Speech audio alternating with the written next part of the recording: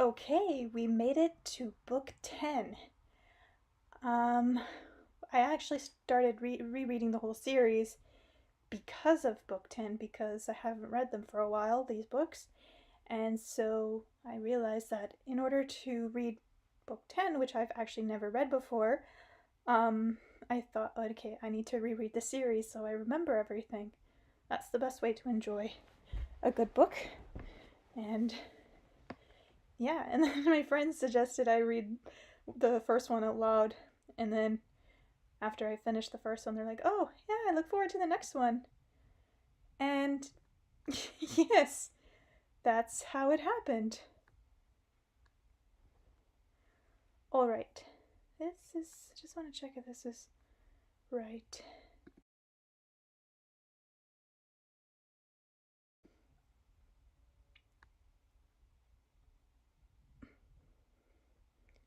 Oh, it's recording. I didn't know. And also, um, this cover is a picture I found, which I thought would be better than just a green, just plain green book. No pictures or anything, and I like the green pretty pictures, so. All right, here we go. I guess it's saying it's called ANASTA. It was the year 2010, according to the Gregorian calendar. On the planet Earth, the first humans were awakening from a 10,000-year sleep. What lay ahead of them was to see what had happened to the Earth while they slept. To understand the reason for it, to engrave a record of what had happened into our memory as an antivirus so that nothing like this would ever happen again. They engraved the many car accidents and wars. They engraved the stench in the air of the cities and the extensive pollution of the water. They engraved the numerous illnesses that had befallen humans, physical bodies. While humanity was in this sleep state, they engraved. But for the moment, they were unable to formulate the causes. But they will be able to. Of course, they will be able to. They'll return to the earth its primordial nature. A small child is walking through a glade in the heart of the vibrant Siberian taiga, smiling. Nothing frightens him. No one attacks him. On the contrary, the beasts are ready to rush to his aid at the first sign of trouble. The small person walks like a royal successor, walking through his kingdom.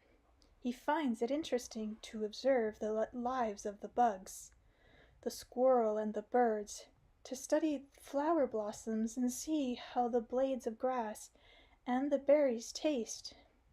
He'll get a bit older, and then he'll perfect this beautiful world. And where is your child at this moment in time? What kind of air is he breathing? What kind of water is he drinking?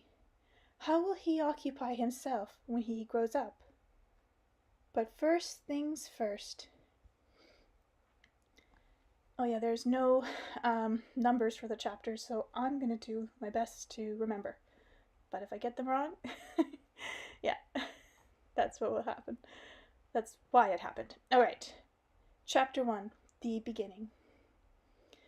I decided to start this book by reminding the reader of the events that took place in Siberia more than 15 years ago, so as to make the book easier to grasp for people who haven't read the earlier books in the Ringing Cedars of Russia series.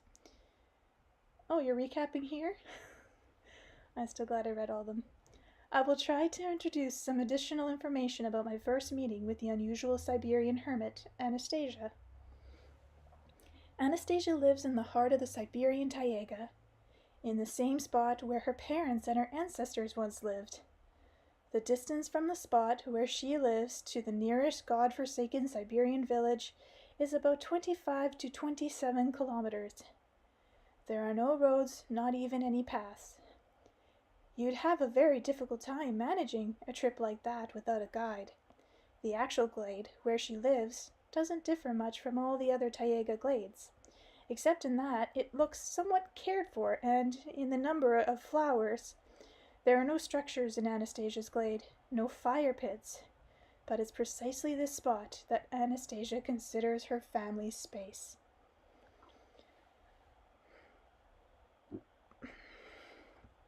The first time I met Anastasia, in 1994, she was 26 years old.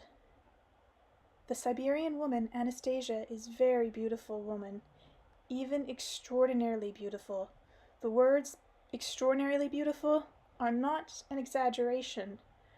Imagine a young woman a bit more than 170 centimeters tall, with a good figure, not waif-like, like contemporary models, but genuinely well built and lithe, as if she were a gymnast. She has irregular facial features, gray, blue eyes, and hair the color of golden wheat spikes that cascade to her waist. Perhaps you could see a woman anywhere who looks like her on the outside, but I don't think you'd ever come across the other. Special qualities deep inside her that make the taiga dwelling Anastasia extraordinarily beautiful. Everything about her external appearance speaks of ideal health. It comes through in the fluidity and lightness of her gestures, in the springy way she walks, as if she were flying. You get the impression that her body contains within it some kind of otherworldly energy, whose abundance warms the surrounding space with invisible rays. Your body warms up slightly when Anastasia looks at you, and by squinting at you with some kind of special gaze, she can heat up your body to such an extent at a distance that your whole body begins to sweat, especially around the feet. Toxins leave the body, and afterwards you feel significantly better. In general, I summarize that Anastasia's knowledge of the properties of the taiga plants and some kind of internal energy enable her to cure a person of absolutely any illness. At least she cures my ulcer with her gaze in the course of a few minutes.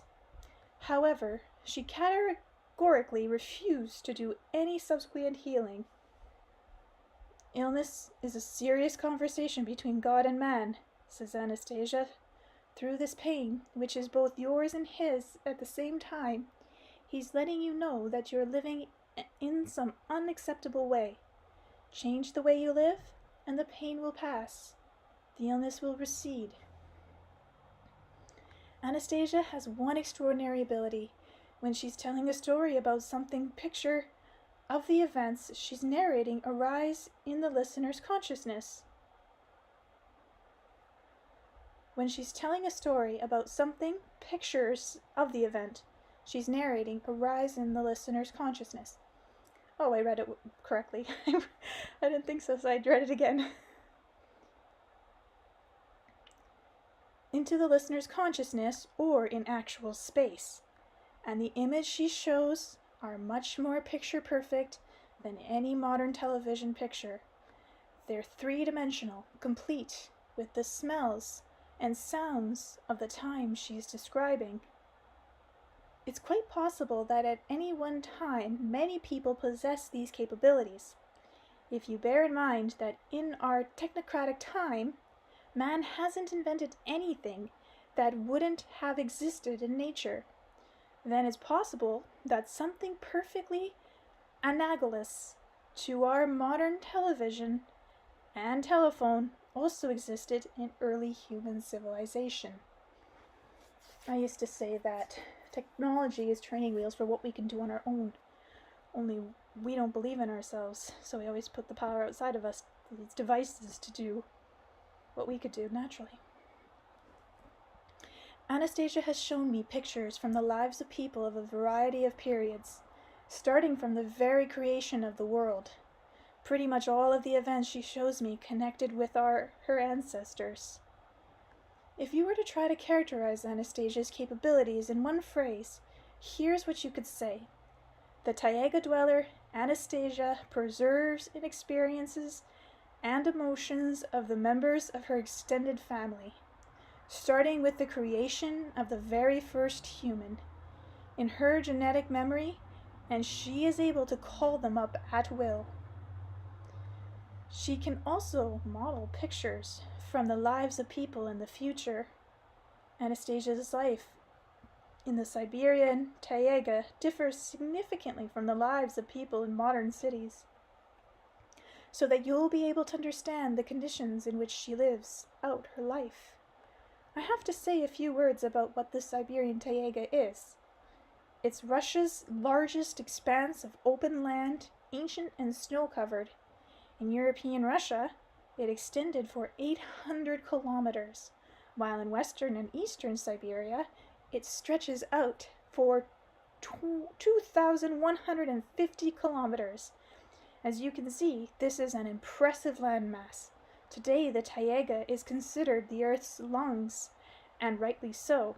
It produces the majority of free oxygen. You have to bear in mind that the taiga zones began forming even before the onset of the glaciers. So, by studying life in today's taiga zone, we can learn about life on the planet Earth before the Ice Age.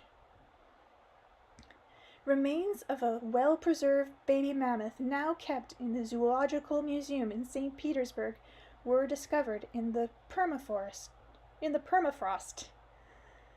It's hard for us to get a good idea of the animal's world in taiga zones before the Ice Age. In today's taigas, lynxes, wolverines, chipmunks, sables, squirrels, bears, foxes, and wolves are numerous and widespread. The ungulates you'll encounter include noble and northern deer, elk, and roe deer. There are numerous rodents, shrews, and mice. Among birds, wood grouse, hazel grouse, nutcrackers, and crossbills are ubiquitous. During the winter, the great majority of animals settle into anabiosis, or hibernation. This state of living organisms has been little studied by scientists, and is generating greater and greater interest among those who study outer space. As far as the plant world is concerned, various types of bushes grow in the taiga: juniper, honeysuckle, currant, and willow, and others. You find bilberries, cowberries, cranberries, and cloudberries, all with marvelous vitamin content. Among grasses suitable for consumption, sourgrass, wintergreen, and ferns predominate. I haven't heard of any of those berries. You'll find majestic trees reaching 40 meters in height: spruce, fir, larch, pine, and a tree with unique qualities, the cedar, which scientists sometimes call cedar pine. I'll say right off that, in my opinion, they really shouldn't call it that at all. But what can you do? Let science focus on the pine they mistakenly call a cedar. I'm going to talk about the incomparable Siberian cedar. Why is it incomparable? Because the cedar gives unique fruits, cedar fruits, and deserves its own separate name. The quality of the fruit of the Siberian cedar, these cedar nuts, greatly surpass that of the nuts of cedars in other climate zones on the planet. Way back in 1792, the academic Pallas wrote about this in a letter to the Russian Empress Catherine the Great.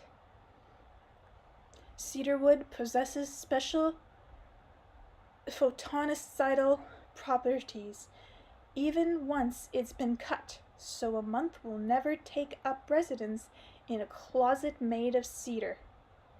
A moth, not a month. I think that's my first error. And the Old Testament King Solomon, who also seems to have known of cedar's mysterious properties, built a temple out of it. having given away several entire cities of his kingdom in exchange for certain specially chosen cedars. But the priests were unable to perform services in the temple because a cloud formed inside it. 3 King 8:11. After having pored over a multitude of sources that talk about the Siberian cedar, I'm inclined to suggest, and not without basis, that the cedar is a representative of the pre-Ice Age plant world, and that it may be an envoy to us from different, more developed civilization in the biological sense. How was it able to survive the planetary catastrophe and come to life anew in our world? Cedar seeds can survive frost and are able to hold out for an extended period of time, so that they can come up during more favorable climate conditions and adapt to a new environment. This adaptation continues up to the present day. And what is so unique about the fruit of the cedar? Why is it that today we can state with certainty that they are the most ecologically pure and healing food product of our time? The cedar nut kernel contains the entire necessary complex of vitamins. Scientists from the university in Tomsk, who have studied the properties of cedar oil, added it to the diet of people who has served as responders to the accident at the Chernobyl nuclear power plant, and who were suffering from radiation poisoning. The results of the experiment showed that the test subjects' immunity began to increase. There are no contradictions for the use of cedar oil. Even pregnant women and nursing mothers can use it. There is one other mysterious fact about the cedar nut kernel. During periods when cedars do not bear fruit, the females of certain fur-bearing animals don't allow males to come near them and don't conceive. It is unclear how the cedar let the animals know they won't bear fruit in a given year. After all, the animals mate in the spring, but cedar fruits ripen only in very late fall, and it's very difficult to tell just by looking at the cedar tree that it's not going to bear fruit. There are a great many other plants in the taiga for the entire taiga animal world to feed on. Similar taiga-dwelling animals in Russia's central zone get along entirely without cedar nuts. So why do females who have fed on cedar nuts consider it impossible to conceive and bear young without this food? It's been noted that the fur of taiga-dwelling animals, particularly those from regions where cedars grow, is of much higher quality than the fur of all other animals. No matter how scientists and specialists fine-tune the diet of the animals they're raising on fur farms, they can't manage to achieve fur of anywhere near the same quality. The fur of the Siberian sable from the regions where cedars grow has always been the highest quality fur in the world. It's well known that the condition of fur-bearing animals, fur reflects the condition of their organism as a whole. So, if their condition improves when they consume cedar nut kernels, then the same should be true for humans, especially pregnant women. Our women might not be getting enough high-quality food products to enable them to bear healthy fetuses, and this situation can't help but degrade society. The fruit of the Siberian cedar disproves scientists' opinion that agriculture is the great achievement of humans. Evidence of their development. I think that agriculture came into being because human civilization lost its knowledge of nature and because people's way of life changed. As a result, man began sweating in the fields to get his daily bread. You can draw your own conclusions. Let's imagine that there are 2 fruit-bearing cedar trees growing on a parcel of land where a family of 3 people lives. You can be absolutely certain that the family that owns the parcel of land where the 2 cedars grow will never go hungry. Even the years when with the worst harvest. And it isn't just that they won't go hungry, won't live from hand to mouth. They will feed on the best, most refined food there is. 1 cedar alone is capable of producing in 1 year up to a ton of cedar nut that can be used as food once they're shelled. But that's not all. Not by any means. You can extract cedar milk from the kernel of the cedar nut, which is not only suitable for human consumption, but which you can also successfully use to feed infants.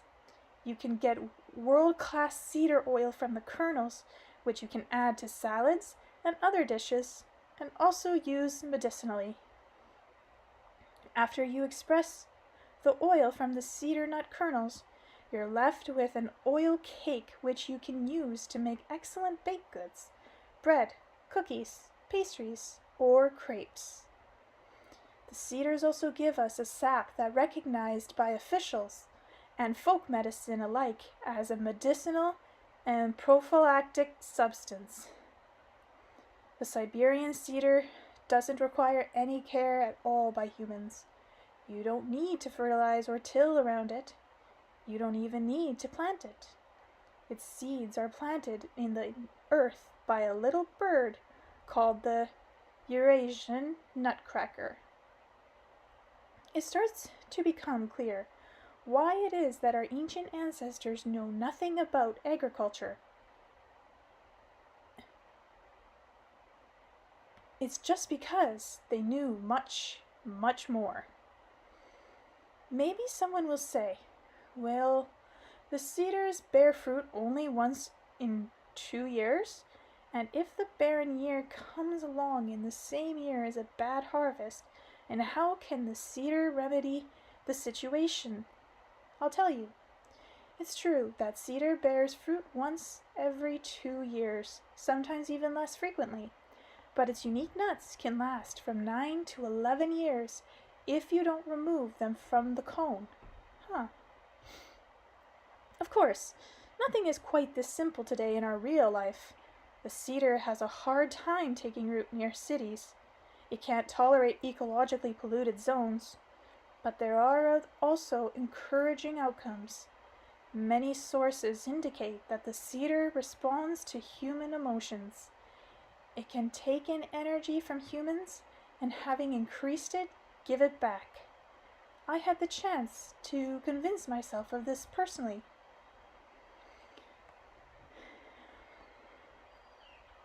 7 years ago, 25 taiga cedar seedlings were sent to me, together with the residents of the 5-story building where my apartment is located. I planted these seedlings in the little wooden area bordering the building. I planted 3 of them along the edge of the plot of my country house. Before long, somebody dug up the cedars we planted in the wooded area.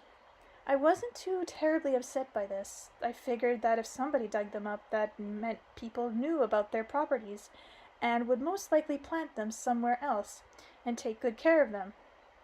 But 1 seedling still remained there. It had been planted near the brick wall of the garage located in the front of the building. The soil there was so far from fertile. For the most part, it was construction refuse covered over with a thin layer of fertile dirt. Nonetheless, the cedar took root and is still growing today. As far as its rate of growth and how smooth its trunk is, it's quite different from the cedars I planted at my country house, and it's about twice as tall.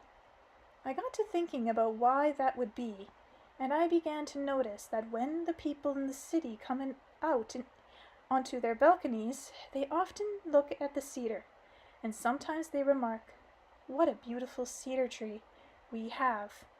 And I too, when I walk or drive by, happily admire it.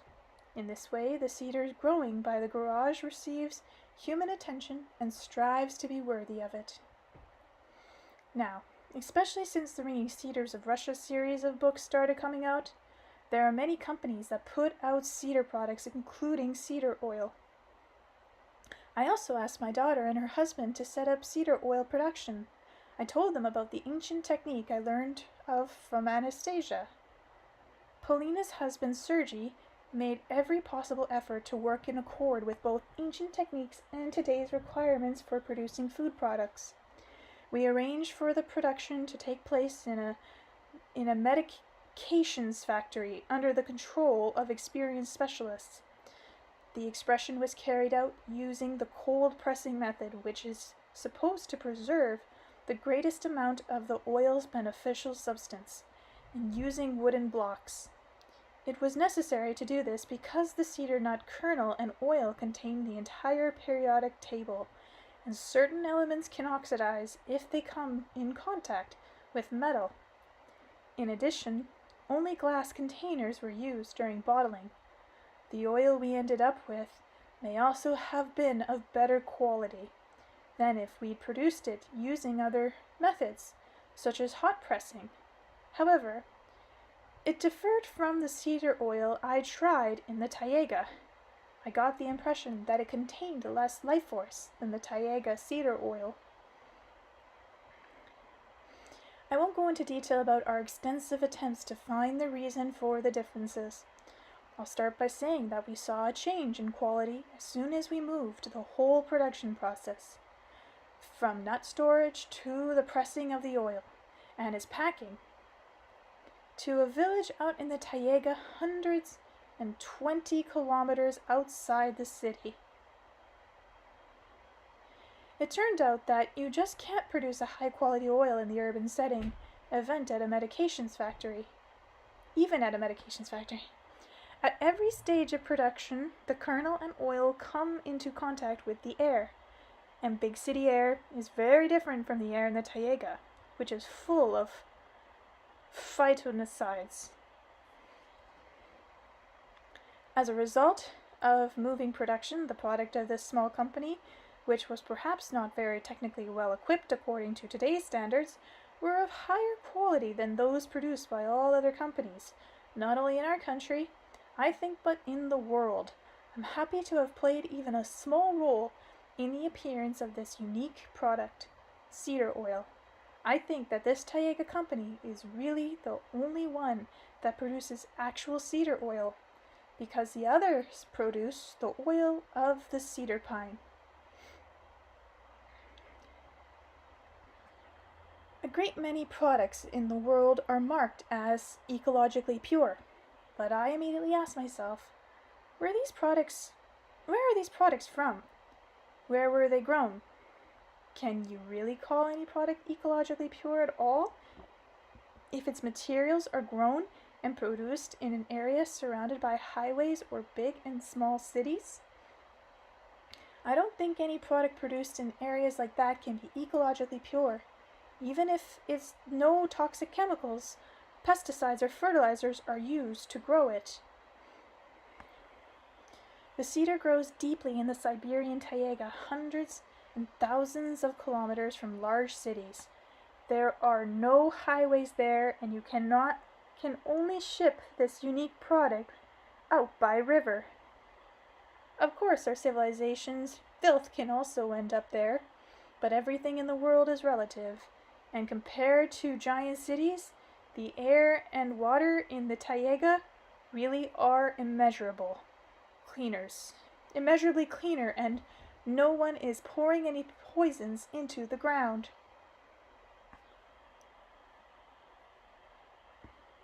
And so I think that there is no more pure, beneficial, or healing product in the world than the cedar nut kernel and the products made from it.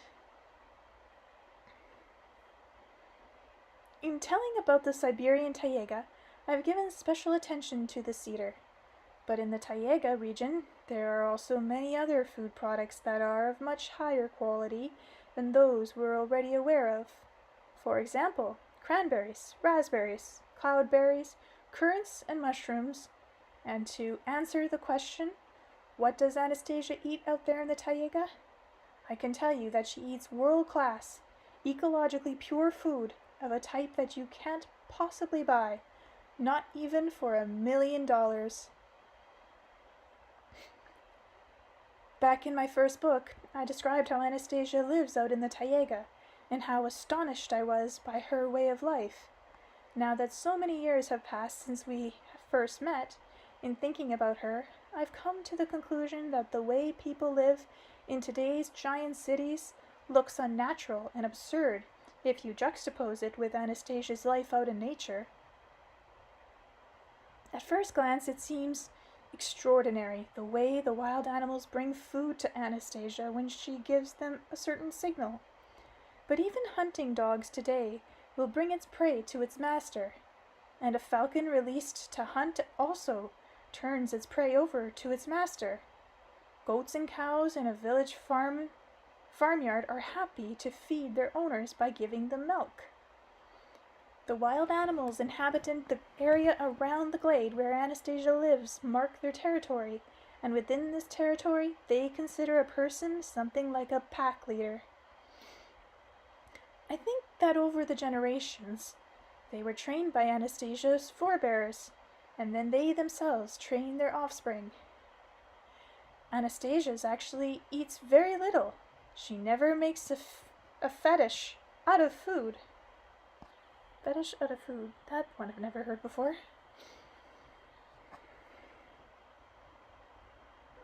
Many people have been asked recently about how Anastasia makes it through the severe Siberian winters. When the temperature reaches 35 to 40 degrees below zero, if she doesn't have any warm clothing or a heated dwelling, I'll start by saying that if the air temperature out in the open gets down to minus 30, it's always significantly warmer in the taiga, and there can be up to 10 degrees difference in temperature.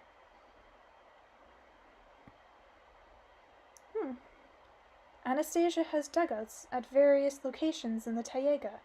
The main one, where I myself have had occasion to pass the night more than once, consists of a spot hollowed out in the ground, about 2.5 meters long, 2 meters wide, and also about 2 meters high. The entrance to the dugout is narrow, about 60 centimeters wide and 1.5 meters high. The entrance is covered over with cedar branches. The wall and the ceilings of the taiga bedroom are woven of vines and with bunches of dried grass and taiga flowers stuffed into them. The floor has been carpeted with dry hay. Wow. Sometimes I like to read things over again to myself, so it takes longer to read things. It's very comfortable sleeping in that kind of bedroom in the summer. No sounds penetrate it, to say nothing of all this radio and electrical emissions that a person living in a multi-story building is subjected to. True. In late fall, Anastasia fills the entire area of her bedroom with dry hay and enters into an extended sleep similar to the state of scientists call anabiosis. Anabiosis, is modern science explains it, is a state in which all of a living being's vital processes, including the metabolism, slow down to such an extent that there are no visible signs of life. Scientists have been focusing on this unique biological phenomenon as they develop plans for extended space travel. What primarily attracts them is the fact that creatures in an anabiotic or hibernation state use much less oxygen and do not need food. It's been proven that their resistance to negative environmental factors increases. So, for example, it's been shown that infectious diseases don't develop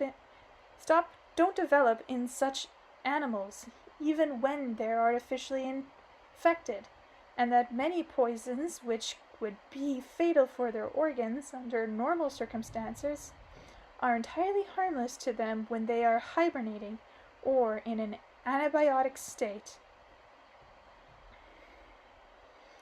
It's even been proven that if you subject animals to fatal doses of ionizing radiation, they will still survive. since their metabolism has greatly decelerated, and that once they awake, their vital functions resume entirely normally. But here's what's interesting. If a person who is thinking being falls into a deep sleep in the winter, then what happens to his soul during this period? I haven't come across any hypothesis at all about this in scientific writings, but it is an extremely interesting question. One day, I too had chosen to partially experience the unusual state of anabiosis. For myself, this happened when I was in the taiga in late fall, where Anastasia lives. The days at that time of the year are very short. When it began to get dark, Anastasia suggested I take a rest. I immediately agreed. The accumulated fatigue of city life and my taxing journey through the taiga were already driving me towards sleep. This time the dugout was full of more hay than usual, since I knew you don't get cold sleeping in hay, even when it's below 0. Wow. I stripped down to my underwear and lay down, putting my jacket beneath my head. It's already time for you to be waking up, Vladimir, Anastasia said, waking me. I'm going to call her Anastasia, because that's the actual pronunciation. The Russian pronunciation, not the English. I felt her massaging my right hand, and I looked toward the entrance of the dugout. Its opening was barely visible. That meant the sun hadn't yet come up. Why do I need to wake up? The dawn is just breaking. It's the third dawn since you went to sleep that's breaking, Vladimir. Should you not wake up, your sleep might continue for several months and even years. Your soul, since it won't need to worry about keeping your body safe, will want to have a rest and wander around other worlds in the universe. No one would be able to bring it back until it decides on its own that it wants to come back. So that means it wasn't with me while I was sleeping. Astral travel. It was with you, Vladimir, right alongside you. It was waiting for your sleep to become more even and deeper, and then it would have been able to take its leave. But I decided to wake you. But why doesn't your soul leave when you fall into a deep sleep? My soul leaves too. It always comes back right on time. After all, I don't torment it. What do you mean? You mean I torment my soul? Vladimir, every person who falls prey to harmful habits and thought patterns, and who consumes harmful food, brings torment first and foremost to his soul. Gotta read that again, 1 sec.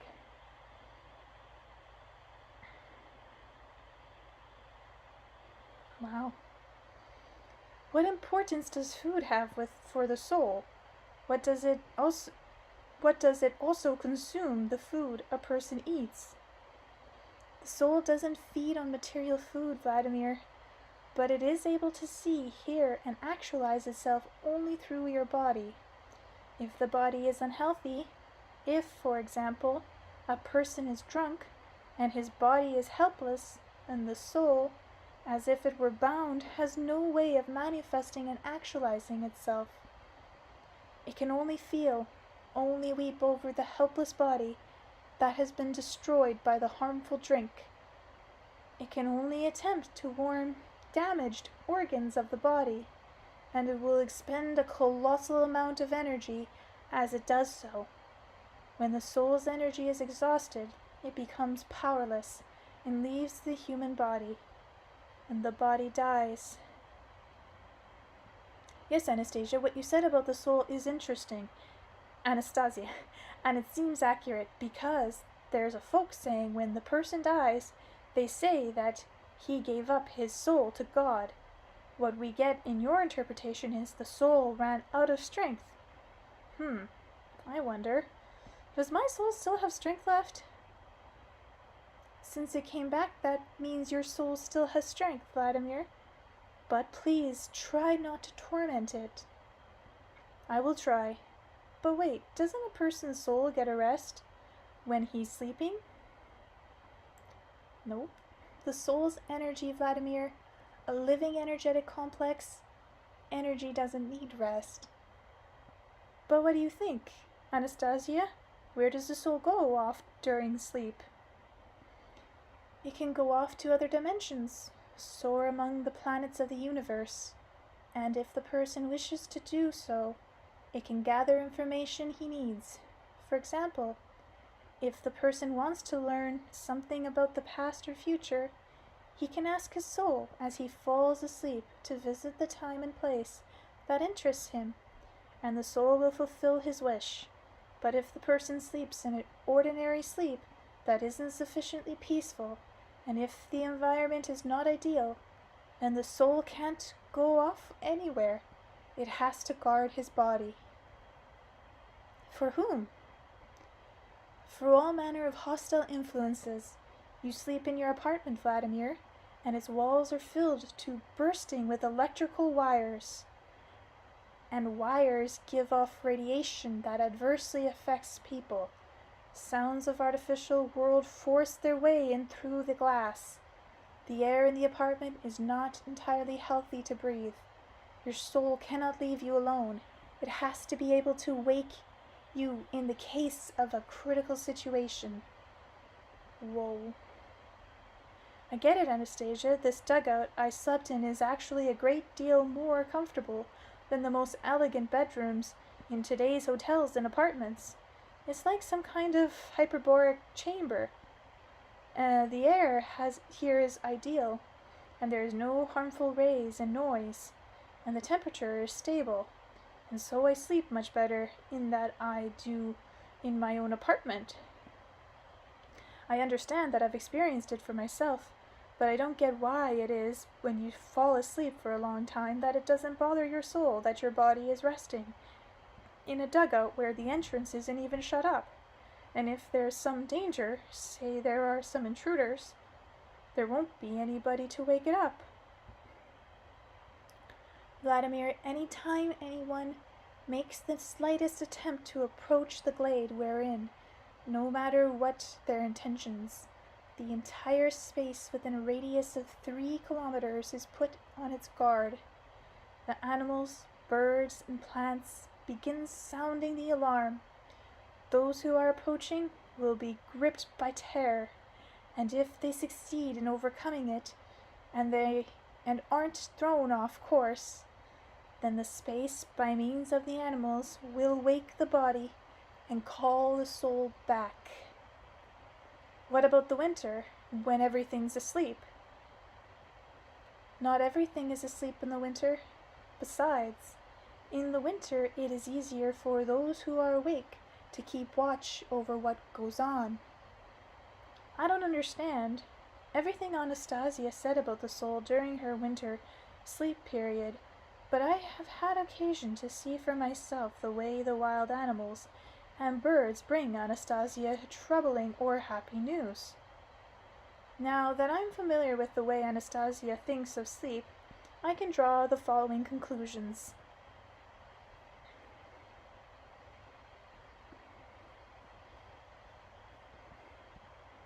Modern man and mankind as a whole don't have an opportunity to get enough good sleep. Besides the fact that modern bedrooms can't measure up to the natural one, we have to add one more factor that's also of some importance. Modern man is continually caught up in the whirlwind of everyday worldly concerns, and he often keeps on thinking about them as he falls asleep. And if that's the case, then the questions arise of how man is using the energy of his soul, which is capable of learning about with other worlds when a person is sleeping, and bringing him information about them when he wakes. Perhaps we need to construct our bedrooms so that no random sounds will penetrate it, and so there are no wires and telephones in it. It's possible for us to achieve this, It's more complicated to manage the necessary air quality. I know about that. For some reason I'm a dream guide. Dream master of some sort. And so, Anastasia, the hermit of the Siberian taiga, has become the heroine of the Ringing Cedars of Russia series of books. She has borne me a son and a daughter. She now lives in the taiga in my heart, and in the image of the heroine of my books. So she lives in the taiga, and in my heart, and in the image of the heroine of my books. Okay. I don't think I've been able to do this amazing woman's beauty, her intelligence, and her extraordinary capabilities justice in my descriptions. Really, it's probably not even possible to do this using ordinary language. Even now, I only sometimes see Anastasia, someone who is close to me, as a loved one. More often, I see her as an unattainable and mysterious, as someone who possesses an inexplicable strength of spirit that she can use to create the future.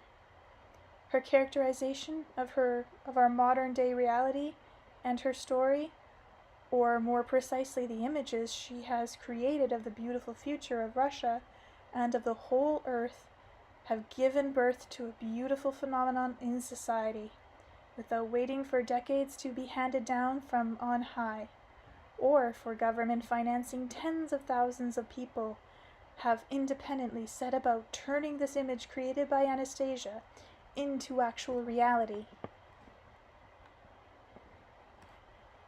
You can understand the main idea for building our future country by reading the books in order. But if I were to try to briefly, not in its entirety, perhaps the idea that is helping these positive transformations take place, I could characterize it using the following words. Anastasia thinks that every family should have its own plot of land that's no less than 1 hectare in size. The family needs to transform this plot, which the taiga hermit calls a family homestead, into a heavenly living oasis that can provide for all of man's material needs. The external appearance of the person's living creation and the way the Creator himself lives on it are indicators of the person's spiritual makeup. She considers it unacceptable to bury family members in a cemetery. They must be buried only on the family homestead. Then the soul of relatives who have passed on won't suffer because their bodies seem to have been tossed into some deep hole in a cemetery, far away from their loved ones. People who are buried on the family homestead will, with their spirit, help and protect those living on it. Cemeteries, analogous to our modern ones, did exist back in antiquity, too, but they were intended for animals that dropped dead from disease, criminals with no family, and warriors who died in a foreign land. Anastasia has told us how to set up our own family homestead, so that we can free ourselves from physical ailments with its help. She has talked in relatively great detail about the ancient and the very lovely rite of marriage that helped newlyweds, along with the power of their thought, create the design for their future family homestead, and about how, at the moment of marriage, with the participation of the parents, relatives, and friends that they had conceived in thought, would materialize in the space of several minutes. I think that this rite is one of the greatest discoveries of our millennium. After all, by using it, newlyweds, even today, can acquire a house, a garden, and a family homestead right during their wedding.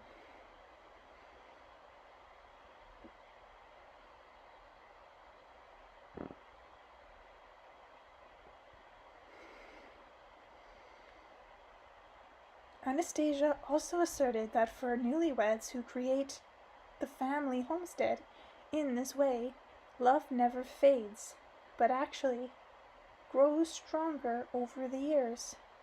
And she explains why this happens. When a husband looks at his wife, he subconsciously associates her with this glorious homestead, too, and also with his children, who must also be born on the homestead. And one can believe in this. After all, the very best place on earth for each person is always his small motherland. His child will always be the most beautiful and best of all children. And Anastasia also asserts that if all people of the majority of them begin consciously creating their own family homesteads and turning them into heavenly oases, then the whole family will be transformed. Natural disasters and wars will not occur on earth. Man's inner spiritual world will change, and new knowledge and capabilities will open up to him. Man will be able to create beautiful worlds resembling the earthly world on other planets.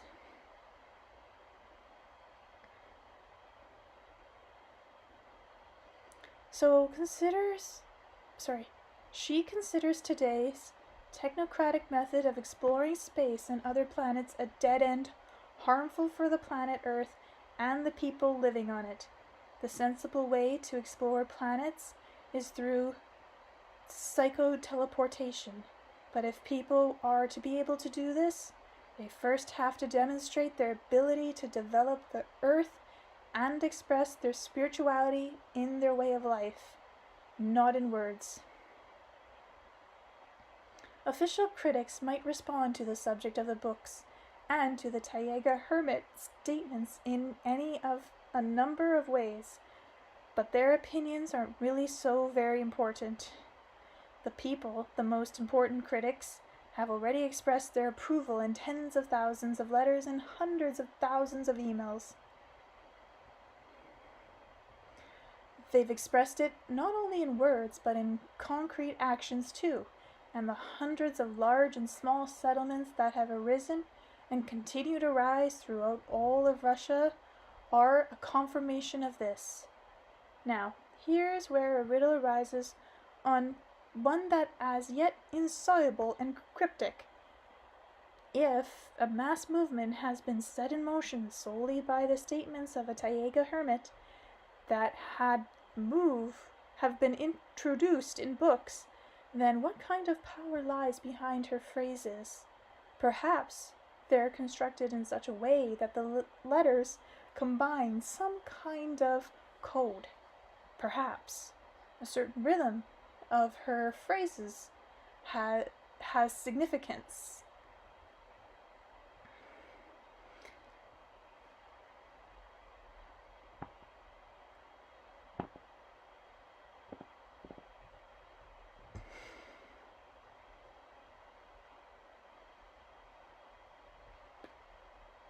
Anastasia usually tries to adopt the speaking mannerism of those she's talking with, so to use his lexicon and way of constructing phrases, but at certain moments she'll suddenly be speaking in some different kind of language that's emphatic and flowering with and emphatic and flowing and rhythmical. She pronounces each letter of the phrases she utters very precisely, and you clearly sense an extraordinary energy behind each sound. And then you remember what she said verbatim, as if there's some record at work in your brain.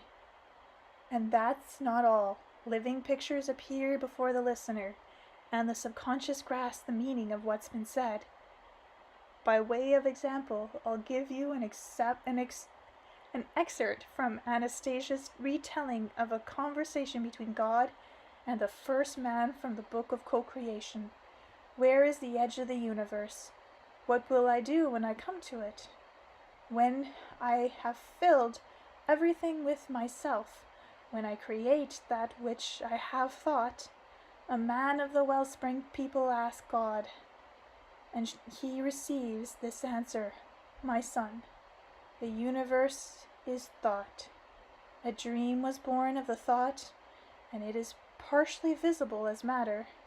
When you come to the edge of everything, a new beginning and continuation shall your thought discover. Out of nothing will arise the new beautiful birth of you, and of the aspiration reflecting in itself your soul and your dream. My son, you are endless. You are eternal. Your creating dreams are within you. There are several theories regarding Anastasia's abilities. I'll share mine with you too. Anastasia's abilities, which seem extraordinary at first glance, were actually inherent in all or the majority of the Wellspring people. The effect of the Taiga hermit's statements have had on many people's actions is due not to some mystical force, but rather to people's very own ability to embrace them with their heart and soul. You get the impression that some memory has been preserved in modern-day people's genes, or in their subconscious, a memory of the way individual families and human societies as a whole lived, starting back in the time of the Wellspring people, when man still understood how to communicate directly with them. Sorry guys, my voice is cracking a bit.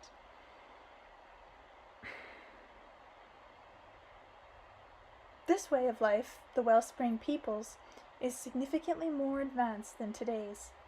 Maybe it's from those times when people still knew what heaven was, but I don't think these people's actions were connected to any specific religion. All the homesteads that readers of the book are building turn out differently from each other. The house they put up don't just differ in their external appearance. Some are two-story wooden houses, while others are one-story wattle and daub affairs. And the gardens, living fences, and ponds are also constructed differently. It's common knowledge that religious rituals require all its participants to strictly observe standardized ways of acting and speaking. But here, we clearly see each individual's personal creativity in the way they realize this beautiful idea. If people are thankful to Anastasia for anything, it's probably for the fact that she has awakened within the souls the aspiration of a human creator.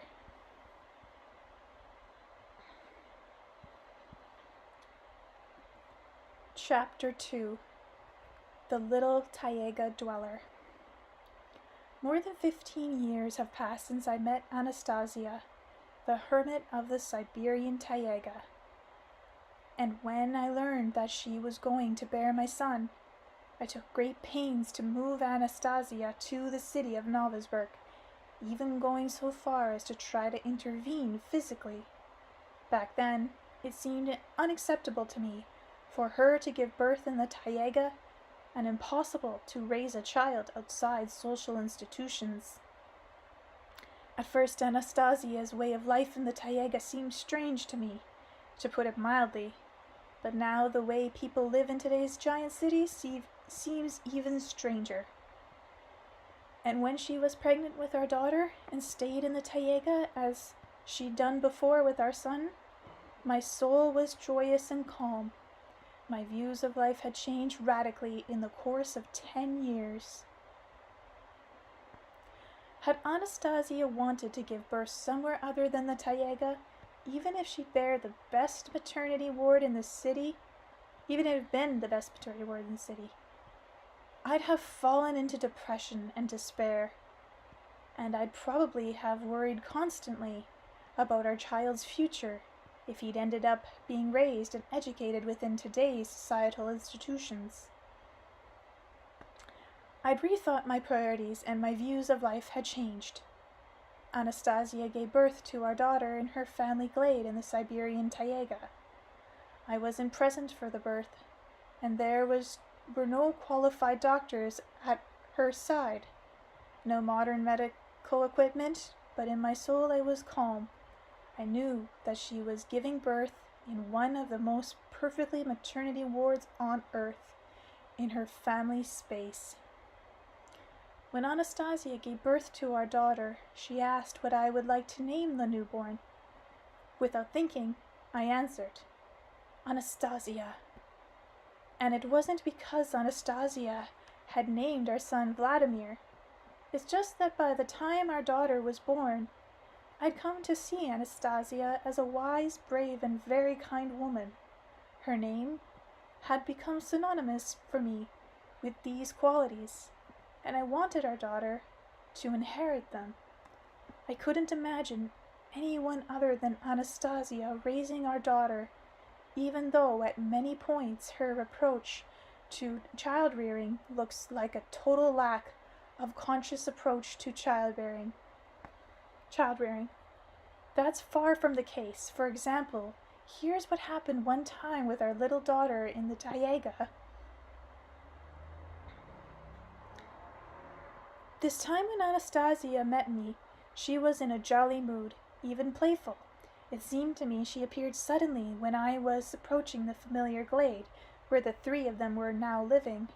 Wearing a light dress reminiscent of a Roman tunic, she stood on my path and smiled.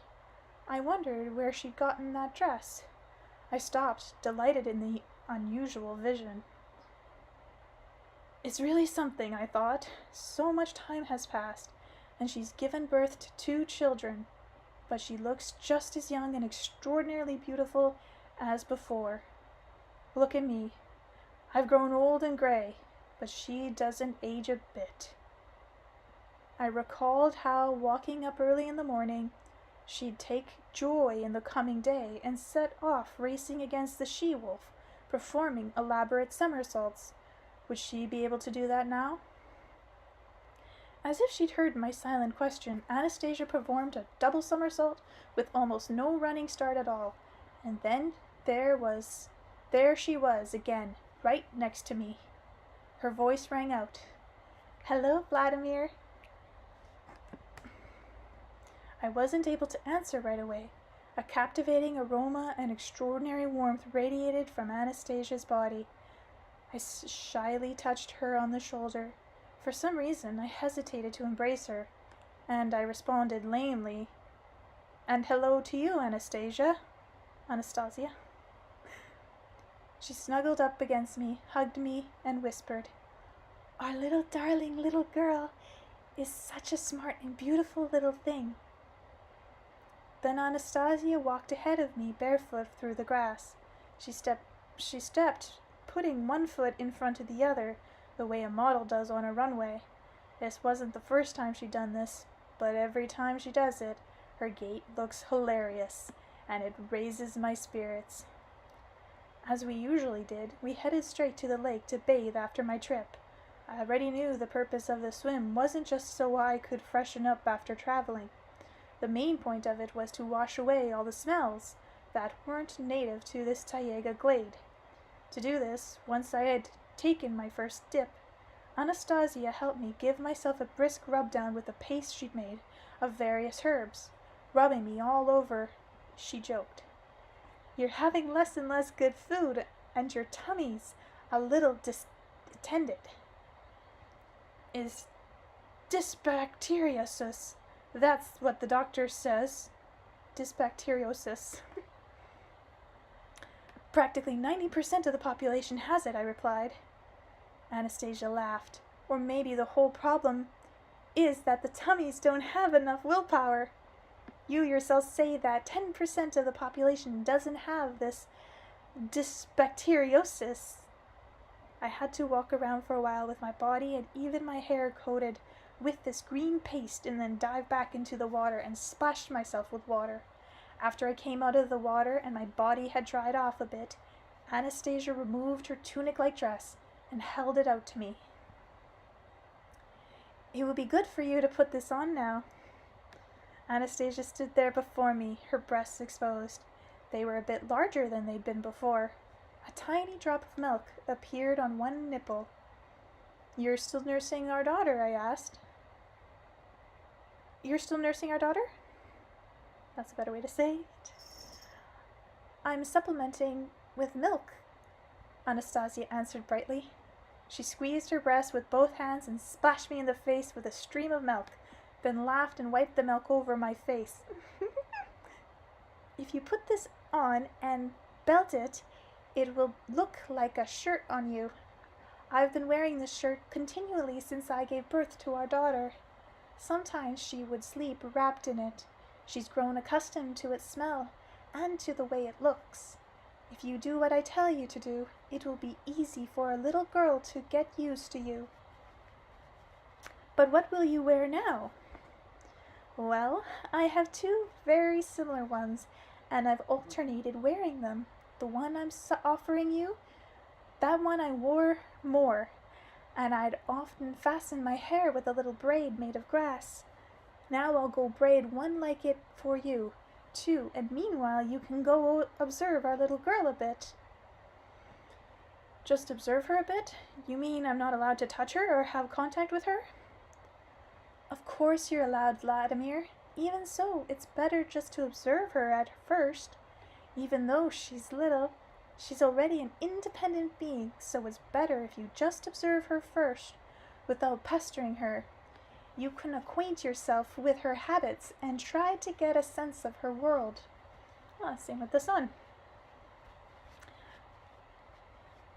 I know that when our son was born, I just observed him at first. Tell me, Anastasia, how long before I can pick her up? You will feel when the time is right. Your heart will let you know. Your heart will let you know. I want to say it more like Anastasia, not...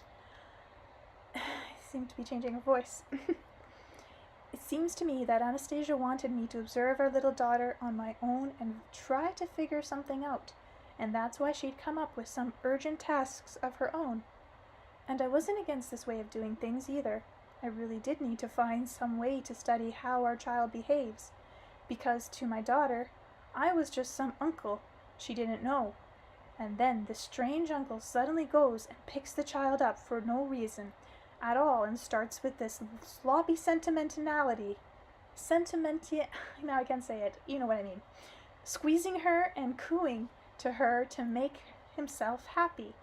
But maybe the child hates being cooed at, not just by strange uncles, but in general, no matter who's doing it, I asked.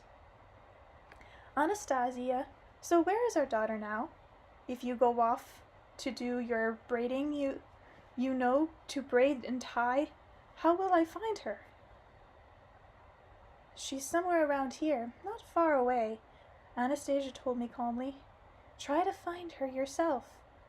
Let your heart tell you where she's to be found. It seemed to me that I'd begun to understand a lot about life in the Taiga Glade, but each time something new would still amaze me. How can you allow a child who hasn't even turned 2 yet to walk or crawl wherever she wants through the Taiga, and not even keep an eye on her while she does? And this is the Taiga, where there are no people. In the Taiga, where there are a great many wild animals. You should know that by now, Vladimir. In the past, I observed my newborn son, and I'd seen him fall asleep against a she-bear's belly while the she-bear lay motionless, waiting for him to get a good sleep. I saw how the wolves would guard the infant and how the nimble squirrels would play with him.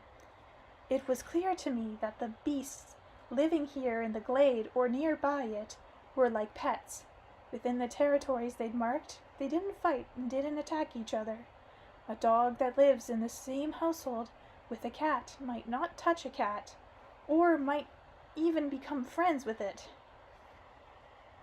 But he might still attack a cat from outside the family. So it makes sense that here too the animals don't attack each other within their defined territory. And they certainly won't attack the humans' offspring. They revere the humans living on their territory, so naturally they'll protect the human child and consider it an honor to look after him. All the same, this kind of situation was a little unfamiliar. For example, what might happen if the child were to go outside the marked territory? Other wild animals wouldn't treat him the way his own do. Basically, in spite of the logic of it all, some unfamiliar feelings arose in me.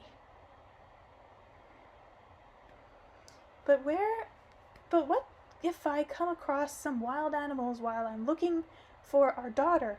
I asked Anastasia as she was walking off. I'm still not used to them, and they are not used to me either. They won't do anything bad to you, Vladimir.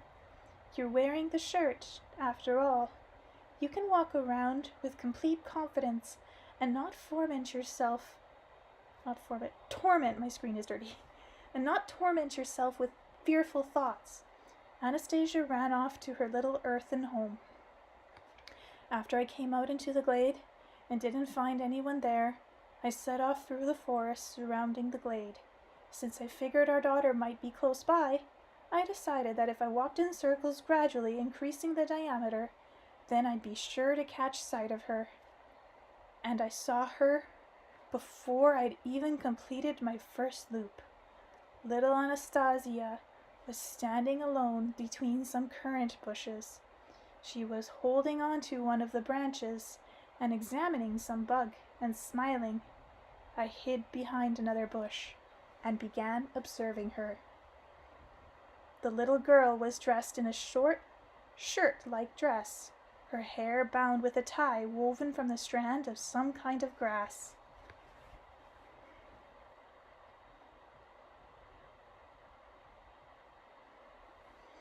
Once she'd satisfied her curiosity about what was going on the branch, she set off barefoot across the grass in the direction of the glade. Then her foot must have caught on a branch or in the grass, and she fell down. The little girl fell flat on her face on the grass, but she didn't cry. Without a word, she braced her little hand against the ground and sat up. Then she crawled a meter or two on hands and knees, and then got to her feet once more, and stepping slowly continued along her path. Trying to remain unnoticed, I followed my daughter very cautiously, and suddenly right before my eyes, Nastenka disappeared. So it's another way to say Anastasia. At first shocked, I just stopped and stood stock still for a bit. Then I quickly ran up to the spot where she'd just been walking and began looking all around. But she was nowhere to be seen. Not behind the tree near where she disappeared, and not behind the bush. The little girl couldn't yet run fast enough to disappear from sight so swiftly. I began circling around the tree near where she'd disappeared, increasing the diameter of the circle with each round, but I still couldn't see her. I stood for some time trying to decide what to do. Then I ran to the little earthen house where I figured Anastasia would be. She was sitting calmly on at the entrance, braiding in a headband out of grass strands and quietly singing. Not far away, a silver fox was rubbing herself against the tree trunk like an affectionate cat.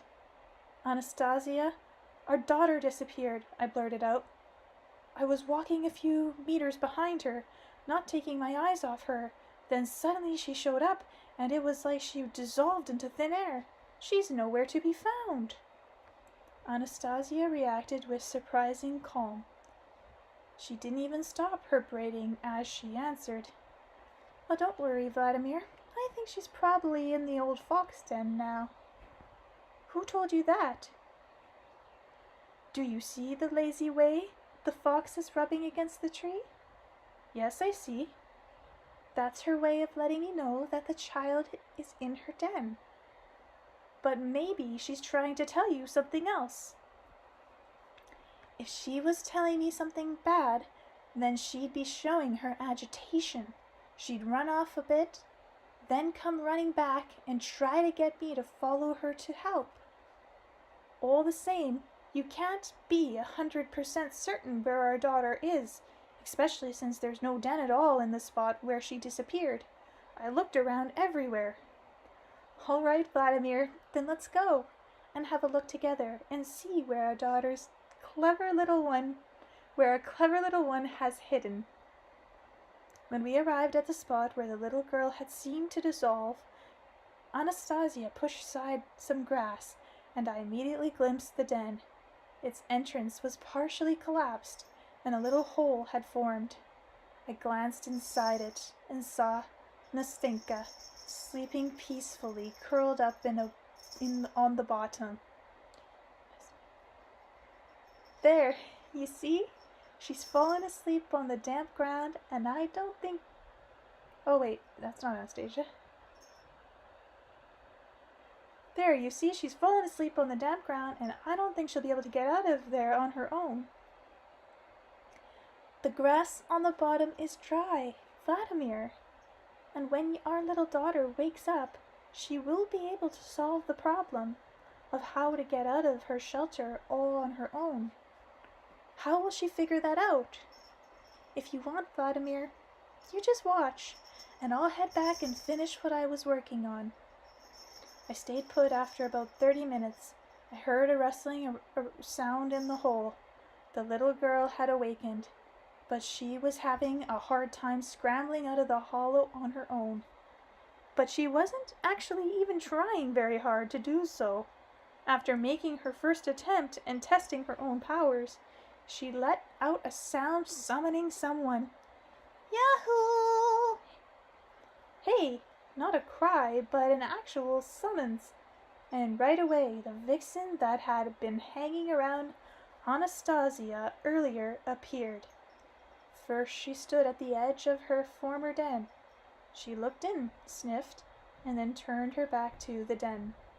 Lowered her tail into it. The vixen tensed her muscles and slowly pulled the little child, who'd grabbed onto her tail, out of the den. The little girl trailed along behind the fox for about half a meter.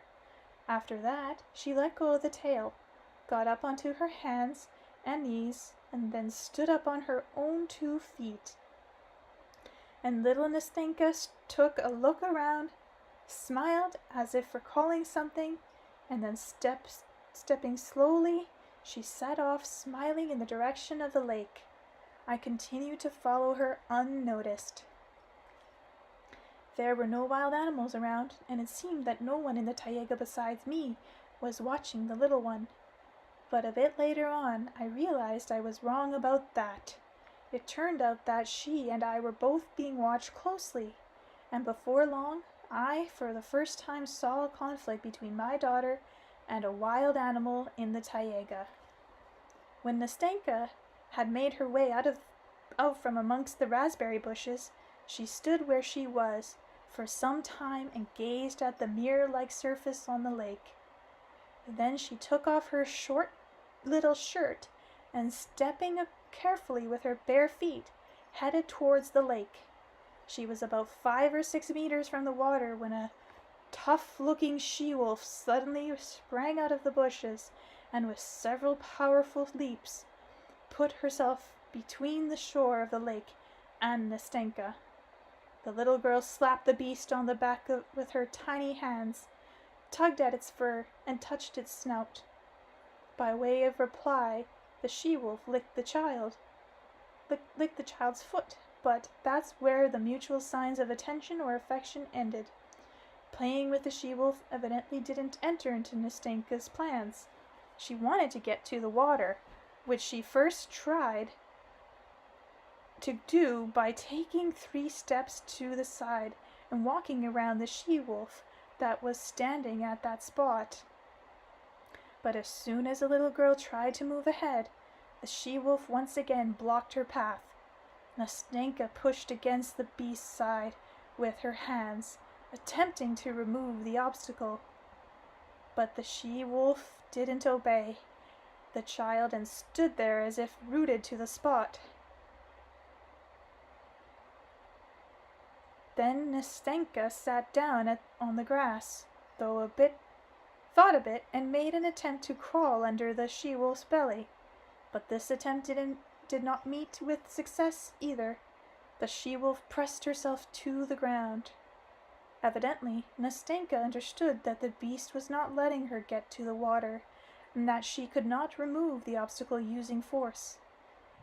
She sat on the grass for some time, pondering something, then started to crawl, and even move away from the she-wolf and the lake. Before long, she stood up, a small twig in her hands.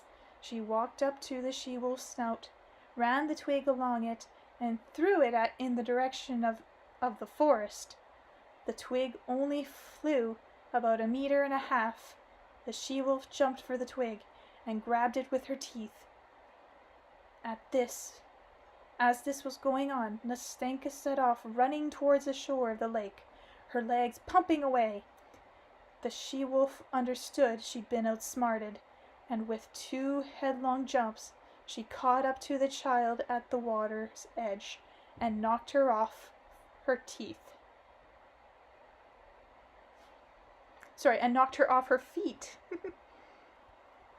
Nastenka fell onto her back and her head touched the water. Pushing against the sand with her little legs, she tried to push herself further out into the lake. The she-wolf grabbed the child's foot with her teeth.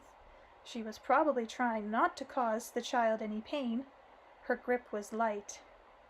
Nastenka pushed her second leg into the she-wolf's nose, pulled the sole of her foot from the she-wolf's maw, and I'm sure that's paw, not maw. It's a typo here. In the she-wolf's paw, and in high spirits crawled off into the water.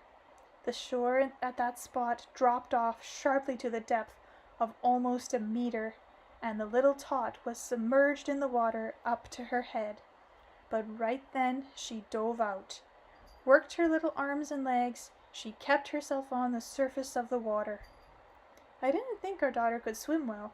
I ran out of my hiding place, intended to jump into the water, but when I got to the shore, I saw the she-wolf swimming up to the child, splashing about in the water. The little girls nestled against the wolf's side and took hold of the fur with her little hands, and they swam along the shore in the shallows. Nastenka let go of the she-wolf as soon as she felt the lake bed beneath her feet. The wet she-wolf came out onto the shore and shook herself, the splashing spray glinting in the sun. She didn't run away, but remained on the shores attentively watching the child out of the corner of her eye, and also, as it seemed to me, warily glancing at me. And Nastenka, standing in the water up to her waist, smiled, and eagerly kept calling the she-wolf to come over to her. She'd slapped her little hands on the water and beckoned her with a wave. But the she-wolf didn't go to her. It's possible that the beast didn't like this watery business, or that the games in the lake seemed dangerous. Nastenka suddenly turned a little head in my direction and froze. For the first time I felt my little daughter gaze fixed on me, and I stood there beneath her gaze, powerless to move a muscle. I understood that she perceived me as some kind of baffling creature that had suddenly appeared in the territory she inhabited. She looked me over for some time, then turned away and came out of the water onto the shore, taking her time, and walked up to the she-wolf laying on the grass. The she-wolf picked up the little dress in her teeth and gave it to the little girl, but Nastenka didn't want it to put it in her on her damp body. She took the clothing and set off in the direction of the dugout at the edge of the glade. I continued observing her path through the taiga and thinking. A tiny child is walking, smiling through a glade deep in the Siberian taiga, and nothing frightens her. No one attacks her, quite the contrary. The wild animals are prepared to rush to her aid at any moment's notice. A tiny person is walking along the way a royal hare walks through her kingdom. Air, not hair. It's interesting for her to observe how the bugs and squirrels and birds live, to examine the flowers and test the blades of grass and berries to see how they taste. But at this time, some other little girl of the very same age finds herself in a space bounded by 4 walls. And within it, she's confined within 4 little playpens. Walls, like some kind of little wild animal, and it doesn't matter that the walls are pretty. and her kind parents buy all sorts of plastic toys for her, and she tests them to see how they taste. Millions of little girls and boys in our world grow up in apartment cages like little wild animals, and then we want them to grow up into intelligent, free, and noble people. Well, these individuals can't even imagine. Freedom, first of all, means free thought, knowledge, and perception of the living universe. A child will be told about this living universe in school when he grows up a bit. Of course, he'll receive certain information about the great world of living nature, about the universe created by the great creator, but he'll never be able to perceive it through his own experience. You can't replace the perception a person can receive in the first year of his life while living in harmony with the great world of the creator, not through exerting effort or straining himself, but conversely, through playing. There are no school lessons or university lectures on all that can replace this. I'm not encouraging anyone to head out into the taiga with children. That would be idiotic. Even so, we have to do something. Okay. Yes, short chapter. Do it. Chapter 3. Who does our daughter look like? In the evening, Anastasia was nursing Nastenka at the entrance to the little dugout where the little girl sometimes slept on her own. I was sitting quietly alongside them, watching this interesting process. I got the impression that the feeding, as such as a means of satiating the child's organism with mother's milk, was not the main point of it at all. Grabbing Anastasia's breast with her little hands, Nastenka smacked her lips and nursed for a bit, but then she came off the nipple and looked at her mother's face. And Anastasia didn't take her eyes off her child, either. She paid no attention to me or to her surroundings. It seemed to me that it was as if mother and child became one during the feeding and communicated with each other non-verbally.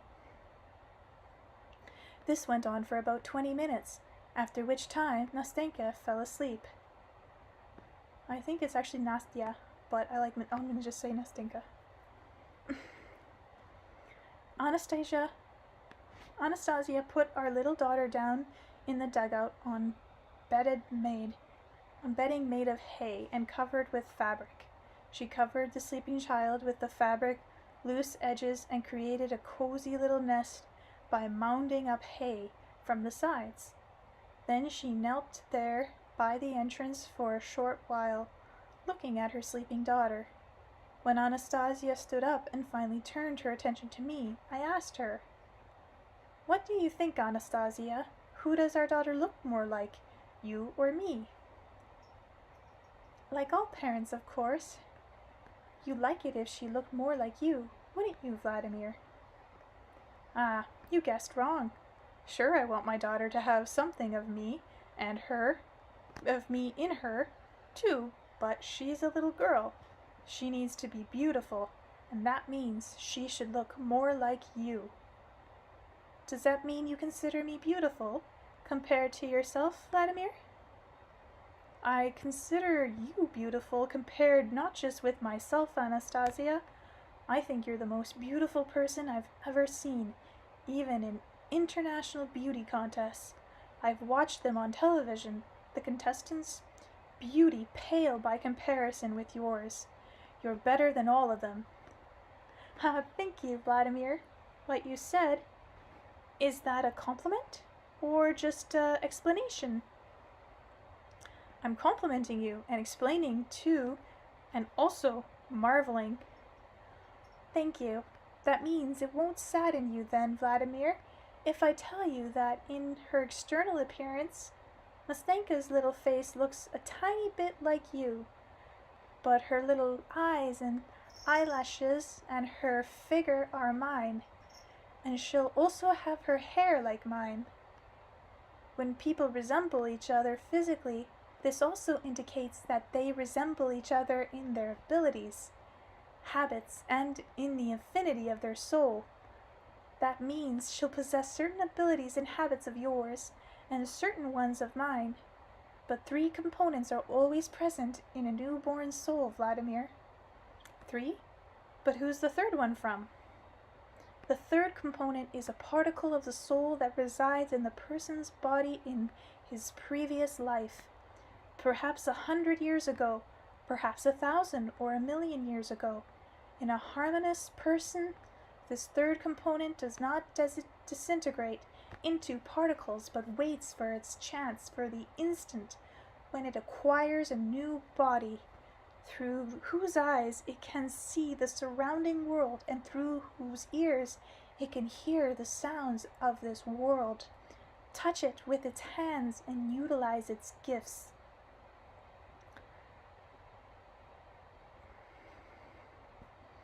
But if our souls have united into one whole in their new life, then does that mean they must now know all of each other's lives? Of course they must, and they do. Otherwise, it would be impossible for them to unite. They wouldn't be able to become one united soul. Then it would follow that my soul can see our daughter's past life. Of course it can, but you will perceive and see this only if you are able to abide in harmony with your own soul, and if your thought isn't thrown off by all manner of distortions of the surrounding world, if it is able to concentrate. If you take me, then everything's totally clear. I and people like me can't see the past, but if you take you and Anastasia, it's clear that you can find something out about our daughter's past life through that particle of her soul. I've been trying to glimpse and understand our daughter's past life, Vladimir, and I'm seeing it as strange in some way. Our daughter's life in her body was very short, no more than 7 years ago, and she lived many thousands of years ago. Well, if the child lives such a short life, there's not much to learn about the past. Vladimir, you should know better. Yes, not much, but it sometimes happens that even in the course of a very short life, a person carries out an act that can affect events that occur in subsequent millennia. I wonder, how can it happen that a child could carry out some act that could affect people's lives for millennia? Can you tell me about it, Anastasia? Or better yet, can you play back some pictures from our daughter's past life? Yes, I can, Vladimir. Suddenly she had an accent. Bo is helping himself to my dinner that I haven't finished. Boba is mine.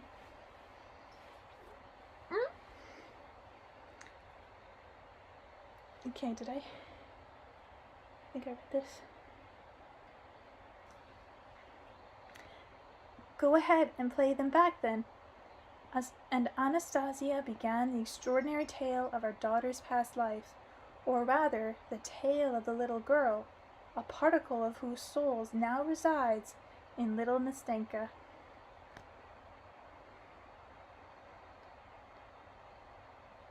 Okay, just gonna check how long this one is. Okay, I can do it. Chapter 4, Into a Different Dimension. As you know, Vladimir, some time ago on Earth, there began an ice age. In those regions into which the glaciers advanced, the climate changed. Cooling made it impossible for many types of plants to grow. Areas that had previously been rich in forest orchards and lush grasses interspersed with flowers gradually turned into valleys covered with only scant vegetation.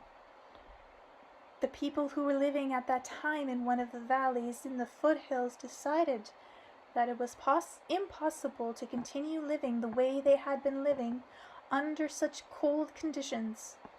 They decided to live to leave their home and head out in search of places with a more hospitable climate. Hospitable, I can't say this word, but you know what I mean. The men headed out and took the lead, following their tracks. The head of the family line, Wood, was leading the children, women and old folks out of the settlement. The gray-haired 120-year-old elder walked on the head of the caravan of 11 mammoths laden with wicker baskets. The children were seated in one of them, and the other held food stores. After all, they didn't know how long they would be traveling. Along both sides of the caravan of mammoths, the people of his family line and all the livestock who had resided in the family homestead settlement were on the move, on horseback and on foot. It seemed that all the living beings understood that it was essential for them to set off for new climates, and they followed the person. Only the plants had remained in the settlement. They had no way to move, plants doomed to die. Wood was thinking things over, trying to answer the questions he posed to himself. Why had the undesirable change in nature occurred? Why had the cooling begun? Whose will had set this disaster in motion? Might it not become disaster for all of Earth? Did man possess the power to do something to head it off? Might disaster result from man's actions? Wood understood that if the answers weren't found, then a sad fate would await his children and grandchildren and his entire family line. He would see that all the adults who were now walking along the caravan were viewing the changes in the natural world as a tragedy. Their faces were sad and thoughtful. Even the children had grown quiet and were on their guard. Only his little favorite, his 6-year-old great-granddaughter, ANASTA, was frolicking. She'd started up a game at the head of the caravan with the lead mammoth. Wood observed his great-granddaughter's game with the mammoth leaders, glancing at them at the corner of his eye. She plopped the tip of the giant 7-ton mammoth's trunk onto her little shoulder and made believe she was dragging the huge mammal, and he, the mammoth, was playing along with her. Of course, he was carrying the whole weight of the trunk himself, touching the child's shoulder only lightly with it. From time to time, ANASTA would stop as if catching her breath, wipe the non-existent sweat from her brow, and say, "Oh my, how big you are! You're heavy and lazy." The mammoth would nod his head, as if in agreement, flap his ears, and wipe his own brow with his trunk. Then he'd lay the tip of it on the little girl's shoulder once more, as if he couldn't move from the spot without her help. The game was funny and harmless, but the other game his great-granddaughter started up next, Wood didn't like that one. Here's what it consisted of. ANASTA would scramble up the mammoth's trunk, up to his head, and he would help her, curving his huge trunk and pushing the child higher with its tip. After getting herself settled atop the moving mammoth's head, ANASTA would sit there for a while, then suddenly utter a frightened "Oh!" and swiftly slide down the trunk. The mammoth had to be dexterous to manage to catch the child right above the ground and prevent her from hitting the ground or ending up beneath his massive feet. Wood was thinking over the past, trying to discover in it the reason for the disaster that had forced his people to leave their native valley. But his reflections were constantly being interrupted by relocation pictures from the life of his great-granddaughter ANASTA. He didn't push these pictures away. He liked them, and they distracted him from sorrowful thoughts about what had happened. At one point, Wood even smiled, recalling the way ANASTA had registered her objection to an option that she had been posited during one of their lessons. He saw the whole picture down to the smallest detail. Wood was giving the lesson at that point. Children of various ages and 3 adults were sitting in front of him in a circle beneath the spreaded oak tree. Wood started off the lesson with the following words.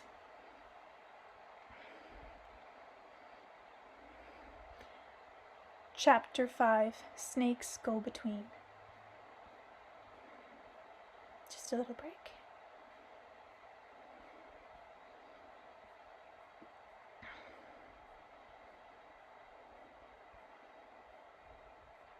Many people know that our ancestors strive to determine the life's purpose of all creatures living on Earth. Once they'd done so, they would teach the animals how they could become as useful as possible to people. The animals would then teach this to their offspring, and in this way our generation, just like any that came before it, has received a great gift from our forebears, and we in turn need to not just make use of it, but also perfect the abilities of all earthly creatures living around us. It's our generation's task to determine the life's purpose of those creatures for whom our ancestors didn't do so. Having said this, Wood pulled a grass snake from under his shirt and continued. For example, we need to determine for what purpose reptiles were created and how they might serve man. Those who were present looked at the grass snakes that had wrapped itself around Wood's hand and said nothing. The first to raise his hand and ask to speak was a red-haired little boy about 5 years of age. Wood permitted him to speak. "I've seen that snake," the little boy began, "or one just like it, crawl up to our nanny goat and suck milk out of its udder. The goat stood right with it where she was. That means she agreed to give it milk." Yes, grass snakes and other reptiles can suck such milk from cows or goats. You're correct in noting that, Izor.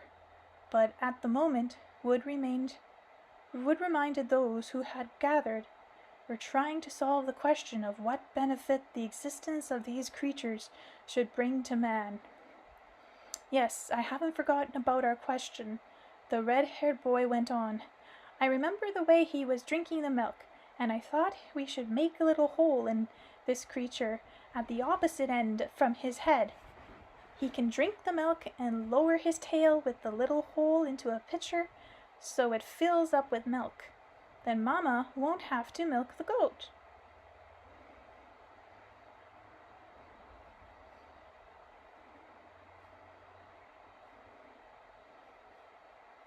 A disorderly choir of children's voices could be heard from all sides. "You can't put a little hole in it. You shouldn't put a hole in it. It'll be painful for the creature. The milk won't run out of the hole if the creature isn't itself doesn't want it to." "The main argument against the hole is the pain the grass snake will experience," Wood said, summarizing. "And man shouldn't cause earthly creatures pain. Your suggestion is not accepted, Izor." Wood wanted to move on to the next question, but the red-haired boy wasn't giving up. "If we can't put a little hole in its tail, then we can do it some other way," he announced. "When that creature was sucking the milk from the goat, it got fatter and fatter. That happened because there was a lot of milk in it. We need to train the creature to crawl into the house with its milk and pour it out into a pitcher. Then people won't have to go out to the pasture with the pitcher to fetch the milk, and the dairy animals won't have to leave the pasture and come to the house to be milked. Many different creatures will crawl to the house, and when they see that the pitcher is empty, they'll fill it with milk." The children liked the red-haired boy's idea, and they vied to outdo each other with their own additions to it. "And you could also get milk from them far away from home if you feel like eating and your house is a long ways away. And we need to train them to crawl up to a person with milk when they hear a certain sound, so we don't have to go searching for them in the grass. You clap your hands, say a whistle, and they'd race to crawl right over to the person. Well, I don't feel like drinking milk that's been pumped out of a snake. They might add some snake thing or their own to it, one little girl noted timidly. But the others immediately started arguing with her. Well, with the cow, the milk is inside too, and everyone drinks that. If they add some snake thing of their own, then it'll be even better. I mean, that these creatures are always clean, even though they crawl along the ground. Yes, exactly. They're always nice and clean. I never saw a filthy snake. Izor listened to the children discuss his proposal, and he even blushed from pride. Your second suggestion is worthy of attention, Izor said, praising the boy, and then he added, we'll discuss your second suggestion next time, and before then, everyone will think and give their opinion or propose their own suggestion for how to make use of creatures that crawl. And now I want to ask you what life's purpose has been determined for the animals you know. Who's ready? Wood didn't finish what he was saying. He saw ANASTA's little hand raised, her palm facing in his direction. This gesture indicated that the little girl disagreed with something and intended to lay her objections out to those present. Tell us your objection, ANASTA, Wood said, giving his permission. I'm against having creepy crawlers deliver milk to homes. One after another, the children began challenging ANASTA. But why? Why don't have to say no? We don't have to say no to conveniences. The creatures aren't doing anything for man at the moment, and this way they'll have something to do. People will have more time to do something nice instead of milking cows. The little girl calmly heard out the objections and went on. If the creepy crawlers started bringing milk from the cow, then man himself will turn into a cow. One of the adults who was present at the lesson couldn't restrain himself. What are you talking about, little girl? Explain what you mean. And ANASTA went on. When a person receives milk from a cow or a goat or a camel or some other animal, he gives the animal his attention and feelings in return.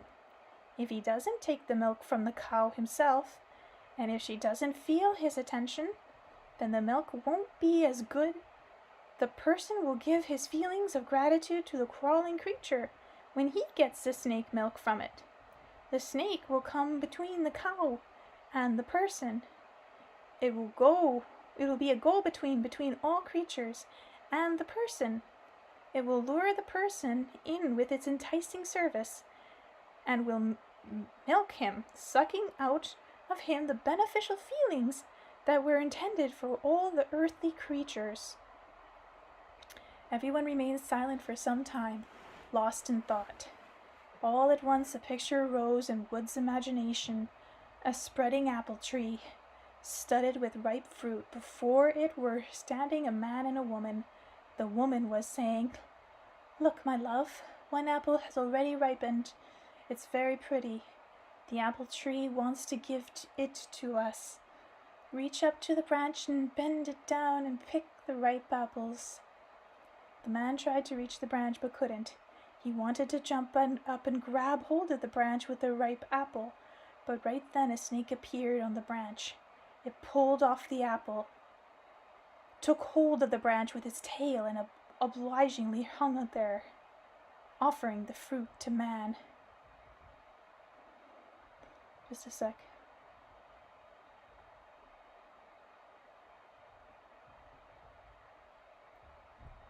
"Thank you, crawling one," man said and stroked the snake. The man and the woman moved away from the tree without thanking it. They gave the beneficial energy of their feelings to the snake. The apple tree shuddered, and half of its fruit, still unripe, fell to the ground. And Wood broke the silence that had fallen. "Your protest is also worthy of attention, little ANASTA, and we accept it in part. We must all think carefully about replacing man's direct connection to all that grows and lives on earth with a go-between. We need to think about what that might lead to in the future. I propose that we return to this topic in our future lessons. But now, he said, glancing at all those who had gathered there, as we agreed to do earlier, please tell me the life's purpose of the animals you know. Okay.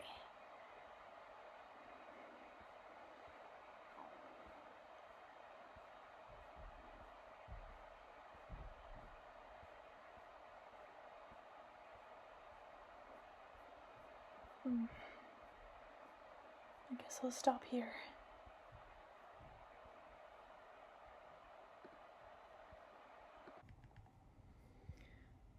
Chapter 6. The most important instrument for building a house. Me, the impatient children's voice poured out. All right, Wood said, nodding. Tell me one at a time, and each of you name no more than 2 animals' life purposes. One at a time, the children jumped up from their spots and spoke quickly. Cows and goats give milk. They eat grass, and every day they come to a person. So he'll take the milk from them. Donkeys and horses are meant to haul a person when he doesn't want to walk on his own 2 legs. Chickens and ducks walk around somewhere and fly around somewhere, but nearly every day they come back and lay eggs so a person can come get them. And we need mammoths to lift heavy things and move or carry them to the place a person shows him. The children were already going around the circle for the 3rd time, striving to recall the life purposes of all the animals they knew. Finally, Wood posed a new question. Who can tell me under what circumstances animals work together and in what way a person directs them? The very same red-haired little boy addressed those present, saying, Can I tell? And hearing no objections, he looked at Wood. The latter nodded in assent, whatever that means. Animals start working together when a person wants to build himself a home. Now, the person uses a fife to direct the animals. First he plays a calling tune, and various wild animals come to him, and birds fly over. When they come, they sit down not far from him, and wait. That's the way our forebears taught them. When he finishes playing the calling tune, the person looks affectionately at all the animals and bows to them. And all the animals that have little tails all wag them joyfully when the person looks at them affectionately. And the ones that can't wag little tails express their joy in some other ways. Because the nicest thing for all animals is when a person looks at them affectionately. Then the person makes a different sound on his fife. Right away the bears run out from the group of wild animals and start digging a pit in the ground right on the spot the person has marked with twigs. When the person thinks the pit doesn't need to be dug any deeper, he makes a different sound on his fife. And the bears go back to their spots. When the new sound is played, the mammoths place stones in the pit, and bears dug. In the pit the bears dug. This whole time, a whole lot of swallows are circulating about the chosen spot, very impatiently waiting to hear their tune. And as soon as the person begins their pretty tune on his fife, the swallows race off every which way and come again and again. They bring tiny little bits of dirt, straw, and fluff in their little beaks, everything they use to build nests for themselves, and they lay what they've brought on top of the stones until they got a wall of the home. The little boy stopped speaking, and Wood saw that ANASTA had once again gotten up from her spot and raised her hand with the palm facing him. Wood gave ANASTA permission to speak. Teacher Wood, I want to ask you whether the building of a home is considered pleasant and interesting work. Yes, of course, Wood answered. It is very pleasant and creative act of a thinking person. Teacher Wood, but then why are children categorically forbidden to engage in this pleasant and creative act? Wood knew of ANASTA's obsession with the idea of building her own little home. At home, she'd brought up this topic with Wood many times, but he would always patiently explain to her why children weren't allowed to build homes. Now she'd posed her question to Wood in front of the children and adults alike. Clearly, she had reason for asking. She's thought of something, Wood concluded, and he began to answer. If children, especially those who haven't fully grasped the essence of the universe, pick up a fife and begin playing it, they might unwittingly distort the tune, and the animals' builders will get confused and not know what to do. Teacher Wood, may I show you something? ANASTA asked. Yes, you may, if it's related to your question. It's related, ANASTA replied, and she began to sing. She began singing ever so quietly. She offered up various tunes in her thin little voice, the very same tunes that adults would play during building. She didn't make a single mistake, one of the elders who was present remarked quietly. That's right, she didn't make any mistakes, agreed another. But you know, she's only heard that tune once, stressed the elder, who was sitting on a fallen tree in the last row. The little girl has a good memory, he added. When she was done singing, ANASTA asked Wood, Teacher, did I make even a single mistake in even a single tune? You did not distort the tunes, ANASTA. You reproduced them with total accuracy. Then I've removed the first obstacle. Let's say you've removed it, Wood admitted. But there are also other conditions. One of the children may be allowed to build a home as an exceptional case.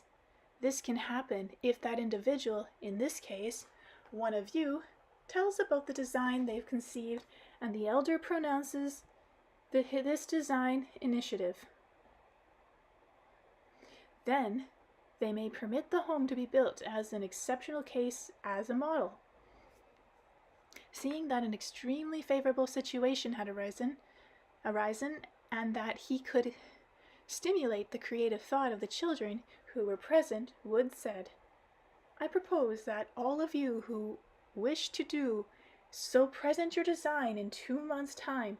First we discuss all the designs and we'll pick the best one, and then we'll propose to the elders that they examine it and hand down a decision. Wood hadn't been mistaken. Both the tiniest children and those who were a bit older felt a burning desire to present their own unique designs.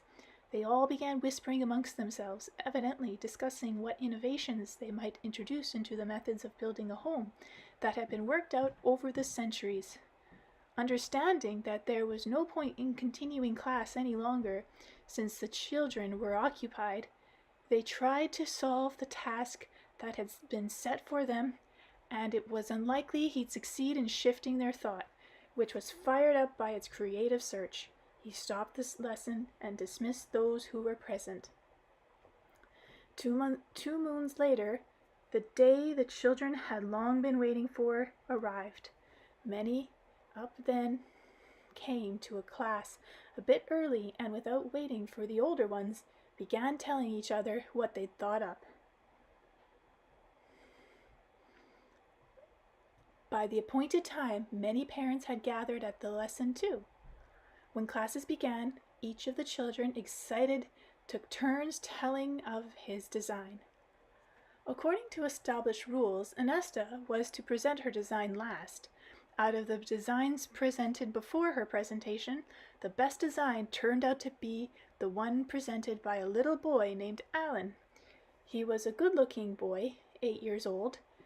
Then ANASTA, a good singer, whom all the domestic animals happily obeyed, just the way they would a grown-up. Many of the girls in the settlement liked this boy, including ANASTA.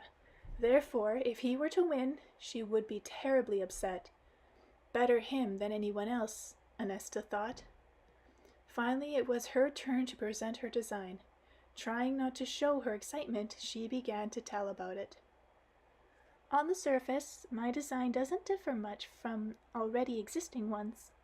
My innovation is in the wall. In the southern-facing wall, I've situated a beehive log on it. When the bees start bringing back flower pollen and the sun begins to warm the log hive, the bees will have to fan it with their little wings. Now, the log hive will be connected to the house by means of a small opening, and the air from the hive will fill the person's room along with the scent of the flowers. The grown-ups began talking amongst themselves, discussing ANASTA's innovation. Finally, Wood made a decision that everyone agreed with. It was decided to present 2 designs to the elders for consideration. Alan and ANASTA. ANASTA wasn't pleased. She didn't particularly feel like being a rival to the boy she liked. The elders came together the next day to consider the designs. Right at the next lesson, which a great many people had also come to attend, ANASTA's design was deemed best. The solemn announcement was made by a gray-haired, stern-looking elder, but he did note, "ANASTA, we have deemed your design worthy of attention. It really does contain an interesting innovation, but we cannot allow you to build the home. We cannot turn the building of a home into a child's game. Only a man and a woman who have decided..."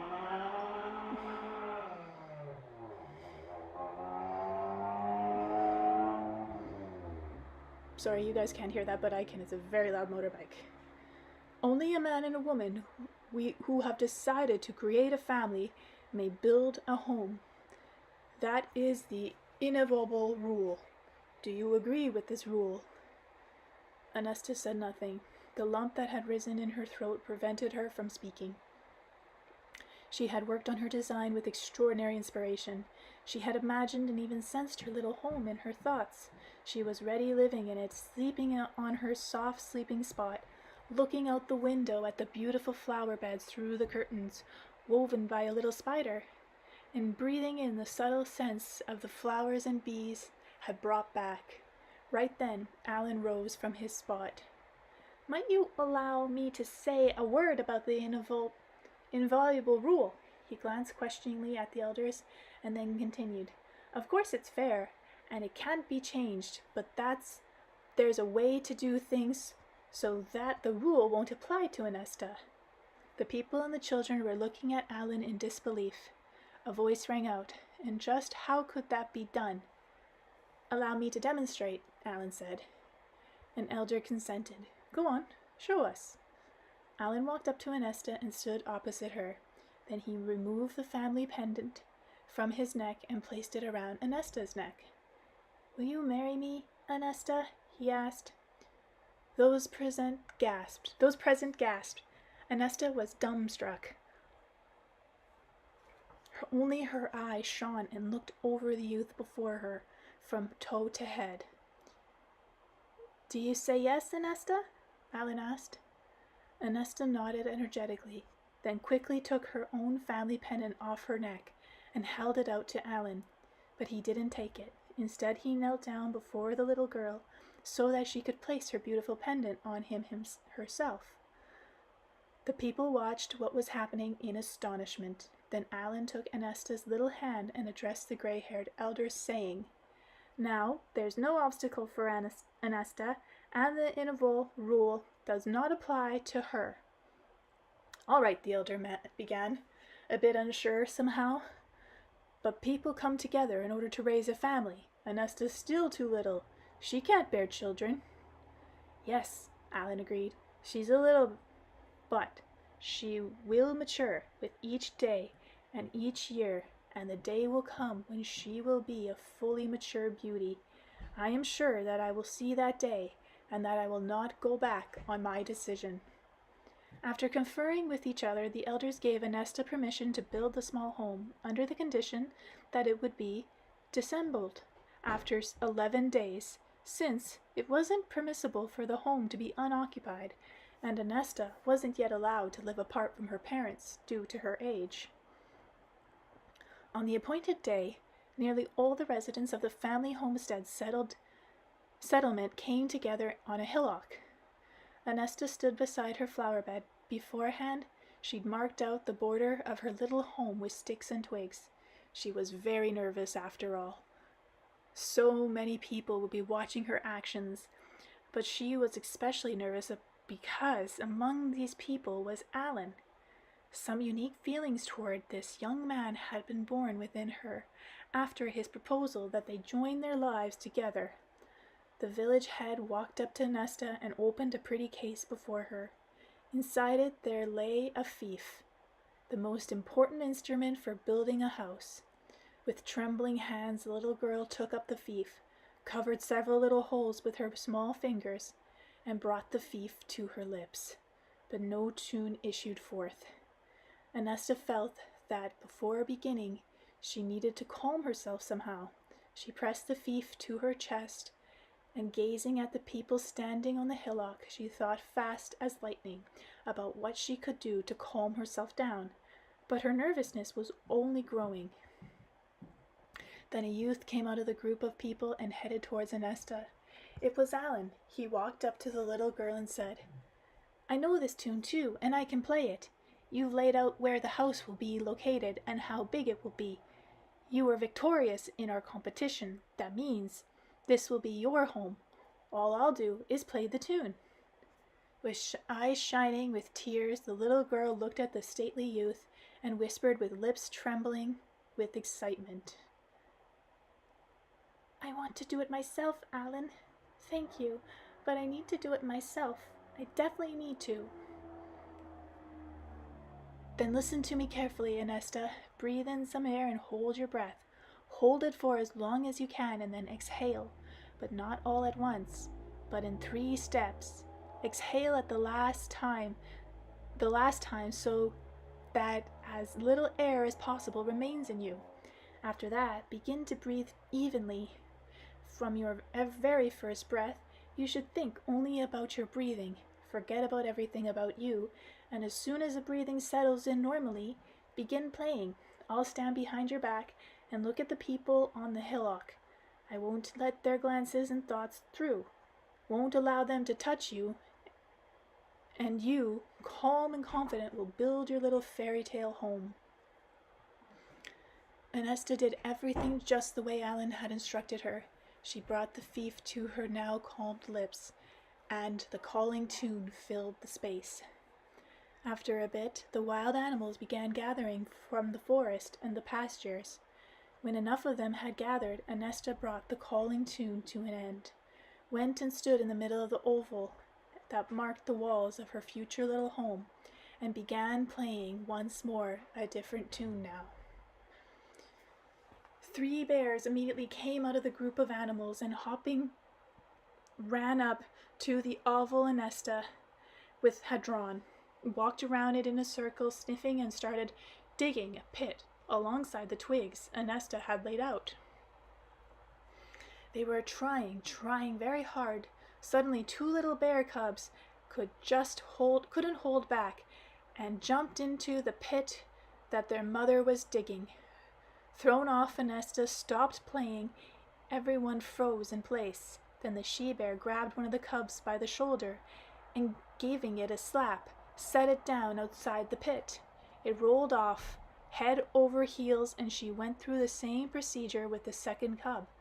Then she roared at them as a warning, looking at the little girl holding the fief, and waved a paw in her direction like a conductor, and ANASTA began playing the fief once more. When the pit had been dug, ANASTA changed tunes. There rang out low, sedate, and rhythmical sounds, and one after another mammoths walked out towards this pit, each carrying a stone with its trunk. The mammoths placed the stone and continued their work until they had filled the entire pit with them. Now the fief's low rhythmical tones were replaced by modulations resembling the twittering of birds. The swallows that had been circling above the building site suddenly disappeared, as if on cue, but reappeared before long. They landed on the stones, first here, then there, laying down something from their beaks. The little feathered builders were able to bring just a tiny bit of building material in their beaks, but there were a great many of them, and they carried out their actions unusually, swiftly, and in unison.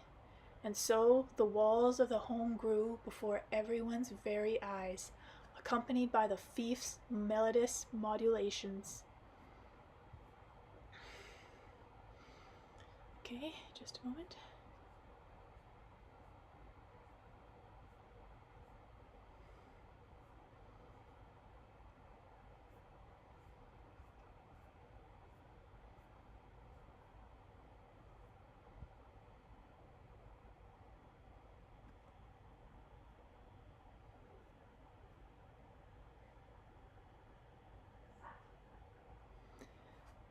Don't get ahead of yourself.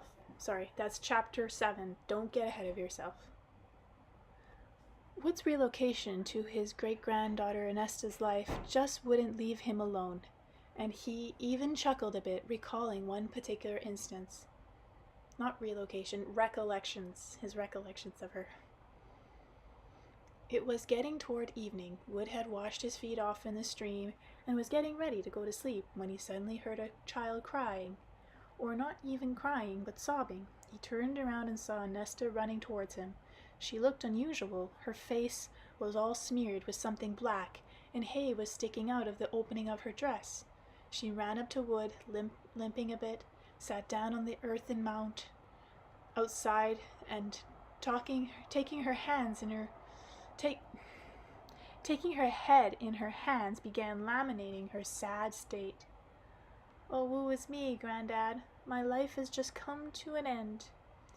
Now that Alan had proposed to her, the little girl wanted to grow up as soon as possible, and when she'd wake up in the morning, instead of running off to the stream pool to get washed, she'd take a straight pool, stand up against the wall of the house, and score it to mark her height.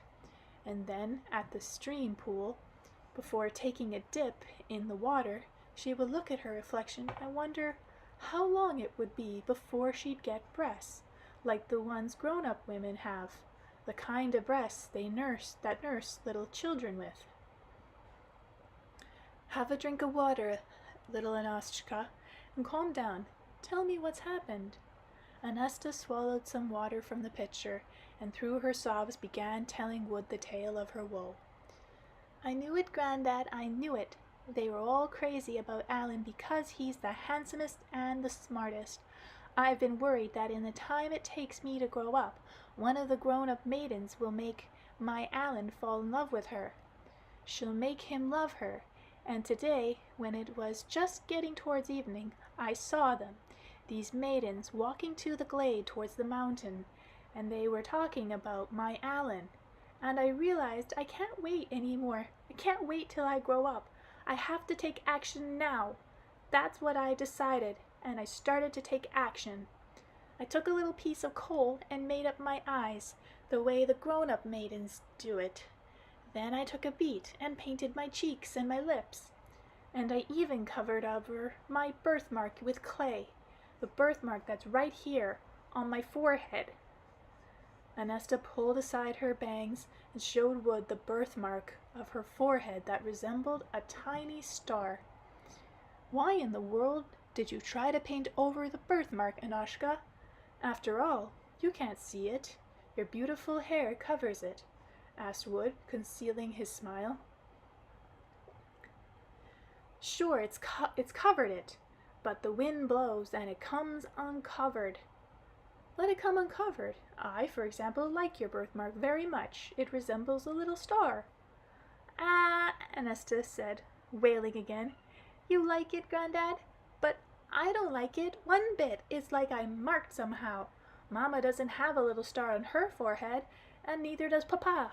And you don't have one either, Grandad Wood. Who drew it on my forehead? Who was it who mutilated me?" "Ah!" "No one mutilated you, ANASTA. Quite the opposite. They adorned you.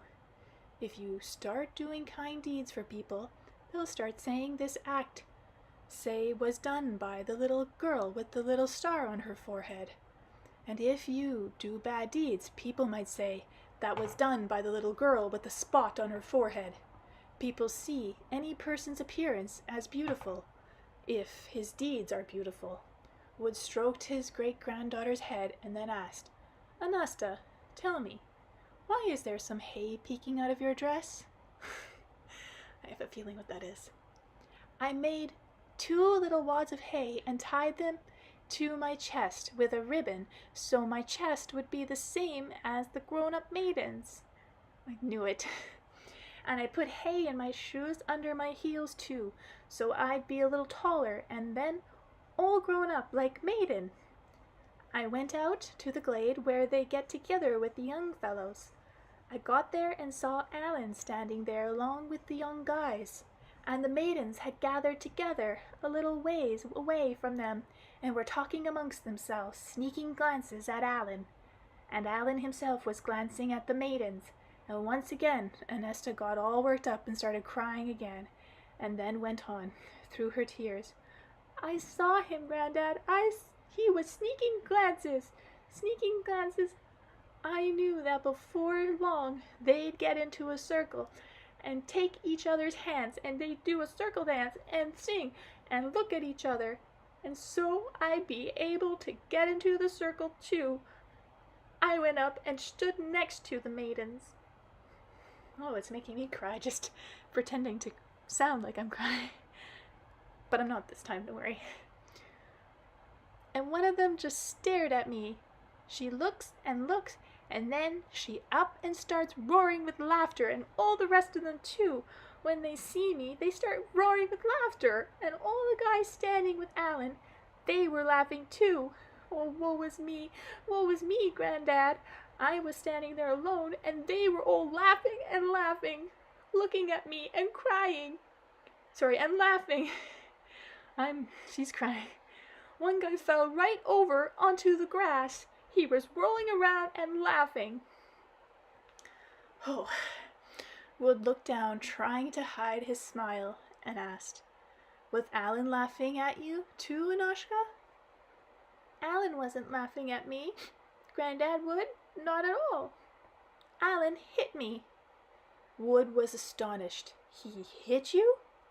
What do you mean, he hit you? Just what I said, Granddad Wood. He hit me. First he walked up and picked me up the way you pick up a little child. She told him, blubbering. And I so wanted to be grown up, but he picked me up like a little kid and took me behind the bushes. There he set me down on the path and said, go along home, Anasta. Wash up and don't be such a dummy anymore. And I said I wouldn't go, and so it would be convincing. I stomped my foot a few times. Then he took me by the hand and spanked me, like this and like that, Anasta said, slapping herself on the hip with her palm, all the while laminating. Now I'm all beaten up and unhappy and abandoned and unmarried. What did he take back his pendant from you? Wood asked. No, he didn't take it back. Well then, that means you're still married, Wood said, reasoning with her. Oh gosh. How come the first part I was reading so well and now I'm messing it up all the time? And you guys are still here. Thank you. All the same, even if I'm married, I'm still beaten up and wretched. Did it really hurt so much when Alan spanked you? Wood asked. I don't know, Granddad. I don't know. I didn't feel any pain, but the bitter insult was stronger than any pain. Calm down, Anashka. I can see that Alan spanked you out of love, so you wouldn't do things people would laugh at you for. That means he was shielding you from taunting in the future. Out of love? Do people really spank you like that when they love you? Well, of course, that's not the best method, but perhaps at that moment, Alan couldn't think of anything better. And you know, Anashka, Wood went on untying the bundles and taking the little wads off hay off her chest. Don't try so hard to be grown up. You'll grow up without making any effort at all, and at the moment you need to be thinking about other things, my dear little girl. About what, Granddad? About what? You lie down on my lap, ANASTA, and I'll sing to you your favorite song, the one with no words. ANASTA laid her head on Wood's lap, blubbering another time or two, and at the very first notes of the familiar tune drifted off to sleep. The next day ANASTA ran up to Wood, joyful and excited. Before she'd even stopped running, she announced to Wood, "He came by my little home! He came by! At first I wanted to hide when I saw him through the window, but then I just sat there, quiet as a mouse, and so he'd think there wasn't anyone in the home. Alan walks up to the little home and takes a seat next to the entrance. He takes a seat. Granddad Wood, he says, 'I know you're home, ANASTA. You're a very smart little girl. A quick study, and I'll wait until you become a beautiful girl. Believe me, I'll wait, but don't you get ahead of yourself any more.' And I sat there, and I didn't say a thing, and I wasn't at all mad at him anymore. I felt like running out and hugging him and even kissing him, like a grown-up on the cheek. But I didn't do that. I sat there quiet as a mouse, so as not to get ahead of myself." Alan sat there a while longer near the entrance to my little home. Then he got up and left, and I ran to see you, Granddad Wood, to tell you about it. And you know what else, Granddad? You know, Alan, when he was sitting there at my place, he drew 3 little flowers on the wall of my little home. One bigger one, another a bit smaller, and a third, a tiny, tiny one. I saw them when I went out. They're very pretty." Wood hugged ANASTA and said, "Does that mean you're not wretched anymore, and woe is no longer you?" "Now I'm joyful, and I feel like having something unusual and pretty, so everyone will look at it and be happy and say, 'Very pretty, great, good,' and so Alan will hear that and be proud of me." "That's a very correct decision that you've come to, ANASTA. Create beautiful creations in a burst of inspiration. Only in that way you can win the love of humans." Chapter 8. We Have to Think. Putting an end to his reminiscing, Wood turned to his great-granddaughter, who had thought up a new game to play, like with the mammoth. Walking at the head of the caravan, he said, "ANASTA, you're keeping the mammoth in a state of great tension with your playing. Is it really right to treat an inoffensive kind animal that way?"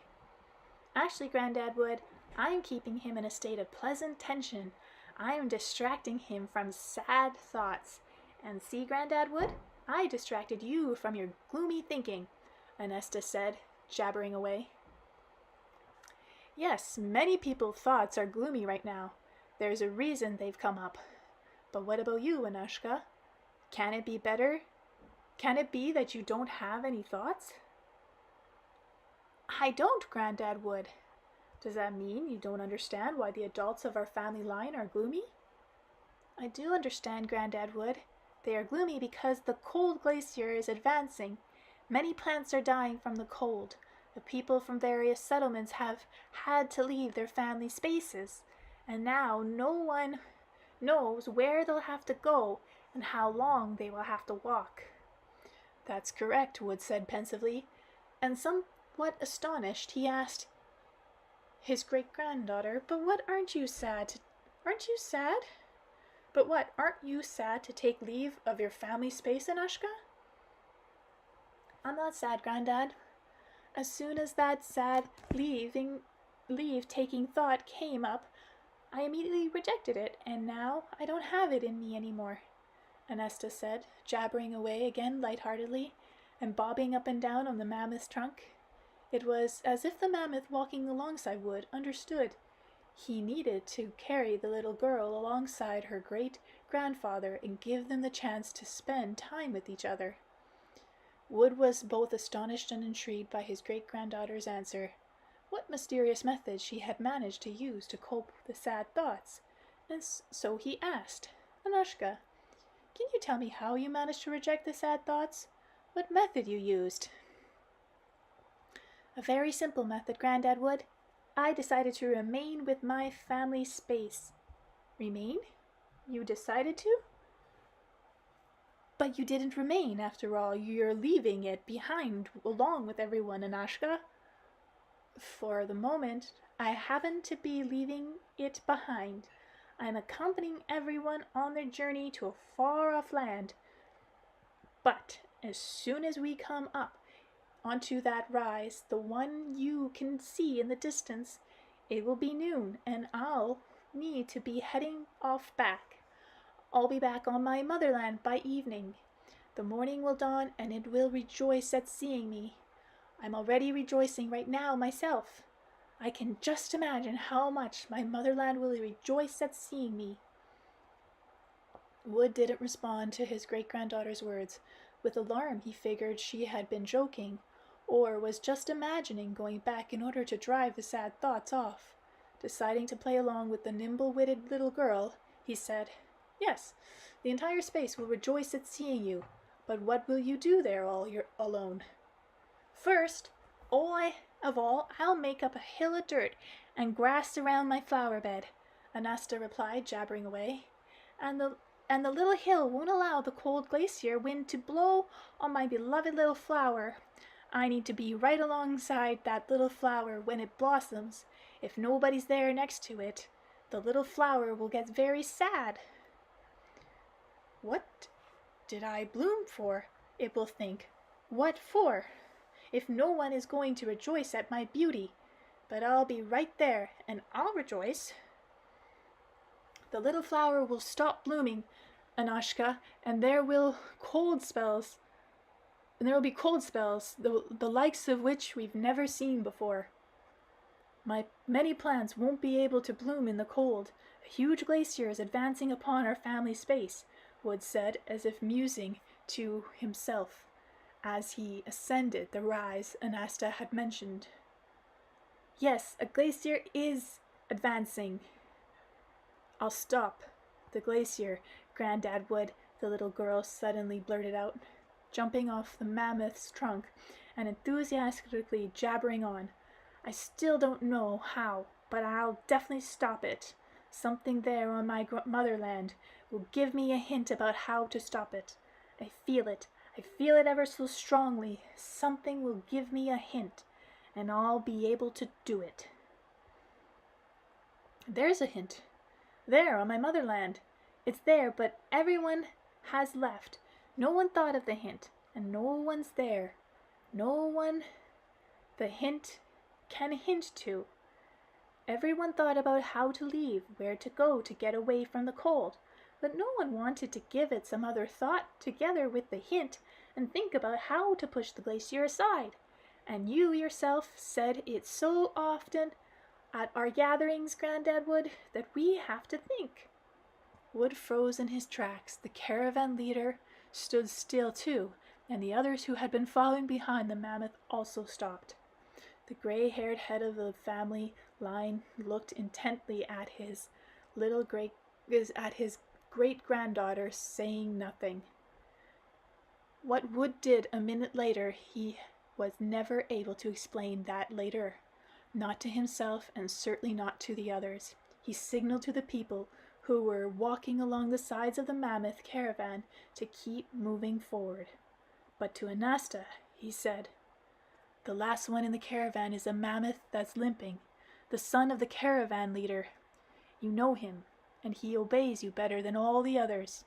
Take him with you, ANASTA, and when it gets very cold, you can follow in our tracks on him and catch up to us." "Thank you, Grandad Wood," the little girl cried joyfully. She grabbed him around the legs, snuggling up against him. "Thank you." "How am I supposed to tell your mother and papa, your parents, that what you're up to?" "I'll let them know myself once I get back home. There's no need to say anything right now. Goodbye, Granddad Wood." ANASTA skipped along off at the last mammoth at the end of the caravan, and Wood followed his great-granddaughter receding figure with his glance, as if what was happening hadn't quite sunk in yet. He continued on his path, and for some time there were no thoughts at all in his head. Only a few hours later did Wood ask himself, "Why did I give my consent? We have to think." No one thought about how to stop it. No one. She was the only one. Then he said out loud, "Now I did the right thing." Chapter 9. Dun the Mammoth. The huge mammoth Dun was walking at the end of the caravan, limping slightly. In his build and his strength, he resembled his father, the leader of the mammoths. When he was still just a young little mammoth, a boulder fell from the mountains and fractured his leg. The people tied sticks to the animal's legs with ropes so the bone would knit properly. Dun had to spend many days laying on his own. It was at that point that a touching friendship started up between the mammoth, 3-year-old ANASTA, and the kitten the little girl would bring along with her. Little ANASTA would often visit the mammoth as he lay there with the bandaged leg, and bring him treats and talk to him tenderly. She taught the kitten to chase annoying bugs and flies away from the mammoth lying on the grass, and she'd place the kitten on his hip. But the main thing she did was to talk to the two of them and instruct them the way grown-ups would instruct their children. After she seated the kitten atop the mammoth, ANASTA would stand before them and point at the sky with her finger, direct her gaze upward, and utter the words, "Sky, clouds, and sun." And then she'd kneel down and stroke the grass with her hand and tenderly utter the words, "The nice green grass and the little flower has a scent." The mammoth and the kitten would intently watch what the little girl did, and after a few days, during which she would regularly repeat her lessons, something astonishing happened. When ANASTA uttered the words, "Sky and clouds," the baby mammoth, and then the kitten too, directed their eyes towards the sky. Upon hearing the word, "grass," they glanced at the grass, and upon hearing the word, "The little flower has a scent," the kitten hopped to the ground and began sniffing the little flower, the way the little girl had done. ANASTA continued her lesson with the animals even after the mammoth had recovered. The little girl liked telling her 4-legged friends about the meaning of each new word. She learned from the grown-ups, and the young mammoth and the kitten liked the attention the kind little girl gave them. Like well-disciplined pupils, they would come to ANASTA's flower bed at noon, and the little girl would usually show up at that time too. And she'd give her charges their next lesson if she didn't show up for some reason. The 4-legged pupils would sit waiting for their friend and teacher for hours at a time, or else head off to look for her. When ANASTA turned 6, Dun the mammoth, who'd also gotten bigger, was pretty much the same as the grown-ups on the outside, but his behavior differed noticeably from the other mammoths.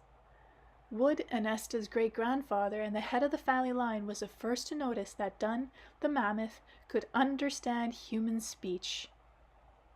It was the following event that preceded his conclusion. Wood was sitting in the shade of the broad tree and weaving a wicker basket for berries. ANASTA would often spend time with her great-grandfather. She liked to listen to his stories and to be part of all he did. And so she was right alongside him this time, too. His chatty great-granddaughter was quickly and animatedly telling him her thoughts on collecting berries, and she would tell him he had to make the basket pretty, because then the berries collected in it would be tasty.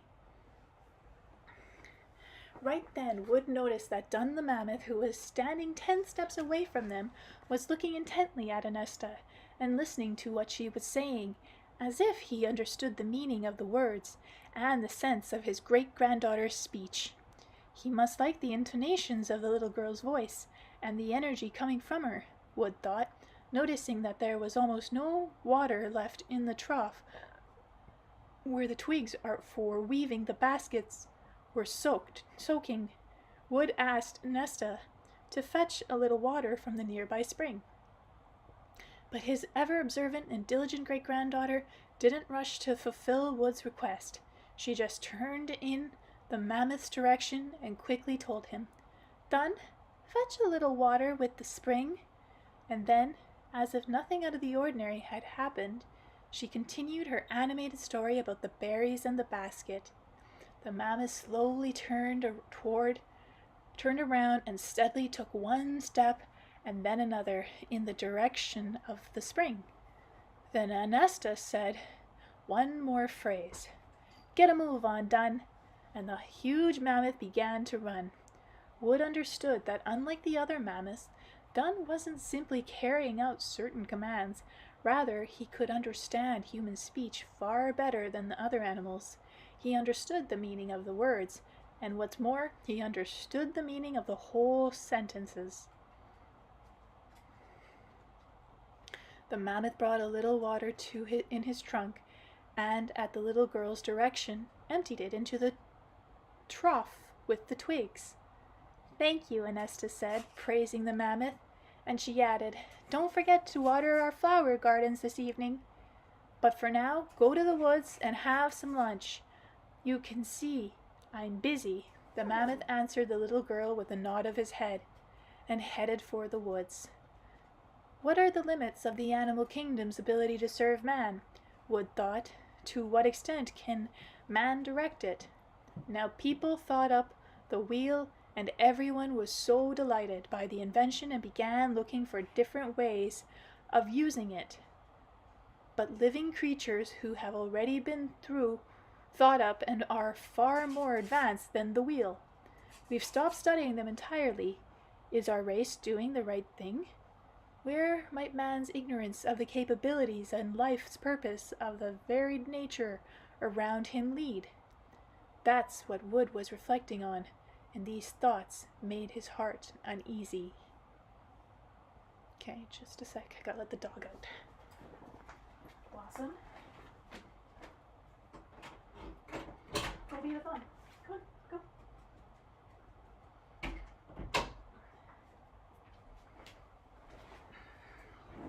Okay, and some water.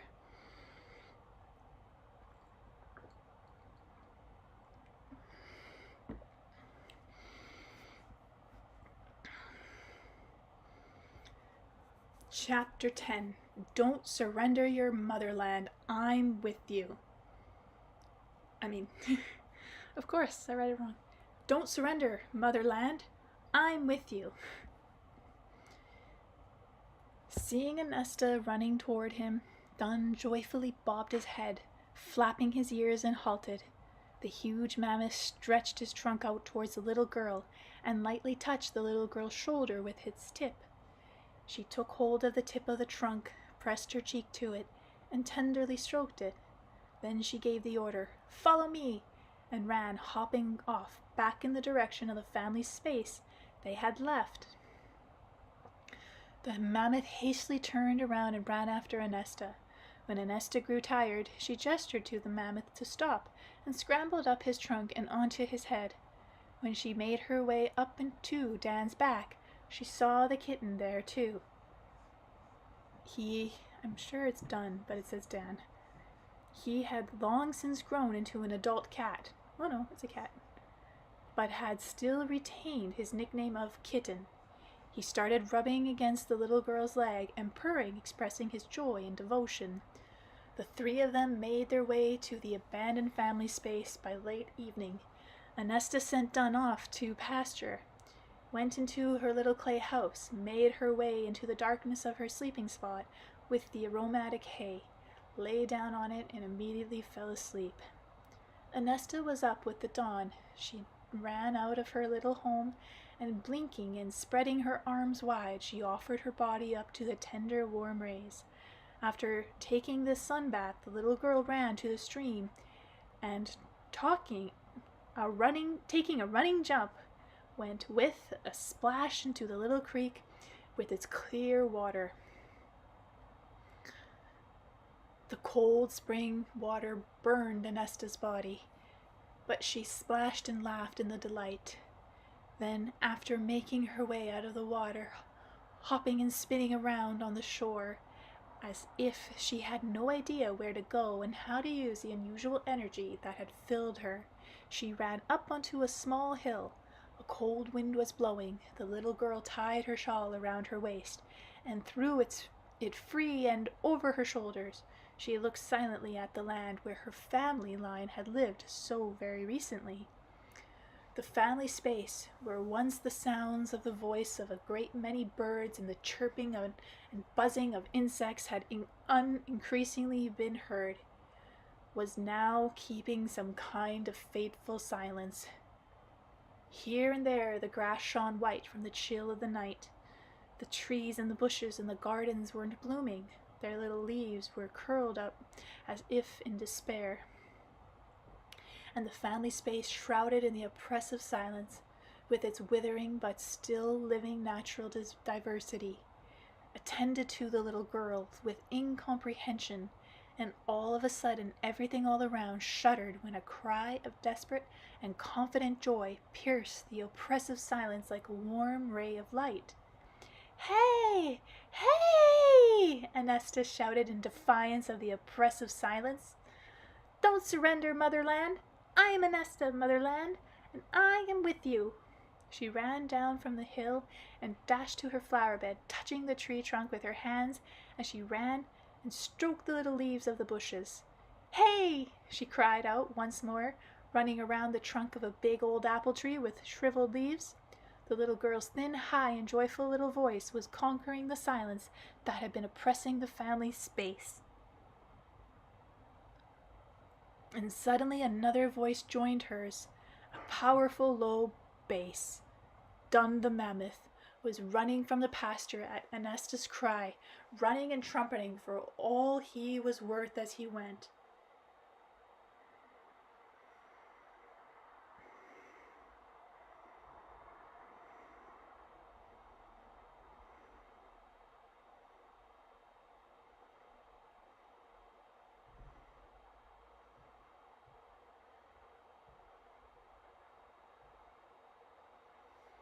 The little girl's thin, high, and joyful little voice. Oh, I read that part.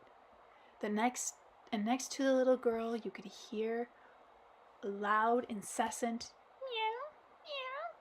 It was the cat with the nickname Kitten, meowing in support of ANASTA. ANASTA stopped at the flower beds that she herself tended, the way all children in the settlement each tended their own flower beds. The grass on one edge of the flower bed had turned gray, and the flowers had dropped, and only one still unopened bud remained on the little girl's favorite flower. It was drooping towards the ground, as it had thought the better of blooming. But the sight of the drooping bud didn't make the little girl sad. She was looking at it and smiling. She wasn't sad because she was imagining her favorite flower not dropping, but abloom in all its beauty. Squatting down before the flower that had been getting ready to wilt, she quietly and tenderly called out to it, "Hey, little flower, I'm here! Wake up!" Then she held her index finger in her mouth, then raised it to determine from which side the cold wind was blowing on the flower. Having determined the direction of the flow of glacier air, she lay down on her side on that side of the flower, in an attempt to block the path of the cold air with her own body. Even so, the cold currents still enveloped the flower's small body and stung its little leaves, preventing them from straightening up. Suddenly the cold streams of air stopped, and ANASTA felt the opposite. She felt warmth on her back. She turned. Dun the mammoth had flopped down on his side and shielded ANASTA and her entire flower bed from the cold with its own body. "Good for you, Dun, you smart thing," ANASTA exclaimed. Latching onto his fur, she scrambled up onto the mammoth's back, and turning to face the wind that was blowing from the direction of the glacier, she joyfully and victoriously shouted out her "Hey!" The cold wind blew even stronger. Then, after thinking a bit, the little girl turned in the opposite direction and shouted out a summons and waved her arms as if inviting someone invisible to come. The mammoth raised his trunk up high and trumpeted a summons too. Kittens began meowing, calling. The cold wind quieted down, but some time later it started up again. Only now it was blowing from the other side, and it was caressing the flower and the mammoth and the little girl and the cat standing on his back with warm currents.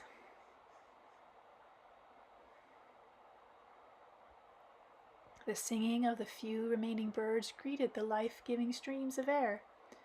For several days, ANASTA fought against the cold wind blowing from the direction of the glacier, and again she would run to her flower as soon as the wind started up, and each time the mammoth would lie down next to the flower bed as he had become his habit, blocking the cold's path. Then the day came that the rejuvenated flower bloomed. Running up to the mound of earth, ANASTA got down on her knees before the flower and kissed the orangey red petals, touching them lightly with her lips. Then she took 2 steps to the side and admired the beautiful miracle and the extraordinarily beautiful creation, her flower. Since she couldn't stay standing in one spot due to the exuberant energy that had surged up from somewhere inside her, ANASTA at first hopped up and down in place, and then her hops morphed into an unusual, improvised and rousing dance. Even Dun, the mammoth, was trying to dance along, shifting from one leg to another. Kitten was spinning around, now flopping down on his back, now jumping up again, and the living flower was waving his orangey red petals at them in the warm breeze. And then ANASTA stopped. She caught sight of 2 youths standing on the mountain.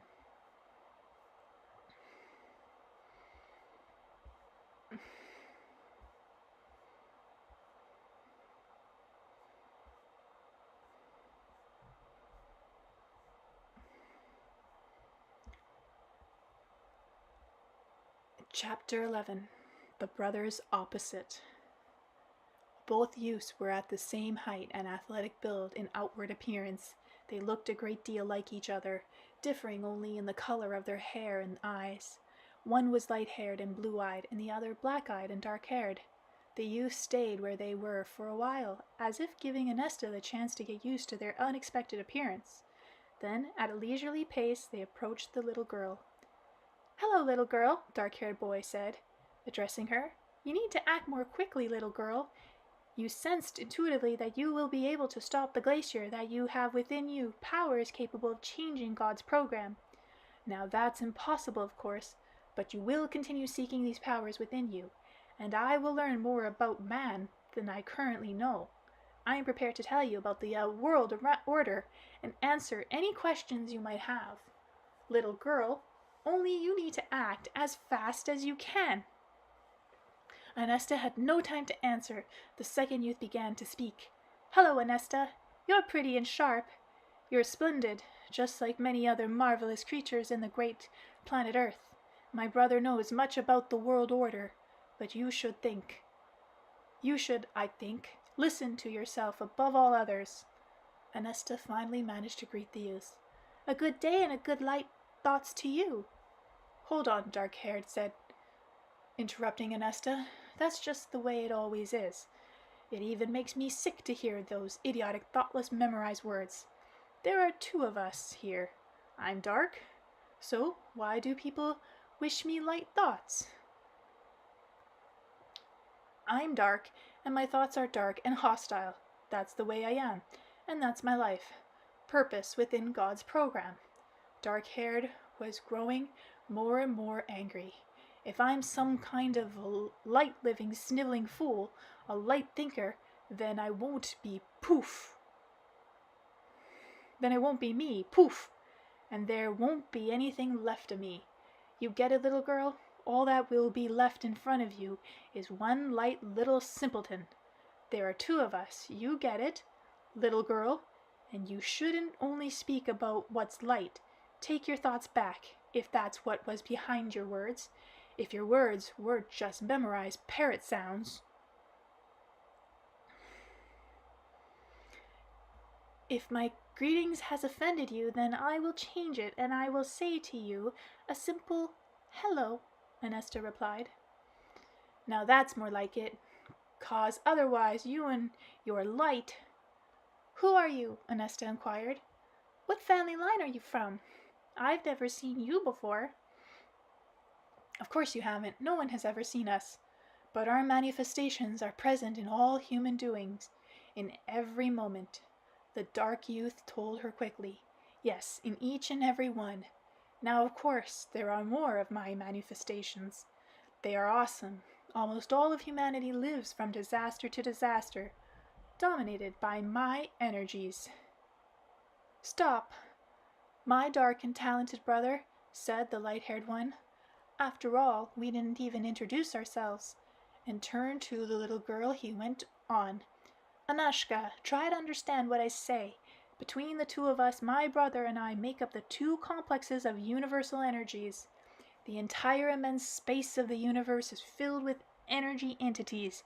When God created man, he took an equal amount of energy from each of the entities, brought them into inner balance in some unknown way, and gave them to the person he had created. Out of everything, he created a person with inner balance.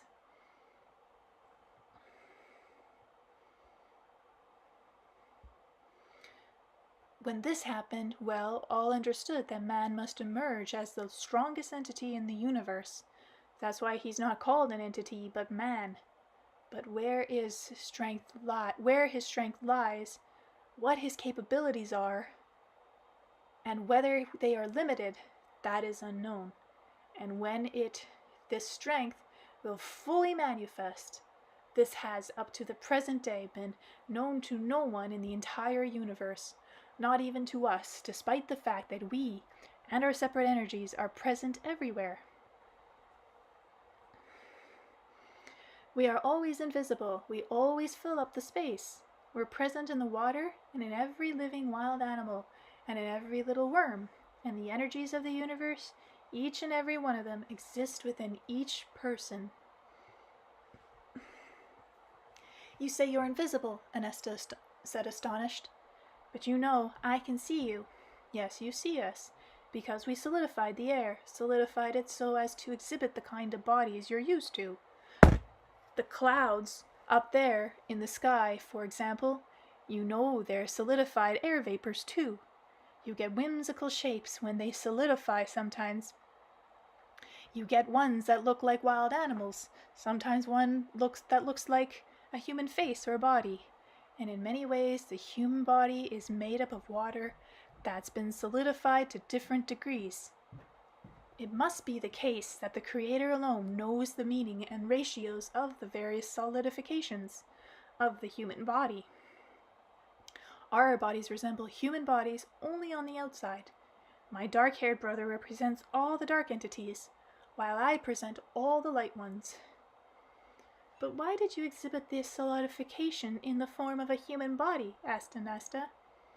So you wouldn't be frightened when you heard our voices, so you wouldn't expend the energy of your thoughts on trying to guess where the sound was coming from, Light-haired answered. But what did you want to talk with me for? You set out in defiance of the elements, or, to be more precise, in opposition to a planetary disaster. You set out on your own, confident that you'd be able to prevent it. We are certain that this is impossible to do. God's program includes provisions for a disaster, should mankind follow a ruinous path. That has happened more than once.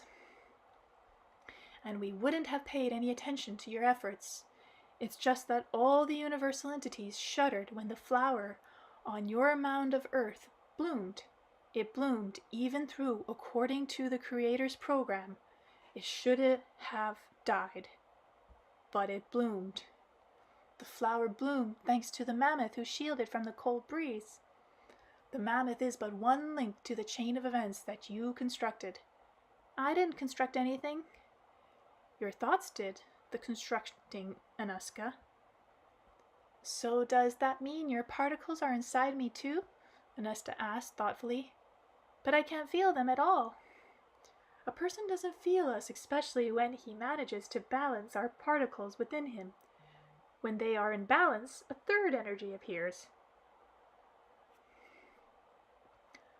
And this third is found solely in the universal entity that is man. It appears when we are in complete balance, and this new energy, is all-powerful. It's capable of creating new worlds. No secret exists for it. This kind of person becomes a master of the universe, a creator, and no one can even imagine his creations.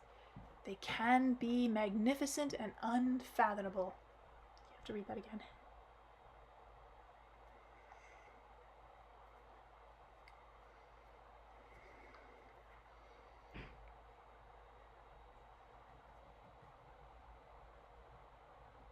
Yeah, it's about balance, of course.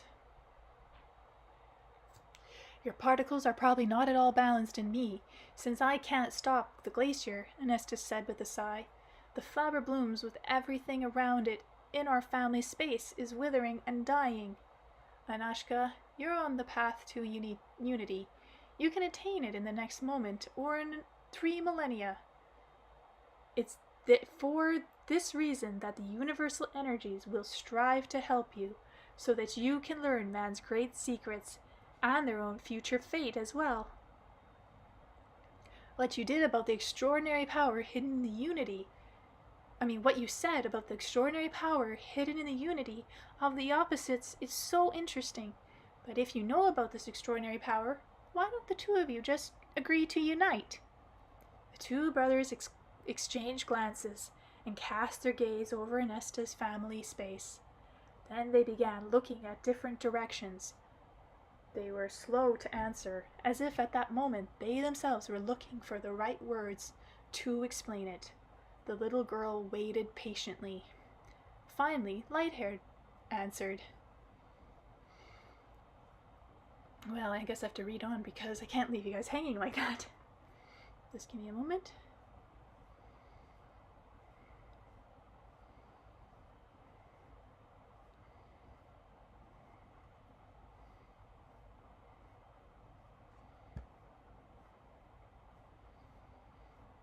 Okay, I'm going to try to do it. It's a bit long, but I'm losing my voice, but we'll try. Okay, Chapter 12. What is your life's program? That's impossible. My brother and I have different tasks, Lighthair said.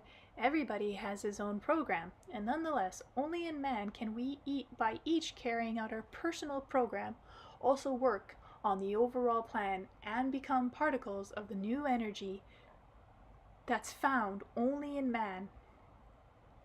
But how in the world can you each work in something different, something opposite, and at the same time contribute to the overall good? ANASTA inquired incredulously. We can by continually outpacing each other by just a little bit. When you start walking, Anastashuka, one of your little legs shoot out ahead, leaving the other behind. Then the one that's lagging behind suddenly shoots out ahead. It's like the legs are competing against each other, and in the end, together by complying with the body's thoughts, they move it forward. Interesting. Especially thinking about that today. Dark-haired entered the conversation. Now that's some example you gave. He even cracked me up, he said, interrupting his brother. If you're going to imagine us as two little legs, then you're a really short one, and I'm super long.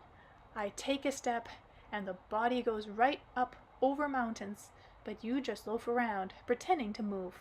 I am leading mankind to a planetary disaster for the 5th time now, as part of carrying out my own program. And if the Creator's thought regenerates it all over again, It doesn't matter. Bam! I'll hit it all over again with a planetary disaster so it won't get out of line. Yes, you're talented, my dear brother. You really have led the life of the whole planet to the brink of a global disaster. But your disasters don't bring you any discoveries, any new knowledge, and they don't add to your powers. But they do always give new knowledge, and mankind regenerates all over again. But before they do, they perish in hellish agony along with all their knowledge. You and I, brother, we don't know the Creator's program. Perhaps one day it will happen that mankind will prevent a disaster, an instant before it happens. And at that point, an aspiration unknown to you and me will illuminate its thought. I'm sick of your light little dreamakinness. My light little snotty nose brother, you listen to me. This little girl, not him, the dark-haired, you said, addressing ANASTA. I, little girl, will show you all my power in the form you can understand. My light, little one there got a thing or two right. Human thought really is a huge energy equal to mine in size and way better than his.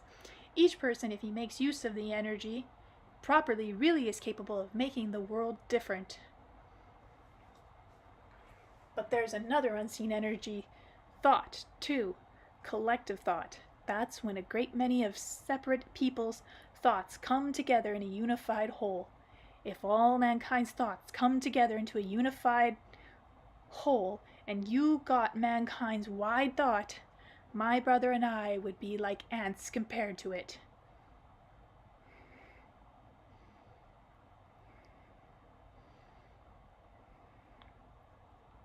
But I've learned how to prevent collective thought from arising.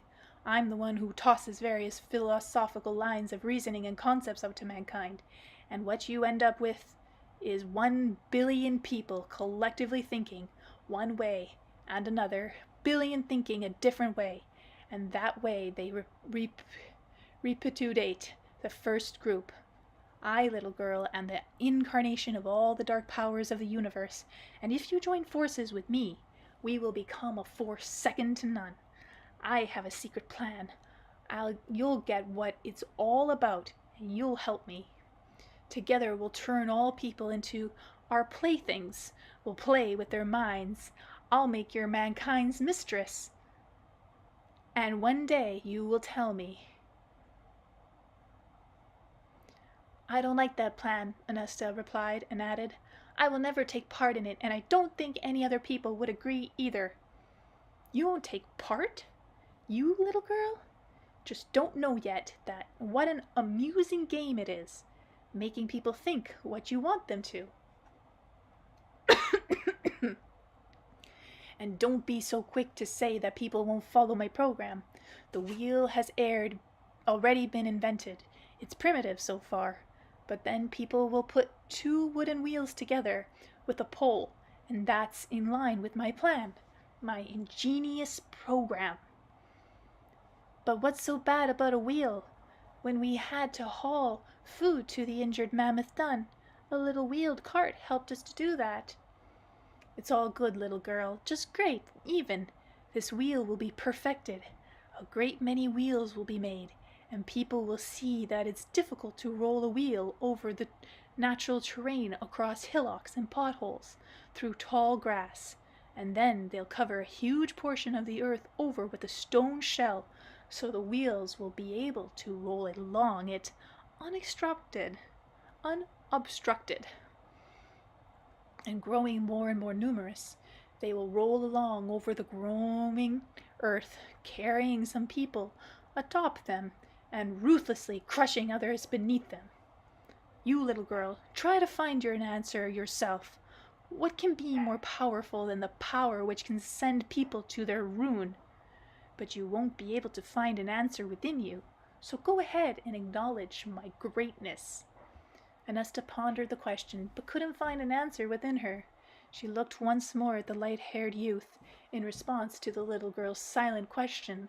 Light-haired replied, Anashka, my brother has painted a sad picture for you. That's his task, and he's carried it out in good conscience. I can see the question in your eyes. Do I have a program too? I do, and I also want to appeal to you to take part in my program.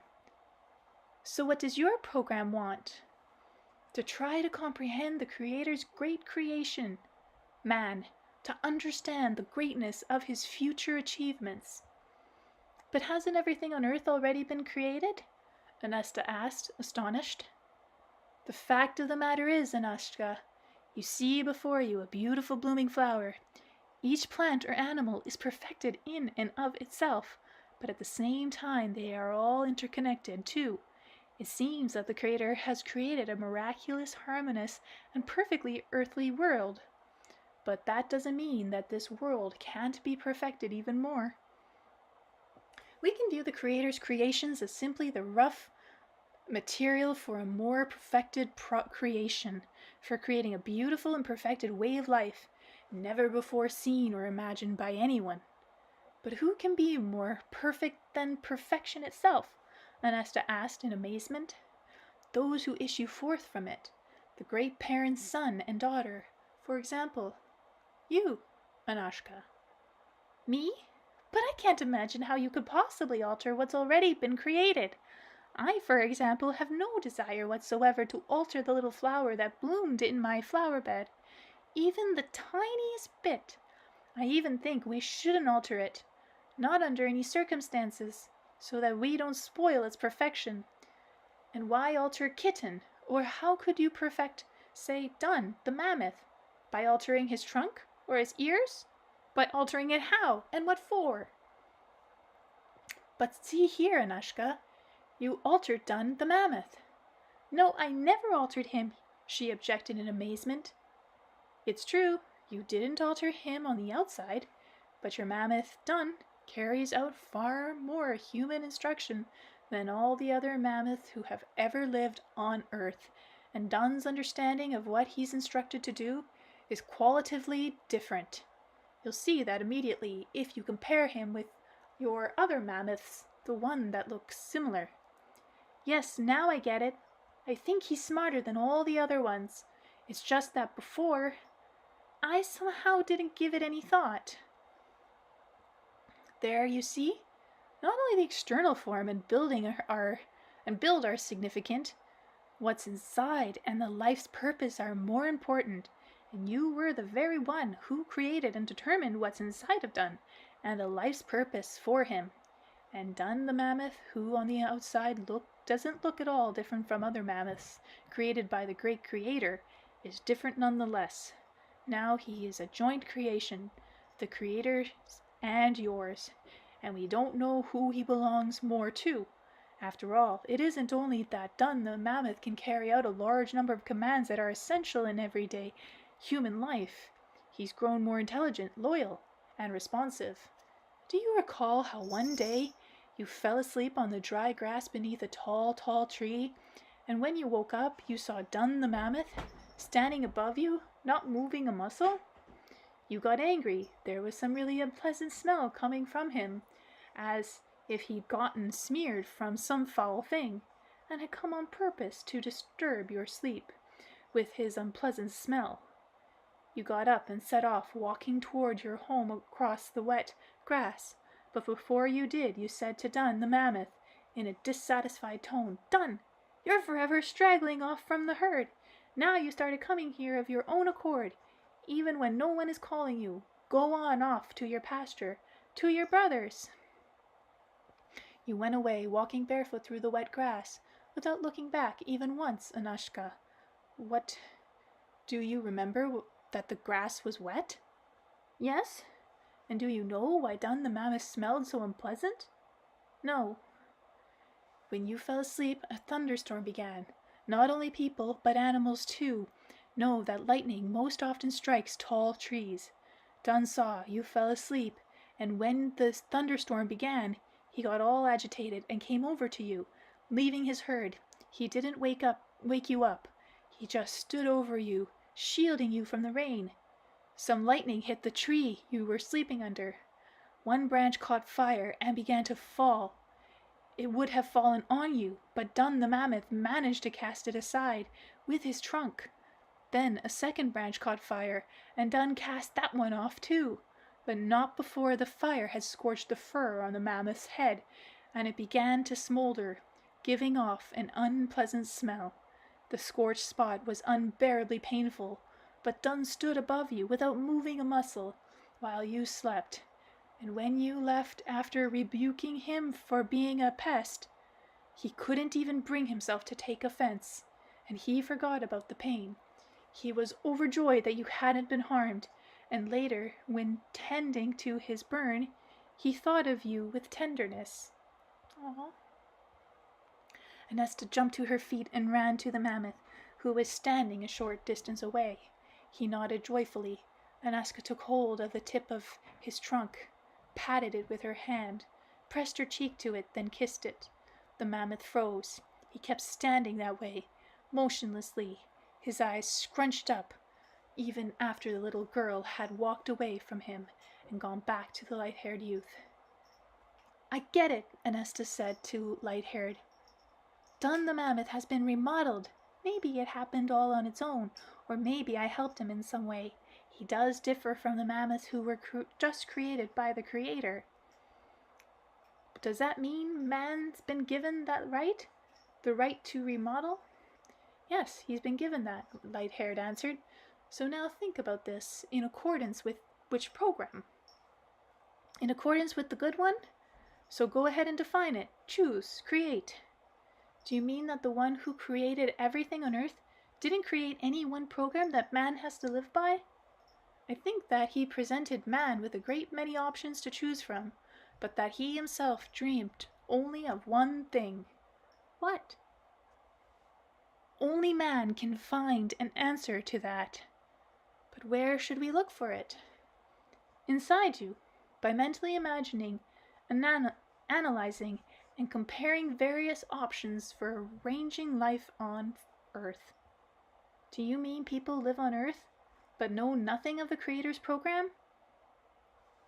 People have been given great knowledge about using biological resources for development, but people possess various types of freedom, including the freedom to replace biological resources with technocratic ones. It's up to them to decide whether to use their inner resources deep down inside them.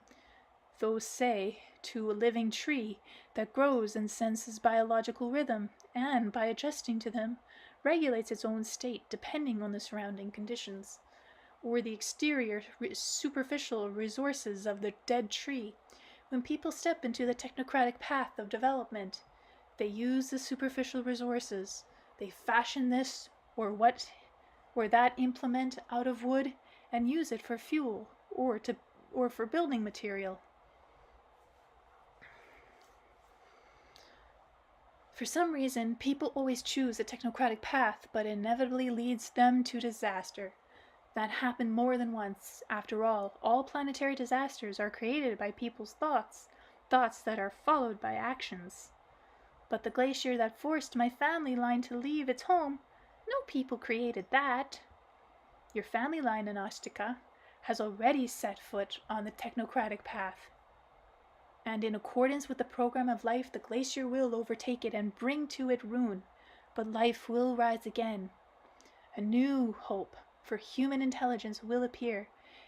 If someone stops the glacier, and only a person can do that, your family line will live in a technocratic world. And sooner or later, the technocratic path will all the same lead it to disaster. True, if a person finds a way to stop the glacier, meaning a way to avert one's disaster, then in all likelihood, he'll be able to avert the one after it, too. A short while before the next one, he'll be able to illuminate people's souls with an understanding of where they went wrong in their choices, and avert the disaster. Then mankind will be able to choose a new path, and gradually and carefully dismantle this lethal invention. But illuminating the soul of people of a technocratic world is an uphill battle. During the technocratic period of life, people cease to be intelligent beings. It's necessary to appeal not to their minds, but to their feelings, and through their feelings to inform them about the essence of the divine program. And in order to do this, one has to sense and comprehend it for himself. But haven't you already comprehended it? Not entirely, really. I think it's impossible to completely grasp it in the way that one can completely comprehend my brother's programs. It's impossible to completely comprehend it. Contemplation is cessation of motion. In addition, I see no limit to how much you can perfect, say, your mammoth. What about other wild animals? Others too. You know full well, Anashka, that all animal offspring adopt their parents' habits and skills. That means that each new generation will be a bit more perfected than the previous one. And if man correctly determines all wild animals' life purposes, if each subsequent generation continues perfecting the animal world around it, a world that will free man from all everyday concerns, then in the very same way human thought will be freed up for more important achievements. That probably is what can happen if you're speaking about wild animals, but now I wouldn't ever take it into my head to try to perfect the little flower. It's very, very perfected. I think so too, Anashka. Even so, your beautiful little flower is but the paint that the Creator has presented to his daughter for her future creations. But why paint? After all, the flower is a living thing. Yes, certainly it's a living thing and self-contained, and at the same time it can be no more than a tiny particle of the living picture that it's great in its beauty. Take a look at your flower bed. What looks most beautiful in it is your favorite flower. But if you plant 2 or 3 more of the very same flower in it, the way the flower bed looks will change. Then you can plant other pretty flowers, ones that don't look like these, and the way the flower bed looks will change once again. Then you can perfect the living picture by arranging the various flowers in different order. There is no limit in the perfection. It is in accordance with the Creator's program to move toward it. Does that mean that man was created in order to make everything around him lovelier and lovelier? In order to perfect the world the Creator gave him? Is that man's main life's purpose? To create glorious living creatures to comprehend and perfect the animal world. Of course, that is an important life's purpose for man, but I see the main one as something different. As what? As man perfects the divine world order, he himself will necessarily become more and more perfected, and there is no limit to be seen to this phenomenon. Great resources will open up before him. But why will he be more perfected? I mean, no one's going to be instructing man while all this is going on. You, Anashka, created a lovely flower bed, and your experience helped you understand how to do that. You'll try to make your creation next year even better, and you'll do so using your previous experiences and feelings. That means that by creating the first time, you gained experience, knowledge, and sensations that enabled you to create something more perfected, and that means that your creation itself is instructing you.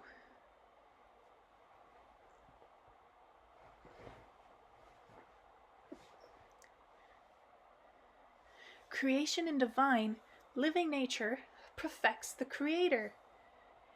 And there is no end in sight to the heights such great creation can reach. There is eternity. I really want to live in a marvelous world like that, where everything can be perfected eternally, where the Creator will perfect his creations, and the creations will perfect their Creator. I want my papa and mama, my brothers and grandfather Wood, and our entire family line to live in that world.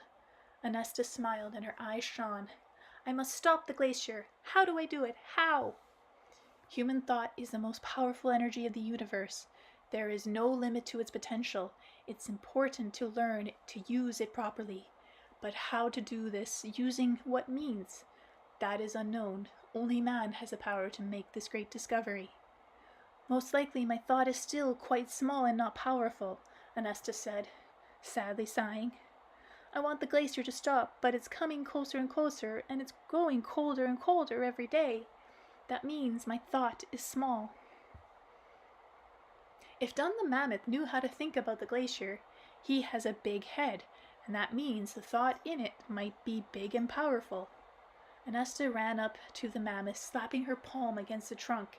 He extended it to her in greeting, and she said excited, "You're so big, Dun, and you have a big head. That means it might contain a big thought. Think your thought, Dun. Stop the glacier, because otherwise all you do is listen and listen. At the very least, take a walk over to the pasture, Dun. There's less and less food for you all the time." Dun the mammoth stroked the little girl's cheek and hair with the tip of his trunk, slowly turned around and began walking off. The cat, nicknamed Kitten, took a running start, sprang onto the mammoth's leg, latching onto his fur, scrambled up onto his back. Meow. "Anashka, it's time for you and your charges to flee this place," the light-haired youth said, addressing the little girl. "There's already ice on the other side of that mountain there. That isn't even the main glacier yet, but even it can move the mountain that covers the valley and carry away the gardens and homes where your family line lived, and is causing the temperature to fall with every day. The main glacier will press against this ice, and the mountain will slowly begin moving. This will happen a few days from now."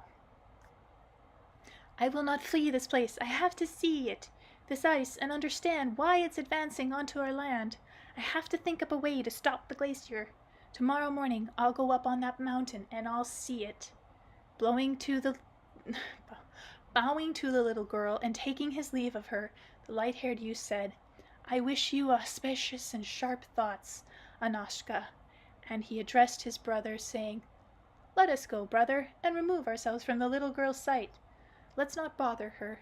Perhaps she'll be able to understand and will learn how to control her thought." "Come on, then, let's go. Of the two of us, you're the main hindrance.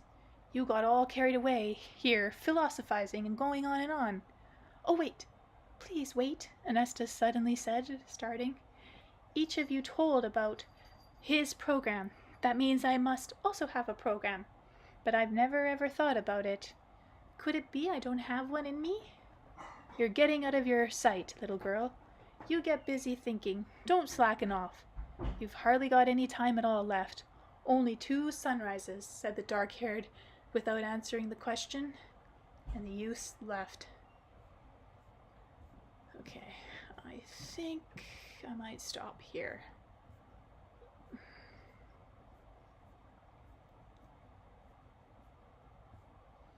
It's only 4 pages, but yeah, I'll stop. Oh, I have to figure out what chapter this is. 1 second. It is 1, 2, 3, 4, 5, 6, 7, 8. Okay, it's chapter 13. Who controls our thoughts?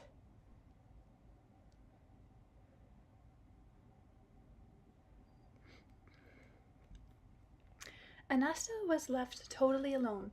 Slowly she set off, walking along the wilted grass of the valley where her family line had so very recently lived, and in the absolute silence that had fallen, she tried to comprehend how she could control her own thought. If thought was the strongest energy, the little girl reflected, then what could possibly control it? This strongest thing. If this energy, thought, exists within me, then what within me could be stronger than it? And why did the most wise elders teach us everything at the gatherings, but say nothing about how you can control your thoughts?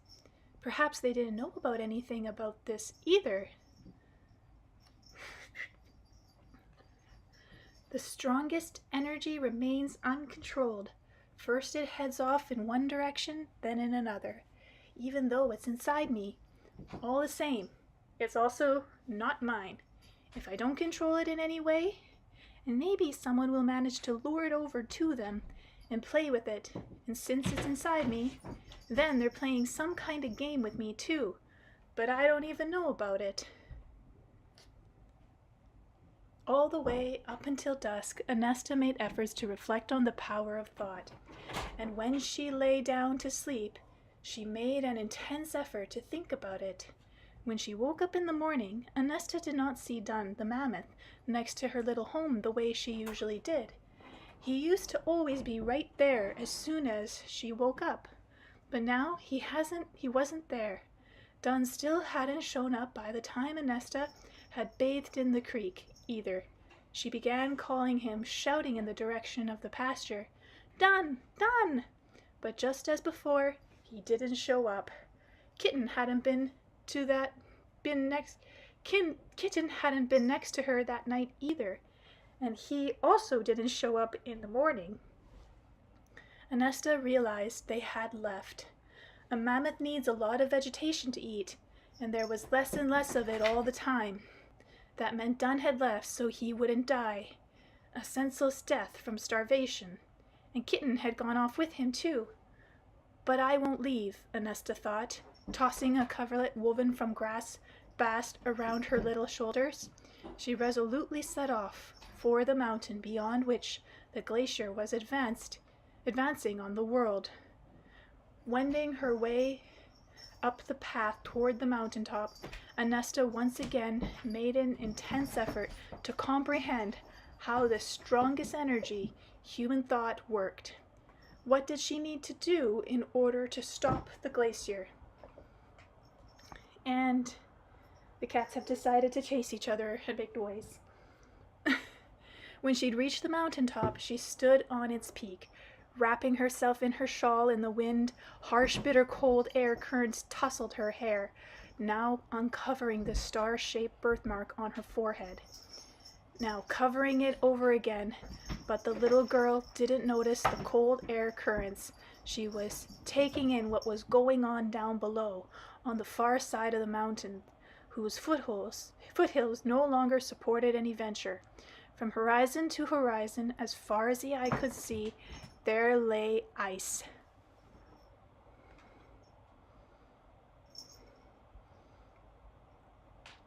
Blocks of ice were headed for the mountain. They were huge, and this wasn't even the main glacier, but merely the first ice cakes that the more powerful ones were pushing along.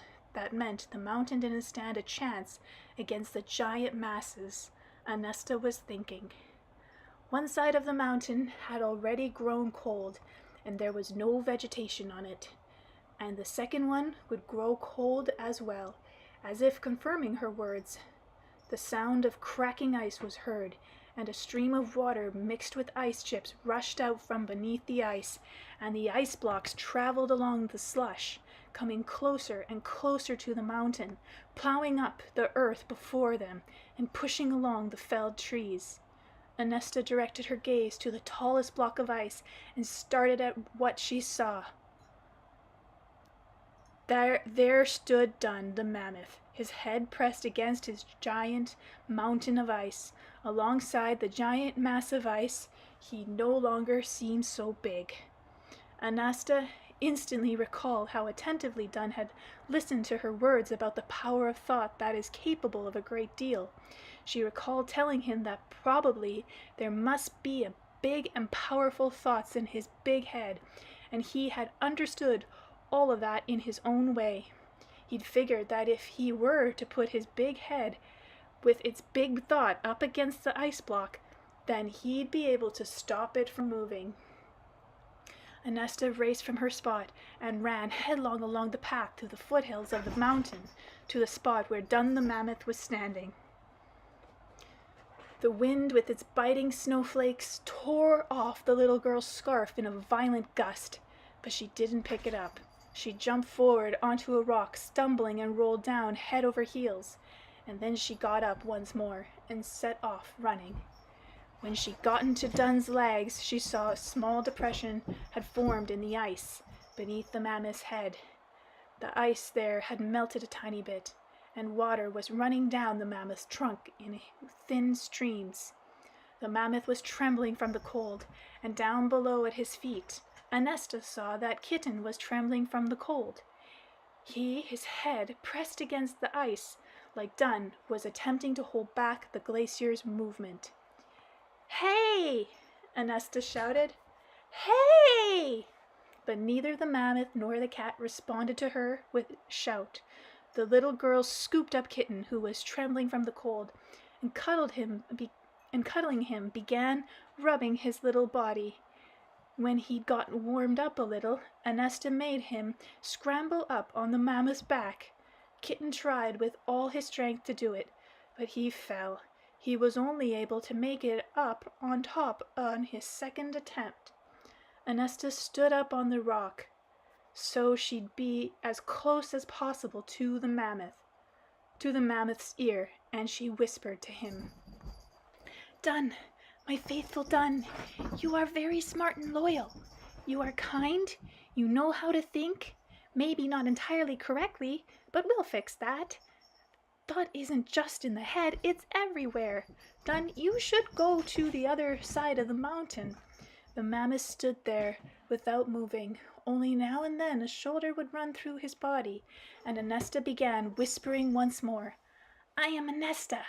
Do you hear me, Dunn? I am ANASTA. I won't leave here without you. Turn and look at me, Dunn." Dunn the mammoth slowly pulled his head back from the block and turned it to the little girl. The thick fur on his forehead was wet, and he had a hard time raising his eyelids and looking at the little girl. Then he made an effort and raised his trunk and touched its tip to ANASTA's shoulder. His trunk was totally cold. ANASTA took it in her hands and began rubbing it and blowing on it, as if by doing so she could warm the mammoth's huge body. And she did actually warm it, not only the warmth of her breath, but with something warmer and more meaningful as well. And the mammoth obeyed and followed ANASTA, who led him by his trunk, as if she were leading him by the hand. Barely putting on one foot in front of the other, Dunn ascended to the mountain top. There the exhausted little girl sat down on the trunk of a fallen tree, and pointing to a slope that still remained green, ordered the mammoth to make his way down. "Dunn, go down there. Go to my pasture. You'll rest up there and get your strength back, and you'll find some food for yourself there too." And she added sternly, "Go, Dunn. Go down here." The mammoth obeyed and began slowly making his way down along the path to the still green valley. When he'd taken 10 or so steps, he turned to ANASTA, extending his trunk upward and trumpeting out a summons, the way he'd done when ANASTA had run through the valley asking her motherland not to give in to the glacier, when she had shouted out her "Hey!" and conquered the silence. And just like she'd done then, ANASTA summoned her strength and shouted out, "Hey!" and waved to Dunn as a send-off for him on his downhill path. And Dunn the mammoth made his way slowly down off the mountain, carrying out his mistress's orders. But after a brief rest, ANASTA stood up atop the rock and once again cast her gaze over the gigantic ice masses that had filled the space before her as far as the eye could see, and quietly but confidently she uttered the words, "I am a person. My thought is powerful. I am directing my thoughts against you, Glacier. You must stop and crawl back where you came from. With my thought, I command you to do so." Down below, the sound of a crack was heard once more, and the ice moved a tiny bit closer to the mountain. A gust of cold air hit the little girl in the chest, as if trying to knock her off her feet. "Go back, ice! I command you! Back!" Once again a crack, and once again the glacier advanced towards the little girl. ANASTA said nothing for a short time, gazing at the advancing glacier, and suddenly she smiled. "I get it. You are feeding on my thought, Glacier. I get it. But now you will cease to exist." ANASTA turned her back on the glacier, sat down on a tree trunk, and began looking at her still green valley. But ANASTA did not see flowers and grasses that were withering from the cold. Rather, she was imagining the meadows blooming in vibrant color, imagining that snow white and pink flowers were coming out on the trees, that birds were singing and grasshoppers were chirping in the grass, imagining great-grandfather Wood returning to the valley and the entire family line returning along with him, and ANASTA was running towards him barefoot through the grass, more and more quickly all the time. ANASTA thought was speeding up more and more. She had enough time. In the space of a moment, she tenderly stroked a billion blades of grass, and she was able to imagine each one separately, from its root up to its little stem. She was able to send a little ray of sun to each one, give each one a little drop of rain to drink, and caress it with the breeze. ANASTA fell asleep on the rocks near the trunk of a fallen tree. A cold wind blew against her back. But even as the little girl was falling asleep, her thought was at work and speeding up more and more. Hurtling lightning bolts coming from her thought touched everything in the space. Creation awoke, and the new was born in the space, as if ANASTA's entire motherland had risen from a deep sleep. The thought kept working, even when the little girl ANASTA fell into a sleep that would last thousands of years. Her thought, the great human energy, lingered above the valley, caressing the bugs and the blades of grass, Kitten and Dun, the mammoth. The ice blocks shuddered and cracked, but they could move forward. But they couldn't move forward any further, not even a millimeter. They were melting. Streams of melted ice skirted the valley and followed into the rivers and lakes. The glacier was melting, powerless to overcome human thought, the strongest energy of the universe.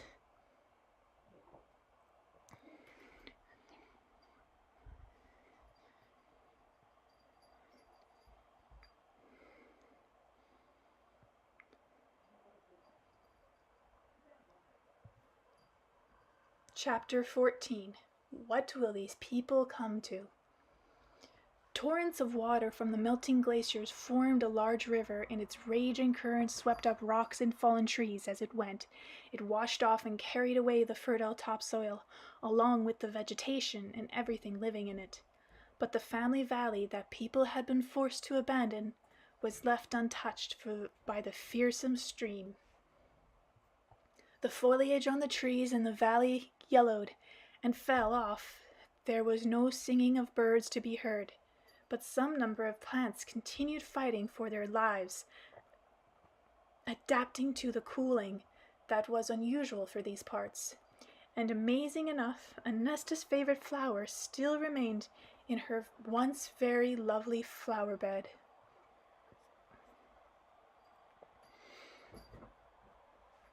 The valley was shielded by the ridge of mountains, atop one of which the little girl ANASTA had fallen into a sleep that would last thousands of years.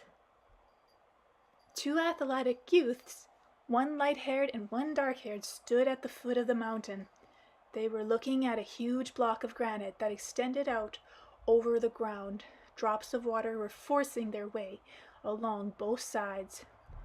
The dark-haired youth spoke with joyful Schneidenfurt, whatever that is. That's what they get, these people who've lost their senses.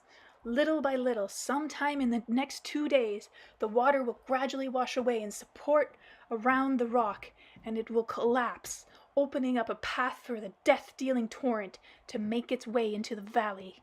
The water will crush like a powerful waterfall, tearing off and carrying the mountain rocks away with it. And little by little, it will erode the entire mountain and carry it away. Once the torrent that's coming in on the right of the mountain has thrown this giant rock aside, it will rush into the crevices that forms, making it larger and larger, and it will change direction. Yes, if these blocks collapse in the next 2 days, before the torrent reaches the sloping lands, beyond the valleys and floods it's nearby, thereby lessening the water pressure, then it will rush with all its strength into Anashka's family valley.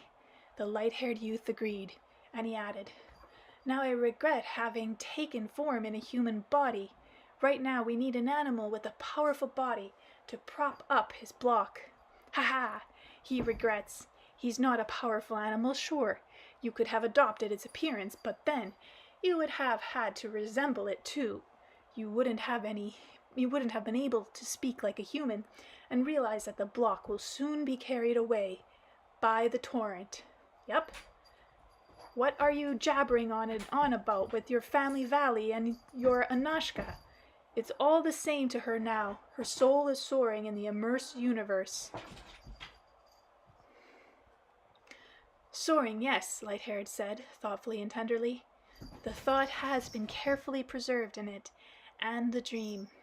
Awareness, great knowledge, all the same, she really did manage to stop the glacier. The daughter of God grasped the power of human thought through her feelings.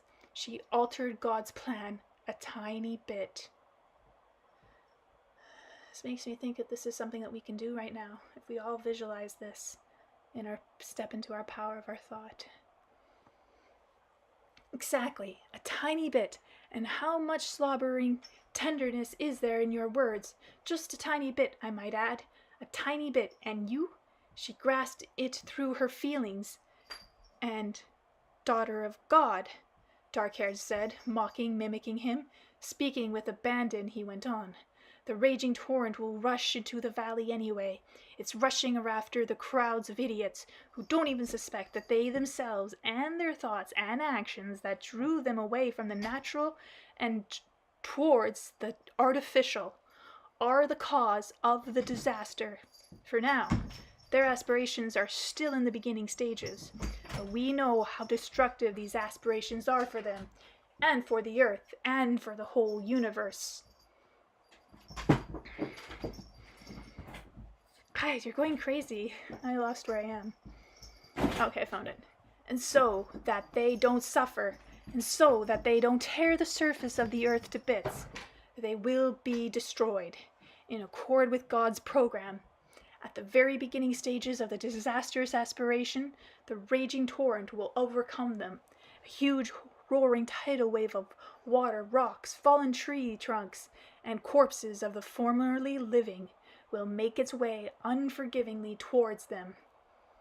At first, when they hear the rumbling behind them, they'll feel something is wrong and pick up their pace. But the rumbling will grow, and off in the distance they'll see a huge wall moving towards them, bringing death. For them, it will signify the flood. They will all be gripped by terror.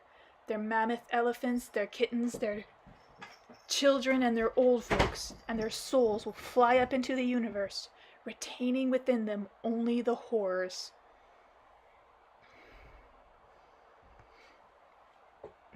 With a kind of venomous passion, Dark-haired began using facial expressions and gestures to portray these people who had been gripped in terror.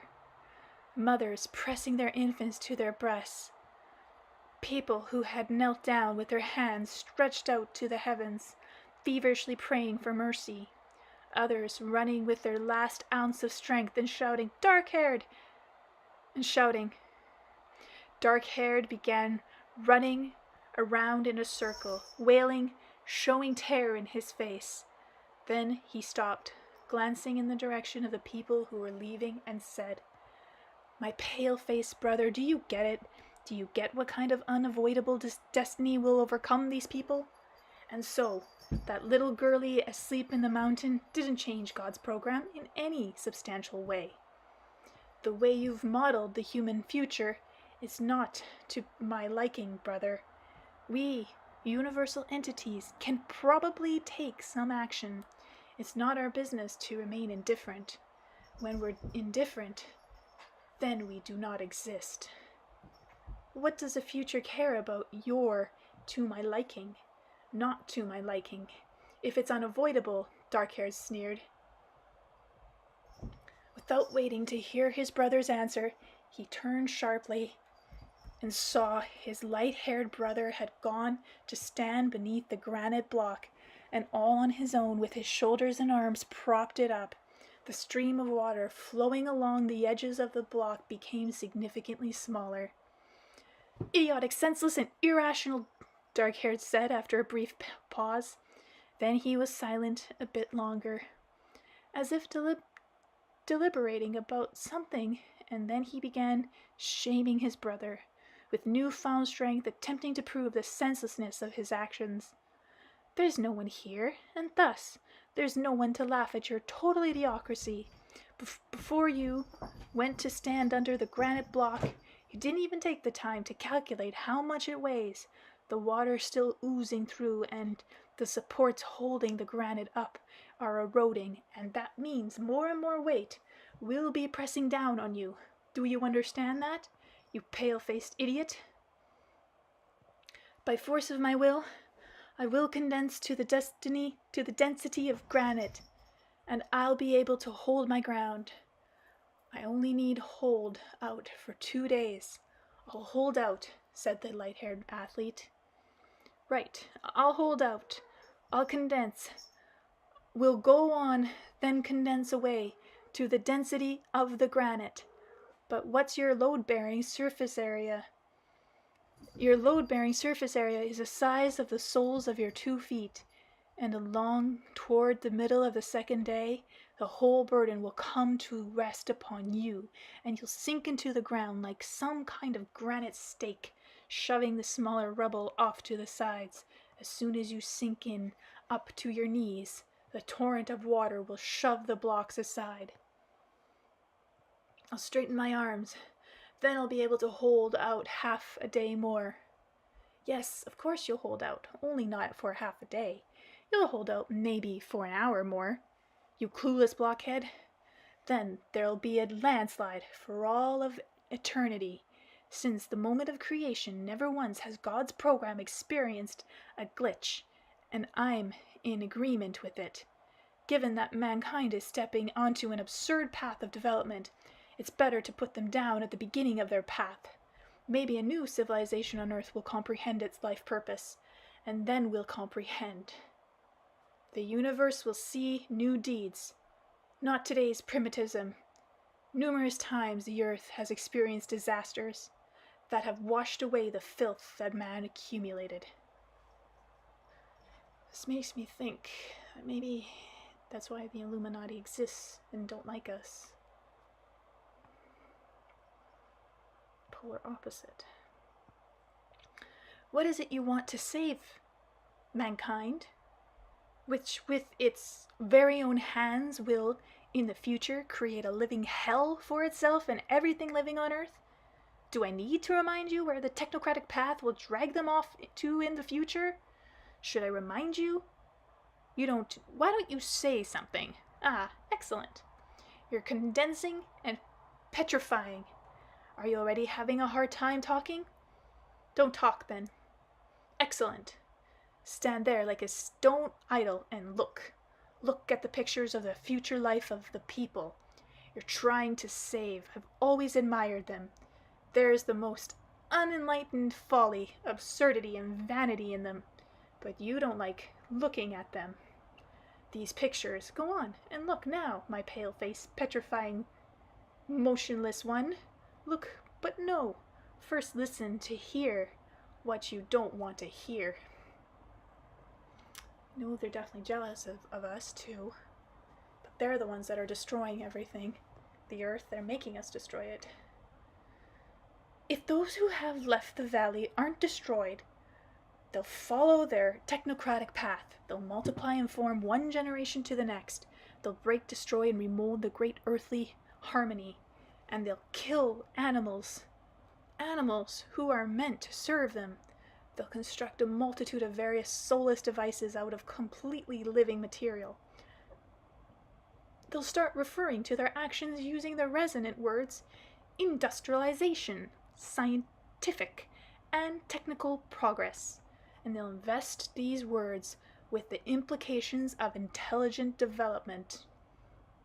Well, and what kind of development? Do they possess rationality? Are they developing in a rational way, like crazy folk? They will destroy unsurpassed creations and call their own barbaric actions progress. They are ill. A virus has taken up the residence in their minds, and the epidemic will smite all of mankind. This virus is more terrible than the complete annihilation of everything on Earth. It threatens the entire universe. It is called...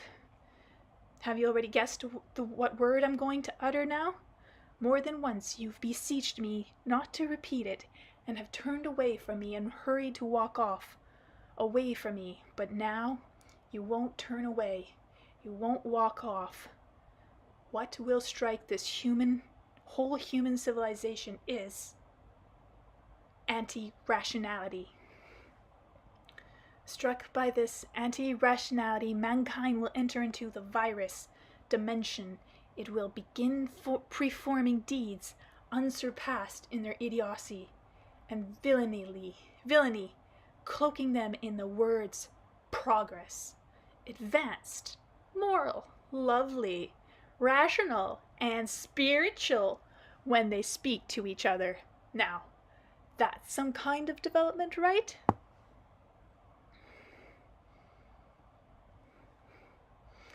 No, I can't get by without a visual here. Now, take a look. The dark-haired youth traced a square in the air with his hand, and a hologram immediately appeared. Inside it, the hologram showed a 12-story building being built. 2 cranes were raising buildings material up to the already complete stories. People in orange hard hats and blue coveralls who were busy doing the finishing work on the dwelling could be seen through the window opening. The dark-haired youth commented, "This incomprehensible thing here with a great number of cells, they're going to call that a home. Anti-rationality is turning people into anti-people. They have distorted the concept and the meaning behind the words, my home. They've replaced the home, a living space formed by a person's thoughts, and reflected his thought capacity with an artificial stone cell, and they've called it a home, as some kind of travesty of rationality. The universe is not in need of their limited thought. It is becoming a breeding ground for anti-rationality, and develops and strengthens its might. And this breeding ground is growing larger and larger." Oh my gosh. It sounds a lot like my ex, Diego. Wow. He said words very similar to this. The hologram stretched out from horizon to horizon. Why can't I say this word? Showing the building of a multitude of little boxes with artificial stone cells. Some of them were collapsing, but the people in the orange hard hats were erecting new, even taller stone structures with a multitude of cells in their place. Dark-haired continued, "To gain the right to live in these cells, they will have to perform deeds that aren't proper for rational being. Man, children of God, goddesses. Take a look, my pale-faced brother. Take a look at these deeds." The dark-haired youth waved his hand once more, and a square with a hologram appeared once again. This time it showed a huge grocery store.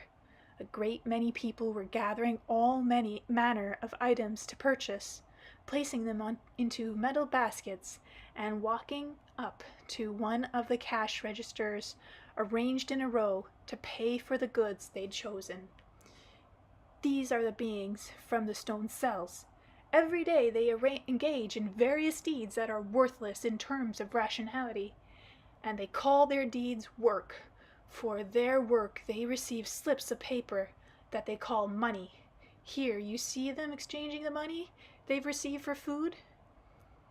In the beginning, God created everything so that all a rational person had to do was stretch out his hand and take the divine creation that was to his liking and enjoy consuming it, thereby increasing the energy inside him and satisfying his body. But these beings have altered their way of life so much that there is none of God's food around them.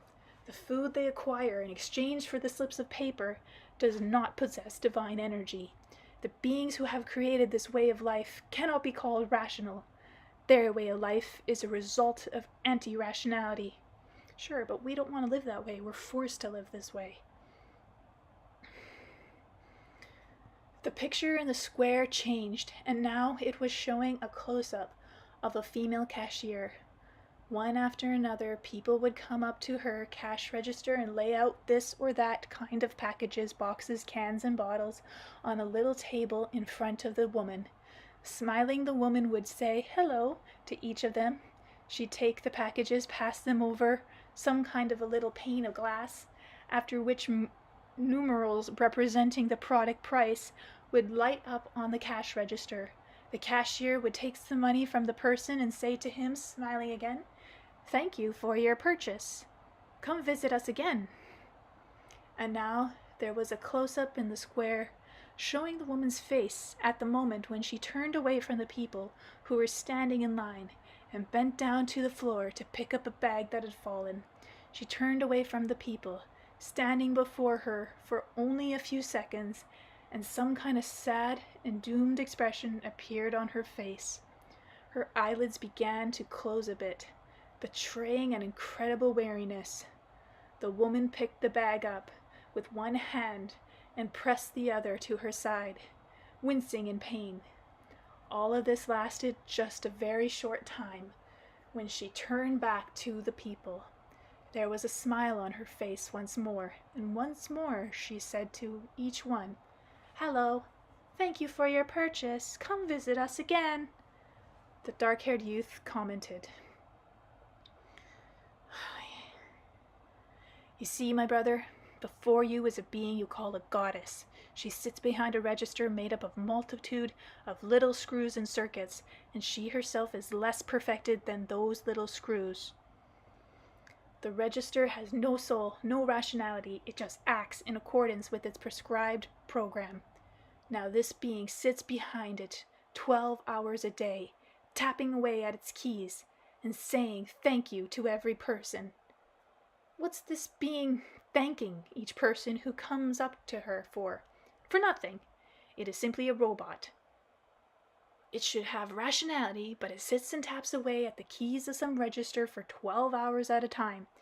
It will do that for half of its life, so that it can finally end up in a stone cell. Rationality wouldn't have allowed something like that to take place, so that means that the anti-rationality virus is at work in her. With that, this woman is not a person, but an anti-person. And that she is located in the dimension of anti-rationality. Her internal organs have been petrified. She does not receive normal food, and the blood in her veins is solidifying and stagnating because she has to sit for 12 hours at a time. She looks older than her years. Look, this is the way she should look at her age if she were in the dimension of reality, if she were a person. Now we'll show her in the natural dimension at the same time. Look." I have to say that live spelled backwards is evil. So we're living a backwards life, or an inverted life. And lived backwards is devil. And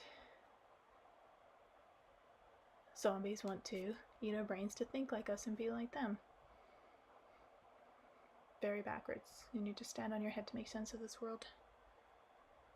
A new hologram in the square showed a slender, blonde beauty running along the side of a brook towards a naked little boy, her son. The beauty ran up to him, scooped him up in her arms, and spun around, bursting into happy laughter. This is them in the natural dimension. The two women, sitting in different dimensions, bore little resemblance to each other. The supermarket cashier sitting at the register appeared in the square once more. "This is just one little isolated instance," Dark-Haired said. "Would you say it's totally uncharacteristic of all mankind? Take a look." Next he spread his arms out, and the picture of a square spread out from the horizon to horizon, and a picture appeared. Hundreds of thousands of people were sitting behind various registers in tightly packed rows, tapping away at the keys. They were varied, these people. Very young girls and elderly women, and there were some men too. Then a picture appeared in space. Hundreds of thousands of hands were tapping away incessantly at the register's keys. In the corner of the boundless screen the sun appeared. Then the moon replaced it. Then the sun appeared again, replacing a half moon. The daytime and nighttime luminaries measures of the days and months and years, like a clock. But the people who had filled the entire space from horizon to horizon kept on tapping away at the keys of their registers, repeating as if they were robots. "Hello, thank you for your purchase. Come visit us again." "Look, my brother, take a look. Now it will get even more interesting. Take a look at mankind's future." A hologram appeared in space, showing a close-up of a person running with a sword in his hands, his face distorted by rage. It was replaced by a picture of a person lying on the ground in the mud, spraying machine gun fire. Then 3 people appeared who were shooting a cannon, and the entire space suddenly filled up with a multitude of people. They were shown as very tiny, so that more of them would fit into the space. With swords and pitchforks, scythes, machine guns, and cannons, the people were cutting each other down and shooting at each other. They were strangling each other with their hands and kicking them with their feet. From above, flying machines were dropping objects down onto the ground that was teeming with masses of people. Upon reaching the ground, the objects would explode, sending up clumps of mud and the remains of human bodies. Did rational beings create this mess, my brother? And they're anti-rational because they've taken into their heads to justify this too. They'll call this mess war. They'll give various decorations to those who excel in this slaughter, and the ones who receive these medals will proudly wear them on their chest. They'll learn to pass laws that justify this slaughter, that will go on for centuries without ceasing. Dark-haired waved his hand once more, and the hologram appeared in the space once more. Divided into a great many squares, each square showed the interior of various halls where people were sitting and listening to people speaking from rostrums. They have different names for this: a congress, parliament, duma, or a house, but they're all essentially the same thing. Do you see the people sitting there, my brother? You can still see. So take a look. The people sitting before you are writing laws for various peoples, and if you lump them all together for all mankind, they've been writing them for a millennia. But there are no perfected laws, nor can there be. Do you get that, my brother? Of course you get it. Darkhair roared with laughter. His spiteful laughter filled the valley, and its echo bounced off the ridge of the mountain. He stopped laughing, and turning to the picture, with the people sitting in them, shouted as if they could hear and understand him. "You'll never be able to write perfected laws because you don't know the most important thing. You don't know the life's purpose of each separate man and of mankind as a whole. This life purpose, the universal life purpose, has been expressed in just 4 words. It is the foundation of all laws. It, and only it, can string all the earth's laws onto itself, like beads into a thread, or repulse them. But you don't know what it is. You've forgotten it. Do you get it, my brother? You've forgotten the most important thing, and now they're in the dimension of anti-rationality. They've forgotten that their life's purpose has been laid out for in the woods. What words are those? Do you want me to utter them, my brother? You do? Of course you do. Very much. You're always uttering them in the hope that they'll hear you and understand. You utter them, but they don't hear. They don't hear because they're located in the dimension of anti-rationality. And if I utter them, if you and I utter them together, they'll hear. They'll start to take action and they'll become people. But I won't utter them.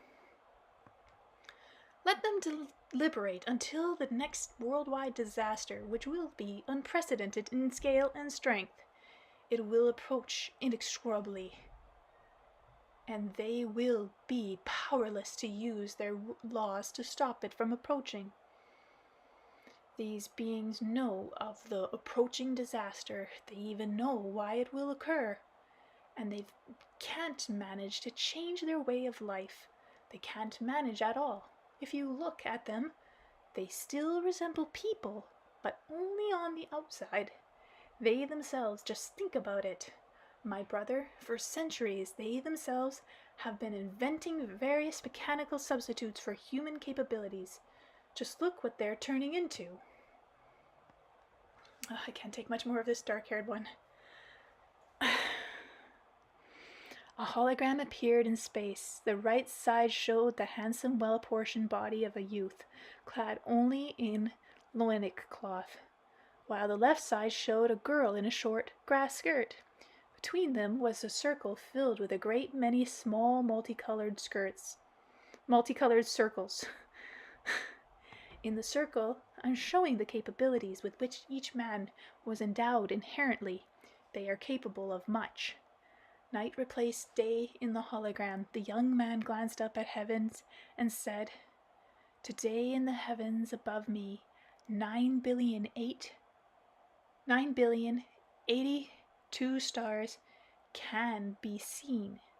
"My love," the girl said, replying to the youth, "right now in the heavens above you, 9,083 stars can be seen. There's one you didn't notice. It's not at all bright. I will wait for you on it. We will create a space of love on it, and it will begin to shine with a bright blue light. For the time being, our star is barely noticeable."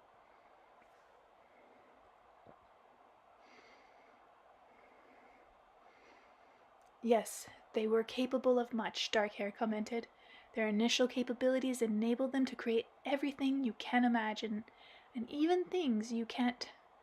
But once they start inventing mechanical, non-rational capability substitutes, they'll begin losing their God-given talents.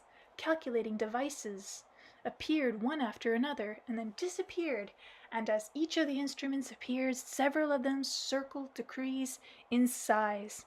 Some of them actually turned into black dots. They used to be capable of counting all the stars by glancing at the sky for just an instant. But they'll get to the point in their inventions that they'll be calculating 2 + 2 on calculators." This also makes me think of something I used to say, where technology is training wheels for what we can do on our own. We just don't believe in ourselves. We give it to devices. A cell phone is telepathy, for example. They'll invent the telephone, and will begin losing the ability to communicate over distance and imagine their loved ones' whereabouts. True. In the end, they'll begin implanting artificial devices into their bodies, Dark-haired one went on, and they themselves will turn more and more into a primitive, soulless device, which is happening now, sadly. It will be impossible to call them people. Their rationality is stuffed down somewhere deep inside. Anti-rationality dominates them. It is simultaneously around them and within them. Take a look, my brother. Now you will see my final little picture. That's why they're saying that the people that get injected will not be considered human, and therefore will not be subject to human laws. Side note. That was a side note. Dark-haired waved his hand, and on the screen in the streaming air, hovering in the air, was a folded-out map of the earth. That part of it where people live very densely in the cities, and in each city the stout tentacles of some monstrously large being were wending their way between the large concentrations of people, weaving in and out and shuddering. There were a great in number. They were encircled, and they encircled the cities and were also located inside them. Some kind of foul-smelling dark-colored gas was being emitted from the great number of pores on each tentacle, But the people weren't shrinking back from these terrifying emissions. They were breathing them. The people were building their homes close to the tentacles. From time to time, first in one spot and then another, the reeking tentacle would burst, seemingly due to great pressure, and the people would rush to patch and smooth out these blowouts so as to restore the monstrous octopus' vital functions. My brother, do you see the tentacles of the monstrous octopus? Perhaps you want me to show you the body of the monster that has covered the world with its tentacles. Naturally, you don't even want to think and speak about this, but I'll tell you, right where this death-dealing body is located. I'll tell you where the tentacles are coming from. They're coming from the brains of these beings who used to be considered rational people. The monster's body is inside their brains. That's where they're all coming from. And they are proud of their death-dealing progeny. They cherish it. They call the monstrous tentacles roads and highways. Dark-haired roared with laughter. There, you have it, the future of mankind. And you want to save those who are heading from the dark dimension of anti-rationality? You want to save them for that fate? Dark-haired asked, turning to his brother who was holding the block of granite back, keeping it from falling. Just a sec.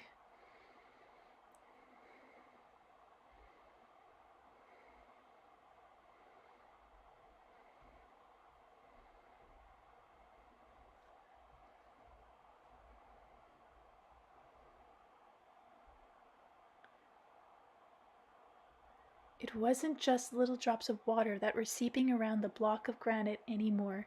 Now the water was flowing around it in thin streams. The body of the light-haired youth supporting the block of granite was petrifying ever more intensely. Even his facial muscles had hardened, and he could neither speak nor blink. Only his blue eyes, still alive, were looking at the picture of mankind's future.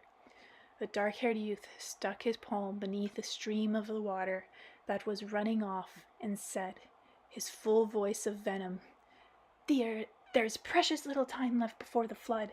Maybe I'd have time to say 3 or 4 more phrases to you, my brother, but I'm not going to say anything.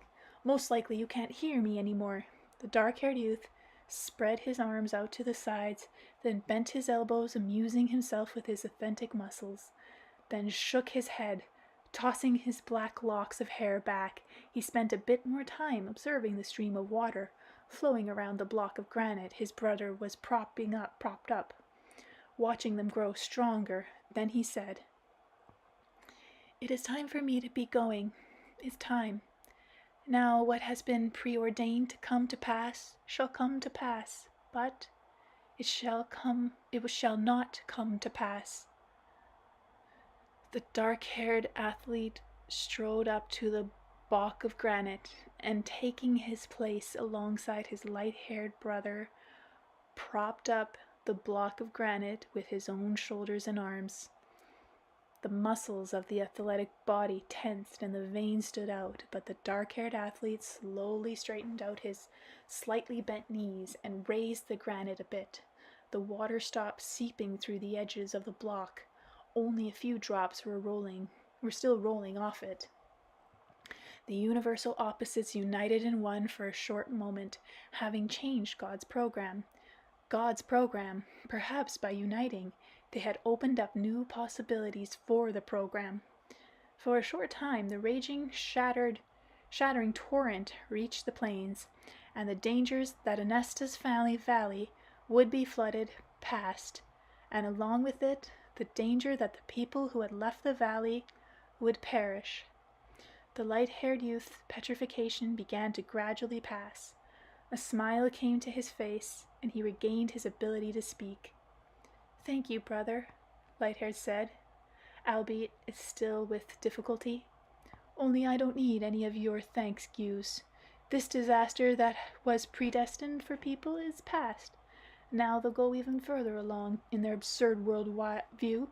They'll stubbornly construct the anti-world. There will be more of them, and then there will be new disaster, on a bigger scale. There won't be one, brother. Maybe it'll happen just an instant before any disaster. There won't be one, brother. Maybe it'll happen just an instant before any disaster happens.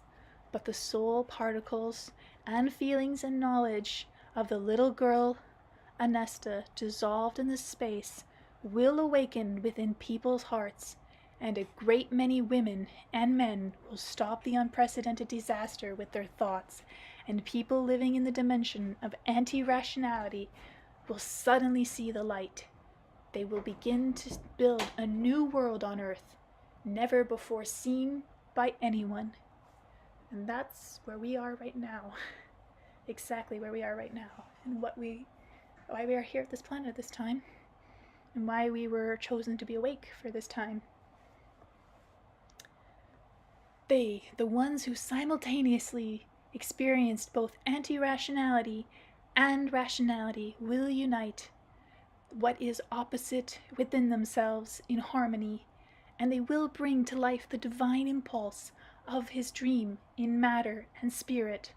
Not simply will they bring it to life, to it they will add their dream's perfection. Anastasia fell silent, and I was silent too, as I tried to make sense of what had been said and seen. Only after an hour or two did I ask her a question. Chapter 15. Coming face to face with our primeval image. Anastasia, everything you showed me and told me about the dark-haired and the light-haired youths, and about the little girl ANASTA, did all of that exist in reality, or only in your imagination? Vladimir, you can choose your own answer to that question, Vladimir. What do you mean I can choose it myself? You're the only one who can say for certain whether it actually happened or whether you imagined it. Tell me, Vladimir, did any new information appear to you in my story? Sure it did. Of course I did. Information and images, I'll say. So that means the information exists. Yes, it exists. I need to analyze it and make sense of it, and I have questions. If information appeared, then it follows that its source also exists. Of course, there has to be a source.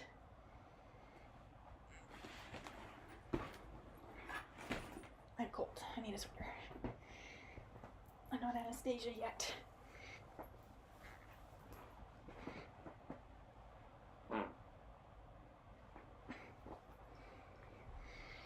Information is an aid.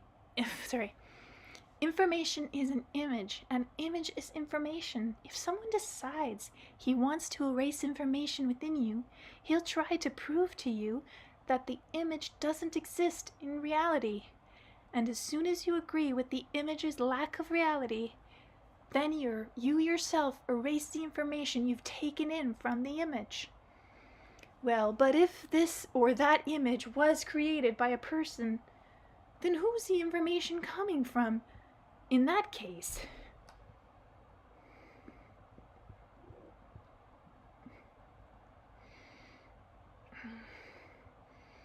From the image.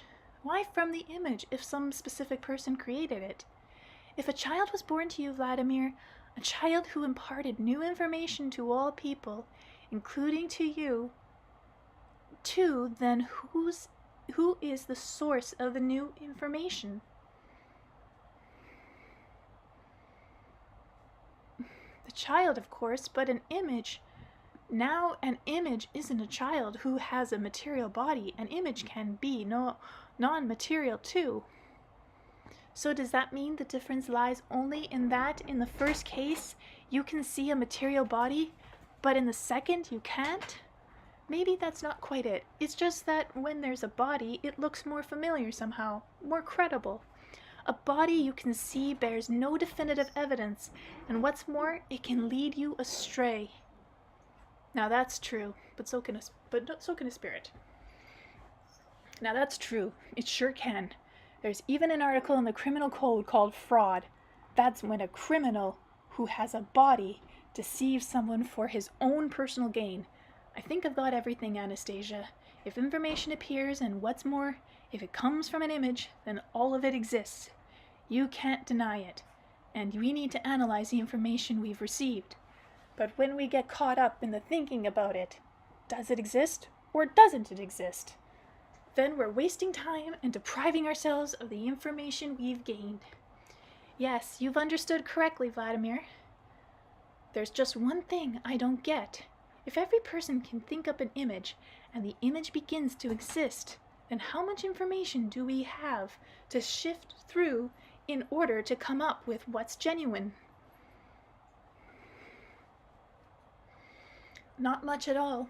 Certainly every person can think up an image, but people will not accept every image with their whole heart and soul. Not at all.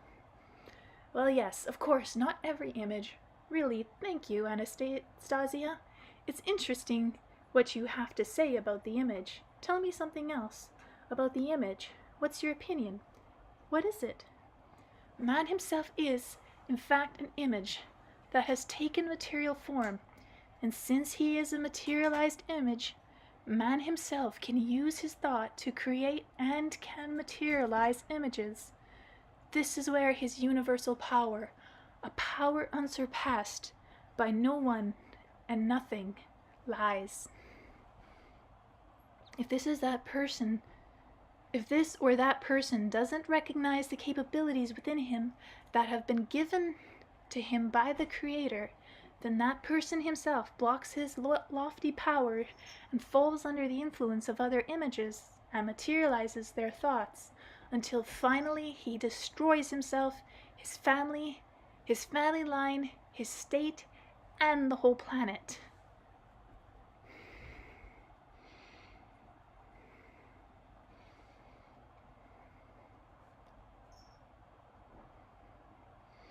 The artificial technocratic world was also created by man using the energy of an image suggested to man by his antipods.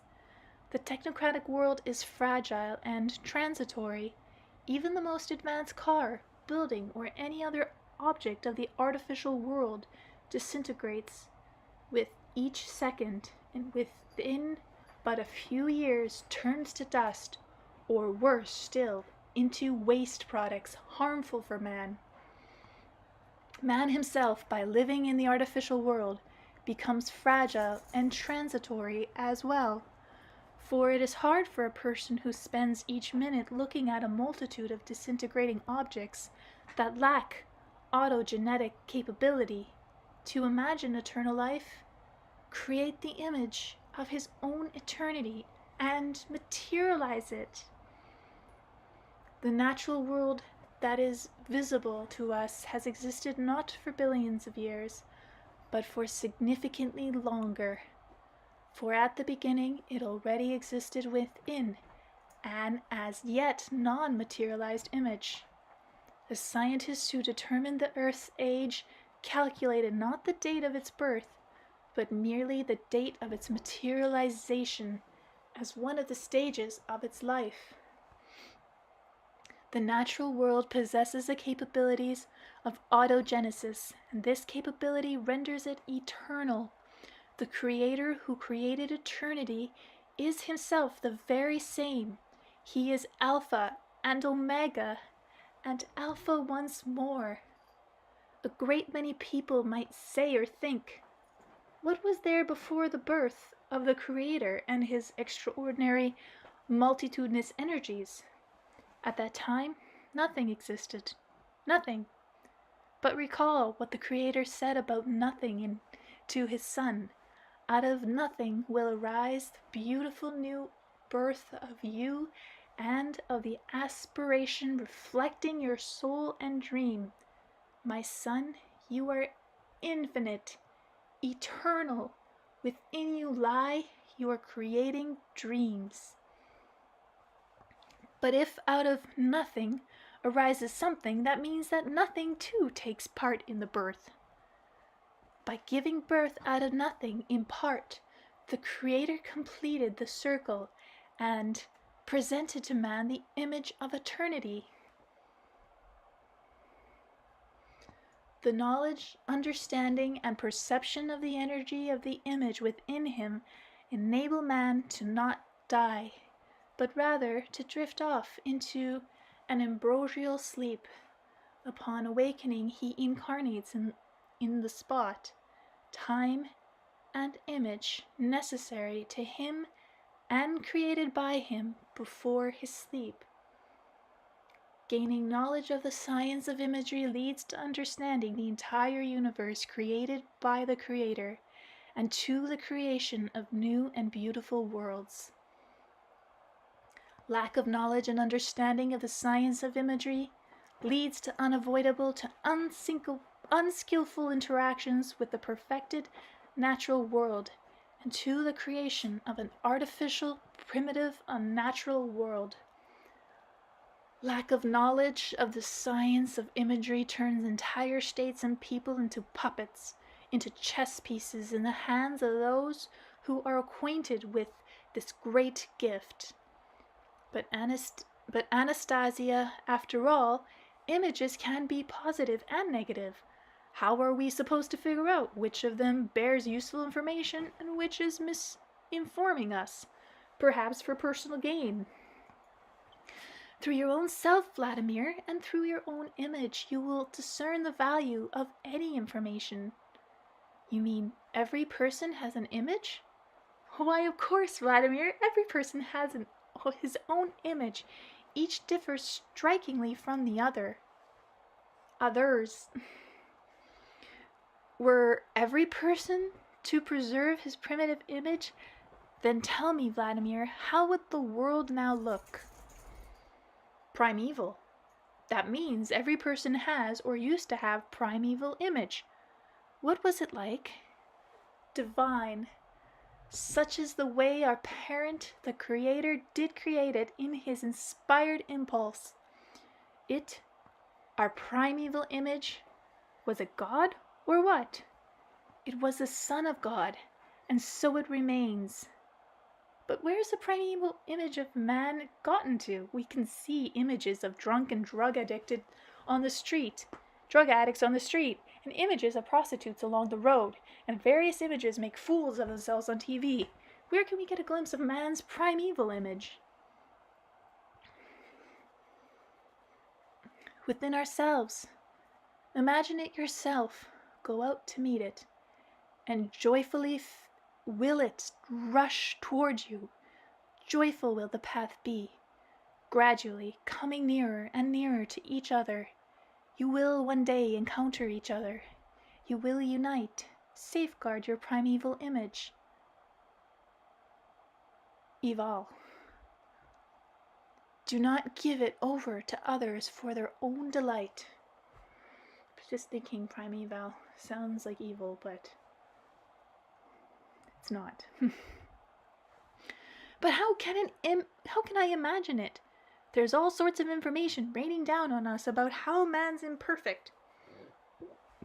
First, they say he's an eternal slave, then that he's like a lab rat. One of my friends told me a while back that he reads in some books somewhere that they said something like some alien beings created people and are now feeding off their energy and are training them to be imbeciles. Should you wish to be an imbecile, Vladimir, then go ahead and believe them. Should you believe you're a slave, you will give birth to a slave within you. Should you believe that someone is feeding on your energy against your very will, you will waste away and really will give over your own energy. Everything exists that you yourself believe to exist. From the very moment of birth, they try to belittle the significance of man, the Son of God. But take note, Vladimir, behind this there always stands someone striving to elevate himself. He is, in actual fact, not elevating when compared to man, and is unable to elevate himself, and only one path is left to him, to belittle the elevated one and prevent him from growing. Yes, Anastasia, you're exactly right here. I somehow can't recall even a single book or movie where man is presented as the strongest being in the universe. It's always the aliens that emerge as the strongest, and if the people are strong too, then it's always connected to some otherworldly powers. Now I understand what serious and ongoing indoctrinations man is being subjected to, and of course, it's no accident. There's somebody who needs this very much. If man really were weak and didn't possess some kind of mysterious and unknown power, then why be afraid of him? Why take such great pains to prove the opposite? That's what I always say. They're afraid of us. More afraid of us than we are afraid of them. Anastasia, you're the only one who sees man as the son of God and the strongest being in the universe. But that means that a great many other images will come out in opposition to your explanation of what man's image is. They have methods that have developed over the course of a millennia. They've already created a great many images of powerless people, plus many various teachings that belittle man. The press, the world over, is working for them, and the screenwriters and directors too. And there's a lot of them, really a lot. Looks like you're on your own, Anastasia. But all the same, you're placing your hopes on something. Where are you placing them? Where, Anastasia? On my own primeval image, and on your primeval image, Vladimir. On the primeval nature of those images of the people building homesteads, those who will in the future set off to meet their true image. Anastasia, and they also say you don't exist at all, and about me, they say I'm not the person I seem to be, not the way I appear in the books. Now I see that by doing what they're doing, they're trying to erase the information coming from your image. Erase it in people, and they're succeeding in part. There are readers, even among those who are building family homesteads, who say, hey, let's not mention Anastasia's name. Let's not talk about the book. And let's not call our family homestead family homesteads, given that someone has convinced the authorities that these names are bad. They even offer them various concessions for doing that. And you, Vladimir? How do you feel about suggestions of any of that sort? To tell the truth, Anastasia, even if I had the thought that given that these words are irritating to some people, maybe it would be better not to utter them. You know, so things would move along more quickly. Now I get that the process might move along on the surface, but it won't be in quite the direction man needs. Now I get it. They don't want us to utter the words Anastasia, family homestead, and ringing cedars of Russia, because strong images and information immediately come up once we do. They want to deprive people of them, and I understand. Am I understanding things correctly? Of course, Vladimir, behind each word there really does stand an image and information. It is sometimes the case that behind just one word there stands such a huge volume of information that it would be impossible for even 100 volumes to reflect its image, to substitute for it. Well, you know, there are words that awaken different images in people. For example, the word war. Some people might see a liberating war behind this word, and others an evasive one. But nonetheless, when this word is uttered in people's imaginations, there immediately arises a great many images of battles, of warring countries, of weaponry, and many other things, and even if the pictures are a bit different, this is of no consequence. They are great in number and similar, but there is but one word: family homestead. Can there be a great many different images behind these words too? Family homestead is a word combination backed by the most powerful of images. Images capable of settling a person in a divine dwelling land. Judge for yourself, Vladimir. The first 3 letters of this word combination form the word rod. Rod means that people who come into life one after another, and the first of these came from God. Each person born today takes his place at the head of this great chain. It is within his power to settle this rod in one dwelling land or another, in a stone cell or the beautiful space of his family homestead, or he can break the family chain altogether. It is within his power to nourish his family with divine creation or food that doesn't bear the energy of the soul.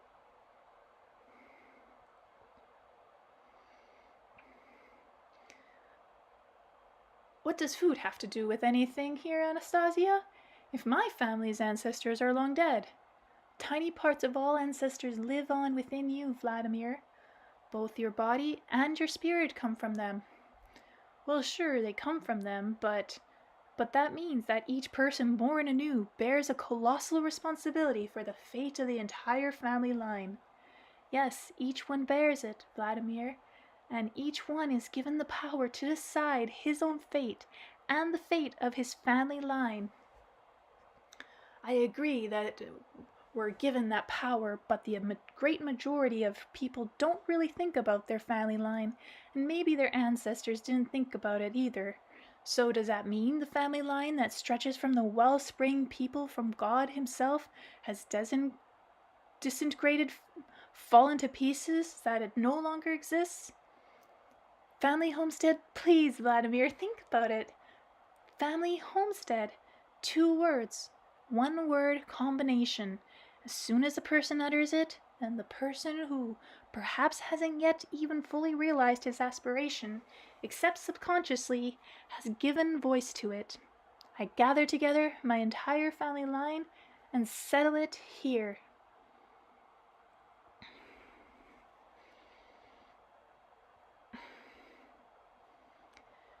Chapter 16. The Gatherer of One's Family Line. A person who has established his family homestead can gather together within it the souls of people from his family line, and they will be grateful to him for his great deed. Like guardian angels, they will protect and guard the family homestead and the person who created it. Nothing in the universe disappears without a trace. It only passes from one state into another. When a person dies and his mortal body is given over to the land, then trees and grass and flowers grow up on it, out of it. It passes from one state into another. But then, into that state does the main energetic complex, the human soul, pass. At first, it lingers, hovering at the place where the person's body is located, and in some religions, people understand this and don't immediately commit the person's body to the earth. And when the person's body does join into an embrace with the earth, when the person is buried in a cemetery, then the soul hovers above the spot where the body has been buried. The relatives spend some period of time near the grave, the soul deprived of its body, and so of hearing and sight, cannot see or hear, but it can feel when people are speaking of it or thinking of it. If they are saying good things, the soul feels good, but if they are saying bad things, the soul feels bad. When the people leave the cemetery, for a certain period of time, the soul remains above the mound of earth where its body is buried, but it no longer feels anything, only emptiness. Modern people, caught up in the everyday bustle of life, quickly forget their deceased relatives.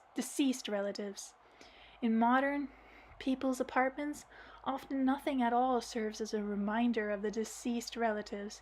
After a year, or 5 or 10, basically no one remembers them anymore, and the souls of the deceased end up in complete void.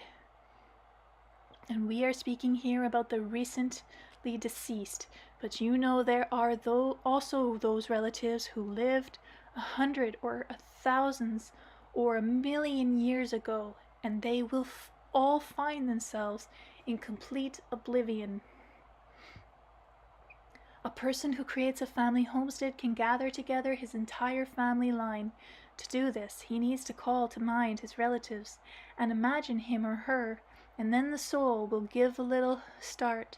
It will sense its being thought of, and no matter in which corner of the universe it might be located, it will shoot off along this thought ray to the place from which it is emanating.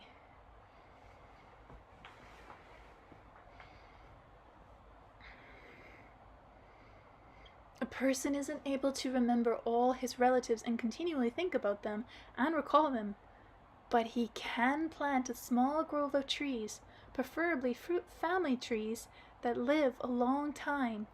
These include oaks and cedars.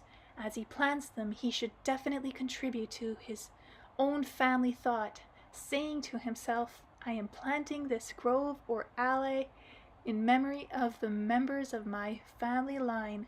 I am creating a family homestead, and may all the members of my family line who have lived in the past and who will live in the future gather together on it.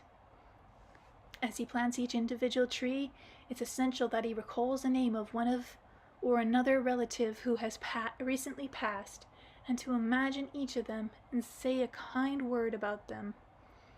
A person isn't able to recall each of his family members every minute and every hour, but the trees, which have received this information, will preserve it within themselves every moment. The souls of the relatives of their family line will sense this, and they'll live in your homestead in the trees, the blades of grass, and the flowers.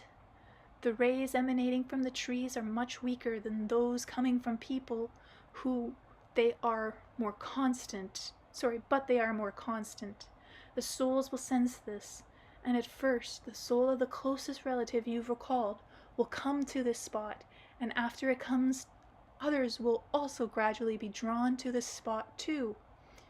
In 9 years, there will grow up a grove of trees that were planted by the person, and this will be extraordinary trees. They will possess colossal beneficial energy. No one will be able to sense this energy's benefits, no one except the gatherer of the family line himself and his close relatives. Imagine, Vladimir, what an extraordinary and kind thing it is that man will accomplish. He, like unto the Creator, will gather together anew his family line that had scattered through time. But Anastasia, you said that the souls are an energetic complex, and that when people die, some of them disintegrate into particles and give their energy to various bugs, plants, and animals. Yes, I did say that, Vladimir. This happens when, during its life on Earth, this energetic complex, the human soul, is in disharmony with the surrounding environment to such an extent that it presents a danger to earthly existence. The souls of the deceased preserve the complete complex. When the imbalance has not yet reached a critical point, the more harmonious ones are the first to incarnate into earthly bodies. Unfortunately, there are fewer and fewer of them all the time within the universal space, and the program is now choosing from the best of a bad lot.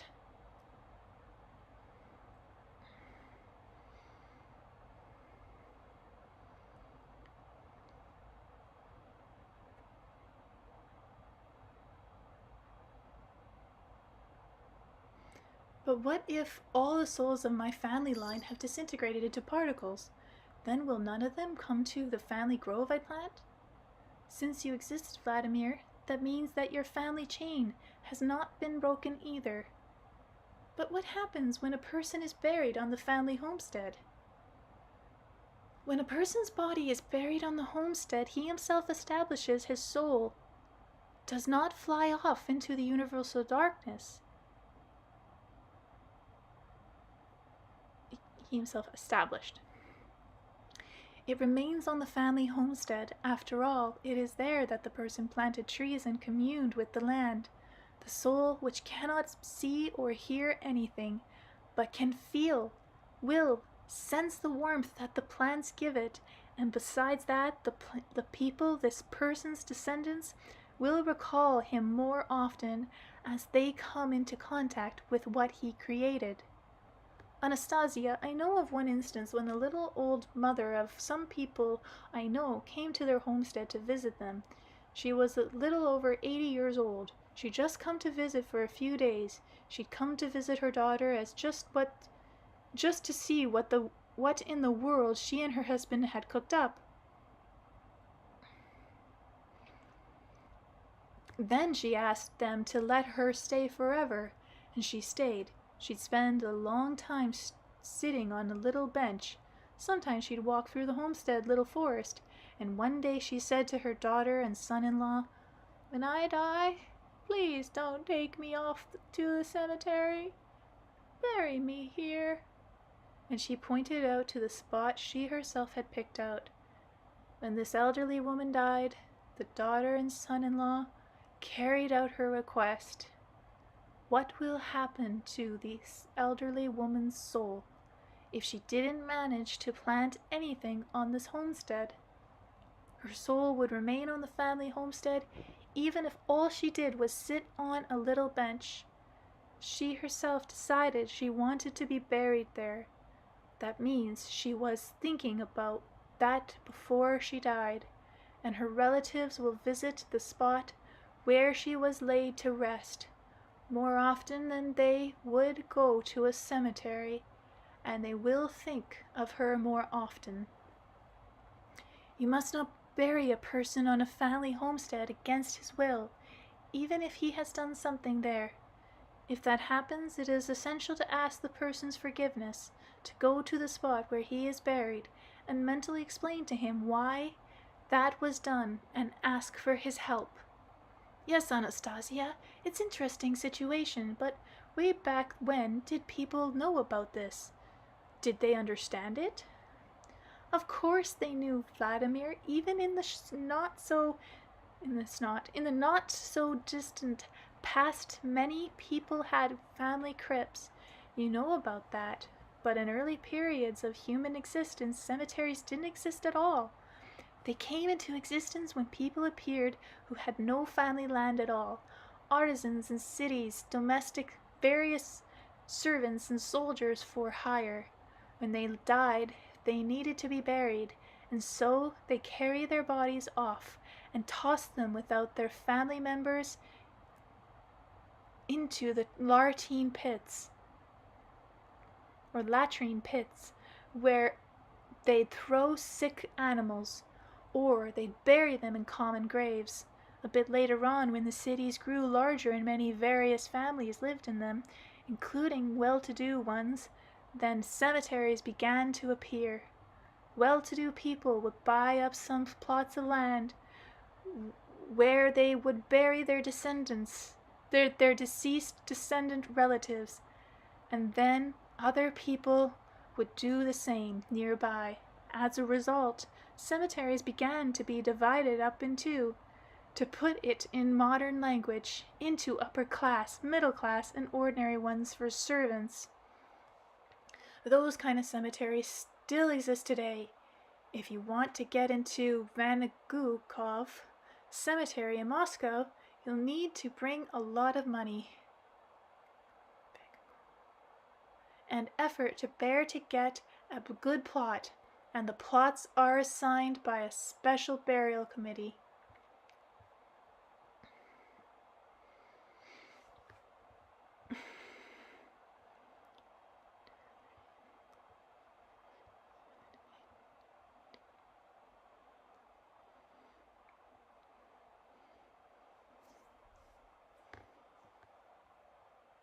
Chapter 16. 4 words from the universal law. Anastasia, what about those 4 words from the universal law, the words dark-haired referred to, the ones that define the life's purpose of each individual man and of all mankind as a whole? Do you know what they are? Yes, Vladimir, I know these 4 words, those that define the common task facing mankind. Can you utter them for me now? I can. Then utter them. Anastasia rose to her feet and painstakingly, speaking each word, said, "Perfect the dwelling land." "And that's it," I said, disappointed. "Yes, that's it." To be perfectly honest, I thought they'd be some unusual magic words. These are unusual magic words from the universal law. These are the most important words of all the divine programs. With their help, it is possible to determine the degree to which both an individual person and mankind as a whole are necessary for the universe. With their help, it is possible to determine the usefulness of earthly laws convinced by people. Perfect the dwelling land means perfect yourself. All that exists within the universe and on earth represents through itself a united dwelling land, inseparable, interconnected, and with man in the center. Perfect the dwelling land means give birth to and raise children who are more perfected than you yourself. Each generation should be more perfected than the previous. For this to come about, the generation that comes before should present the following generations with a more perfected dwelling land. In perfecting the dwelling land, man perfects his own thought. The perfected dwelling land quickens and refines man's thought. In perfecting the dwelling land, man comes to know immortality. In perfecting the dwelling land, man turns the earth into the most perfected planet of the universe. Earthly perfection permits and helps man to perfect other planets of the universe. Universal perfection permits and helps man to create new worlds. Where is the edge of the universe? What will I do when I come to it? When I have filled everything with myself, when I create that which I have thought?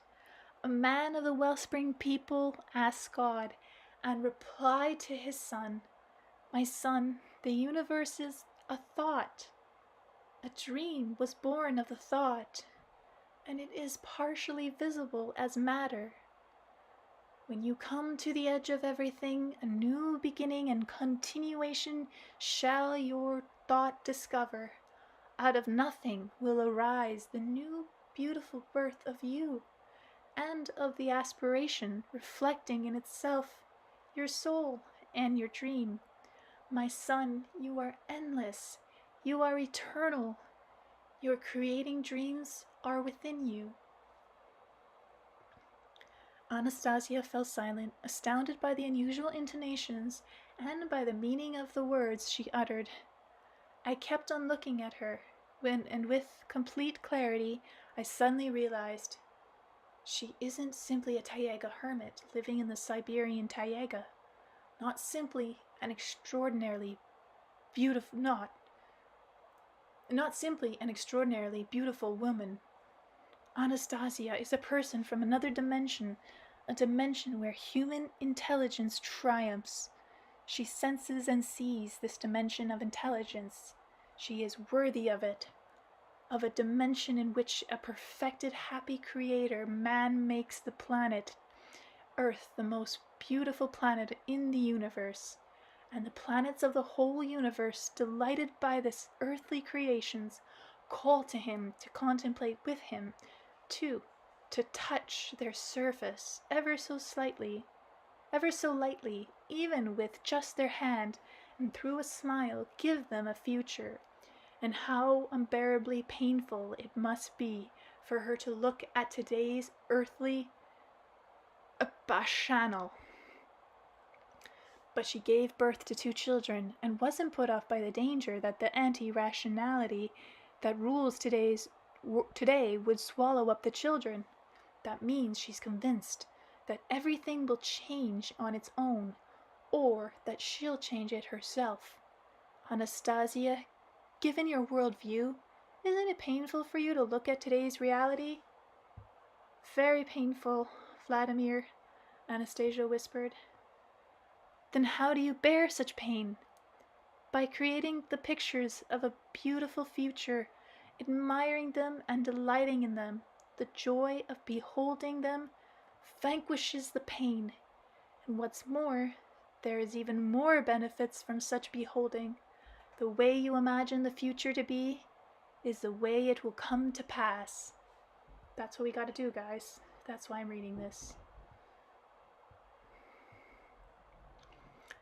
Okay, a moment.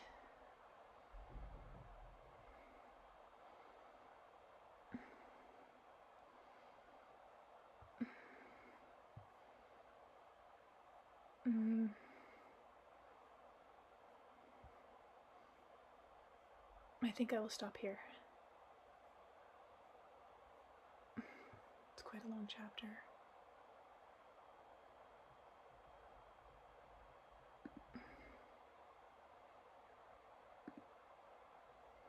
Actually, I think I'll just do it.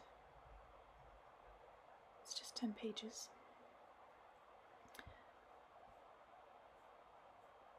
I'm just going to scroll back up to it.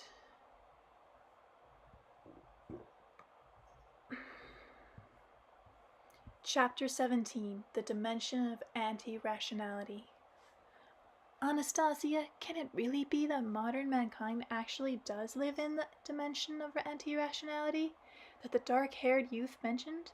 And what exactly is anti-rationality? How can we see this in real life? Thought or information appears, and we need to assess its reality only through ourselves. But how can we assess it? By what means? If a person is living in an anti-rational dimension, then he'll think in the categories of anti-rationality. Yes, that is so, but rationality all the same remains within a person, although in a significant smaller degree. And if you mentally appear to it, it is activated, and then you can use it to help you identify anti-rational manifestations.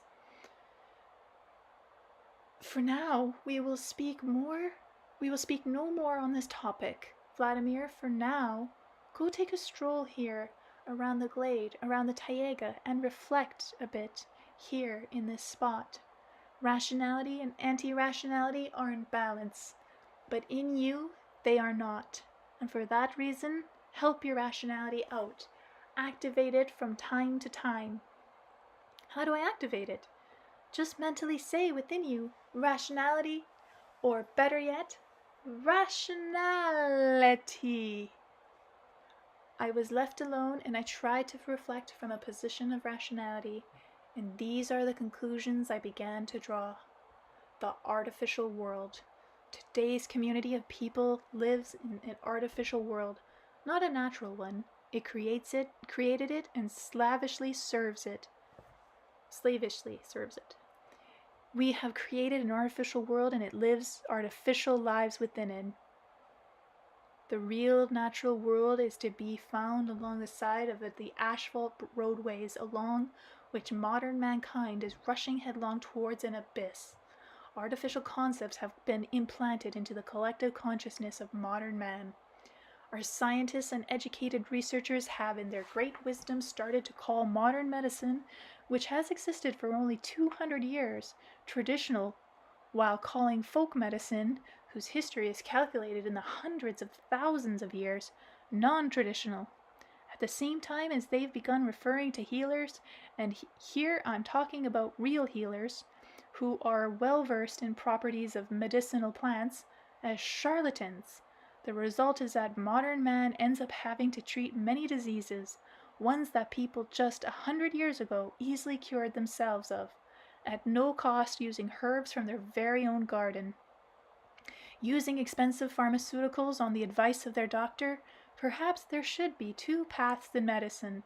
We need to teach folk medicine in school and train specialists in medical schools. 80% of ailments can be cured using folk medicine, and this will significantly lower the burden of today's medical facilities, which will make it possible to substantially improve the quality of medical service. But to do this, we have to think in categories of rationality. Artificial plumbing systems.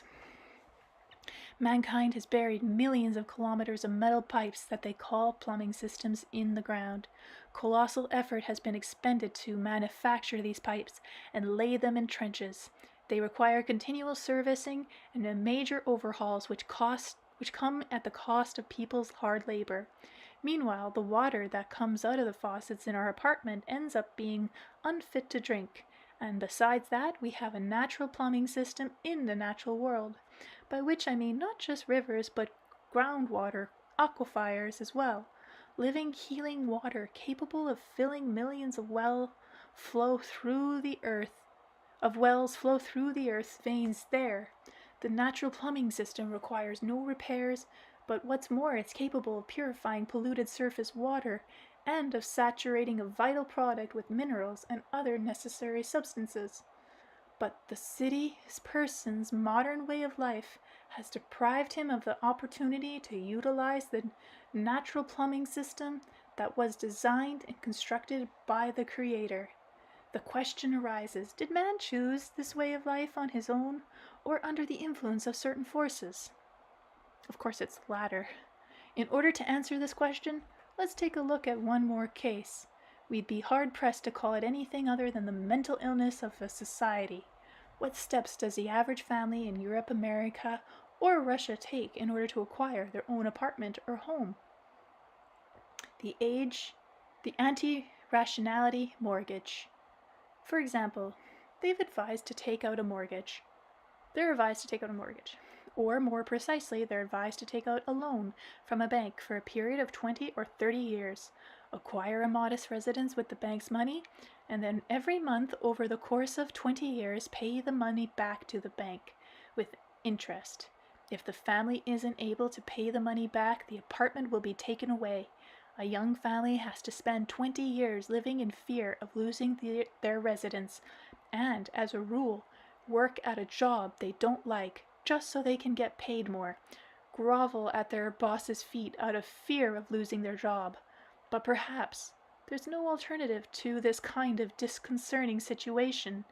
But there is, and that's not all. The alternative actually shows that obstacles that stand in the way of young people acquiring houses have been artificially implanted into their young heads. These obstacles are virtual and intrinsic only to virtual reality. I'll give you a totally typical real-life example. A young man named Andrei lived in the city of Vladimir, and on the outside he didn't look much different from his peers. He went to cafes and discos, he smoked and used alcohol. When he read about family homesteads, he began dreaming of his own land and home.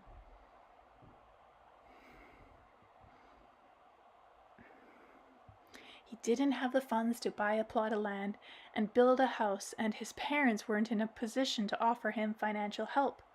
In 2001, a hectare of land on a deserted spot overgrown with tall grasses near the village of Koneyovo, 30 kilometers from the city of Vladimir, cost 30,000 rubles. Nearly 50 families among my readers have acquired their own hectares in this deserted spot and began putting up structures. People mostly in their middle years who possessed some financial reserves. Andrei also took a liking to this spot on the bank of the forest lake, and there was still some free land left there. Driven by his dream of having his own homestead, he stopped frequently the youth club scene, and by working hard was able to save up 30,000 rubles in the space of only 6 months and acquire a hectare of land in a deserted spot. But where could he get the money to build a home? At that time in the city of Vladimir, a square meter of housing cost 20,000 rubles, and thus, to build a home only 50 square meters in size, he needed an additional 1,000,000 rubles. Andrei wasn't about to take out a loan from the bank, just so he'd then have to spend 20 years paying it back with interest. At the age of 23, the young man went to the store, bought a good axe, and in the course of a year, all on his own, put up a wooden home on his plot. That's making a long story short. Here's some more detail. First, Andrei got a job in a company where there were master craftsmen who knew how to frame a log house. From them, he learned how to work with wood, while simultaneously earning the money to buy the logs for his future home. On this young man's plot, a garden is now growing, as well as been dug. There's a pond and there's a wooden home, and people who are new arrivals to the settlement put themselves on the waiting list for him to build them log houses. Now Andrei has an acclaimed and respected master craftsman. is a respected craftsman. You could say that through his own actions, Andrei saved millions of rubles, or that he earned them. I think that's not even important. He gained immeasurably more than a million. He gained confidence in his own abilities and a home built with his very own hands. That's my dream. I want to build my home with my own hands one day. First, I gotta get land. I think Andrei will manage to find a worthy girl who will enter his home and bear him a son and daughter, and the children will tell their grandchildren who it was who built the home with his very own hands, who put in the garden, who established their small motherland. And I still don't have a partner or children. I'd like to one day. Andrei's story isn't the only one of its kind. In that same settlement, there are other families who have built their homes with their own hands. But I'm not sure about having kids in this world until it changes. Or we make it change together. I remember how my father and grandfather also put up their own wooden home and the neighbors next to them. My parents' peers did the same thing. More than half a century has passed, but people still live in these houses, just as they did back then. And this is where the questions come up. How could it happen that for half a century, society has been developing new building techniques, new material machinery, and devices which would seem to be more advanced, but in the end, the average family has to work hard for 20 to 30 years to get a dwelling that is used to be able to provide itself with the course of a year or two. For many families, the housing question has become insoluble, and the government has had to take it up. Did the given situation come about by chance, or did someone artificially construct it? That, however, isn't important. The important thing is that the situation is absolutely anti-rational, but society, caught up in its everyday bustle, has turned out to be incapable of reflecting and analyzing. It's gotten used to the situation and can't imagine anything different. Society has gotten used to anti-rationality and is ceasing to be rational. Why does love go away? Man's modern way of living life has given birth to a great many problems that we are strictly forbidden to discuss, and since they don't get discussed, they don't get solved either. Billions of domestic conflicts take place all over the world, and they can get to the point where spouses fight with and murder each other in so-called civilized countries. Up to 80% of young people who enter into marriage divorce soon afterward. This process is preceded by negative emotions and stress of long-standing, and children are made unhappy. Over the course of a millennia, millions of localized wars have been going on practically all over the world between people who have attempted to establish a loving union. It isn't only both sides in these battles that take the cruelest of beating, but their children too. This kind of situation has been presented to modern mankind as a given. It's natural, they tell us, love comes and goes. But as it turns out, this kind of situation is characteristic only for people of the artificial world. It is not consistent with man's true nature. For the first time ever, the Taiga hermit has shown that young people's initial attraction for each other is not love. It is but the urge to give birth to the great feeling which arises when three components are united. She identified these components and showed us three ancient rites that help real love to be born.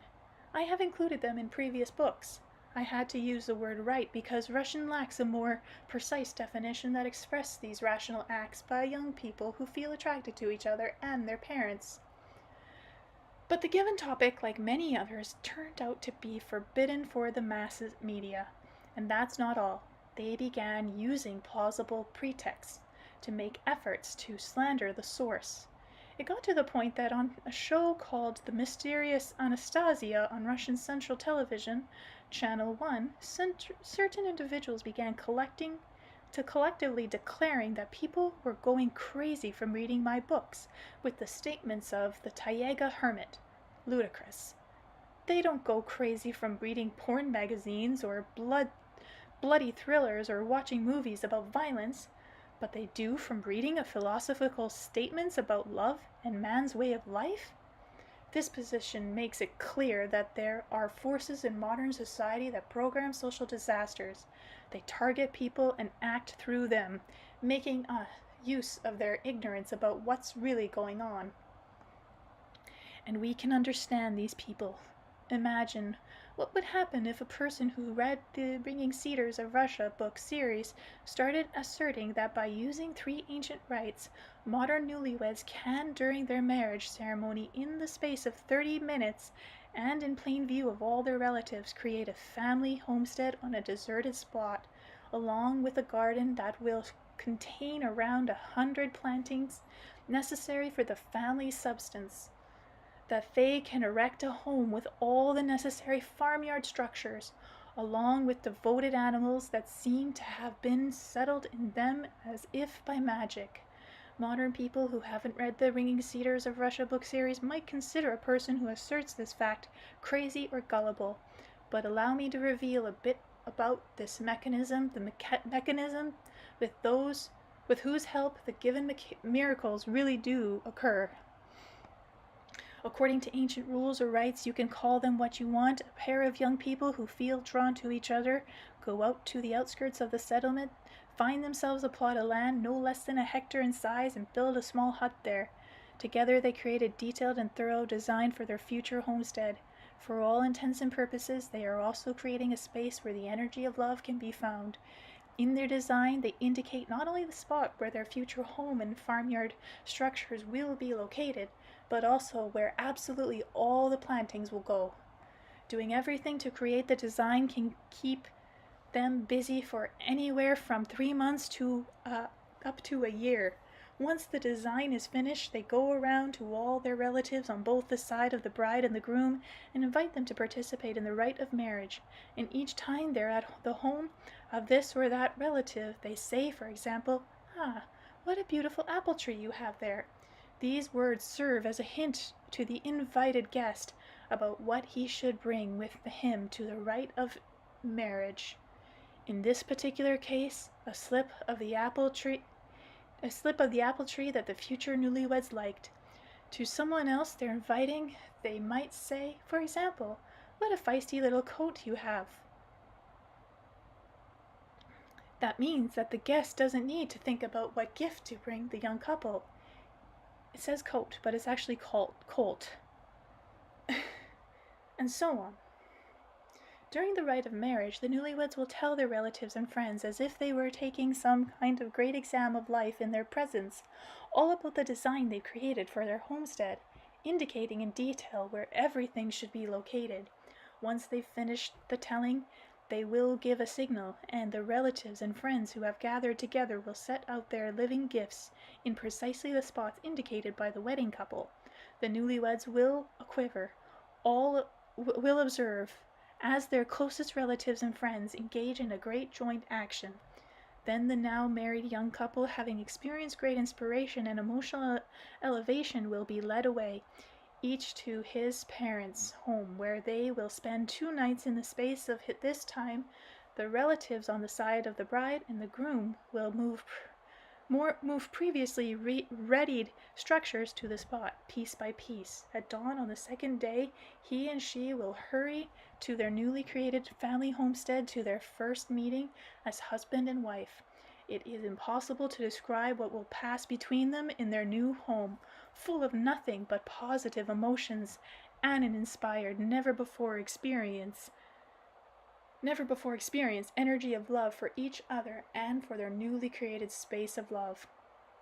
What would have happened if the Wellspring people had told such newlyweds that there will come a time when marriage will be carried out in an entirely different way, that 2 people will come to some building, sign their names in the ledger, and ride around in someone else's car that's been decorated with ribbons all around a city that doesn't and never will belong to them? After that, along with their invited guests, they will take their seats at a table in some restaurant and eat food that wasn't prepared by their hands or by their relatives, hands and drinks vodka, and that then the tipsy guests and relatives will shout, "Better, better!" to them, demanding that they kiss each other in front of everyone. And that's it. Next comes the so-called marriage bed and the lack of any pleasant after effects from what has transpired. And that what's more, any space that the energy of love can fill is totally lacking. Such a thing couldn't happen. It could never happen. The Wellspring people newlyweds will say, man is a rational being, not a crazed animal who would destroy love like that. Love that is just an embryo and hasn't yet grown strong. So who is it who's really going crazy? Judge for yourself, esteemed readers.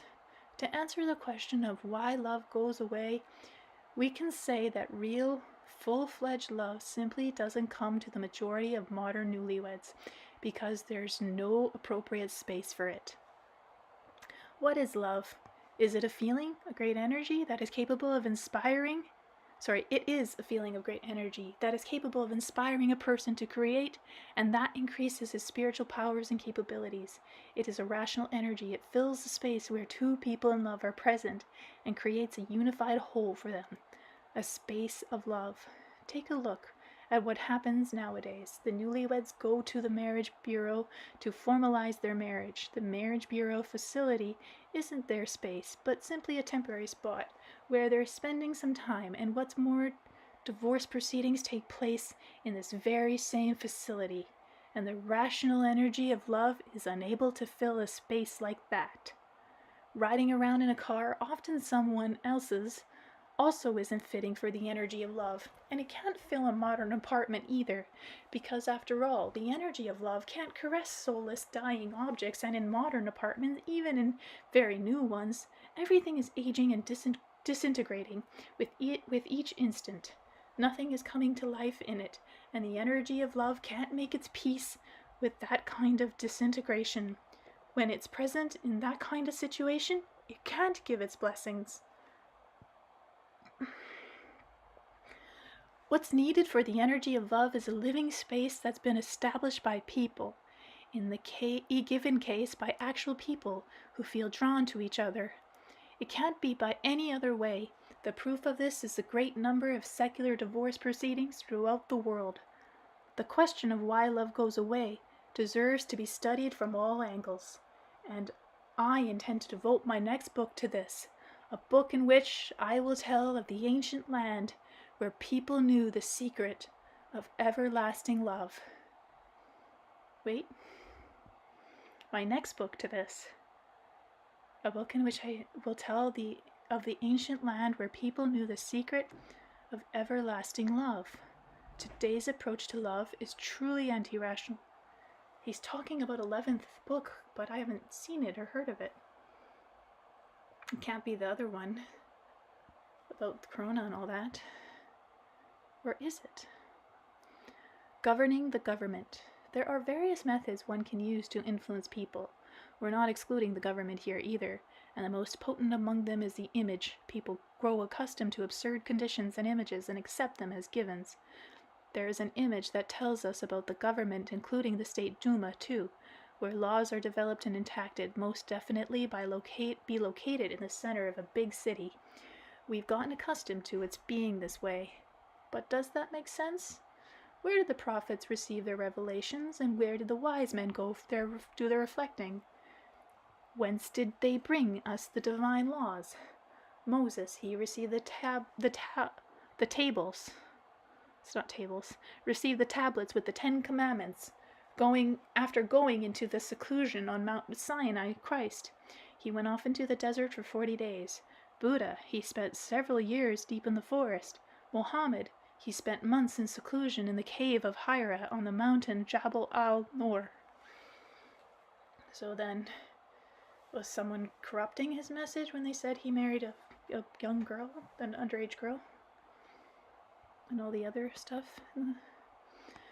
Philosophers and scholars, Confucius, Lao Tzu, Kant, and Nietzsche, and many others have also spent years living in seclusion.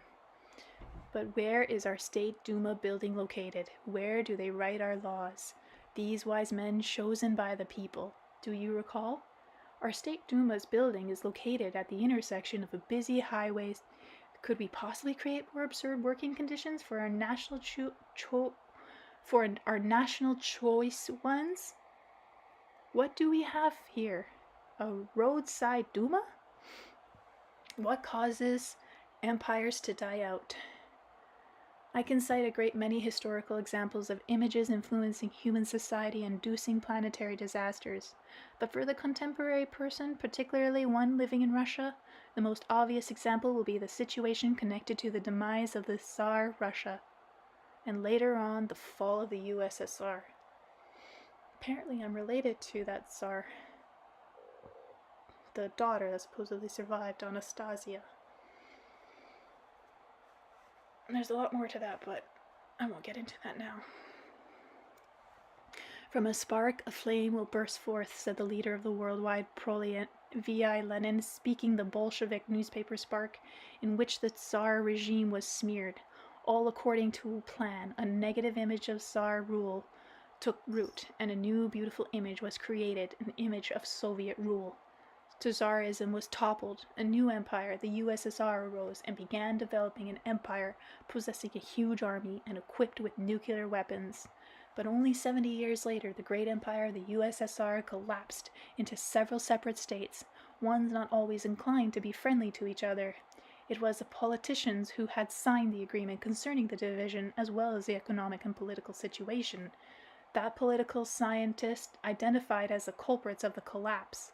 When we take a closer look, we can see all of this too. It's simple the results of the action of images. Let's recall Solzhenitsyn's gifted books about the Gulag and the works of other masters of the pen who smeared the USSR. Other writers at the same time were creating an image of the prospering Western state where, unlike in the USSR, store shelves were groaning beneath an abundance of all possible products, and happy and free people were riding around in fancy cars, and at the same time as they were speaking of the merits of Western civilization, they remained silent about the problems existing there. Russia's future is also defined using images that are taking root in the minds and souls of the people living in the country. Unfortunately, this is a whole pleed of images that are leading towards the annihilation of the state. The cult of violence and the cult of money are forming the image of destruction in thousands of movies in theaters and on television. Catching up to the West, that's what many of our politicians are propagandizing. No economic or military achievements and no calls to be patriots in our motherland are capable of opposing these images. The only thing that can oppose these images is a different image, an image of creation, an image capable of inspiring millions of people. And Anastasia has created it as a counterweight to the armadas of destructive images. Hundreds and thousands of people have been taken up the image of a beautiful future country and have contributed their own ideas to it and have begun making it a reality. They've begun building family homesteads. This grassroots initiative was in line with the government's plan. Many well-known politicians, government figures, well-known academics, cultural figures, and religious leaders have made positive statements about those who are building family homesteads. I'm not going to bring in this statement here, but anyone who wishes to do so can learn about them in the site ANASTA Now, of course, these statements have inspired people, but they are normally off the record, although they are also infinitely bold. After all, these rational words have resounded within the landscape of anti-rationality and penetrate it. Some of the Taiga hermit's assertions might seem fantastical, and that's the way they seemed to me, too, when I first started spending time with her. Now, 15 years after my first meeting with her, there's much I've had to rethink. It's we, contemporary society, who live in a dwelling land that is fantastically unnatural for living a rational life. Anastasia speaks about rational reality. She is establishing it methodically, and she will establish it. I will try to help her, and hundreds of thousands of people are already helping. And here's what else is interesting. In electronic and print media, literature, and the movies, there are practically no positive heroes who commune with Earth in the rational fashion, call to mind the way of life and dwelling land of any main characters. For the most part, they're shown in apartments, offices, restaurants, casinos, on the street. of big cities and in places like that. And if they do show a person who communes with the earth in a conscious way, and this happens extremely rarely, then this person is presented as immature, as an imbecile. Human society is methodically and persistently being indoctrinated about the kind of dwelling land where he should pass his life. Did this situation come about by chance? I think, and I am even convinced, that it did not come about by chance. It is leading us towards a disaster, a personal, social, and planetary disaster.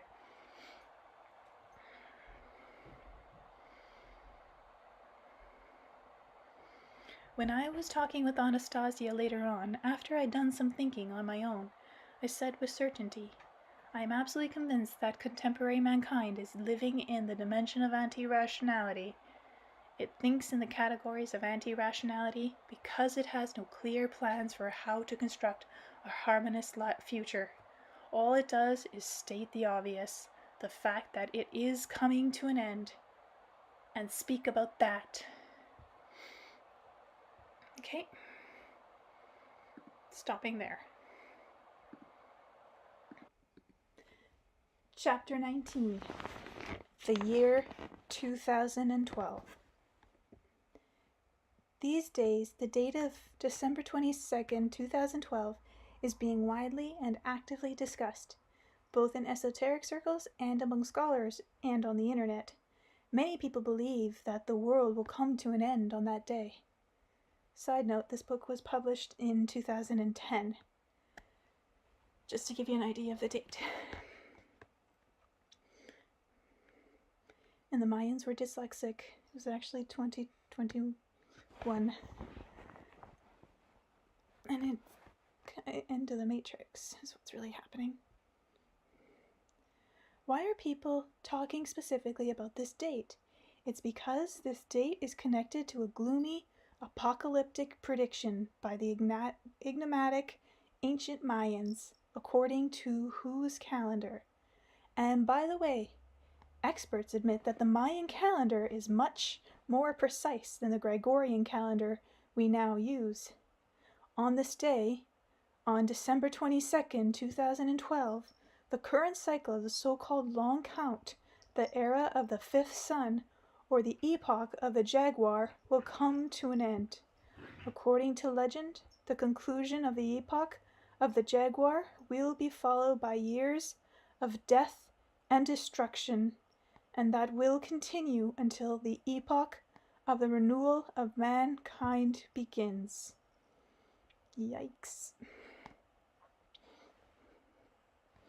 Scholars recently ascertained that the date indicated in the Mayan calendar is significantly, astronomically, on this day an event will occur that takes place only once every 25,800 years. The sun will come into alignment with the mystical energetic center of the galaxy, and modern civilization will for the first time live through this rare astronomical phenomenon. Or it won't live through it.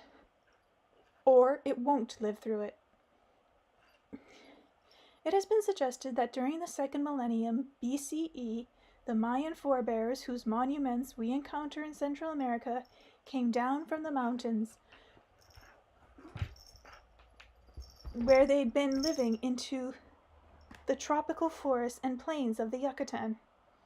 It is precisely on the plains that the Mayan civilization achieved its greatest flowering. In the first millennium BCE, the Mayans knew how to write in hieroglyphs, and their math and medicine were at a very high level. They built stone cities and unbelievable ceremonial structures such as the Great Palace at Palenque. And here's the main thing. They had a deep knowledge of astronomy. Up to the present day, no complete explanation has been found for the fact that the Mayan cities began to fall into despair long before the Europeans arrived. At the heart of the Mayan civilization astrology lies the count of days. The basis for generally accepting astrology of ancient Sumer and Babylonian and of ancient Sumer and Babylon is the arrangement of the planets around the zodiac circle. The Mayans also knew the zodiac constellations, but their zodiac had 13 constellations, not 12. They included the constellation Serpentarius, which the Mayans called the Bat, through which the sun passes for only a few days. Now about the ignomatic calendar, the current cycle of time, which comes to an end in the year 2012, is measured starting from a very ancient date, the 13th of August, in the year 3114 BCE. And this is rather strange, because as I've already noted, the culture of the Mayans themselves is a minimum of 1,000 years younger than that. Experts who study Mayan culture have not been able to reach consensus about how their famous calendar came into being. It's been suggested that the Mayans acquired the calendar, along with their written language, from the Olmecs, whose culture has a more ancient history. And actually, archaeologists have made finds on the territory of the ancient Olmecs statement at La Venta that confirm a certain continuity or interconnection between those cultures. But what's more interesting is something else. When scholars took a look at comparative chronology, then it became clear that certain momentous events from the past of human civilization fully coincide with the beginning of the current cycle of the Mayan calendar, the 3114th year BCE. Thus, it is roughly at this time that the mysterious megalithic structure of Stonehenge begins to be constructed. Written language appears in Mesopotamia, in Egypt, following the unification of the Upper and Lower Kingdoms, and the founding of the fortress of the White Wall, Memphis in Greek. Ruling dynasties are formed. In America, they began cultivating maize. One gets the impression that precisely at that time, a global cultural revolution took place across the whole planet, and that people acquired new knowledge under the influence of certain external forces. According to one of the theories, priests, shamans, and holy men of that time came into contact with some repository of secret knowledge during their meditations. Of course, the predictions of Mayan culture, the well-known prophecies, and official sources that speak of planetary disasters are worthy of attention. Even so, it's each thinking person alive today who can make the most important and reliable reckoning about the future. Let's try to analyze in what direction changes in the ecological situation in Russia are tending. Let's take the time span of just the last 50 years. The majority of the country's population began living in big and middle-sized cities. People in the big cities have ended up without good quality drinking water. As if that weren't enough, people have started having to pay for their most life-sustaining product. 50 years ago, a situation like this would have seemed simply fantastical to society. Today, society has gotten used to it, and it shouldn't have done so. Water is a requirement for everything, and if society agrees to the ever greater pollution of water, then it does not have the right to exist. It isn't someone up on high who's sentencing man to this, but man himself. I'm canceling the predicted hell on earth. I sure hope so. This phrase was uttered by the Tayega hermit Anastasia. I think it's useful for the majority of people living on earth to utter similar words and to perform acts that correspond to these words. Today, this is a matter of life and death. Many people living on the planet Earth are taking note of the negative results of global warming, if it really exists. Scientists are spreading the word about changes in the Earth's geometric field and about the flooding of entire continents in the not-so-distant future. Or man-created. Such large-scale disasters have begun occurring right before our contemporary very eyes, like the one in Indonesia, where more than 200,000 people perished, and in the USA, where New Orleans, a city with a population of 1 million, was flooded. Scientists are also spreading the word about impending changes in the sun's activity.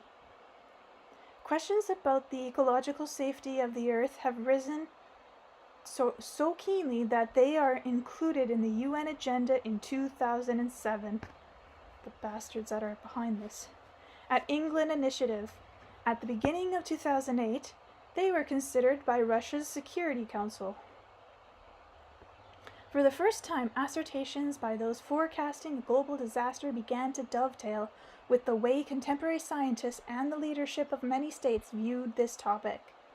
The priests of the Mayan civilization also spoke about how a global disaster would occur, and that it would take place in 2012.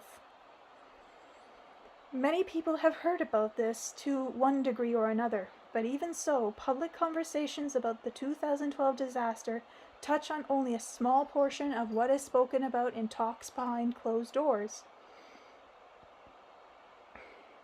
It's only by hearsay that we can guess that the Japanese government is taking steps to resettle its population.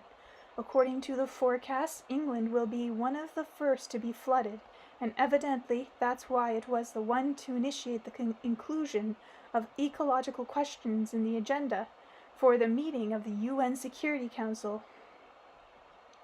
It's possible that the government of various countries are acting correctly by not publicizing the current situation widely and in detail. Wow, it's a typo, and I read it. Wow, why so panic in the people? But on the other hand, the majority of a population might perish because they are out of the loop, and if that's the case, then only the informed elite would be able to save themselves, taking 100 or 200 slaves each along with them. Boy, do you have that right. Scientists are making predictions about which countries will be swallowed up by the elements, the way Atlantis was, and which ones won't be subject to flooding in Russia. For example, the coastal regions will be flooded, and Siberia will end up being the best place to live. Following global warming on the Earth, ice age will ensue. But what difference does it even make what kind of global disaster comes about if society is in no condition to withstand the disastrous phenomena we already have today, such as the fumes that contaminate the air in the cities, the electromagnetic radiation that penetrates our dwellings, and many others? Is there an alternative to mankind's sad future? Of course there is, but all in good time. And so, at World Forums, they've come to a clear conclusion. It's possible that a disaster will occur in coming years. And so, here's where an interesting question arises. Are leaders, the wealthy and science, capable of taking some kind of measures to avert it? More like create it. Representatives of global science have been unable to answer this question. The government of various countries, in an effort to affect the situation in some way, developed the so-called Kyoto Protocol, according to which all countries would be required to reduce harmful emissions into the atmosphere. Thus far, the protocol has remained unratified by many countries. What might happen in the future does of course cause us worry. But shouldn't the disastrous situation that's already playing out today, the situation masquerading as the triumph of civilization, cause us even greater worry? Whew. Chapter 20. The Man-Eating Octopus.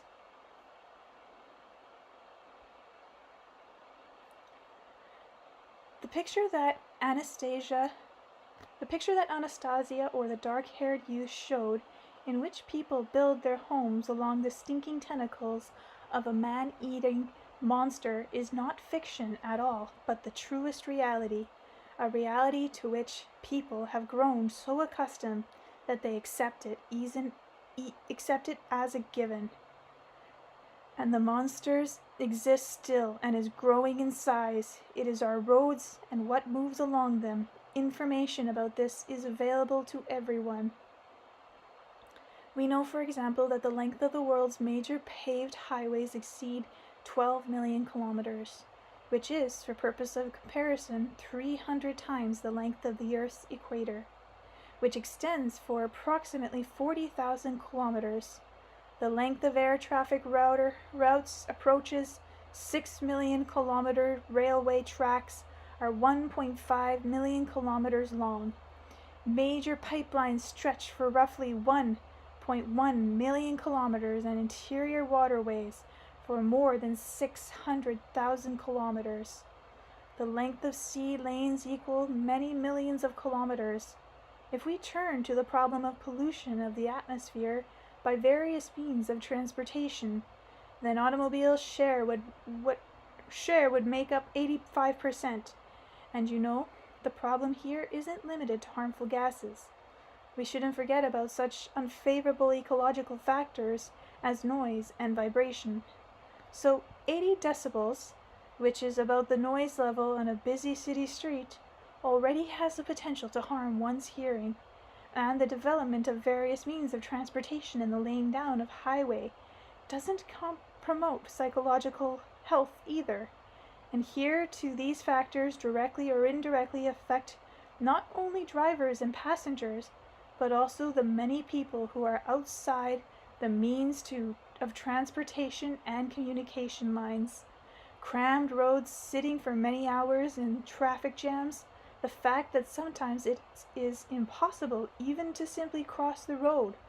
All of this sharply heightened nervousness leads to chronic stress and increased aggression, and sometimes drives people to acts they are not only never would have committed, but couldn't even imagine themselves capable of committing had they been in some other place.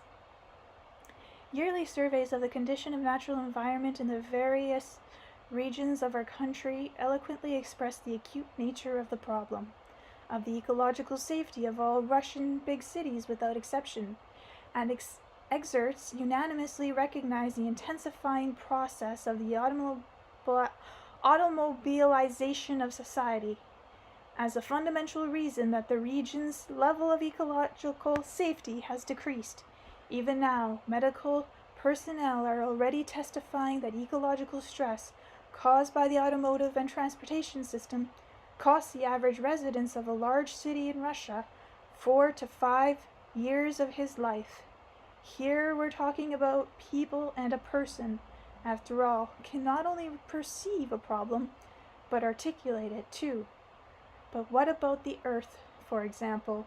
Although the Earth can also articulate a problem, too, in its own way, it's just that amidst the noise and clatter and fumes of our lives, are we still capable of hearing the Earth's voice? What specifically is it about the automotive and transportation system that is killing the Earth? First of all, you need actual Earth when you're building transportation lines, just as you need water and air. In the USA, for example, there's a statistic that the amount of land that highways, railways, and airports occupy equals 101,000 square kilometers, while cities occupy 109,000 square kilometers. In Russia, the length of roads is greater than 500,000 kilometers. Well, roads are built on the land. What's the problem? The problem is that when roads, pipelines, and airports are built and used, the soil is destroyed. You get landslides and sinkholes, and erosion advances. And then you get gullies that run along the ruts in dirt roads and grow wider, which exacerbates the situation even more. The further you go, the more happens. A large expanse of land alongside highways, railways, and oil and gas pipelines that come out into the surface is polluted with the combination of lead, sulfur, petroleum products, and other substances. Experts rank as most dangerous a strip of land that extends 200 meters outward along both sides runs of the busiest highways. This is a reason it is expressly prohibited to grow agriculture products, collect mushrooms and berries, and graze livestock, especially milk producers, along the sides of roads. There are known cases of children being poisoned by the milk of cows that have grazed around the roads. Near roads, the layer of air near the ground, up to a meter above the surface, is also devastatingly polluted, with dust consisting of particles of asphalt, rubber, and metal. You'll find lead in it, although, along with other substances that possess carcinogenic and mutagenic functions. Those who are fond of taking a stroll or jogging along the roadside should give this some thought, and one should be particularly mindful of this when taking walks with little children. After all, when you're in a stroller or are walking, they're passing right through this hazardous zone. And here's something else I'd like to add. Please note that the greatest number of harmful roadways is concentrated not in the desert or in Antarctica, but in places with the greatest concentration of people. And huge cities and metropolitan areas take pride in their killer multi-lane ring highways. When putting their budgets together, all governments include major financing for constructing and repairing highways. What else could they do? After all, if there were no roads, the residents of metropolitan areas might be left without food and medication. Roads are the blood vessels that provide a person living in a metropolitan area with everything he needs. Stop. What we've got here is some kind of gibberish. It truly is rampant and anti-rationality. The blood vessels, which it would seem we can't do without, are in truth delivering to us a slow death. Ah, what spiritual, well-educated, intelligent people we want to seem to be. But if we leave monsters like this to the new generation, that means we are handing our very own children over to it to be ripped to pieces. Who does that make us in that case? And there seems to be no way out of the current absurd situation. But it only seems that way. There is a way out, and it lies in the way we live, both the individual person and society as a whole. The exhaust gases from millions of cars, the smokestacks of giants and small companies, and other sources that belch out harmful pollutants are but an effect, and not the cause that give birth to them. The cause lies in the anti-rational technocratic way of life. And that's the end of this chapter, but before I continue on, I have to say that right before starting to read this, I got information that here in southwestern BC, Canada, where I live, they are now only allowing essential people or essential drivers in cars to have fuel. So now we have a fuel ban, and that's meant to restrict traveling and going anywhere on the road. So we'll see how long that lasts, but it's just interesting. No sooner do I hear about this, and then this is the chapter I read in the book, the Ringing Cedars of Russia series. Alright. What chapter am I on? Chapter 21, Heading Off a Planetary Disaster. Now, many people, starting with the UN and the governments of many countries and ending with ordinary people, are saying that we are on the brink of a planetary disaster. There's also talk about how humans' acts are the cause of the disaster. It goes without saying that simply stating the fact that a calamity is approaching does nothing to head it off. We need concrete, efficacious measures that are capable of changing the situation for the better. But does an efficacious method for finding our way out of a crisis situation exist in nature? Yes, it does. Its code names are family homesteads, the ringing cedars of Russia, and Anastasia. There's words. These words and the images, information, and philosophy that stand behind them are capable not only of leading the country out of crisis in very short order, but also of initiating a new phase of harmonious development in society. So that we can understand how this might come to pass, let's first enumerate some of today's problems. Ecology. There is not enough good quality air, pure water, and healthy food in the cities. Transportation. Traffic jams, many kilometers long, have become customary to large cities. Because of poor roads in Russia, up to 30,000 people die in traffic accidents each year. Corruption. There is much talk, including the highest level, about the scale of this phenomenon. A bureaucrat who embezzles from the treasury, a bribe taker, and a bribe giver are no less dangerous than enemy saboteurs. Referring to what I was talking about before, with limited people allowed to drive and have fuel, that means our food prices are going to go up quite a lot. And then on top of that, we had a flood recently that conveniently wiped out all the main roads of transportation of where our food comes from. So, interesting times, and main reason why I'm reading this. Unemployment. The most dangerous consequences of unemployment is depression. When this illness overcomes one person, he turns into a living corpse. If it overcomes a segment of society, then the state is in danger of dying out. Drunkenness and drug addiction. We've been fighting these afflictions for a long time now, and unsuccessfully. A housing problem. Despite all the efforts that have been brought to bear to resolve it, the situation is only getting worse. And now, let's imagine the following scenario.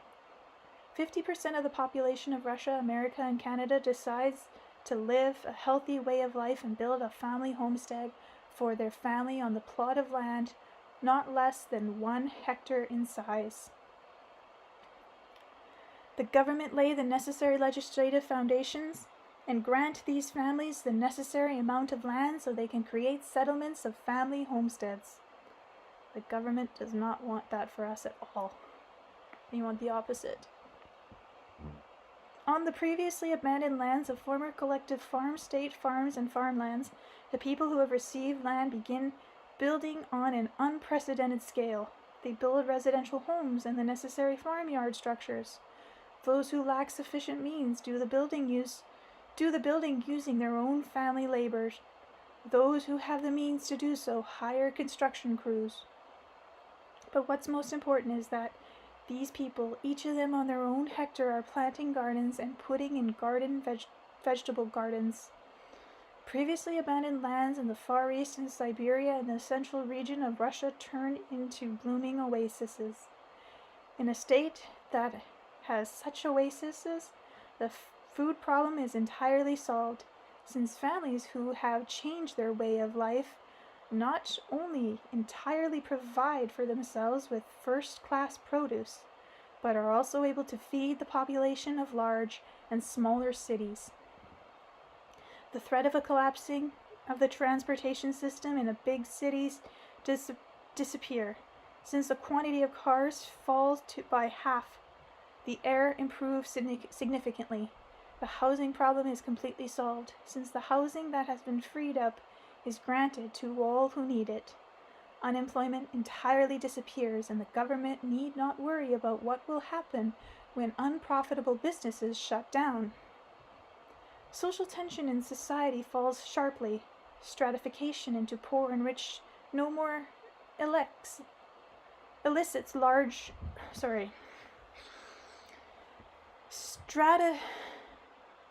Stratification into poor and rich no longer elicits rage and envy in most people. People have found more important priorities in how much money one has. Consciously communing with the land opens up such possibilities and horizons for man that the technocratic mind can't imagine. Not even in science fiction films. For this reason, I believe that all of us, all together, need to try to fathom what lies at the heart of the secret of this communing. Changing the way a society... My mind's too busy. Changing the way a significant portion of the population lives will eliminate the possibility of an ecological disaster on a planetary scale. Some might say that what we have here is a very rosy and fantastical picture of the future. How can a significant portion of the population suddenly experience the inspired desire to begin living a healthy way of life? To build family homesteads by acquiring some land that's overgrown with tall weeds, and pay for it themselves to boot, and all thanks to some code names and phrases. That's not realistic. That's a fairy tale. I'll tell you right off, there's no problem where this question is concerned. The words and phrases are efficacious. Tens of people are showing us this in practice. In Russia, there are already more than 1,500 settlements of family homesteads that have been set up by the readers of the books in Ringing Cedars of Russia series. There are the same kind of settlements in Ukraine, Belarus, and Kazakhstan. But what is fantastical from the point of view of rationality is that government agencies have not aided these people enough, and have in some cases opposed this beautiful aspiration. A chorus of voices on the international and regional level is calling for measures to be taken to head off a planetary disaster. But the only people who are really taking action aimed at heading off social and ecological disruptions are the people who are building family homesteads. More than a year ago, an idea was born for each person who has founded a family homestead and who is planning to found one to declare his intentions and aspirations. The first time I read a draft of a declaration like this out loud was at the gathering in one of the settlements. The idea was picked up, and since then the text has undergone a great many changes and additions. I'm offering it here with the most significant additions. The places they flooded were mostly the farmlands, which Vladimir needs to talk more about. Chapter 22. Family Homestead Declaration. Declaration of my family homestead draft. I, a citizen of the Russian Federation, have familiarized myself with the philosophy of a way of life that has been set forth in fictional form in the Ringing Cedars of Russia book series. It's not fictional. I guess I have to call it fictional. The idea of creating a family homestead has inspired me to take action. I have acquired a plot of land in a deserted spot out in the country, 1 hectare in size, with the goal of establishing a more perfected dwelling land for my family and my descendants, and in memory of our ancestors. I gave the given spot the name Family Homestead. On the land I acquired, I have laid out a garden, dug a pond where fish will breed, and established several families of bees. I cultivate berries and vegetables. I plan to fertilize the land using solely natural and native means of fertilization. I believe that it will be a positive development if a large number of families who have the skills and desire to work the land and who have established their daily lives on family homesteads located around large and small cities are able to provide urban populations with a large quantity of ecologically pure vegetable produce and improve ecological conditions in the provinces. I considered it unacceptable that tens of millions of hectares of land in our country are not cultivated and are overgrown with tall weeds, at the same time as we purchase 60% of our food products from foreign countries, and that in addition these products are also often of low quality and are harmful to humans, especially children. I believe that this situation not only threatens the safety of food in our country, but also destroys the populace living within its territories. I believe that under such conditions it's counterproductive to accuse the government of anyone else of having made this or that mistake. Our entire society has made mistakes, and not only our country's society as a result. The societies of many countries stand on the brink of social disruptions. In the current situation, it's essential for each person to think about what concrete steps he personally can take in the very near future to bring about positive changes. The example of countries that have placed their bets on farm economy show the ineffectiveness and even destructive nature of this choice. Farmers who focus on earning a profit from growing agriculture products enter into a competitive battle with each other. In order to prevail, they must use pesticides and herbicides and raise harmful genetically modified crops, and by doing this, they endanger the lives of the people of entire states. On the family homestead, a family lives and grows produce to meet its own needs and the needs of its relatives who live in the cities.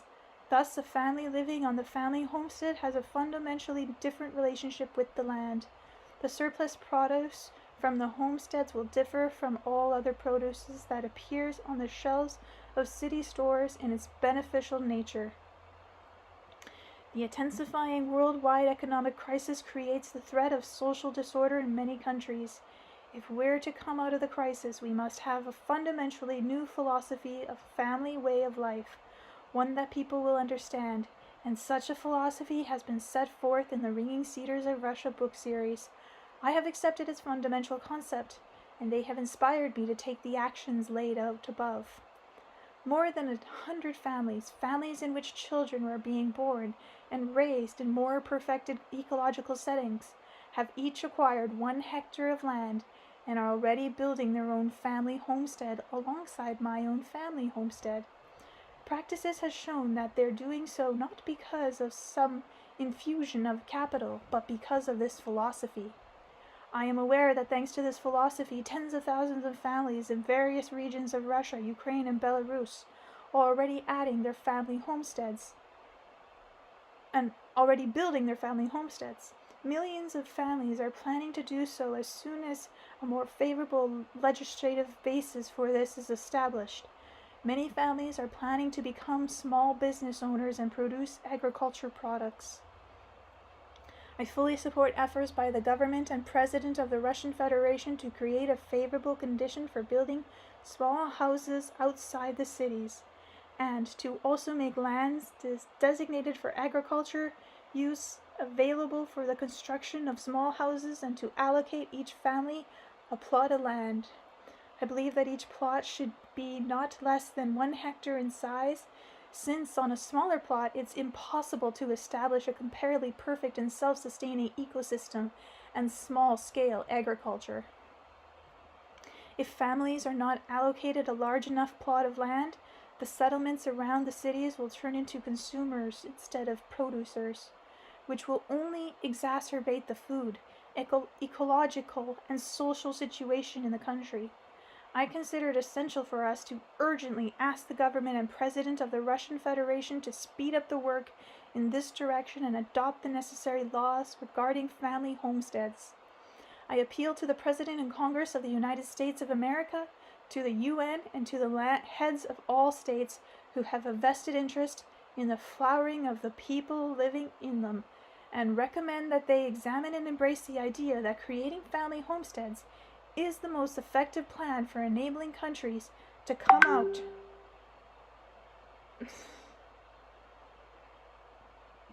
of the global economic crisis, avert the approaching ecological catastrophe, and avoid a food crisis. A significant portion of the people of Russia see the family homestead plan as a national idea. May it become an international national idea, and may our countries compete with each other to make the beautiful future a reality. You are appealing to the wrong people. If the government of various countries sincerely understand this idea, publicize it, and support it, then the depression that is advancing on us can be stopped. An inspired, constructive international process will begin. The actions of thousands of Russian families have already proven the positive influence of the family homestead. plan. More than 1,500 Russian families who have already begun building our own family homesteads have signed declarations like this one. We continue to collect signatures. I wish all like-minded people success and inspiration as they creatively build a beautiful environment where their families can live in various countries and in the world as a whole. Signature of the founder and family homestead. Sorry guys, those are messages from WhatsApp and they're very noisy.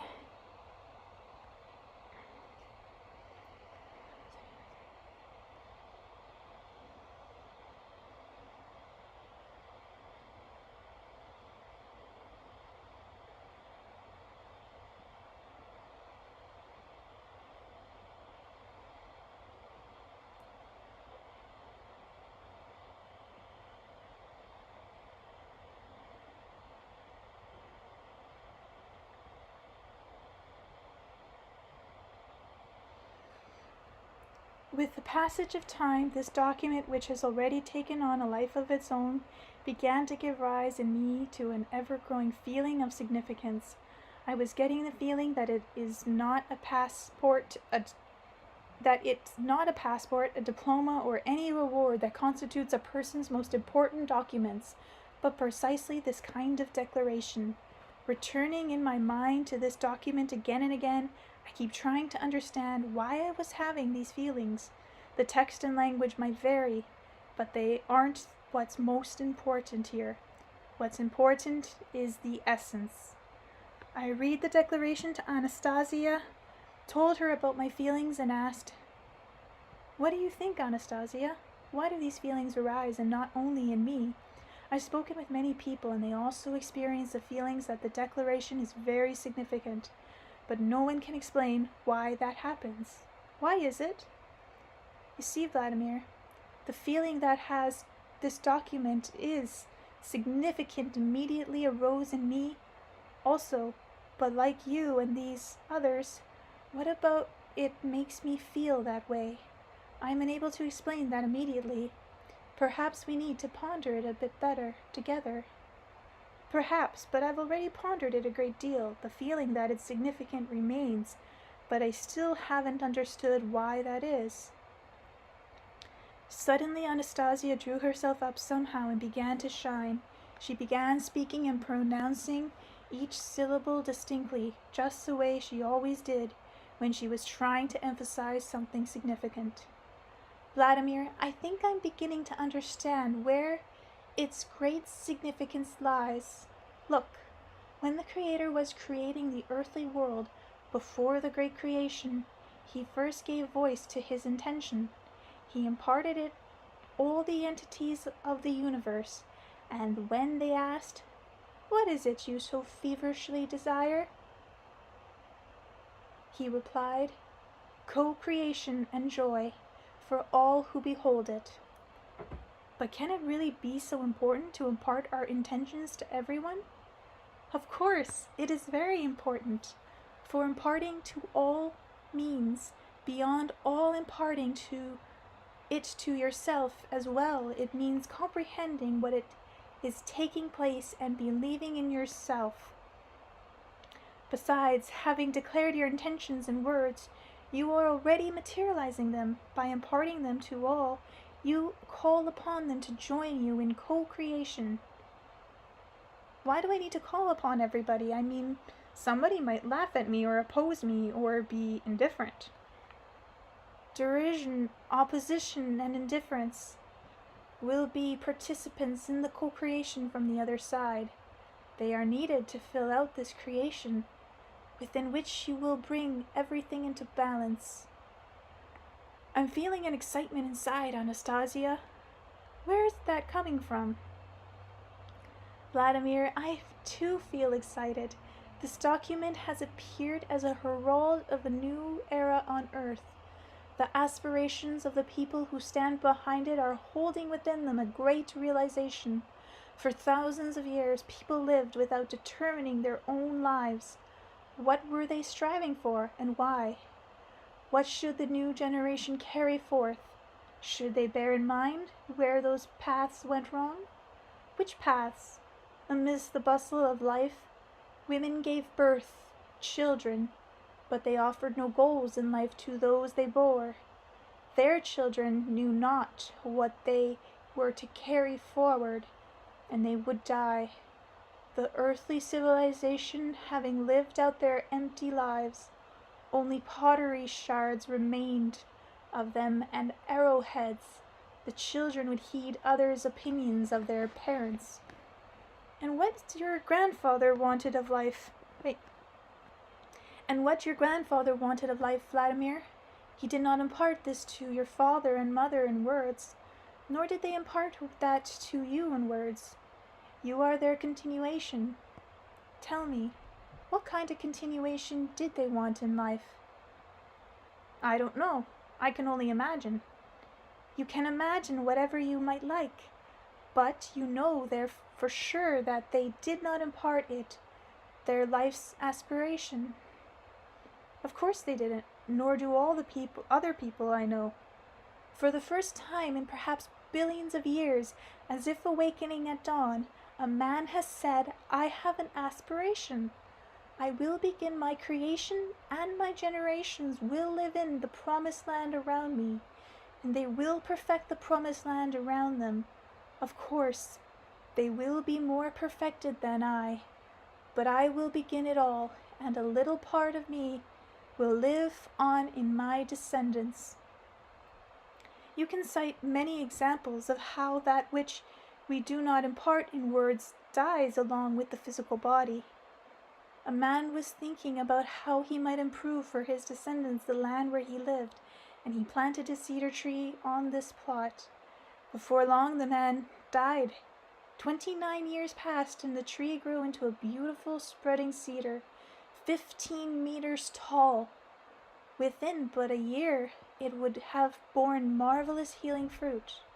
But people, the children of the man who had planted it, cut it down. They thought why do we need this tree here?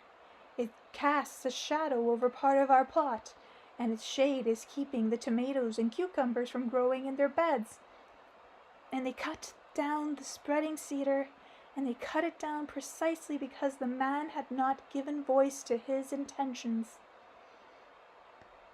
Genghis Khan conquered nearly half the world and brought Russia, India, China, and Palestine together beneath his rule, so that there would be no war. He built roads, lowered taxes, and honored the tradition and cultures of various peoples. But he himself lived not in the palace he had seized, but in a yurt. He sought to bring wise men from all over the world to him. Together with his wise men, he talked about how they could go about making people happy, and how to help everyone come to know eternity and immortality of people. Of all conquerors of the earth, this empire endured the longest. He knew something. He attained and displayed it, but the empire collapsed all the same. And Genghis Khan has come down to us through the ages as just a conqueror, who from among those alive today is able to say that his true intentions were, he didn't give a voice to them. Well, perhaps they were just destroying or are preserving in scrolls somewhere now. Intentions should be preserved not only in scrolls but in the hearts of people. Genghis Khan wasn't able to give voice to them so that they would be passed from generation to generation through the ages. Those are striking examples. It's amazing why for millions of years didn't people attach any particular importance to the need to give voice to their lives? Now I'm thinking the same thing, that this document presages a new era. Presages a new era. Tell me, Anastasia, how will you give voice to your aspirations, both before people and yourself? Why, all of my aspirations are already laid out in your books, Vladimir. If I were to add anything else specific, I'd say, I will gather together the best sounds from the whole universe, and I will embed them into combinations of letters and into musical notes. I will ask today's poets, you, Vladimir, and the bards to give voice to them. A great many people will sense them with their souls. Let people express them in language they understand. Let them model the dawn of the earth and its beautiful flowering. And when the melodies of man's worthy land embraces the entire earth, then I, amongst our kind neighbors, will help our grandchildren create their homesteads, and all the while I will not forget my own family space. But what should I say to myself, and how should I voice my own declaration before people? Each person needs to consider that on his own. Yes, of course, each person on his own. Even this draft I already have resonates with me. I'll think on my own about that. I can add it to make it my own. I'll ask all the readers to consider it too.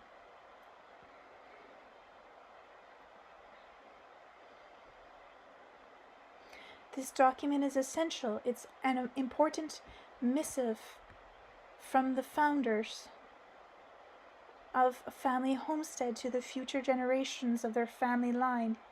It's a directive that comes from the people and goes to those at all levels of power and communication with them.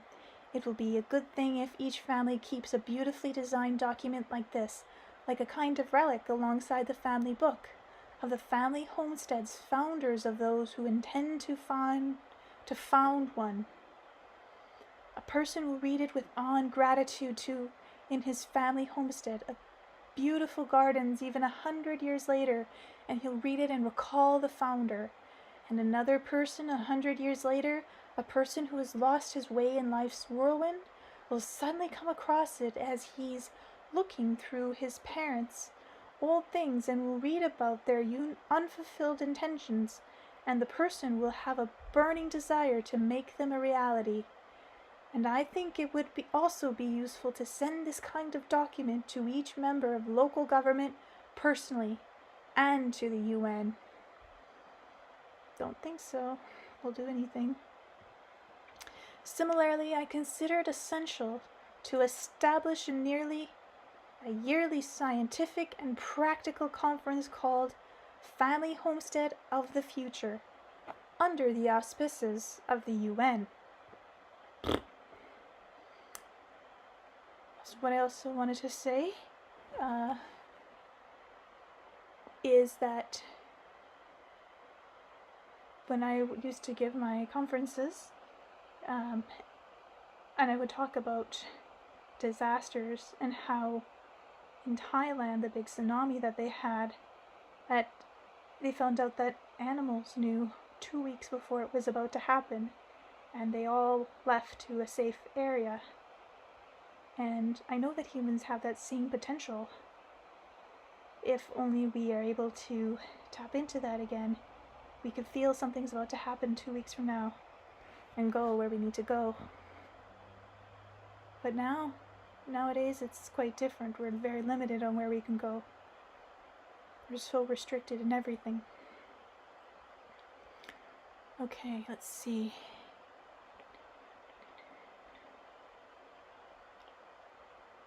Just give me a moment.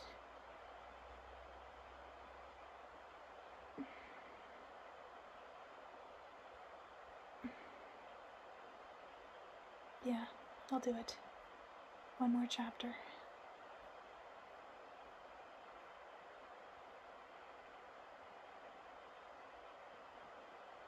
Chapter 24, My Lonely Little Hector. Anastasia has one trait that is, in my opinion, a bit aggravating. She possesses a colossal volume of information and is happy to answer many questions. But there are some she categorically refuses to answer. Sometimes this categorical nature of hers annoys me, and sometimes it simply enrages me. But even when she sees my annoyance and rage, she nonetheless maintains her position.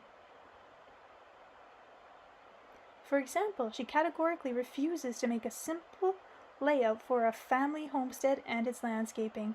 If I were to do that, I'd be meddling in your creation, Vladimir, putting the brakes on your thoughts' motion. I would be the one birthing the design, not you. It would be as if there were not your own, it was not your own child, she says, and then she brings various other arguments as well. But a serious and insoluble situation that has come up for me that was precisely concerned with establishing a homestead. I spent a long time thinking about how to convince Anastasia to either help me or to say that the problem was insoluble, so that I wouldn't spend my time and have nothing to show for it. I had another attempt to win Anastasia over and convince her to sacrifice her principles. I picked a suitable time. It was a sunny day and the taiga was fragrant. Anastasia was sitting beneath a cedar tree, weaving her golden hair into a braid. I was walking back and forth near her, mentally selecting some weighty arguments. She was the first to speak, smiling as she asked affectionately, "Have some complicated thoughts gotten you all stirred up, Vladimir? You're right here beside me, yet at the same time, in your thoughts, you're far away from these parts." I took a seat next to Anastasia and began to speak, trying to be as convincing as possible. "You see, Anastasia, a certain situation has come up and I can't possibly deal with it without your help." "What situation, Vladimir?" 7 years ago, not far from the city of Vladimir, when I was having a look at the surrounding countryside, I drove onto a field in my jeep and got stuck.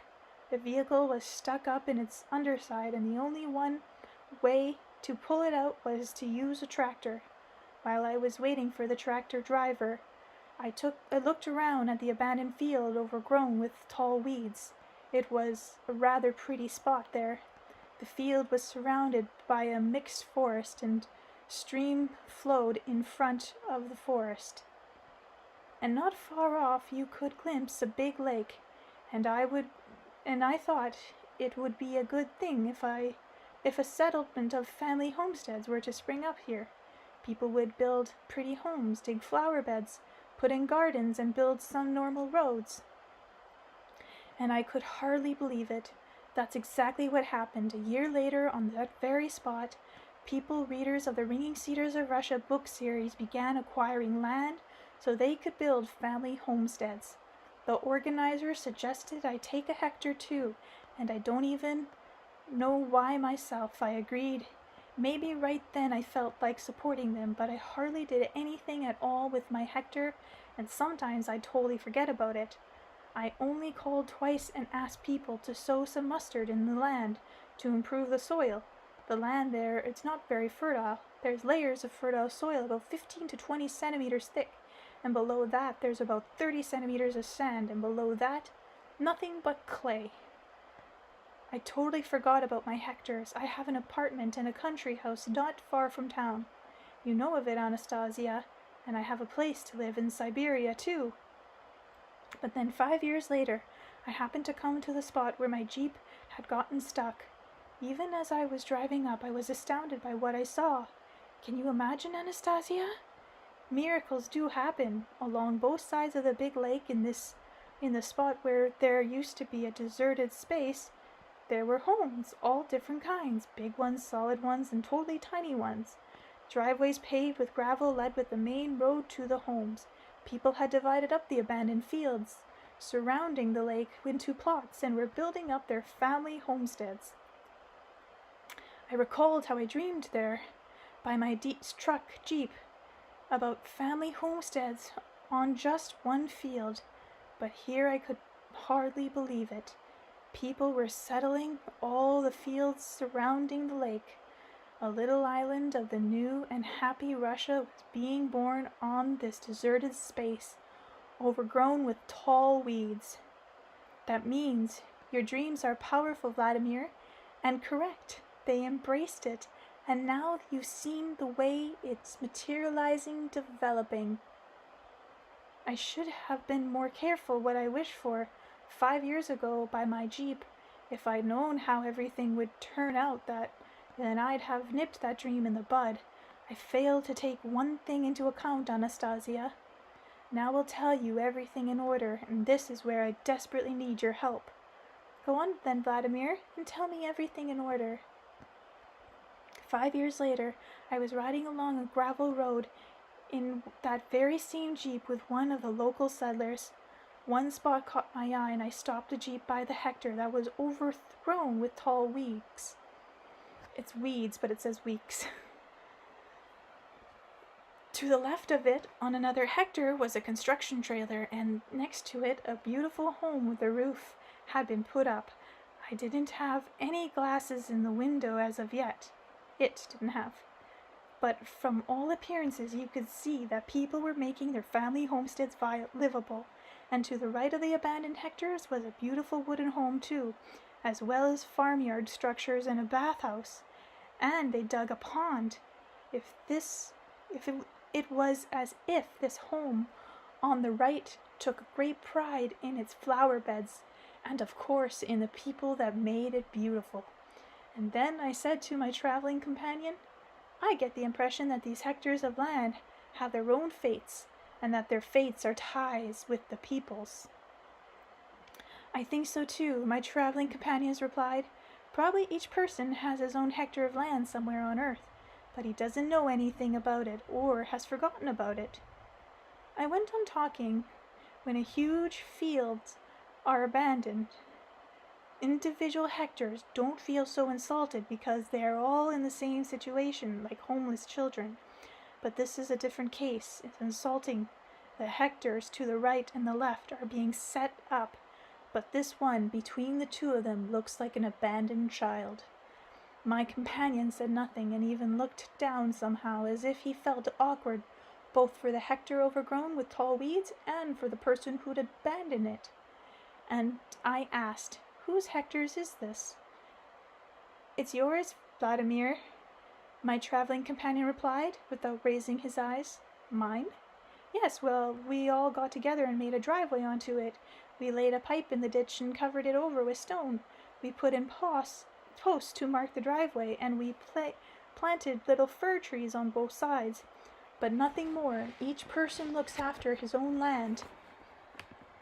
I got out of the car on my hectare, which is almost an exact square, 100 meters by 100, and which abuts the forest. Only tall weeds were growing. It didn't just seem abandoned and lonely, like a homeless child, no. It was far worse off than a homeless child. Even a homeless child can go off somewhere, find himself some friend among his peers, and somehow get himself set up. My hectare couldn't do that. I set off along the perimeter of the plot and suddenly saw how beautiful little flowers among the tallest weeds. It was autumn, September, but they were blooming. You couldn't see them from the road because the weeds were taller. Wow, I thought, my hectare is striving to be beautiful too. Who knows how the flower seeds got here, but my hectare is striving to be beautiful too. And my hectare grew and is reaching out to me through these little flowers the way a child reaches out with his arms and is asking me to do something. And some irresponsible desire rose in me, the desire to set up this plot of land, no matter what, so that it would be no worse than other people's plots, and maybe even better. And I don't know why that kind of desire arose. I wasn't thinking of this plot of land as a family homestead for my family. I just wanted to make everything on it right and beautiful. And I didn't just want to. Suddenly some irresistible idea rose to make it the best of all of them. Maybe later on it will draw my granddaughters to it when it becomes the best in the world. I've returned to my hectare many times in my mind. I've sketched out the layout of various outbuildings on paper and made a list of the plants that should grow on it. I had to finish my work on the book and take care of a great number of other day-to-day affairs.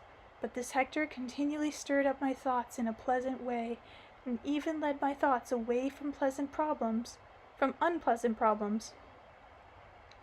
What's a pleasant problem? It's amazing, but it's actually thanks to it that I've been able to overcome a whole series of day-to-day difficulties and psychological problems. You know, there really is something mysterious in man's bond with the land.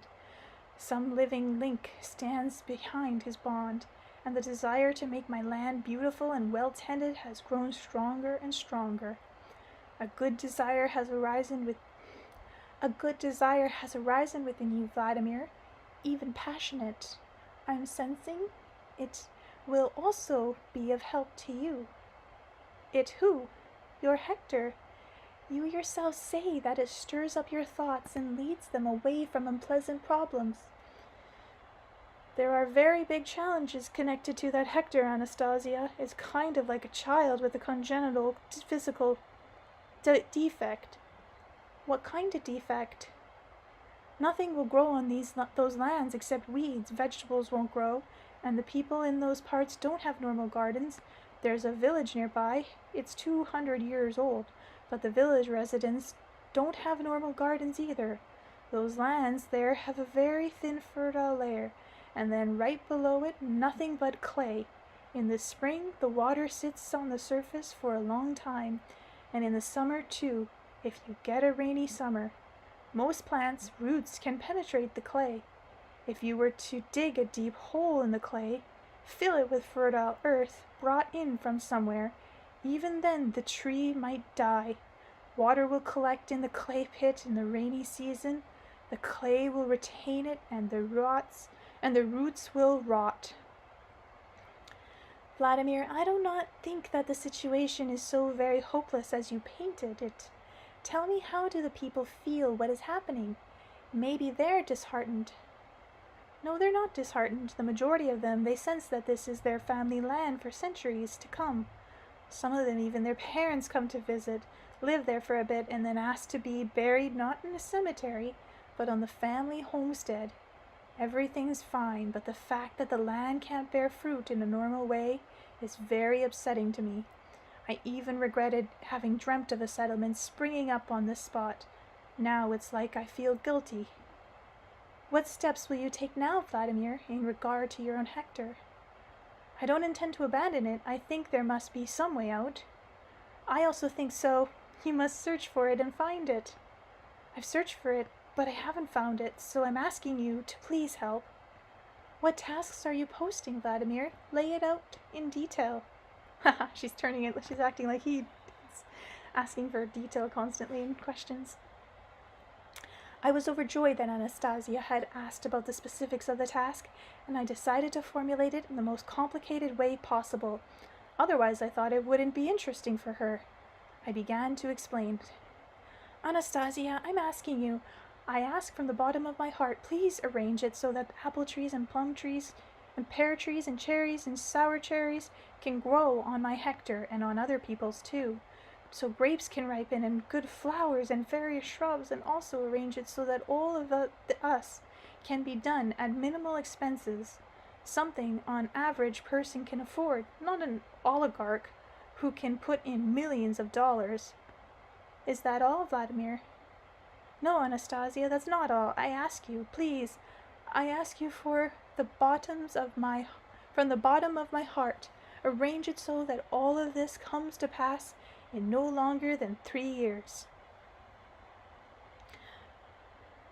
4 or 5 would be better. No, in 3. You set a fine task for yourself, Vladimir. I will genuinely rejoice when you solve it. I actually got worked up into a fever pitch by that answer.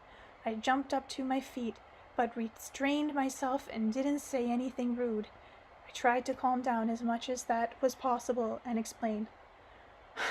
Anastasia, after all, I'm not just asking on my own behalf.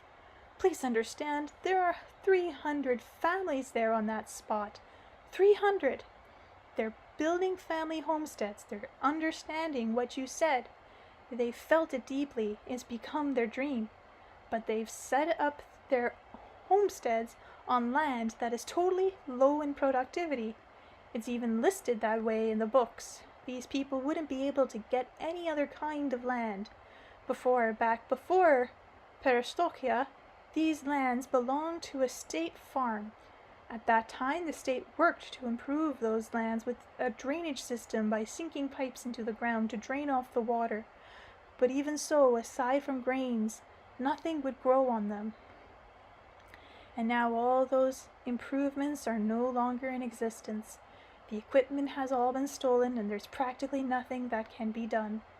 And would it even be worth doing, since it didn't help? How can we improve the productivity of soil on my hectare now? And besides that, I can't fully imagine the layout of my entire plot. I really want to make everything beautiful and quickly. I need to catch up to the people who are 5 years ahead of me. And so here I'm asking you to help, to do this layout for me and choose the planting. Yes, certainly, Vladimir. The layout is very important. The layout is creation done with the help of the thought of the future, and then the materialization takes place. But if you farm out the land to me, then what of yours will be materialized on that plot of land? I'm telling you, I'm also planning it myself. But I'm afraid of making a mistake, so in practice I come up against something that would seem to be such a simple matter, like a living fence, and it turns out that it's not a simple matter at all. You can work on improving it forever, but you need just as much knowledge as a spaceship designer. You have to know what plant blooms at what time, what kind of soil it needs, how tall it will get over the summer, what kind of flowers it has, and how they'll go with the other plants, flowers, and the whole lot more. I made a plan to build something out of a cob, but the experts say with the rain will wash it away. Can you imagine? I'll be building something and we'll hire workers, and then I'll be a laughingstock. Even if you do make a mistake, Vladimir, then it will be your mistake and it will materialize. For this reason, you need to do the layout yourself. Certainly, you can consult with someone, but in this case, the final decision must always rest with you. In the spring, Vladimir, it is all right for you to plant only annuals, and when they grow up, mow them down and enrich the soil, and do the very same the following year. I can't wait. I want to do things fast, otherwise I'll lose more than a whole another year. Perhaps you shouldn't rush. It's better to do everything on a sound footing. What's more, if you set yourself the condition of creating everything anew, all in 1 year, then you will be extremely limited in your choices of plantings. And in the autumn, with all the annuals dry up, and your living fence is left without any plantings, it might disenchant you. Now, if you do everything properly, then you will receive more positive emotions, although certainly it is also possible to do everything using a fast-track approach. Anastasia grew thoughtful for a moment, and it seemed to me that she was considering the fast-track approach. But here is what we ended up with. That's the end for the night.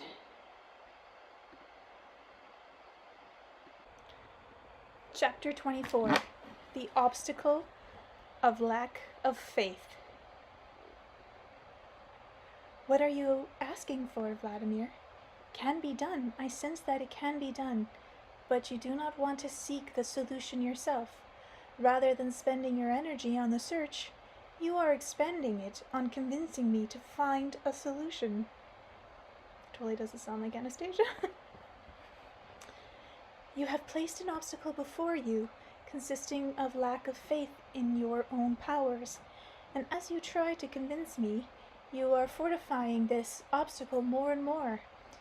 Beyond it, Vladimir, beyond your obstacle of lack of faith in your own powers, there are beautiful gardens blooming and glorious flowers growing, and amongst them are living, happy people. Yet you cannot see all this. The obstacles you have constructed keeps you from doing so. If I find the solution, then it will grow more fortified still. What's more, the solution might turn out to be very, very simple, and that would be an affront to you. You will think, why ever couldn't I guess that myself? You will decide it is clear that you are not competent. You have turned to me, perhaps thinking me a sorceress who is capable of bringing to bear powers unknown to man to solve your problem. But I am no sorceress at all. Through my feelings, I am able to take in from the universe information about everything that has been, about everything that the universe knows, but every person is also capable of taking in the very same information if he does not erect the obstacle of lack of faith in his own powers. If he is physically healthy, and if he thinks in an undistorted way. The information of the universe resembles that which a supercomputer can contain within it. A person who possesses a computer taps several keys and receives the information he needs. Now imagine, Vladimir, that instead of tapping several keys, you ask me to do that. A person is in continual need of information, and he does not himself know how to tap these keys himself. Then he will always need to have alongside him someone who does know how. Well, I know how to get information using a computer. I don't know how to get it from the universe. It's simple, very simple. Seek the solution of your problem yourself. Believe that you, precisely you, will find the correct solution, the most correct one. Well, I've been thinking about it for a whole year, and there's no answer. And I'm telling you, answer cannot make its way through the obstacle you have constructed, and your fervent appeal to me only confirms this. I will not solve your problem for you. Anastasia's decisive refusal to help me outraged me. Well, of course you won't. You're firm in your convictions. No arguments can make you act otherwise, I said with bitter irony. I repeat again, there are 300 families there, and God forbid the same situation arises for people building family homesteads in other places that has arisen here. But there are 300.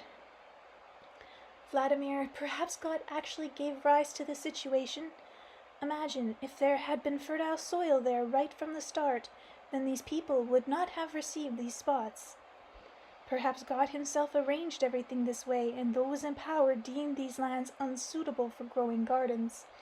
This situation made it possible for 300 families to acquire this land and begin building family homesteads.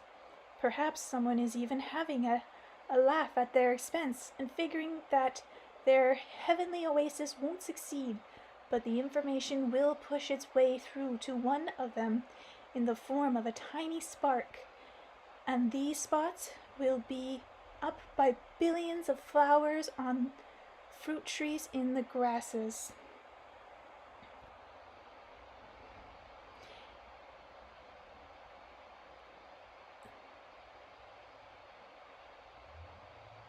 Maybe it will push its way through that tiny spark. But look, we want to live today, now, and with beautiful vision of the future, not with hopelessness. All of a sudden, I sensed a pleasant warmth ahead, behind my back, and turned around. My son Vladimir was standing next to me. Our eyes met, and the unusual warmth grew stronger. My son's face looked like Anastasia's, and maybe a little bit like mine when I was young. His height was nearly equal to mine. His still youthful build was distinguished by his good proportions and unusual athleticism. One expression through ideal balance rather than artificially pumped up muscles. My son's gaze, it resembled Anastasia's affectionate gaze, and in this gaze there was also, in this gaze you could detect an inexplicable confidence, an inexplicable and somehow calm confidence. It's as if he has no idea that any difficulties even exist in life, or as if he can't imagine any situations that man can't overcome. Vladimir bowed to me and then began speaking, addressing Anastasia. Mama, I heard what you were speaking of here. Mama, please allow me to address you and express my opinion. He bowed deferently to Anastasia and silently awaited her reply. I wonder how old he is now. Oh, they're telling me here in the footnotes how to pronounce his name. It's Valoda. Valoda. I'll try to remember that. This was the first time I had seen or felt the kind of deference and love he had for Anastasia. He probably couldn't begin a conversation without her permission. Anastasia looked at her son attentively, in no hurry to answer. There was no severity in her gaze, but rather tenderness and respect. Strange, I thought. Why is she so long to answer the simplest request of his? The speed of her thought is great. In the space of such a long pause, she would be able to calculate a multitude of variations of the way events could play out. But here there is nothing to calculate. Anastasia finally replied, "Do speak, my dear son. Papa and I will listen to you attentively." "Mamma, I feel it would be good and correct for Papa. I feel it's important for him to solve this problem, and if you help him, the obstacle of lack of faith in his own powers and his own intelligence will not grow more fortified, but rather smaller. It will even crumble. Partially, perhaps, but it will still crumble." And Volodya fell silent. I can't do it. I'm just going to stick down doing it. Once again, Anastasia did not answer right away. For some time she looked at our son affectionately, smiling, and then she said, "Well, of course you are right, my dear son. In the given situation, it really is necessary to help Papa. Volodya, you go ahead, please. Help Papa. The two of you will find a solution, along with other people. It'll be best if you begin searching for it right away, right here, and I will not hinder you." Anastasia turned and began slowly moving away from us. After taking a few steps, she turned around and added, "You are faced with co-creating a very interesting and useful deed, demonstrably and significantly perfecting the dwelling land." My son and I stood before each other, and I asked him, "Tell me, Volodya, can you use all the information there in the universe the way that your mama can?" Many thinkers speak of it. Stanislav Lem, a very famous writer, he said the universe is like a supercomputer. We can't get along without it. Do you have any success in utilizing it? Not in utilizing it as fast as Mama does. Why not? Because Mama is a purebred. What does that mean, a purebred? I asked in surprise. That means a wellspring breed has been preserved in her. And why hasn't it been preserved in you? Oh, I get it. And I thought to myself, it's because I'm not a purebred. That's probably the way Anastasia explained it to him. But then why the heck did she agree to have a child with a non-purebred? She couldn't find anyone else. Is that what it means? My son looked at me attentively. It's possible he understood what I was thinking about, and he said, "Mama loves you very much. Papa, come along with me. I'll show you two things." "Let's go," I said, agreeing, and set off following my son. When we got to the entrance of a dugout where I'd spent the night with Anastasia, where we first met, Volodya moved aside a stone, thereby opening up a way into a longish little cave or den. He stuck his hand inside and, as if taking something out of a safe, pulled out an empty cognac bottle and a stick. I recognized it. This was the bottle from which I drank the cognac when we first met, when we stopped for a rest. Wow, I thought. She kept the bottle. "But what's that stick?" I asked Volodya. "This is a stick you wanted to hit Mama with when before I was born. She wouldn't agree to give me to you to raise. She could have not saved the stick," I said sheepishly. "Mama says that when you were holding the stick, a great deal of energy was surging through you, and now it's very dear to her." But what does she do with them, with these things? At the very least, she might collect water in the bottle. Mama doesn't collect water in it. She often comes to this spot, moves aside the stone, takes the bottle and the stick in her hand, looks at them, smiling, and says some words. She's made it so that you'll live forever, Papa. From time to time, you'll go to sleep for a moment and awake in a new body." I was stunned. But how can you create such a thing with words? You can create a great deal with words, Papa, and especially when these words are uttered by Mamma. Oh, and when she repeats them so often besides. What words are these, Volodya? I asked my son softly, and my son began, as if reciting poetry, to recite the words Anastasia would often utter at this spot.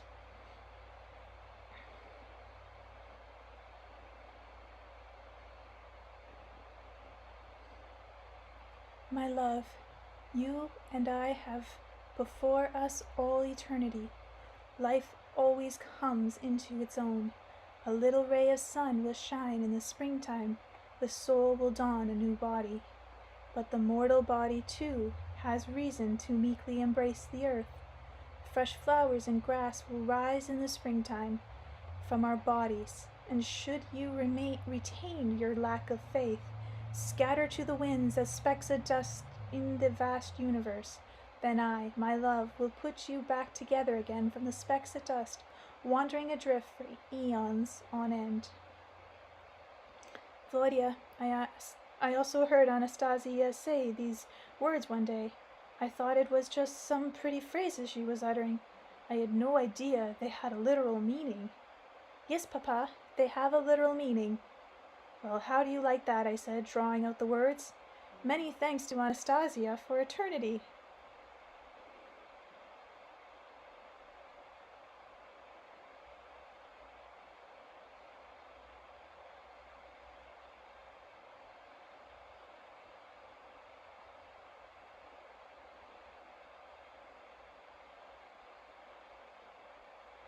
Papa says thank you to Mama when you see her. Say it to her with belief in her words, and she will be very happy. I'll tell her. We need to solve your problem, Papa, the problem that's now our shared problem. Let's go to the lake. We'll sketch out the layout of the hectare you're talking about in the sand, and we'll think about how to set it up. We'll think very powerfully, and we'll think until the correct solution comes to us. I walked behind my son and thought, well, how about that?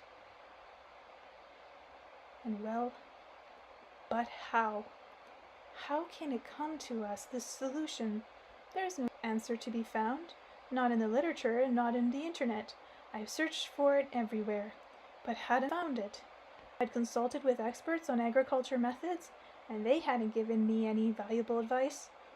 But he, Volodya, had clearly not read anything on this question. He didn't have Anastasia's capabilities. He didn't know how to utilize information from the entire universe. Then what could he use to help him find something there? But there he was, walking along as if he was capable of solving the problem. We need to do something that will be more effective than meaningless expectations or searching, and I decided I'd talk with my son. Stop, Volodya. Let's have a seat on that tree there. I need to have a serious chat with you. All right, Papa, let's have a seat. I'll listen to you attentively. We sat down on the trunk of a fallen tree. My son laid his hands on his knees and looked at me attentively with Anastasia's gaze. But I didn't know how to start off this not very pleasant conversation with him. Not very pleasant, but necessary. Now I'm going to say some things that may be not very pleasant to you, Volodya, but I need to say them. Go ahead and say them, Papa. I can endure unpleasant things.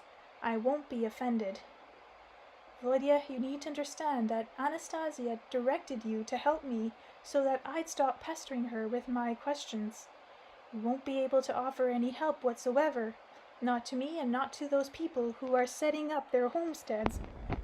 You don't have your mother's capabilities. You don't know your way around agriculture's methods. And clearly you don't know what landscape designs is. Am I right?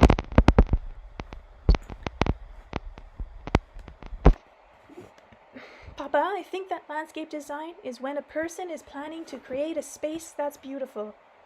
That's more or less it, but in order to make it beautiful, people who have a knack for this also spend 5 years or more studying, sharing information, and looking at various illustrations. But have you seen even one well-designed homestead? Well, Mamma and I went to the village. I saw the way on land around their houses.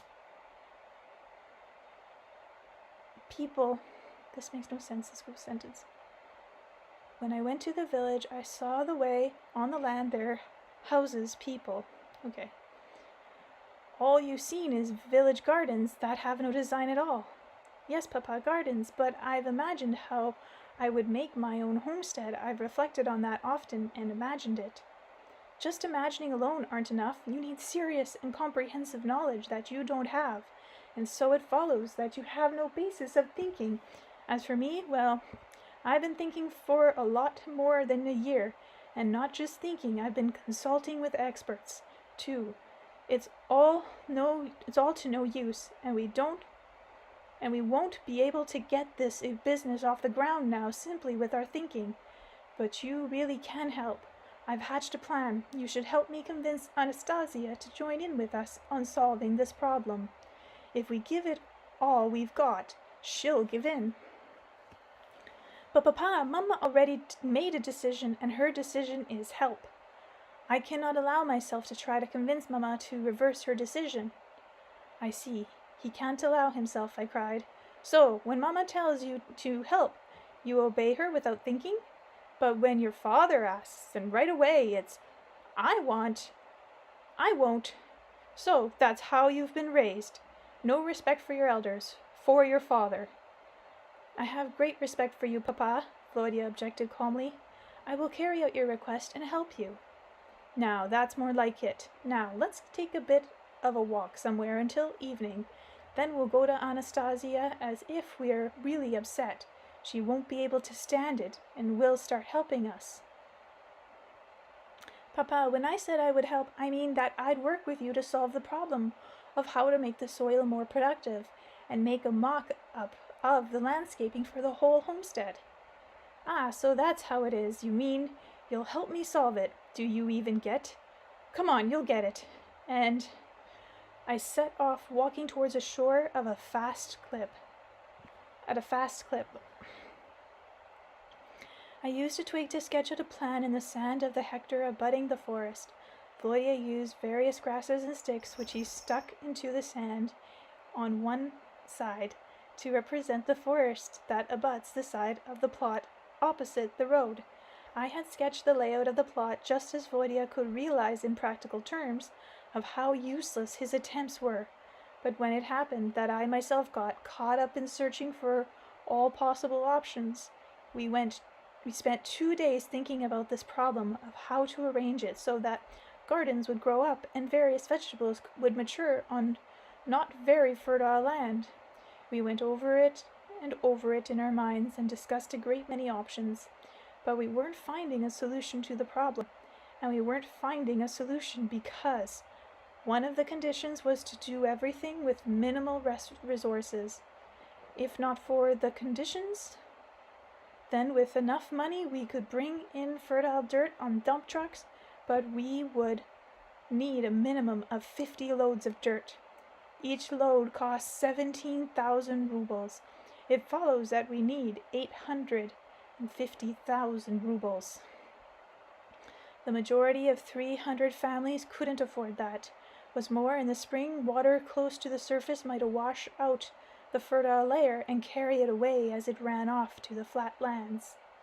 In order to distract ourselves from what at that point seemed like a hopeless problem of improving the soil's productivity, Volodya and I began designing the landscape for the area.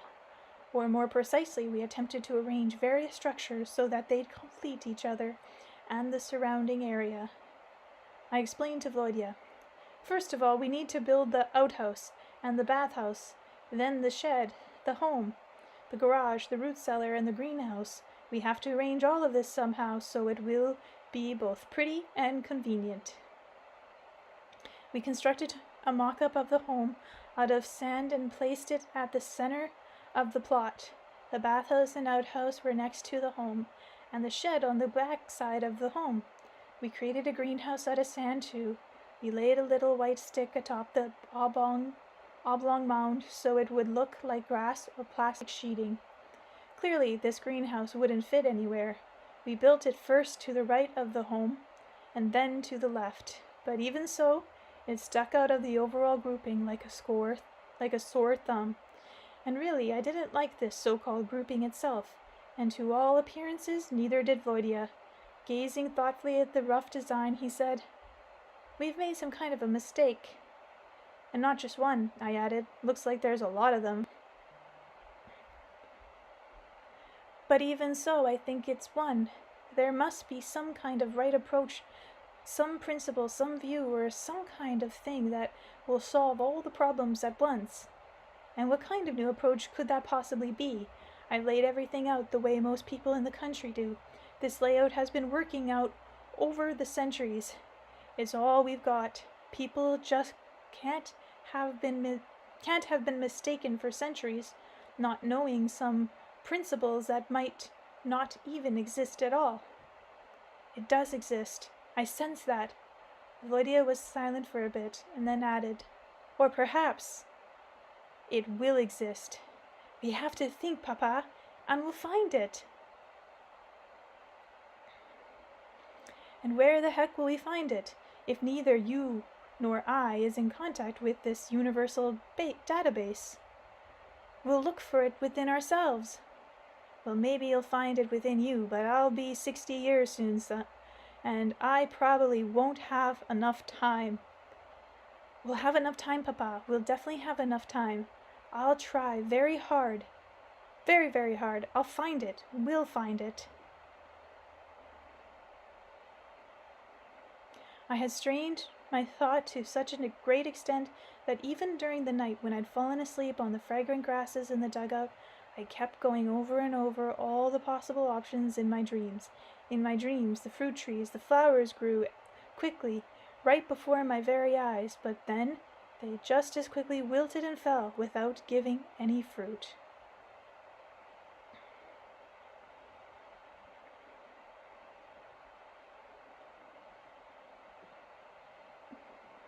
Chapter 24. A Duel of Wizards. By the middle of the second day, we were considering this option.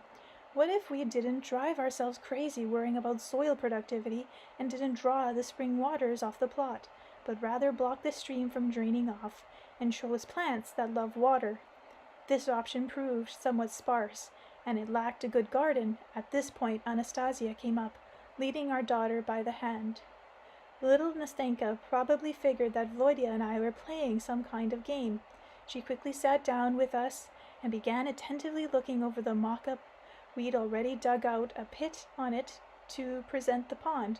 On the edge there was a mountain of sand that represented the clay, since there was a lot of clay in the soil on the plot. So as not to sit there like a lump, I began running a stick around the perimeter of the hectare, deepening the boundary line.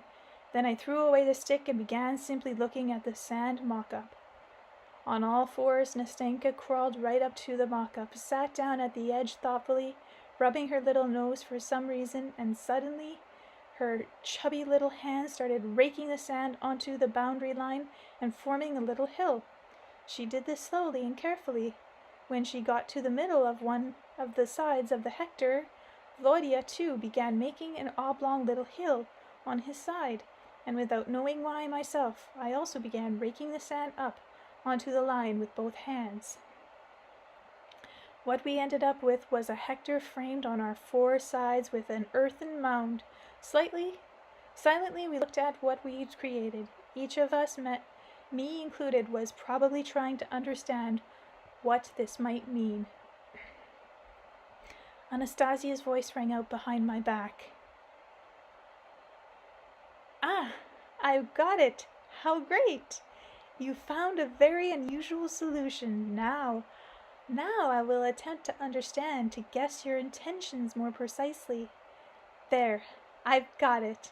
You decided to take the already existing fertile soil on the hectare and spend a nearly meter-high mound of fertile soil along the perimeter of the hectare, and to use a portion of the fertile layer as well as sand. Great! You've increased the thickness of the fertile layer." Around the perimeter of the entire plot, you decided to make 2 little walls of cob, 4 meters apart. There will be a lot of clay from digging the pond, and you can use it to construct the little walls. In this way, your mound will end up being inside a clay trench. Into this trench you will throw branches and rotting foliage from the forest, and then you will even out the earth on top of them. You will have a long 400-meter compost trench in which the elevated earth will be above the regular level of the whole plot. The clay walls will prevent the fertile layers from sliding off when the spring rain falls.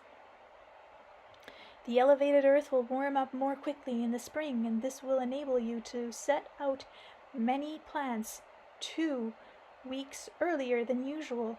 This means that you have correctly understood that it makes less sense to make compost by digging a hole in earth where water stands on the surface for a long time, since the pit will fill with water which in soil with much clay in it will have nowhere to go, and if you plant fruit trees in it, their roots can rot. On this mound already the first year, you will be able to plant corn and sunflowers, and along the external sides, flowers. By autumn, already in the very first year, the hectare will be framed not simply by a mound, but by a mound on which a 2-meter-high fence will grow. Closer on to autumn, you will cover it over, spread earth over it again, and by the next spring, this mound will grow more fertile still. When the earth firms up, you will be able to set up on fruit trees, vegetables, and flowers. Over time, the clay walls might settle due to moisture, but even so, the settled clay will still retain the fertile layers. The fertile layers and the plants' roots will keep it from sliding off. And those half-meter cob squares you will have built next to the pond, what are they for? Oh, don't tell me, I've got it. You will fill them with fertile soil you've brought from the forest, and you'll plant fruit trees in them, and around the trees vegetables and flowers. It's great, what a simple and original solution you found. You've decided to raise the fertile layer in the necessary spots, increasing it to 1/2 meter. The roots will be warm and comfortable in a little hill like that, and after that the trees that grow will themselves do what's needed each autumn. The trees will cast off their foliage, and it will all rot, increasing the fertile layer. It's great, it's as if you pushed a button and turned on a self-nurturing biological organism.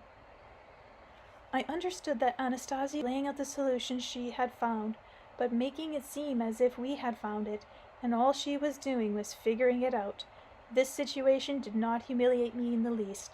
I was thrilled with the solution she'd found. It was simple and beautiful, and wouldn't require large expenditures. But Volodya was not at all thrilled. He was staring fixedly at the mock-up of the homestead, without lifting his head. My heart even felt like it would break when I understood what might be going on in his soul at that moment. He felt awkward before me for having assured me that he could find a solution, and probably before himself as well for not carrying out the task Anastasia had given him. My son and I had grown closer as we'd worked on the design together over that day and a half, and I didn't get offended at all any more at his stubbornness. I saw how Volodya was sorting through all possible options for improving the soil's productivity, and now I felt sorry for him, and even stopped listening to Anastasia. Really, you can't go and humiliate a child like that. It wasn't enough that the night before I'd kept telling him, trying to prove he wouldn't be able to come up with anything. Now Anastasia, too, with her ensuing criticism, had totally receded our efforts to rubble. She shouldn't act that way, or it seemed to me that Anastasia was teasing our son on purpose, forcing him to track his brains and speed up his thought. to rack his brains, not track. "And so what does this square in the middle of your design represent?" Anastasia asked. "And so what does the square in the middle of your design represent?" Anastasia asked. "It's the home," I replied. "Volodya and I decided to situate the home right in the middle of the homestead. There are various farmyard structures around it. We've laid a road from the gates to the home, and flowers will be growing along the edge of the road." I was convinced that Anastasia would begin praising such a decision, which is why I said Volodya and I, although it had been my idea to situate the home in the middle of the homestead, I wanted to support my son in at least some way, but I'd ended up doing the opposite. "Now where is the entrance into your home?" Anastasia asked. "On the driveway side, of course. You drive right straight up to the entrance, leave your car in the parking area right in front of it, and go up to the veranda. There'll be a table there. We can drink tea with friends and admire the flowers." As well as the driveway, Anastasia added, her voice a bit needling. "As well as the driveway," I replied, "if the driveway is done in a pretty stone." "And what is situated behind the home?" "Behind the home are the ponds, the gardens, and vegetable garden of some kind." "That means your garden has ended up in the backyard. You're drinking tea on the veranda with your friends, admiring the flowers, and everything that's situated in the backyard is deprived of your attention. Vladimir, you know very well that all animals and plants need human attention. Without it, they are unable to fully fulfill their life's purpose. Plants can give a person the energies he needs, assuming they know precisely which energies he needs in the first place. But how will they learn about this if you limit your interactions with them? Vladimir, do you know what the purpose is of interacting with the plant world?" "I do," I replied, trying to hide my disappointment that, as it turned out, I hadn't been terribly successful in placing the home. Half the hectare, including the garden, really had ended up in the backyard. And something else I don't understand, Anastasia continued, "is why you didn't remove that huge hill in the bank of the pond. It weighs down the space." After hearing these words, Volodya couldn't restrain himself any more. He stood up, bowed slightly to Anastasia, as he'd done before, and said, "Mama, please permit me to clarify this for you." "Please, dear son, clarify it." They were standing opposite each other, son and mother. But for some reason, I got the impression that they were two great wizards of the universe, standing opposite each other. Now they were going to enter into a duel of intelligence and man's capabilities. My God, how beautiful Anastasia was! How enigmatic and extraordinary in her capabilities and thought was this woman, who had become the person closest to me. One life, and even two, would not suffice for me to reach her level. And our son, whose facial features somewhat resembled Anastasia's, was also handsome and statuesque, but a bit foolhardy or excessively self-confident. Why was he entering into the showdown, and in my presence to boot? He himself has said that Anastasia's capabilities exceed his own. Probably he's proud and decisive, but a bit foolhardy. Even so, I was rooting for Volodya with all my heart. I wanted him to emerge victorious in this competition, whatever form it might take. And it began. "This isn't just a hill, Mama," Volodya said. "Then what in the world is it?" Anastasia inquired with a smile, her voice a bit needling. "Well, how should I put it?" Slowly drawing out the words, clearly trying to think up some rational explanation for the hill, Volodya suddenly said, "It's the bathhouse, Mama." I even started. So surprisingly absurd was my son's announcement, but without knowing why myself, I affirmed this with a kind of gravitas. "Yes, It's normal, contemporary bathhouse, a structure you really need on a homestead. If you don't have a bathhouse, then where the heck are you going to wash and have a steam bath? I tried to draw out the time every way I could, to give Volodya some way to get himself out of his fix and think of something. He would have been better off saying this mountain would be for skiing during the winter. He definitely was foolhardy.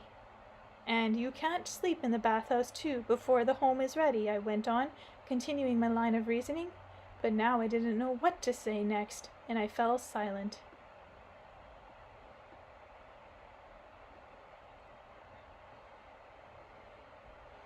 Strange, I see no resemblance between the mountain of clay and a bathhouse, and somehow I see no entrance at all into this bathhouse, Anastasia noted.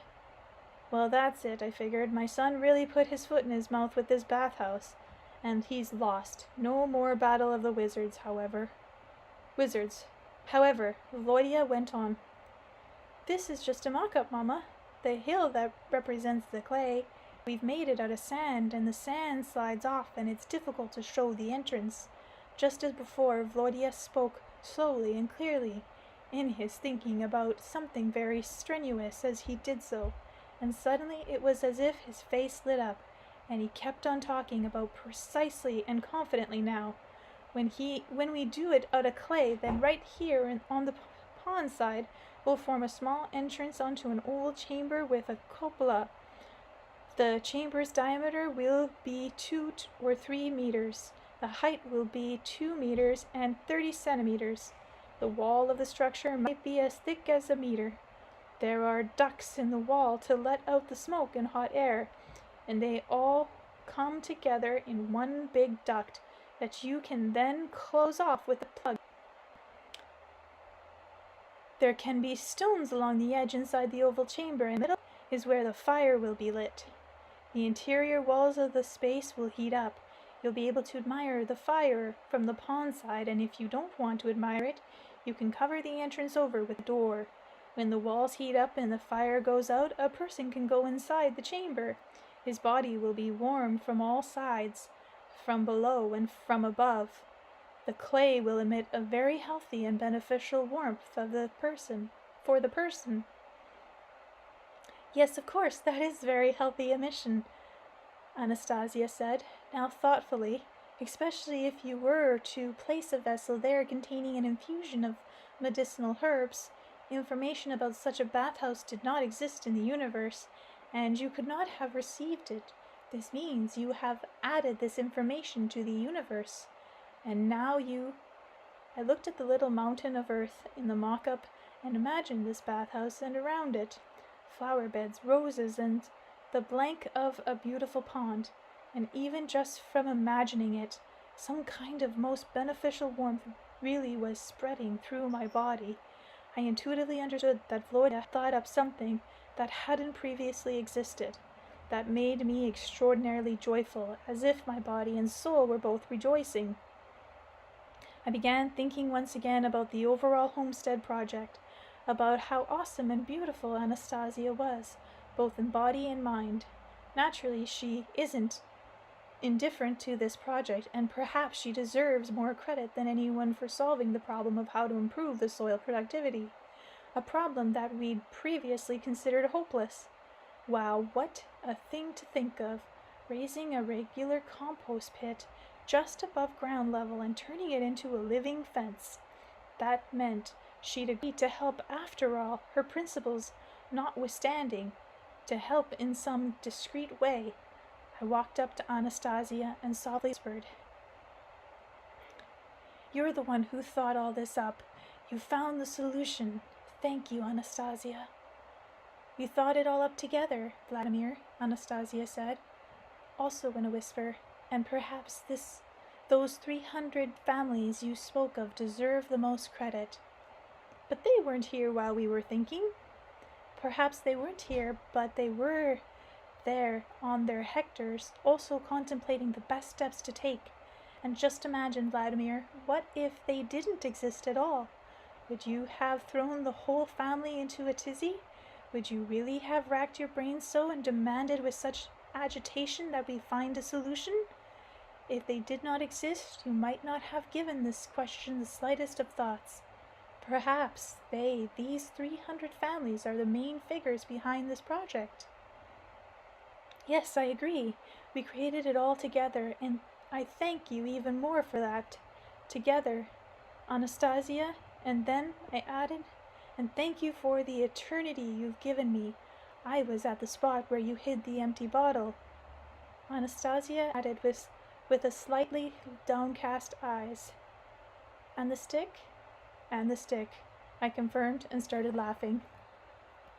Anastasia also started laughing, a rolling, light-hearted laughter, and even little Nastenka began hopping around near the mock-up, swinging her little hands and laughing. Only Volodya, indifferent to what was going on, was still looking intently and thoughtfully at the mock-up. And I suddenly felt unbearably sorry for my son. Despite the fact that he had managed to think of the extraordinary bathhouse, he naturally, of course, still considered that he hadn't managed the task Anastasia had set for him. And he probably felt uncomfortable before me, too, for not listening to me, for arguing that we'd get along without Anastasia. And he really had tried, but I wanted to support him somehow, cheer him up, but how could I do that? I didn't know. Volodya was looking at the mock-up intently, most likely trying to come up with something else on his own on it. He didn't understand that we'd already come up with what was most important. Late in the evening, before going to sleep, I asked Anastasia, "But where do Volodya and Nastenka sleep?" "In various spots," Anastasia replied. "Nastenka will sleep with me sometimes." "Why are you inquiring about this, Vladimir?" "Oh, no reason. I just wanted to talk with Volodya about something." "Then call him." "How do I call him? Do I shout? Or what?" "Just call him. He'll hear." I called him, and a short time later I saw our son coming in my direction. As before, he was intent as could be. When Volodya got closer to me, I asked him, "Volodya, when did you come up with the mountains of clay being a bathhouse, and why didn't you tell me about that earlier?" I decided to say that when Mama began criticizing our design and the clay mountain in our design, I decided to call it a bathhouse because you, Papa, told me. First of all, we need to build the outhouse and the bathhouse on the plot. The mountains was a bit too large to be an outhouse, and I decided to call it a bathhouse. But when you began talking about how it would be arranged and used, did you think that up on the fly, just like that? Or maybe you're able to use the universal information like your mama. After all, I can't do it in the way Mama does, Papa, but it's possible that there's some benefit in that too. What I'm able to receive information about, I'm trying to quickly think that up on my own, and sometimes that works. I'll say it works like a charm. You're a real inventor. I can't get your invention out of my mind. I've even decided to make up a working model when I get back. I'll buy a clay pitcher, put a hole in its base and cover its mouth with a cover of some sort, with a hole for a pipe. I'll light a candle inside it and leave it for an hour or two instead of a fire, so we can see how it'll heat up. Only a pitcher's walls are thin, so we won't have a perfectly accurate model. Papa, apply a layer of clay around the pitcher, and the model will be more accurate. Perfect! I'll apply a layer of clay. Now, Volodya, please forgive me. Will you know for being so hot-headed and saying that you have nothing to think with? Don't be angry with me." "I've never gotten angry at you, Papa," he answered calmly. "And I'm not angry at Mama, and of course you got it that she was only pretending that we'd thought up that earthen mound along the Hector's perimeter. Actually, she and Nastenka gave us a hint." "Yes, Papa, I got all that. But it's not important who thought up what. What's important is that the problem with the soil has now been solved. Good for Anastasia, right, Volodya? Mama challenged us to a duel, Papa." A duel? She challenged us? I had that kind of feeling when you were standing opposite each other. Is that a kind of game, Volodya, to develop the mind? Is that it? You could say it's a game, but to be more precise, it's a duel. That's not a fair duel. Anastasia is processing information as broad as the universe, but we don't have that opportunity. How can we duel under those circumstances? Volodya heard out my arguments and replied with calm confidence. I have accepted the challenge, Papa. Well, there was no point in accepting it. The chances are 100% you'll lose. Then you'll get upset the way you got upset today. I saw the way you were sitting there all upset, hanging your head when Anastasia was talking about the earthen mound, about the home in the middle and in the backyard. And here you'll get even more upset. I must not lose, Papa. If I lose, it will make Mama sad. Well then, she should surrender to you in some non-obvious way, so that she herself won't be sad afterwards. Mama can't surrender. Oh, Volodya, sometimes it seems to me that you're a bit foolhardy. Okay, what's happened has happened. You go get some sleep, Volodya, I'll go too, and I'll think about how best to situate the home on the hectare. Maybe I'll think of something. Yes, Papa, you need to get a good sleep. I wish you a serene sleep, Papa. My son and I went our separate ways, but I couldn't go to sleep right away. I said to Anastasia, "Don't wait up for me. Go to sleep on your own, Anastasia. I need to think about something for a bit."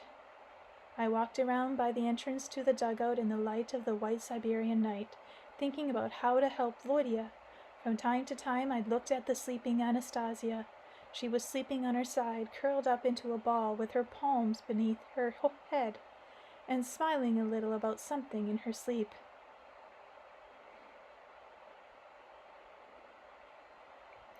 She's smiling like a child, the gentle beauty. But the day before, she's pure had ripped our layout apart mercilessly. She called the spot where we'd put the home in the mock-up incorrect. Half the hectare had ended up as the backyard, she'd said. Of course, that really was the case. I needed to recall how homes were situated in the landscape design journals. Of course, Volodya wouldn't be able to solve the problem or of where to situate the structure, since he didn't have the information. I'd have to think everything through, otherwise I'd lose all confidence in his own abilities. I had such a strong desire to help my son that I sensed that I wouldn't fall asleep until I'd thought of something useful. I'd seen lots of country homes with various structures on plots of lands, so that meant it was up to me to find the correct solution. But it wasn't coming. Most of the houses I'd had occasion to see basically had their windows looking out over the driveway. It was getting long past midnight, but I was still walking back and forth along the dugout, sorting through various options for situating the home and farmyard structures.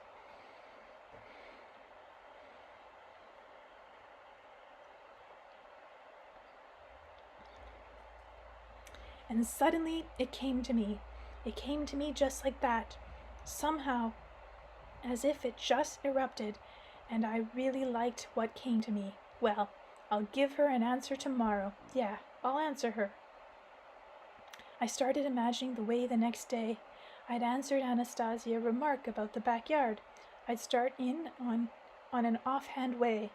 Anastasia, you were saying something here yesterday about the spot where we put the home, about some kind of backyard. Yes, she'd say. I was saying that half of your hectare has ended up in the backyard. That's not true, Anastasia. That's not the way it all is. You just failed to notice a little indentation on the mock-up. That's a veranda that goes around the whole home. When it's hot, we'll sit on the shady side with our friends along the wall that's on the other side of the house from the entrance. We'll sit and admire the garden and the flower beds, and thus you don't have any backyard. An open veranda runs all around the house. Yes, that's true, Anastasia will say. I didn't notice that.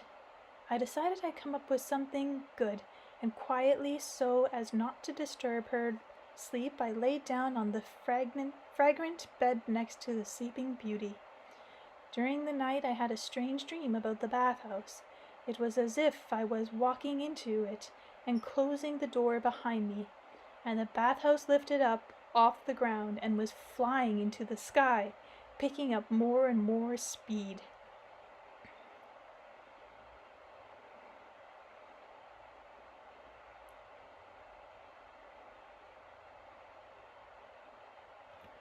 Hang on a second.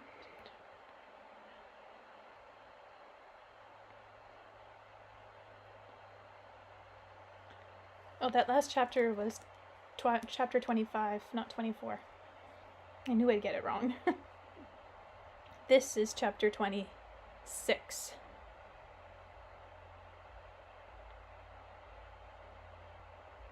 The Fiery Bird. I woke up around 11 o'clock. Most likely I'd slept so long due to the 2 days of non-stop mental exertion. As soon as I woke up, I once again wanted to see my son and talk with him about the bathhouse. To tell him this wasn't simply a bathhouse. It was a multifunction structure.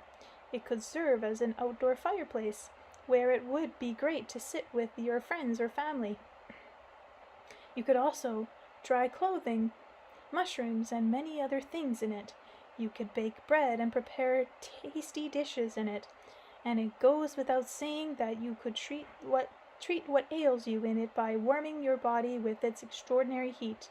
I reflected this way as I walked to the spot where the homestead mock-up was, on the lakeshore. When I came out of the bushes, this is the picture that presented itself to me.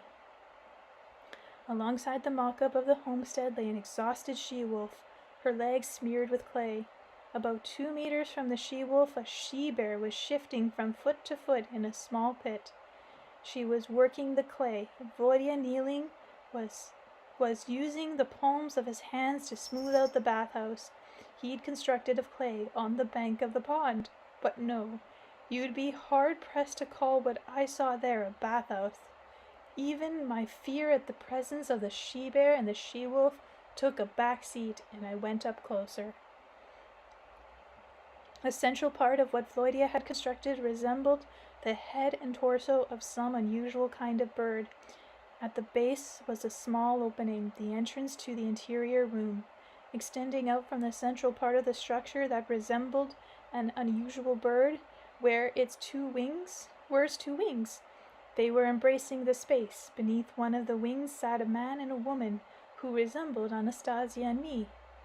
A little girl was playing in the middle. It was a cloudy day. The sun would by turns shine brightly and hide behind the clouds.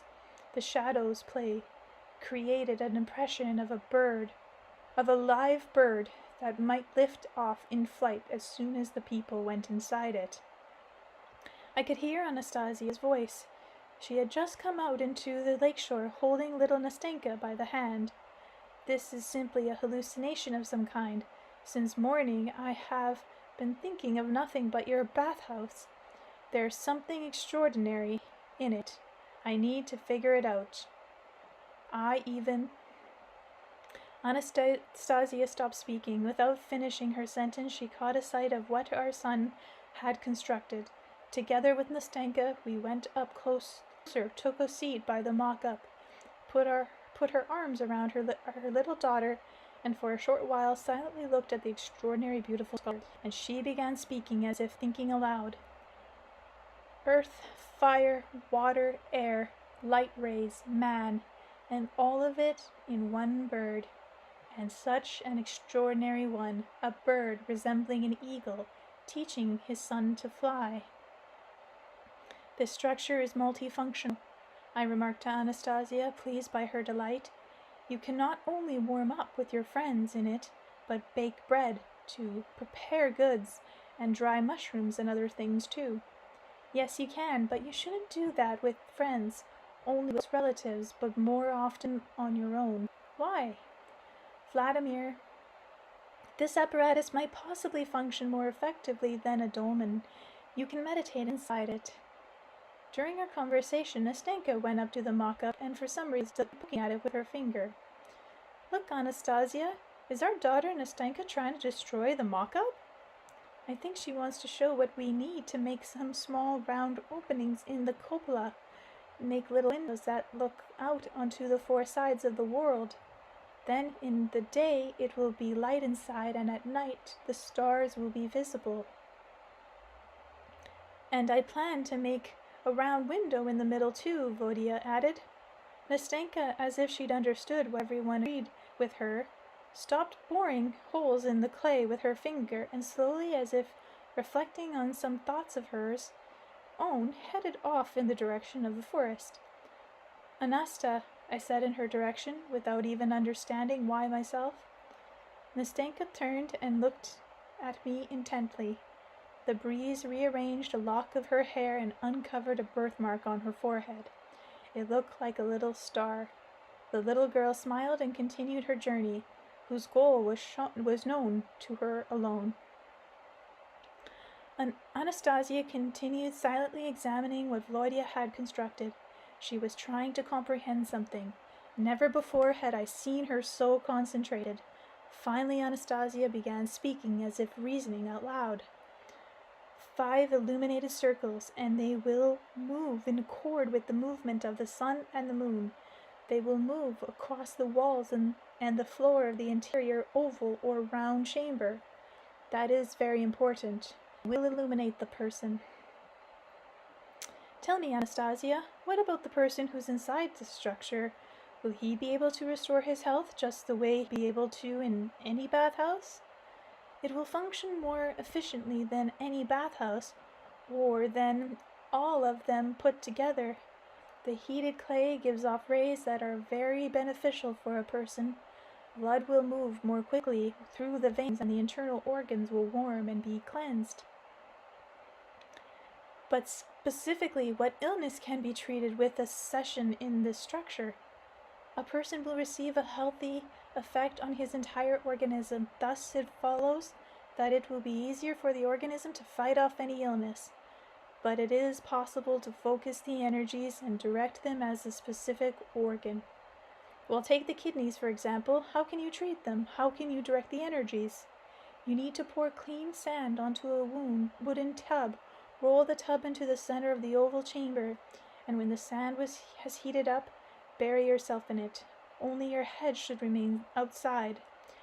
Before this, you should eat a good amount of watermelon. The sand is very good at absorbing sweat that comes out of the pores.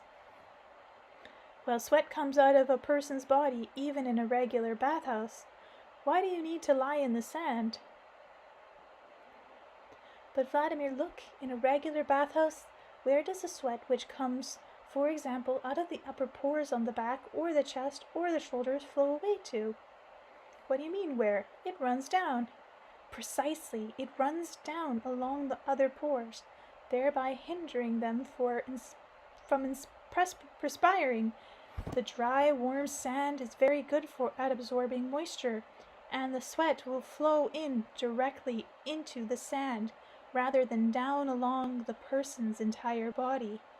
It is also good when you're in the sand bath to drink a medicinal herbal infusion.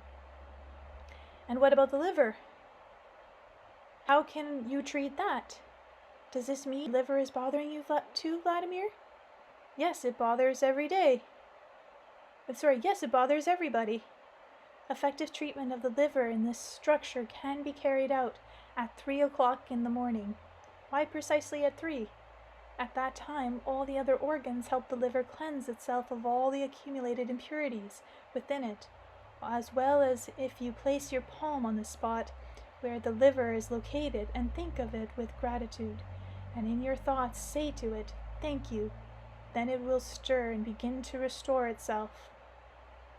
How can that be, restore itself? What? Is it alive or something? Of course it's alive, just as all organs of your body. But why can you meditate, in this structure? You said it might possibly be more powerful than a dolmen. People who entered into a dolmen would go off into eternal meditation. They were trying to transmit information to their descendants. The dolmen aided them in this. This unique apparatus is even more effective than a dolmen. It can help transmit information, but it can also, under certain conditions, receive information from the universe and transmit it to the person inside, while hiding away deep within itself any negative information. Anastasia suddenly fell silent, looked at her son, and asked him, "Are you wanting to add something else to the homestead design, Volodya?" "Yes, Mama, but first I want to be alone for a bit and think." "All right, we won't hinder you." She took Nastenka by the hand, intended to leave, but Volodya said, "Let Nastenka stay." And Nastenka, hearing her brother's request, quickly slipped out of Anastasia's arms and headed for the mock-up. Anastasia and I left. Chapter 27. Don't judge too harshly. The next morning, Anastasia and I decided to go over to our grandfather's glade. I'd long been asking her to show me his spot, his glade, and besides that, I wanted to have a chat with him. According to what Anastasia had said, it would take no less than 3 hours to walk to her grandfather's glade. Consequently, such a hike might take up to an entire day, but it stretched out to 2 days. Even as we made our way through the taiga to her grandfather's glade, Anastasia and I spoke about homesteads. You know, Anastasia, many people who build family homesteads feel they shouldn't run electricity to their homestead or use all kinds of technology. Others do use it. And what do you think, Vladimir? I think that at the beginning stage you can't get along without technology and even without professional builders.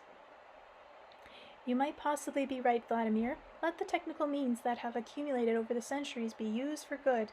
A unity of opposites will result, but I think we must design life so that in the future we will gradually do without them. For some time I walked silently behind Anastasia.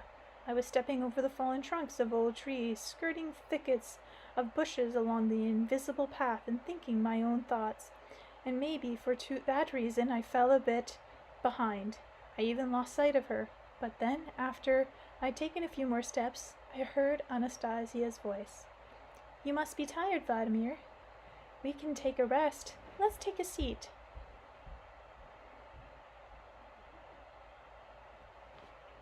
I agreed. Let's. This isn't the easiest path.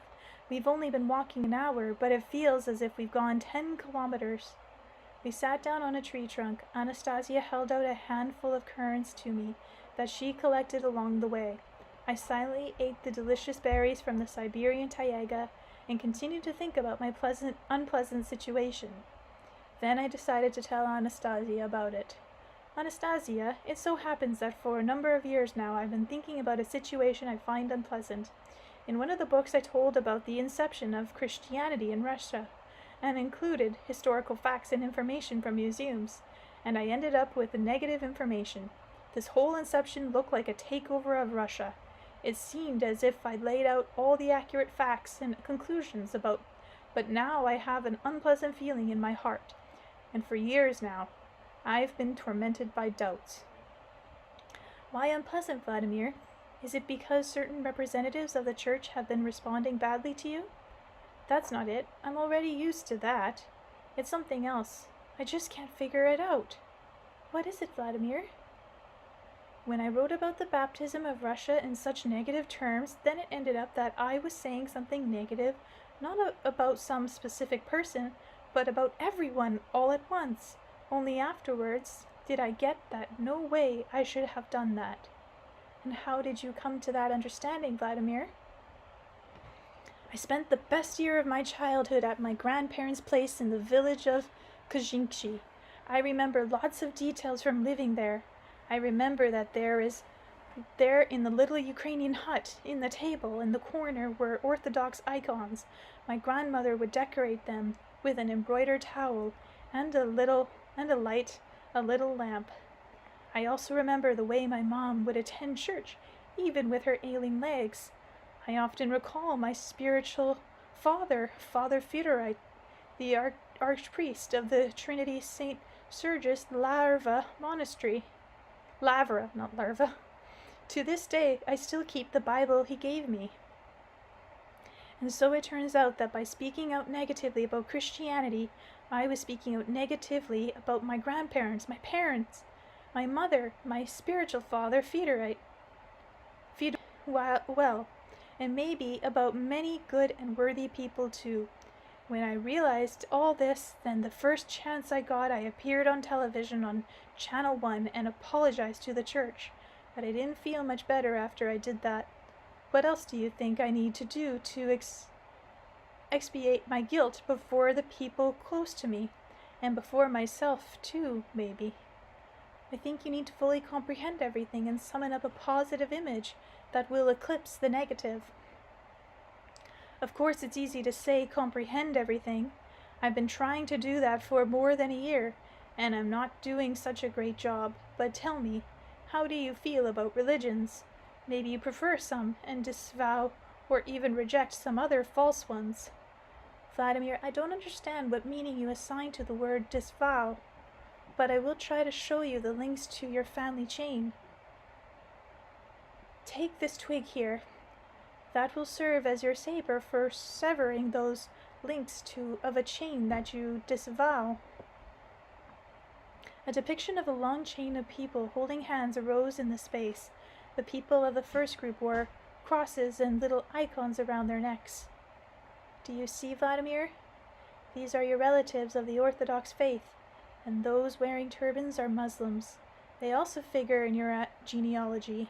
And now here in a large group of people who today are called pagans. Next, holding hands, come your forebears from the Vedic period. Behind them come the blurred outlines of people in the first race. And we can also say of them that these are people from the first civilization of Earth. They are blurry because information regarding them has not been articulated in this space, but your relatives are present there too. The first person in this family chain was created by God, and he even now holds the hands of God. In all who follow also exists a particle of God. One day it will come to pass that the next person born of your line will come to know all and will sense everyone. He will also link hands with God. It may be that this will be you, or it may be your great-granddaughters. The circle will be formed, the circle Alpha and Omega, and Alpha once more. But now think and tell me, which of these groups of people would you like to remove from the chain? I have to think about which one. Wait, Anastasia, wait. But if I remove even one group of people, then you know the chain will be broken. Of course it will be broken. And if it's broken, then the person who breaks it can never come to know God. Link hands with him and form the circle. I also think that he will be unable to do this. So what does that mean? Should a person accept absolutely all religions? Which religion to accept? That is the choice of each person, but I think we should disavow nothing from the path humanity has followed. It's possible that all that occurred in the past is essential for today's awareness. What you consider to be good is essential to accept. That which to your mind appears negative is essential simply to know, in order that it should not occur going forward, but not to be rejected. But what about if you don't know? Will it necessarily have to reoccur, and in the very same way? Yes, if it will occur, there will come a prophet who seems the bearer of the new. Those who have forgotten will hark unto him in delight, not knowing that in doing so they create nothing new. But really, it's impossible to know how precision everything that has happened to mankind since the time of creation. Historians distort even the most recent historical currents to curry favor with those in power. Within you, Vladimir, and within each person alive on Earth, there exists a particle containing all information of your family line for creation up to the present day. I understand this information is stored in each person on the genetic level, but how can we learn to make use of it? That's the question. By not disavowing and not rejecting even a smidgen of your particle. but nobody has the least intention of rejecting their own particle. When you disavow information about the past that has come to you from outside, you at the same time reject that particle that is within you. But what about this information? What about if this information is false? The particle with false information is also within you. It has been preserved so that you might gain insight into the lie. But Anastasia, really, you were the one who showed me and told me about how the black monks killed the Vedic Russian family who didn't want to betray their faith and their way of life. I wrote about that in a book. The image of the Vedic Russians turned out very powerfully. That's what many people have said, and I often recalled it. Sorry, it's Vladimir. That's what many people said, and I often recalled it, especially the picture when the wounded Vedic Russian, the artist, is lying under the pine tree, clutching to his chest the figurine he carved of the woman he loved. He loved her he loved her his whole life, but she'd married another. He kept on loving her, hiding his love. Only when he'd carve figurines, they'd always end up looking like her. He, an old elder, entered into battle with a whole enemy detachment in order to lead them away from the family of the woman he loved, and he was wounded. And I wrote your words. The Vedic Russian lay on the grass and did not moan. A small stream of blood flowed from his chest. The wooden pine tree did not know how to cry. Well, do you remember? Yes, Vladimir, I remember this emotional scene. Well, so after the picture, then how can I, or someone else, not reject the black monks? Tell me, Vladimir, who you feel yourself to be, what wounded the Vedic Russians or the black monks? Me. Who am I? That means that's why you shadowed this, to determine, but what's this got to do with me? Back there in the past, in that picture, your forebears were there. Who were they? What do you think, Vladimir? I don't know. I'd like it if they were the Vedic Russians. Of course they were the Vedic Russians because the black monks came to us from a different state. Tell me, Anastasia, have I understood all this correctly? Tell me. Vladimir, don't get agitated. Take in information calmly. Your ancestors really were Vedic Russians, but the screeching black monk, too, was your ancestor. Everything arose from the whole, and this means all your brothers. Forgetting this, people fighting amongst themselves, thereby destroying within their opponent their own selves. It was this way, perhaps for a reason. With the beginning of the new millennium, a new era has arrived as a new awareness of existence on Earth, the era of the beautiful transformation of the Earth. It's arrived? It's already arrived? Basically, I have a feeling inside me, too, that something new is going on in the world, especially when I see the way people are setting up entire settlements of family homesteads in deserted spaces. Are they the ones who will lead the new era forward?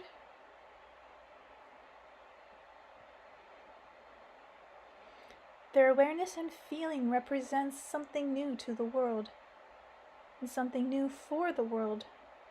But on the other hand, you watch the news on television and everything there is just the same as it's been.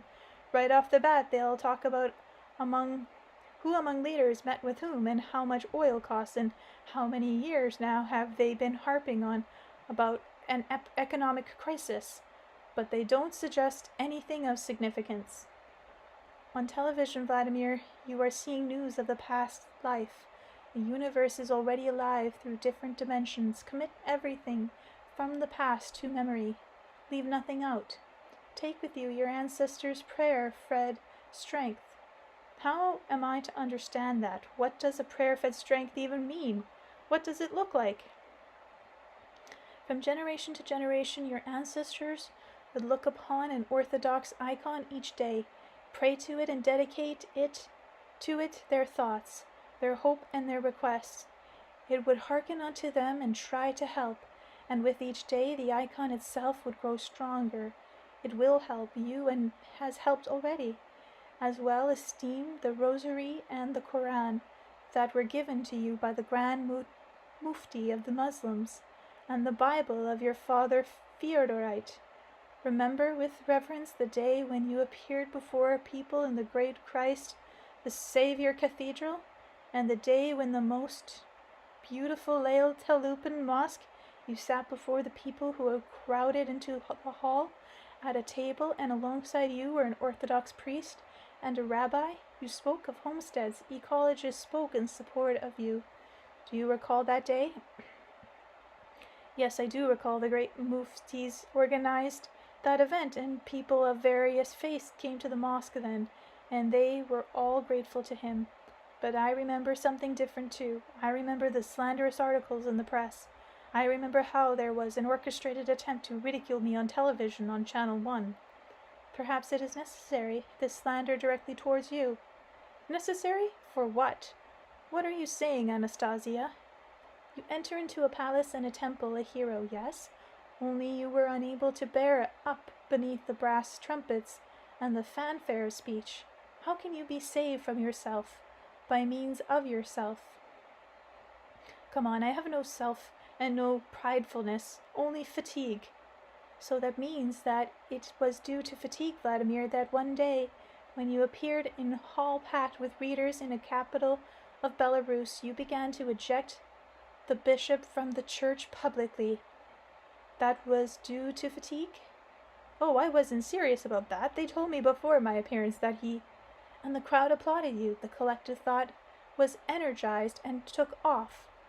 And what's up now with the bishop? But we are speaking not about him right now, Vladimir, but rather about you. You wanted to understand how you feel about religion, to get a feel for this and figure it out. Yes. You must do this only yourself, but I tell you of future events. Perhaps information concerning them will help. It will happen before long that more than 150 leaders of various countries will come together. One question, will they address the scientists taking part, how to reduce the amount of harmful gases that are emitted into the atmosphere by human deeds, gases that threaten the planet with disaster? But the 150 leaders of the earth will be unable to make a decision that will save us, and they will go their separate ways, and the harmful gas created by mankind will continue to kill the planet. What can you say about such a situation, Vladimir? What can I possibly say here? Head of state have come together numerous times to solve the question of how to improve the ecological situation, but to no end. Most people don't pay any attention to these meetings anymore. Why is that? Well, because not a single state has announced any workable proposals, and if there aren't any workable proposals on the agenda, then what's the use of meeting? It only makes people laugh. And what would you consider a workable proposal? The kind of proposal where the majority of people on Earth will change their life's priorities. The desire will arise to perfect one's dwelling land instead of working at harmful manufacturing plants to get money to subsist on. No ruler is in a position to stop these harmful manufacturing plants, because unemployment will arise and there will be riots and his people will end up being threatened. That means that head of states are not in a position to stop a global disaster. But perhaps different authorities, spiritual authorities, are capable of doing this. The patriarchs of all the religions will come together, give their word before each other that they will call upon their congregation to perfect the earth's dwelling land. Yes, exactly. They'd be able to deal with the question more effectively and have an effect on the people and the authorities at the same time. And so that means that religions are important and needed. What do you think, Vladimir? Totally wasn't Anastasia's voice, but whatever. Turns out they're important and needed, and it would be great if they could all together direct their efforts toward perfecting both the spiritual and material dwelling land. But we need specifics here, too.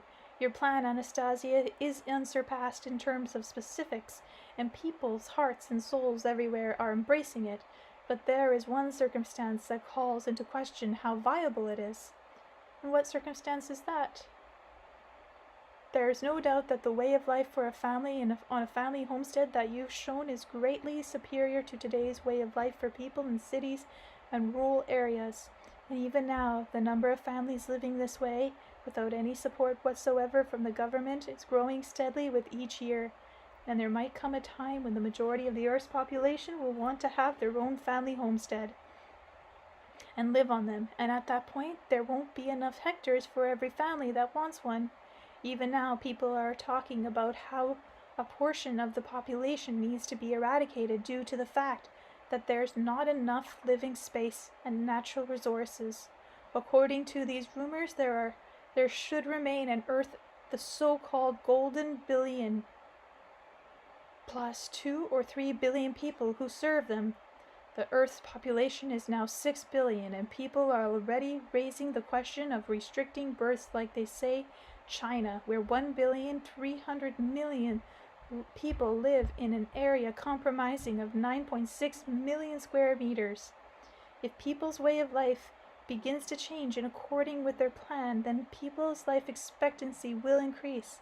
It's a completely obvious and undisputed fact that the life expectancy for a person living on a family homestead, assuming he has no harmful habits, here I am talking about drinking, smoking, and others, has an excellent diet, clean air, and healthy water, will on an average be twice as long.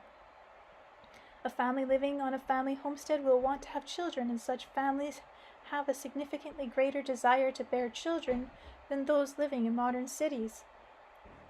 As it follows that before long, new families won't be able to get a hectare to build a family homestead.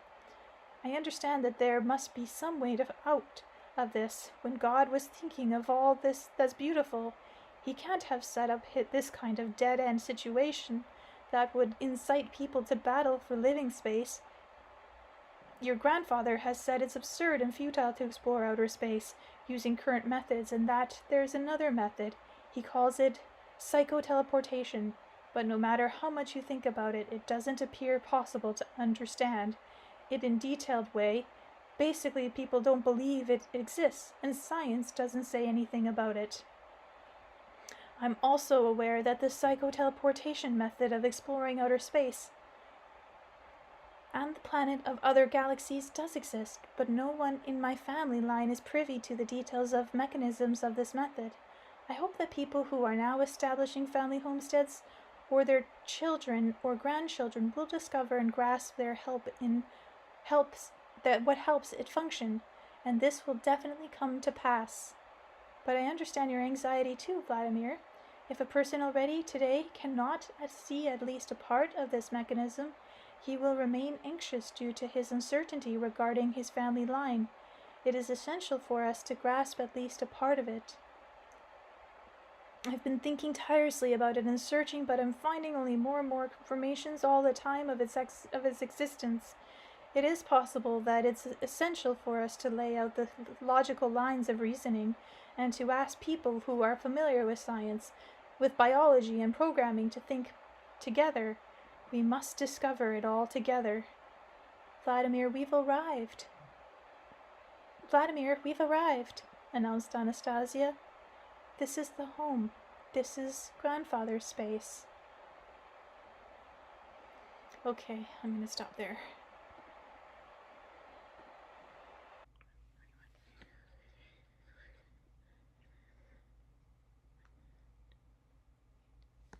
Chapter 28. The Family Party. Anastasia's grandfather had always been notable for his unusual behaviors.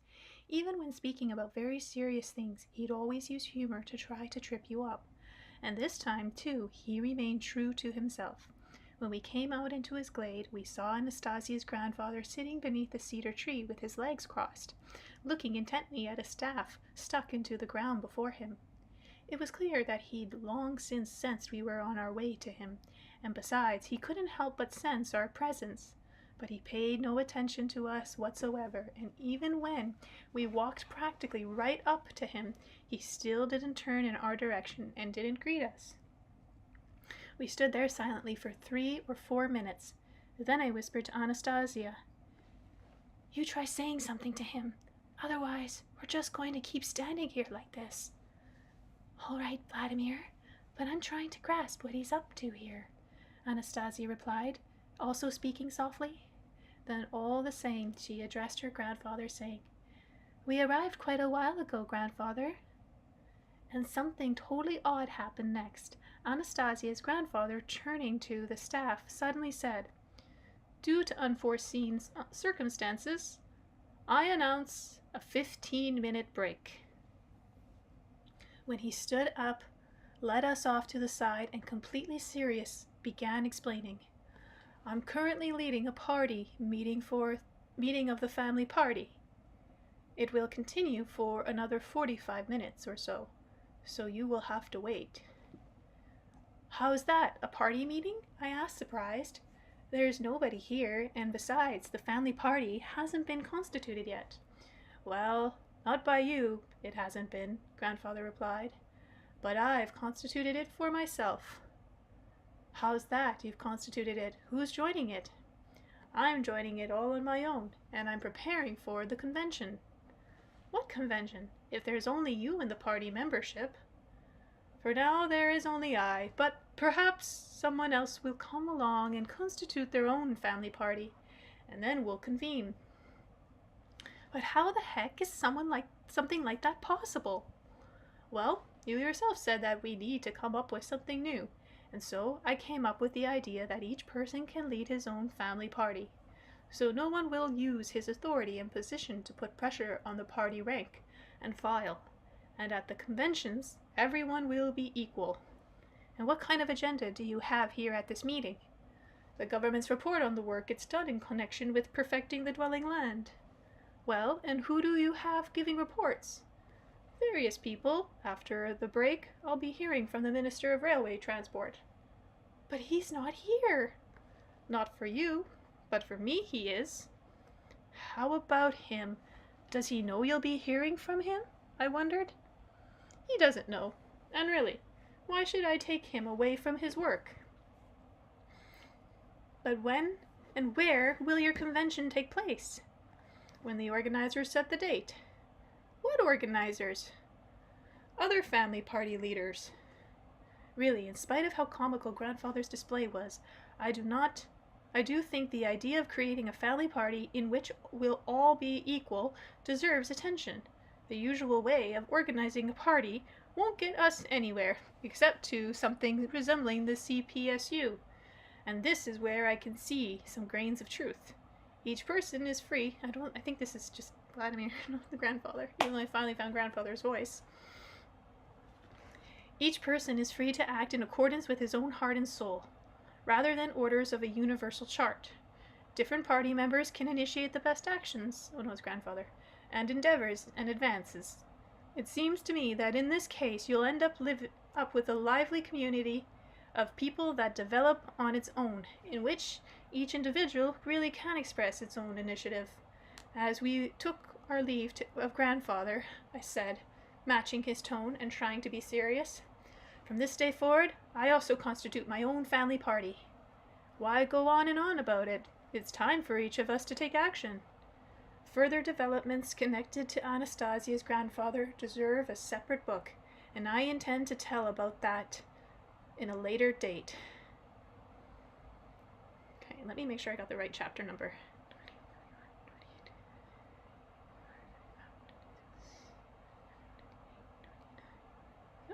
29. Chapter 29, Exploring Virgin Planets. On our way back, as Anastasia and I were returning from seeing grandfather, our conversations once again turned to the possible existence of a biological way for a person on Earth to explore other planets and galaxies. I reminded Anastasia, you mentioned that you think tirelessly about a biological way to explore other planets, and that you are finding logical confirmations of its existence. Can you lay out these logical lines of reasoning?" "We can begin now, together, to analyze the situation. Further on, you can continue on your own." "All right, Anastasia, but you go ahead and start us off." "First of all, it's essential to authoritatively establish the first fact. All that has been created in the technocratic world existed and exists in a biological and significantly more perfected form. Do you agree with this, Vladimir? Do you understand how important it is to establish this understanding? Of course I agree. I'm not the only one who knows this. Many other people do too. Man used to be able to do calculations in his head a lot better and faster. Each person had his own inner calculator. Well, and so on. You can cite a great many examples here. The example I like most is a person's birth. It's the clearest and most striking example because two methods exist simultaneously in the world now, the technocratic and the biological. The technocratic method is when the scientist in a specialized institute takes sperm from a man and an egg from a woman, mix them together in a test tube that they keep inside a special apparatus. They keep it at the necessary temperature and humidity, and basically, it takes a lot of fuss and resources. Now the biological method is a lot simpler and more effective. A man and a woman in a bed. They enjoy themselves, and soon afterwards, a person is born. A good example. Oh, that was Vladimir. A good example, Vladimir. Only please take note of one very important detail. Even so, when a person is created, even if it is via technocratic method, what lies at the heart of him is the biological material. Yes, of course, that's what lies at his heart. You can't get anything without the sperm and the egg. And the biological method has no need to adopt anything from the technocratic world. Agreed. Not a thing. Well, except for a bed, although you can get along without a bed too. Basically, Anastasia, I totally agree, and I get it. The biological alternatives are significantly more perfected than the technocratic. When the technocratic man thinks up his so-called inventions and brain children, he's replacing existing and perfected biological mechanisms with primitive technocratic ones. That situation is completely anti-rational. And nonetheless, time and time again, human civilizations losing all memory of their natural capabilities have replaced them with primitive technocratic alternatives. We are unable to imagine now how one can get to another planet using a natural method, and in this very same way, people of different civilizations were unable to imagine the birth of a child in a non-technocratic way. Many women today cannot imagine giving birth to a child without others' help, without a maternity ward and technocratic equipment. If we continue further along these lines, then more and more children will be born using surrogate mothers. Something resembling farms will arise where women who have been artificially inseminated will be concentrated. Their whole lives, they will bear children and give them up. They will be provided with food and lodging. But they themselves, each one of them, will see herself as an incubator for a human embryo. This has already happened in history, in one human civilization. In this same civilization, the practice of cloning of people was also developed. As a result, a person in this civilization was unaware that it was possible to give birth to a person through biological means. Lacking awareness of this, lacking this thought of a woman had no possibility of conceiving a child, no matter how much she entered it into intimate relations with a man. Now, if a woman did become pregnant by natural means, after all, this was considered pathological, and the human embryo was immediately destroyed, or was removed and grown artificially. Vladimir, do you agree with the assertion that any technocratic achievement is preceded by a person's act of losing the memory of his biological capabilities? I do. But now tell me, can a person use a technocratic method to transfer an image, a photograph of his family instead of a family homestead, for example, from one point on Earth to another, or into space? Of course he can, using the computer and the internet. Oh no, I'm confusing who's talking. Okay, that last one was Anastasia. This one's Vladimir. All he needs to do is choose an electronic address, scan his image into his computer, and go onto the internet, and send it to the address he's chosen, and it will come up there on the computer. You can print it off the other computers using a printer. You can also send it into space too, if you know the spaceship's electronic address. You can send it to the moon too, and you can send it an image from the moon to Earth. That's already been done. Good, Vladimir, very good. Only you have forgotten one very important detail.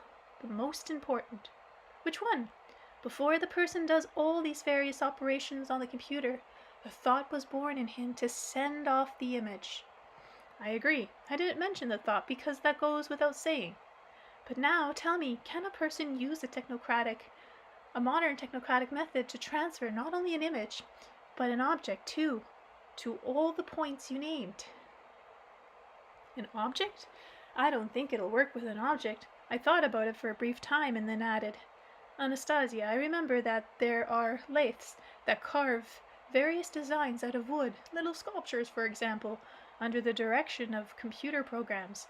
And if you send the computer program tasks with carving out the little sculptures to a different continent via an electronic address, or to the moon, then another computer there, if it's hooked up to the same kind of lathe, will carve out very same little figure.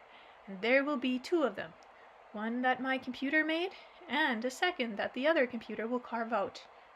In that way, the little sculptures I have will be copied in different continents or on the moon. So it follows that one can use a modern technocratic method to transfer or copy and recreate an object, even on a different planet. Yes, one can. But you understand what this means, Vladimir? What? This means that there exists a biological method for transferring an object from one planet to another, and this means it is 1,000 times more perfected, simpler, and can be accessible to any person. The biological method requires the presence of no technology whatsoever. It is the human thought that is most important in it. Yes, I agree, and in the case of creating a child, the most important thing is the thought. But a man who's thought about creating a child needs a woman too, and a woman who's thought about a child needs a man. Together they materialize what they've thought. Together they... Vladimir, the possibility of creation and birthing of a person by a man and a woman is the highest achievement. This means that it is possible. All the more so for a person to create life on another planet using a biological method. For now, it is unclear what components are necessary in order to materialize him. Yes, Anastasia, a tremendous discovery. It would turn out to be a tremendous if you or someone else could find or discover these biological components. We need to think. It would be possible to comprehend and sense much. Were we to encounter that knowledge possessed by the people of the first civilization on Earth. Okay.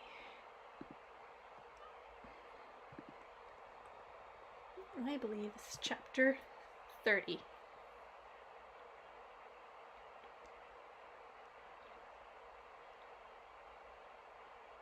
Yeah. The people of the first civilization. I infer, I summarize, and with the logic of life confirms this, that they possess potentials greater than did God himself. But who the heck are these mysterious? These are the children of God, people of the first earthly civilization. The first civilization? Does that mean there were ones that came after? And how might the first civilization have differed from those that came after it? In the direction of its development, mankind, Vladimir, has not always followed the technocratic path into the dimension of anti-rationality towards disaster. In the beginning was a first civilization, which developed in a different direction. We will call it the biological path. They made use of all that was originally created by God. A person of the civilization would study the divine creations, and with their help would perfect his dwelling land. The divine creations are perfected, but each generation must be more rational than the preceding one. Such is the way God programmed it. It could be no other way, another way God could not be called God, and his creation for becoming perfected would represent the end of creation. Man is the beginning of the great creation. Naturally, people of the first earthly civilization might also have looked different than contemporary man on the outside too. They had an ideal body, build, and their physical health enabled them to hold within themselves immeasurably more energy than contemporary man is able to hold. Their original knowledge of the biological drive world that came from God enabled them to perfect it. All the scientific and technological achievements existed today in the technocratic world exist for them in a significant, more perfected biological form. Where is the proof that this civilization and their achievements existed? If you see a grown person, Vladimir, do you really need proof of the fact that this person was first an infant and then a child? No, I don't. The person himself serves as proof that he used to be a child. In just that way, today's human civilization too served as proof that there existed the first, and this first one could not be technocratic. Alright, maybe it couldn't, but we can see from historical evidence and archaeological digs that people of ancient civilizations who lived 100,000 years ago ran around in animal skins with clubs and hunted animals, as we're told, and that they had trouble finding food for themselves. Archaeologists are finding people of the post-disaster period of technocratic civilizations. Imagine, Vladimir, that on the Earth is living a technocratic civilization that it is achieving great heights in so-called technocratic development. But any technocratic path rends the planet Earth, impairs the ecology, and disturbs the biosphere. And large-scale technology-induced disasters ensue. Those in power, or the elites, always know if its approach beforehand and make preparations to save themselves. One of the civilizations, for example, constructed a near-Earth orbit, an entire technological complex of a size equaling 2 ocean liners. On it, they saved themselves from the disastrous changes that had befallen the Earth. But this technological complex would not hold the people indefinitely, for it itself was mortal. The people who were saving themselves from the earthly disaster held out on it for around 60 years. Children were born to them, but there came a time when life on the artificial complex became impossible. The people, its inhabitants, began dying, and then the decision was made to return to Earth. And they returned. They landed in groups in special capsules. On the Earth, which was cooling now after the Great Fire, grass was already growing up anew, and the animal world was coming back to life. Not all the people managed to end up in this kind of oasis, but those who ended up in the desert or on red-hot lava perished. Those who managed to land on a plot of land where life had been partially preserved rejoiced at their luck. Okay, just a second. I want to read that again.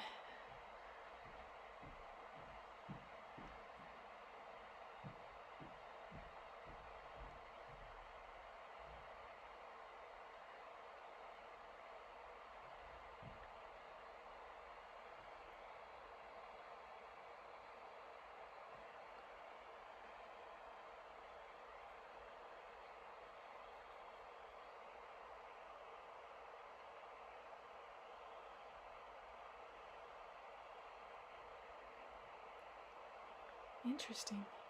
Now I will show you. Look, there they are. There are about 6 of them coming out of their red-hot capsules.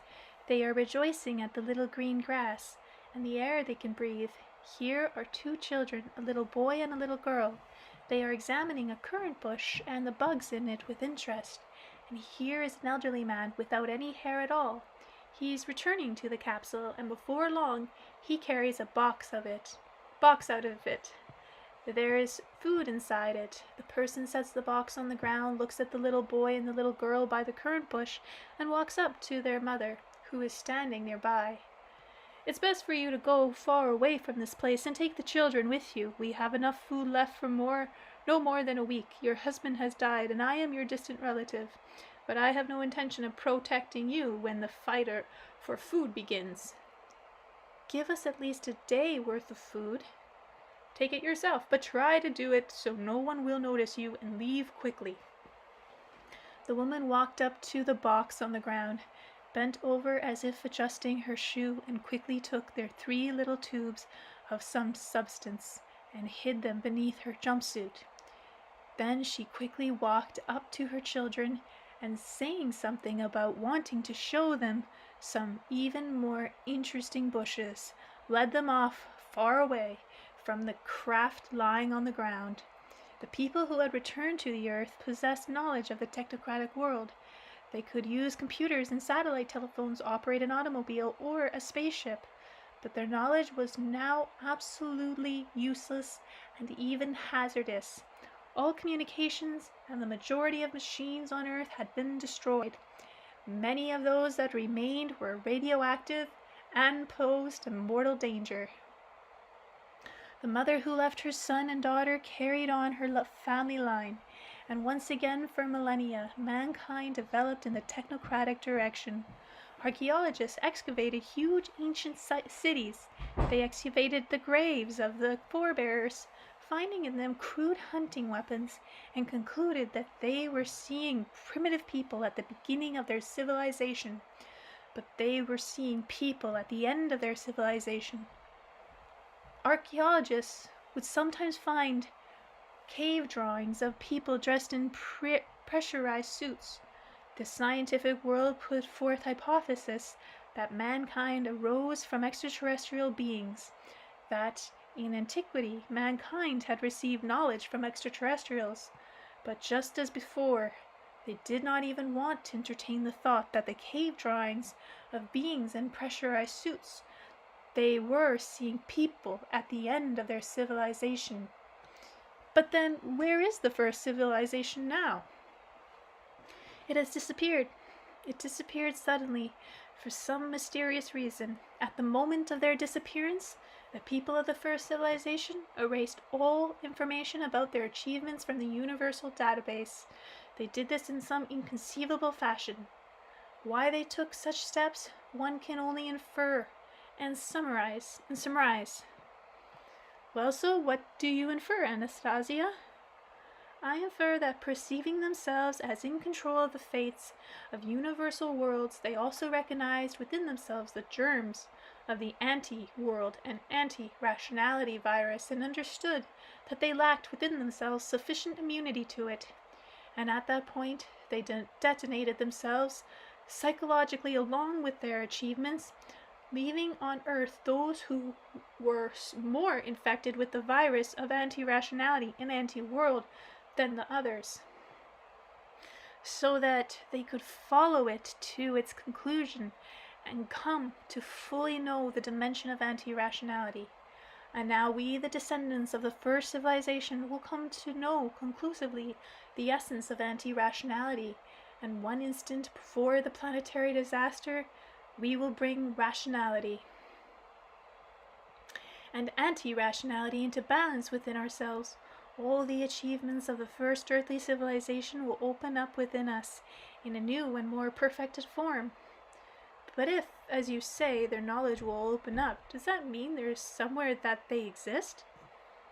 They exist within each person. Anastasia suddenly broke off her tale and froze. What's happened, Anastasia? Why did you stop talking and freeze? Something has happened in the universal space. I sense that, Vladimir. I sense the vibrations. Do you also? I don't sense a thing. Just some little breeze started to blow. Yes, a breeze. But it's variable. Well, maybe it's variable, but what of it? Did something bad happen or something good? I don't know, Vladimir. Only one thing is clear. What has happened has disturbed the space. But where did it happen? On the shore of our lake, I think. And what are you saying? The whole universe reacted to this thing that happened? It always reacts when interesting or unusual information appears. Let's run over to our lake as fast as we can, Anastasia. We set off walking at a fast clip, At times, when the taiga would allow me to, I tried to run. Only once did we sit down to rest, and then once again rushed towards the lake. When we were already almost to the lake, I suddenly imagined what unpleasant things might be in store for our son, and I asked Anastasia to stop. Wait, Anastasia, hear me out. Try to understand. Volodya is under the impression that you challenged us to a duel. Is that right? Yes, Anastasia replied. I won't be going into it right now about why it's an unfair challenge. There's no time. But I'm asking you, please don't criticize what Volodya has done during the 2 days we've been gone. It's time that he's been working on the mock-up from dawn to dusk. He's been trying, I know. I saw it when he and I were thinking over the design on our own. But he doesn't have enough information. If you start criticizing his creation, he'll be very upset. He said to me, if I don't win the duel, it'll make Mama sad. Can you imagine? He'll try and try so he doesn't make you sad. And you too, Vladimir? Yes, and me too. But you and I, we're grown-ups. We should understand that there's simply nothing else we can add to the homestead design. The earthen wall around the perimeter was a brilliant idea, but it's already been articulated, and the pond's been settled. And you haven't rejected where we've put the home with the veranda all around it. What's left? Flower beds, raised vegetable beds? That's the small stuff. The technical construction details aren't significant. You need to understand, Anastasia, there's no room left there for the creativity. I mean, you have already done everything. You gave us a hint and didn't leave anything for our son. At least praise him for trying. I cannot praise him just for trying. That would be humiliating praise.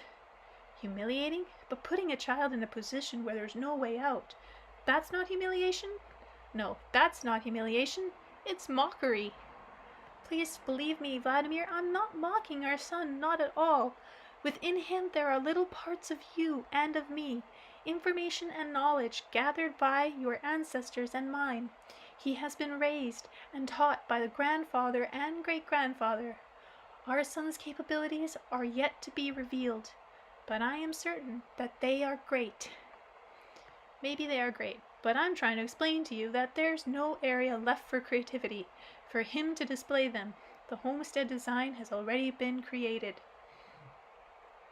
You feel it's been created? But for a long time now, I've been under the impression that even so, neither you nor I, nor the people who are creating homesteads are aware of some key purpose of theirs. Many sense it intuitively, and for this reason, the thought to create a family homestead draws people in. This thought is on the level of feeling. They are not fully clear or grasped. Something very important for the future and for eternity has not yet been grasped. From the moment of man's creation and up to the present, within him has lain all that was created in the beginning, and they, the man's gods of the first civilization, are secreted away within each person, in the form of a small and perhaps microscopic particle. It's possible that they can see or feel what is transpiring. When I excessively perceptuously put our son in a difficult position in regard to you, it is possible that this particle responded, that it couldn't help it, and that perhaps the time has come. It is possible that Volodya senses, feels, and knowledge stored within him, his structure, this fiery bird turned out too extraordinary in its beauty and function. Anastasia, please understand. You're asking the impossible. You want our son to explain something to you or to create something, but you yourself don't know what exactly. You only feel some new potential for the family homestead, but Volodya might not even know about your feelings. My feelings lie within your son too, Vladimir. I was walking behind Anastasia, fully aware that she wasn't going to pull any punches with our son, or praise him for no good reason, and she might even start criticizing him too. But I wasn't going to criticize him. I had made a firm decision. I had to find some kind of words to say to cheer him up and praise him for trying. I fell a bit behind Anastasia. When I came out of the taiga, I saw that she, standing by a cedar tree, was focusing on peering from afar at what was transpiring on the shore. And on the sandy shore of the Taiga Lake, surrounding by century-old cedars, Volodia was making some kind of incomprehensible structure. It was a simple square or rectangle that framed the earthen mound and enclosed it on both sides with little clay walls. The little walls at the corner were white and higher than along the sides. On the square's inner edge was the pond, and next to it was his unique bird, and in the middle of the square, right on the sand, sat Nastenka. That was it. I understood that Anastasia wouldn't be praising Volodia. There was nothing to praise him for. He'd made the bird before, and he basically wasn't the one who'd come up with the earthen mound. Either he hadn't had time to construct the home and the farmyard structures, or he didn't know where to situate them. To tell the truth, the square was a little bit strange. I turned to Anastasia and said, Volodia hasn't managed to do anything special, and since that's the case, there's nothing here to criticize. But Anastasia gave me no answer, and didn't even turn in my direction. It was as if she had lost track of everything, and was focused on studying the square. I set off in the direction of the square my son was fussing with, but here's where something incomprehensible happened. When I came to within a few steps of the homestead mock-up, I stopped. I didn't have the strength to move further. It was as if the space around me was suddenly transformed. On the outside, everything was still the same, but my sensations, unbelievably pleasant sensations that seemed familiar, or as if they'd come from another lifetime, were enveloping the whole surrounding space and warming my body from within. I was afraid to move. I didn't want them to go away. I just stood there and looked at a corner of the square, at a corner that was shaped like a little white home with a window and door. I begun to come to when I heard the voice of Anastasia, who'd walked up. She addressed Volodia, who, kneeling, was smoothing out the uneven parts of the outer walls with his hands. May I ask you something, my dear son? Anastasia seemed agitated to me. Volodia stood up, went to Anastasia, gave her a slight bow, and replied, I'm happy to listen to you, Mama. Have you found a new definition for the concept of a home? I've been trying to seek out one, Mama, and I've decided that a person should simultaneously build a home for both himself and his Hector. Then they will be inseparable, connected to each other, and united in their space. Tell me about your mock-up, Volodia, and about how it's meant to function. Tell me about all its details.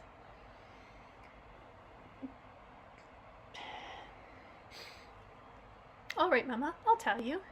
And her son began to tell her. It was as if through his telling the conventional labels of the extraordinary family homestead came to life in the mock-up. Volodia pointed to a depression in the wall. This here is the entrance to the home, Mama. It's located not on the roadside, but on the forest side. You mean to say that this is the entrance to the territory of the family homestead? Anastasia clarified. The entire family homestead is the home, Volodia replied, and for the reason I called it the entrance to the home, and the person should wipe his feet before he walks in. If something has stuck to them, and even if nothing has, he needs to do this mentally. Now, this wall, Volodia said, pointing to the greenhouse running along the Hector's perimeter, is a living wall, the home. The plants growing inside it will be warm and happy. This is clay wall, heated by the rays of the sun that pass through glass at the transparent plastic sheeting Papa has spoken of from above. During the day, the clay wall will heat up, and during the night, when it's cool, it will begin giving off warmth to everything growing inside. There are rooms inside this wall. It's a place where various garden supplies and tools the person will use will be stored. And in this space, Mama, Volodia said, pointing to an oval extended out from homestead perimeter, a person can sleep and eat in the winter. Next, there's a compartment where the firewood is kept. Various domestic animals, chickens, swans, a goat, a pony, a hedgehog, a peacock, and doves, are housed among the corners of the living wall that abuts the forest. There are 2 exits from their dwelling, one in the direction of the forest and the other one in the home space. Papa has said that he often has to go there with anyone to look after the animals. Papa feels a person shouldn't take on animals if he can't give them enough attention and feed them at the right time. But I feel that animals shouldn't have to depend on the person for food, that demeans the animals. The person should create a comfortable dwelling land for the animals he likes, so that they can feed themselves independently and come to the person when he needs them. Many various wild animals live around our glade, our home, but there's no need for us to feed them. On the contrary, they are happy to bring us food. I infer that we can create the very same conditions for animals in the family homestead, too, especially if it abuts a forest.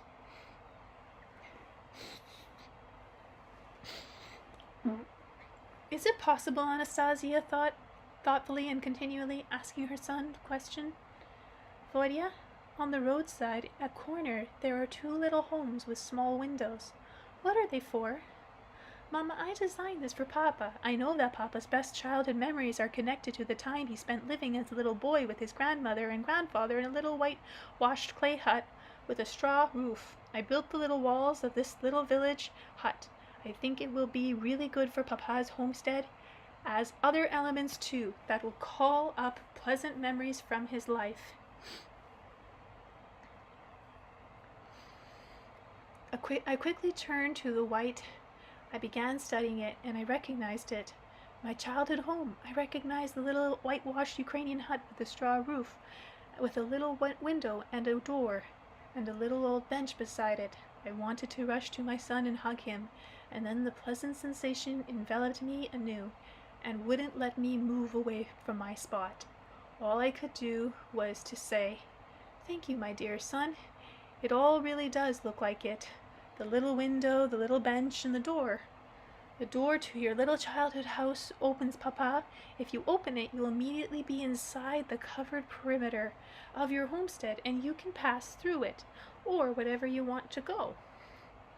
And Papa, I've also arranged various plants on the homestead space, and have composed the necessary symbols out of them. In the greenhouse, Papa, you can grow everything you like to eat in the spring and the summer, but in addition, from your favorite vegetables and fruits, it will be very good if you set up raised beds, no more than 11 meters apart, with a diameter of no less than 90 centimeters. On these beds, you'll put in seedlings of, for example, currants and raspberries, and it would be good to put it in at least 1 little cedar seedlings on each side, along with grasses and flowers you're breathing there from the taiga, and it's desirable for them to come not from the edge of the taiga, but from deep inside it. It will be extremely difficult for people to do that, Volodya. Now me, I can do that, but I'd like a lot of other people who are building family homesteads to have this opinion too. A lot of them won't be able to put in plants that from deep inside the taiga.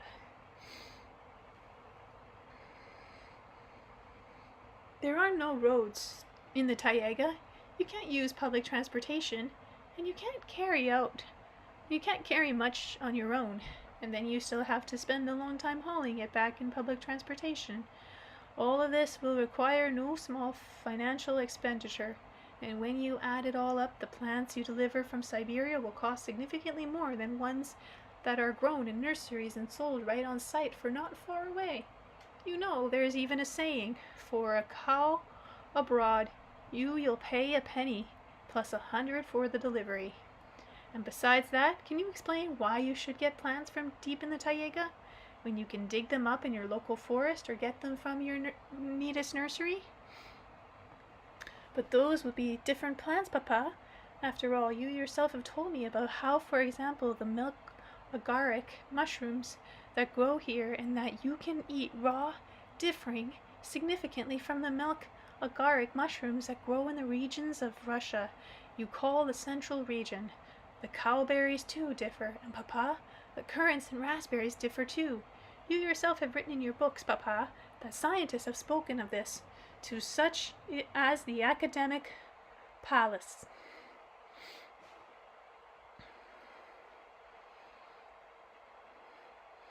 Tell me, Vladimir, is the way they taste the only reason we need to fill these raised beds with plants from deep in the taiga? That's not the only reason, Papa. Taiga plants will not admit the anti-rational information of that world in which you have to live. When they're set out along the perimeter, they will not let that information through into the territory of the homestead. Local plants, which you call regionalized, have gotten used to it and to a greater degree and will let it through. In particular, plants that do not produce seeds provide no barrier whatsoever to this information. I know about that kind of plants. They're called genetically modified. Papa, it's important for the perimeter of the homestead to be able to not let unnecessary hostile information. You don't need through when it transports you to another spot. I didn't understand what my son had said and began asking him to clarify. To what other spot? How can it transport me? Volodya didn't have a chance to reply. Anastasia, who was having a hard time concealing her agitation, began to speak. You've come up with something very good, my dear son. It's very important to concentrate positive emotions on the homestead. And by wiping your feet when you enter, to not bring the negative into it.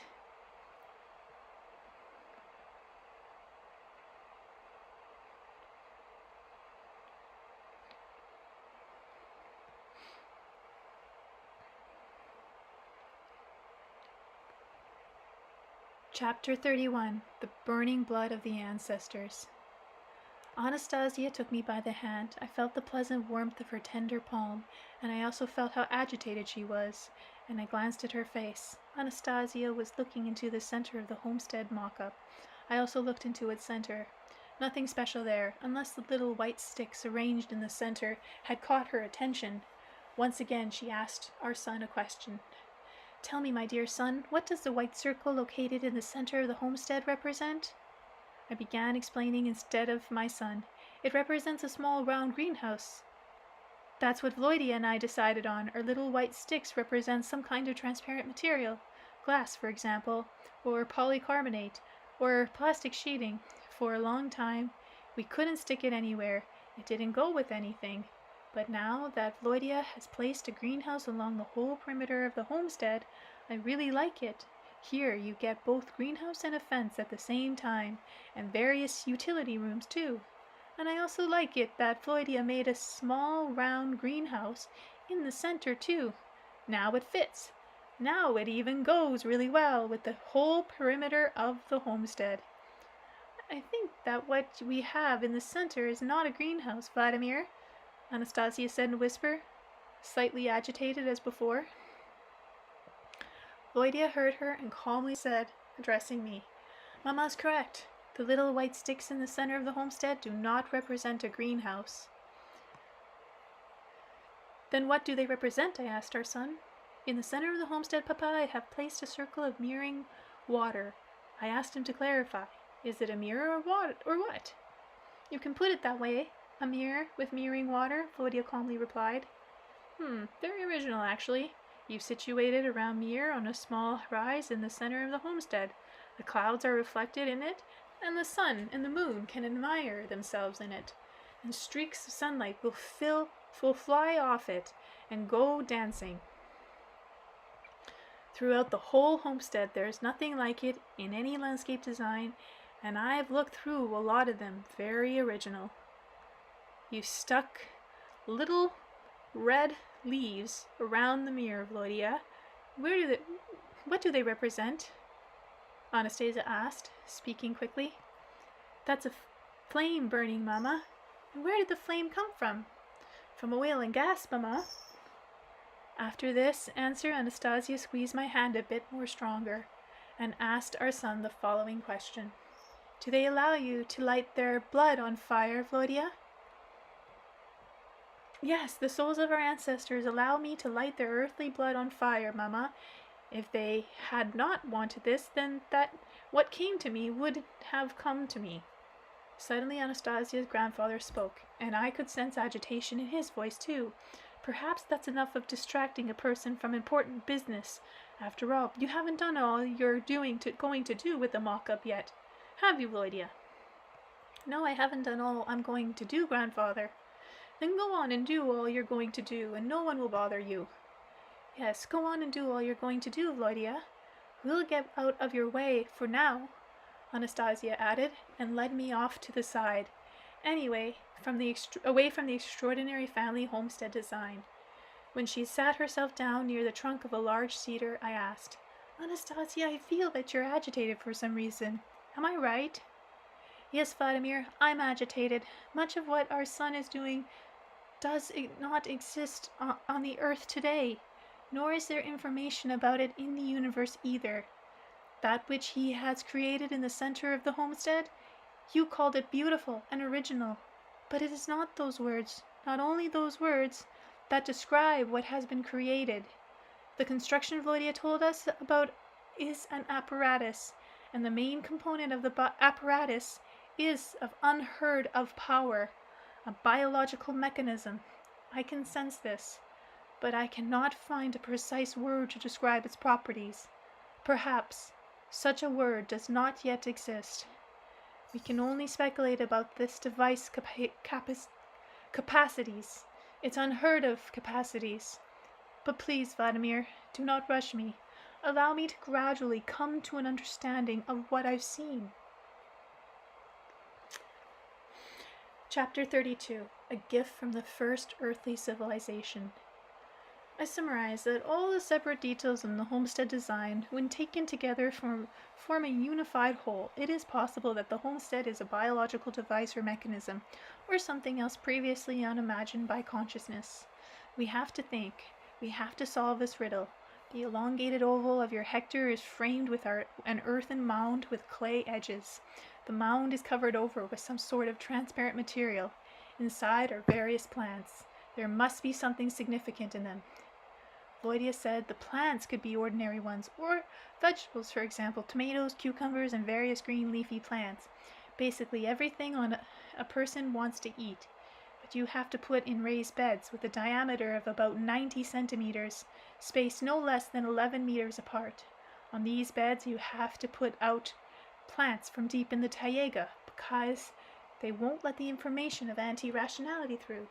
That's what he was saying. Yes, they won't let it through. In this way, the perimeter functions as a membrane. A membrane of what? For everything located inside the membrane, the greenhouse situated along the perimeter, where all the areas a person requires for living and for his household needs have been incorporated. Looks pretty and sensible. Within a few years, the needs for the transparent dome will fall away.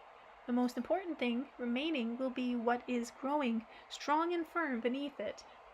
Our son has pursued quite an extraordinary goal. He has fenced the homestead space off from the pernicious influence of the anti-world and anti-rationality, using the most powerful fence you can possibly imagine. It is not the clay walls and the transparent dome that plays the most important role in this fence, but the plants inside the structure. They all exert the psychological effects simply by being there, and they will help you immediately bring opposites into balance within you. How will they help me to bring opposites into balance within me? That's some kind of mysticism or magic. That's not a jot of mysticism or magic here, Vladimir. Rather, it's science, and the one you call psychology. Imagine you drive up to your homestead, and from far off you can see the little white walls of the little home of your childhood, and this immediately calls up positive emotions in you. Then you get out of the car and wipe off your feet, once more mentally cleansing yourself of negative information. The gates open wide before you, and your gaze takes in the living magnificence of your family homestead space, which will never cease to amaze and delight you. Unlike non-living pictures, it will always be varied. New flowers have blossomed on and raised beds and trees, and the light playing in a new way, or the little flowers stirred up by the breeze, will enchant you each time. Then you will want to take a look at whatever might be transpiring inside the fence, and you'll go into it in beautiful living richness, and its airs will completely draw you away from the negative information of the anti-world. Yes, it really is great. The homestead will also play the role for my personal psychologist, and an extremely effective one at that. You're right, Anastasia. Each time I come back, even to my country home, after being gone for 3 or 4 days, each time it's interesting.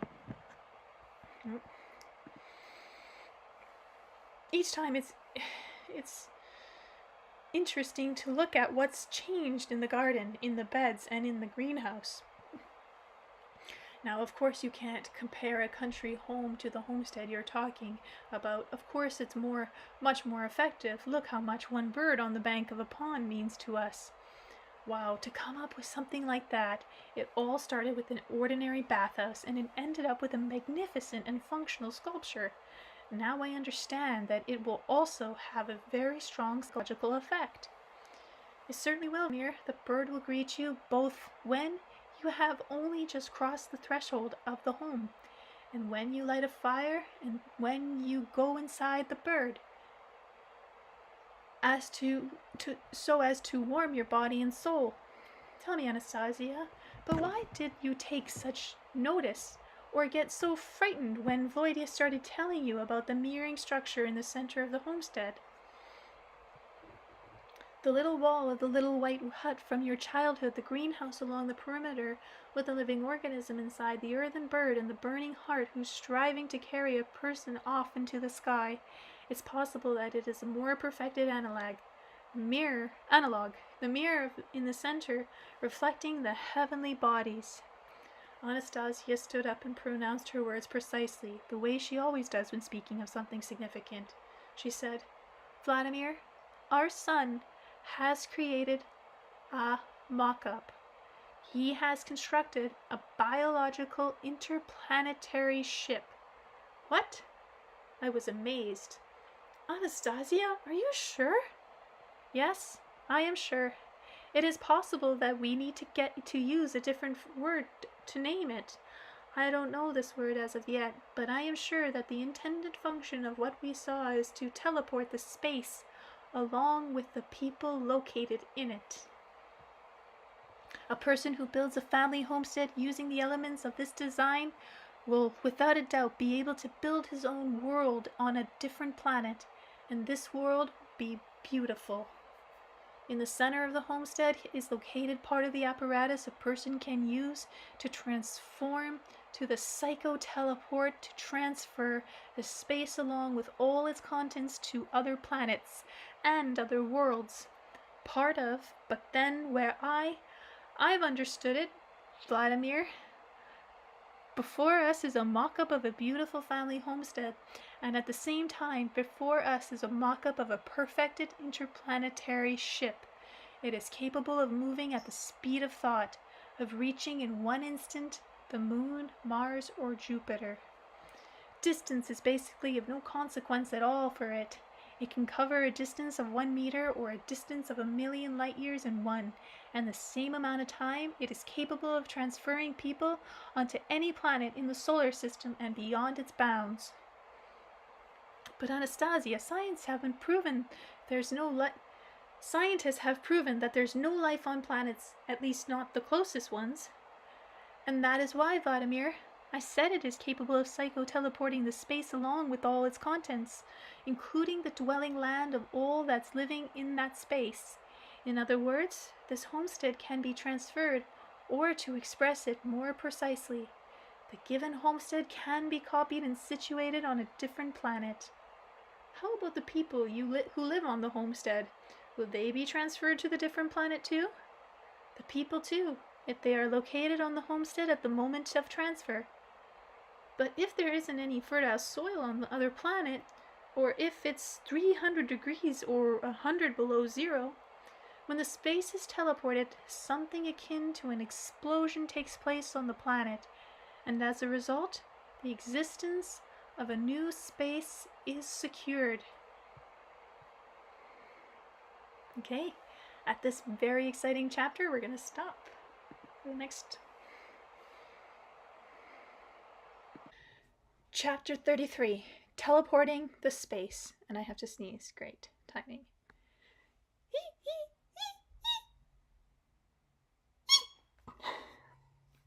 Okay. Unbelievable information, Anastasia. It's even hard to imagine that such potentials exist in man. Perhaps you're mistaken in your conjectures. There is no longer conjectures, Vladimir, and I'm not the tiniest bit mistaken. Previously, this information did not exist in the universe. Now it has appeared. But what is most important is that the particulars of mankind's first civilization, which exists within me and within you, just as it does in each person as well, will allow this information in. You know, Anastasia, I'm only just now starting to understand how mighty those 4 words of the universal laws are. Perfect the dwelling land. Turns out a person can perfect his land to such a degree that he becomes a god. I mean, because when he moves to another planet that hasn't yet been made habitable, man will begin creating life there, like God did on Earth. Man will never become a god, Vladimir. Each person is the son of God, or his daughter, and God the Creator and parents wanted his children to be more perfected than him. And they most certainly will be. They will be. By bringing anti-rationality and rationality into balance with themselves. We heard the voice of Anastasia's grandfather, who came up without us noticing him. Now, that is real scientific progress. He will open up a new era of mankind. Anastasia stood up. Her grandfather, an elder with graying hair but an erect posture, stood there, leaning on his staff and looking thoughtfully at the shore of the Taiga Lake.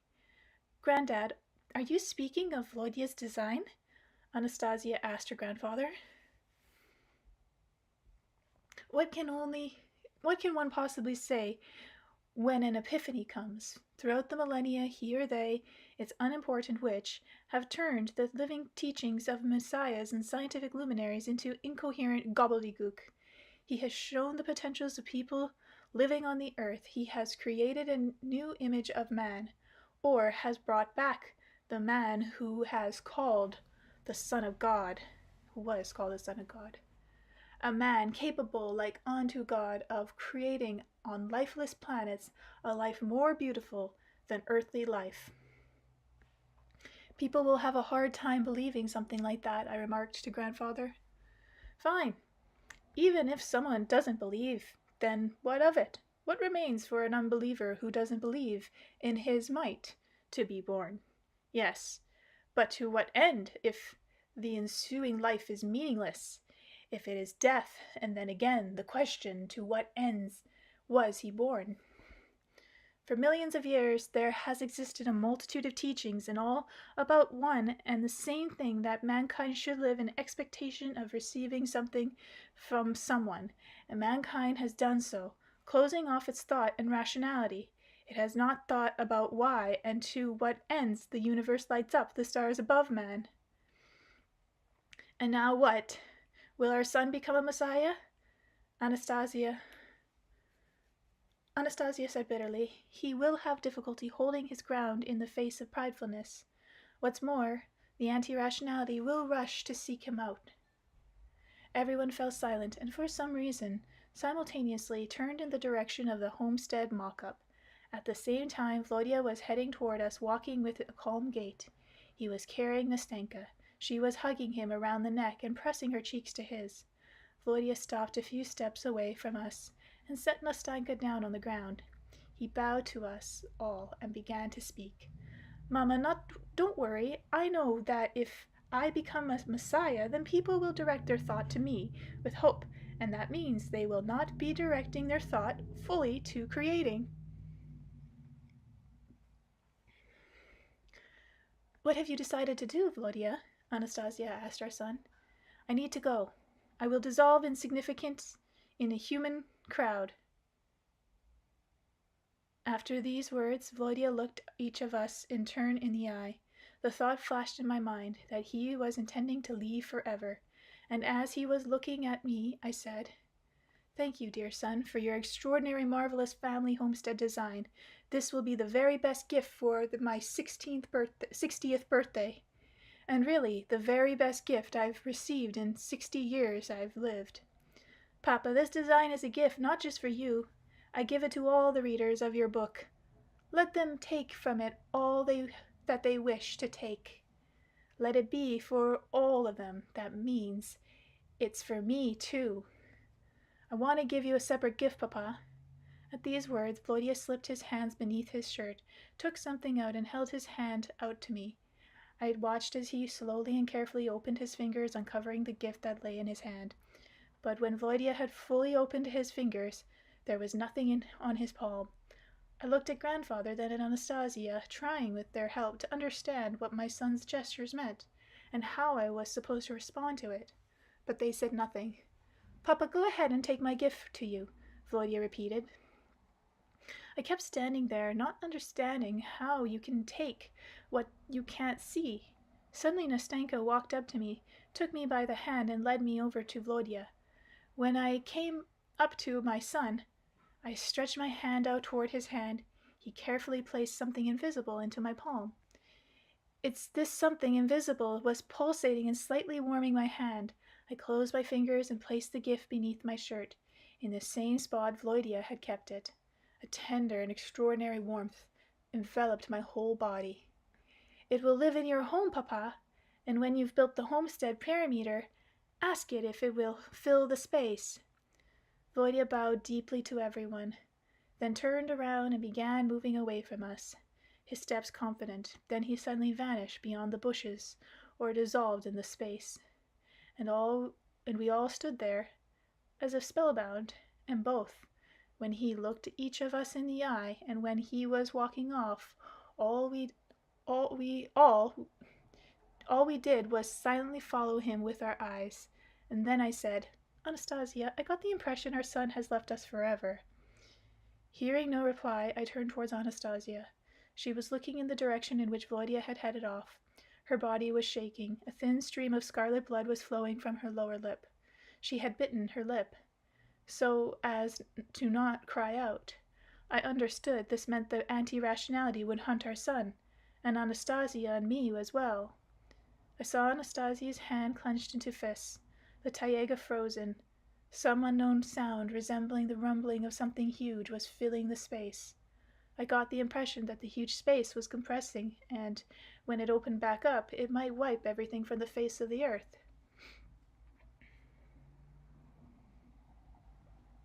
I had already witnessed this kind of phenomenon before, when I'd lost consciousness while trying to possess Anastasia against her will, and also when I'd tried to strike her with the stick, because she wouldn't agree to give our son to me, to raise.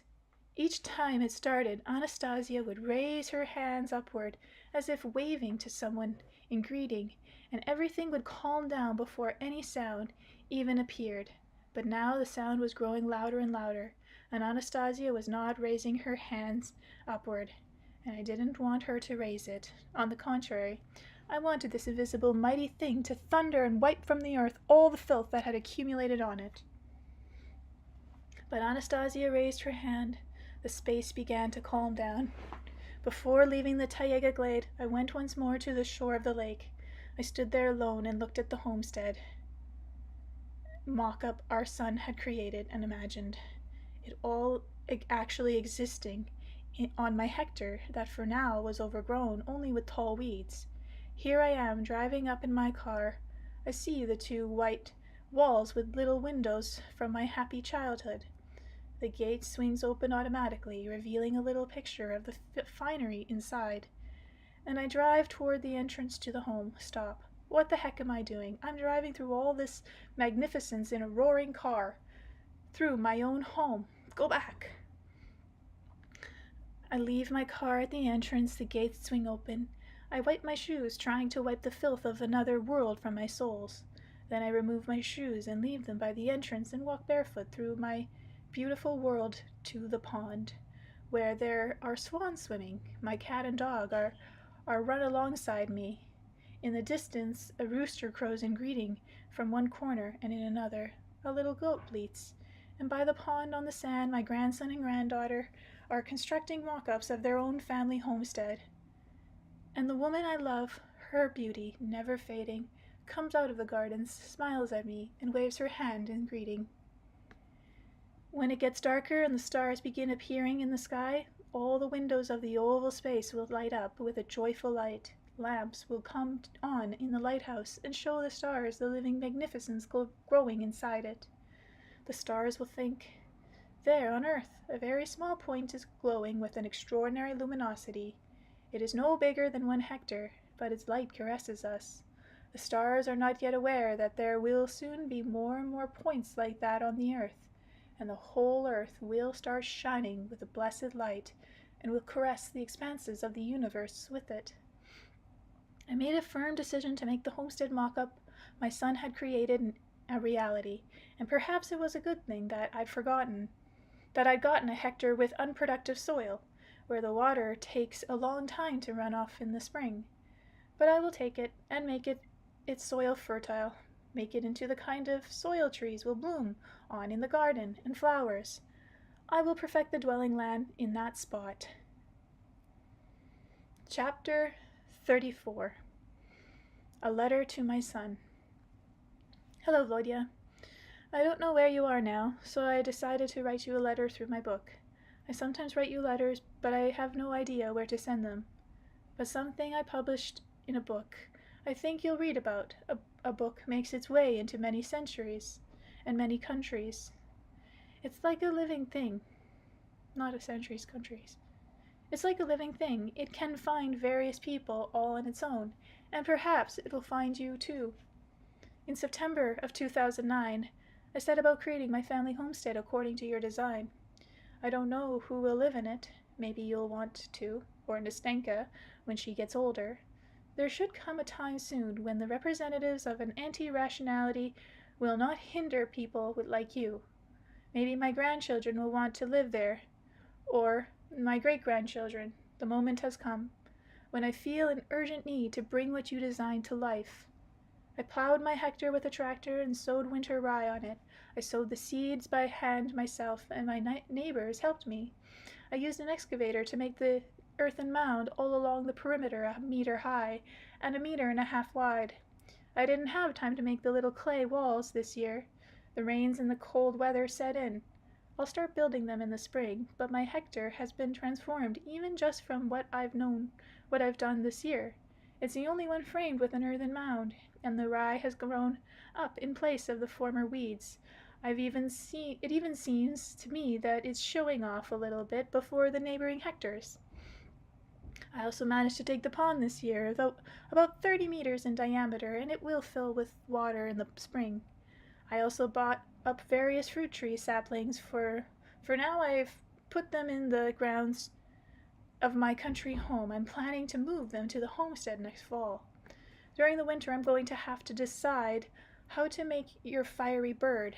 I don't think molding it of clay should pose any particular problems, but how do I fire it then, so the rains don't wash it away?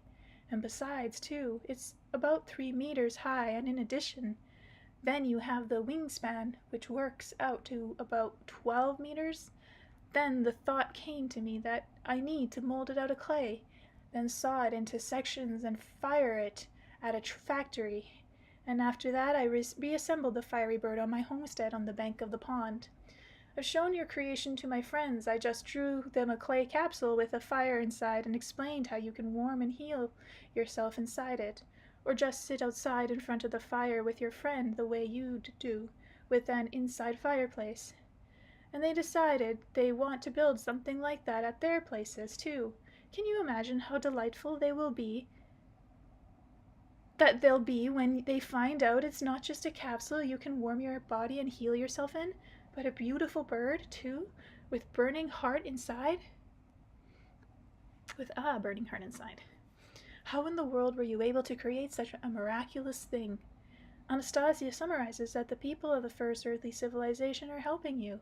If that's the case, then why shouldn't they help everyone who's set about building their family homesteads? However, on the other hand, since you've given your design to all the readers, then they really have helped everyone. Oh, and Volodya, your mama also said that your family homestead design is a great and beautiful missive to mankind from some civilization that's unknown to contemporary people. Whether it's on a different planet or in a different dimension, that's not important. It's entered into communication with contemporary people and in the language of matter too, and the contemporary society of people stands on the threshold of great and beautiful transformations.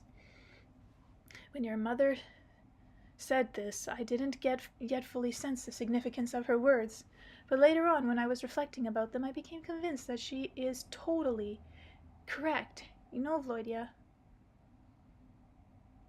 there's a lot of talk in society about UFOs, about visitors from other planets, and we have no small number of treaties of all kinds, of all peoples. I'll have to try this again. You know, Volodya, there's a lot of talk in society about UFOs, about visitors from other planets, and we have no small number of treaties of all possible kinds, supposedly written by great teachers. But what concrete results do we have from them? No, nothing changes. People have been moving along their path, heading towards a sad end, and that's just the path they keep on following. A picture even came to me.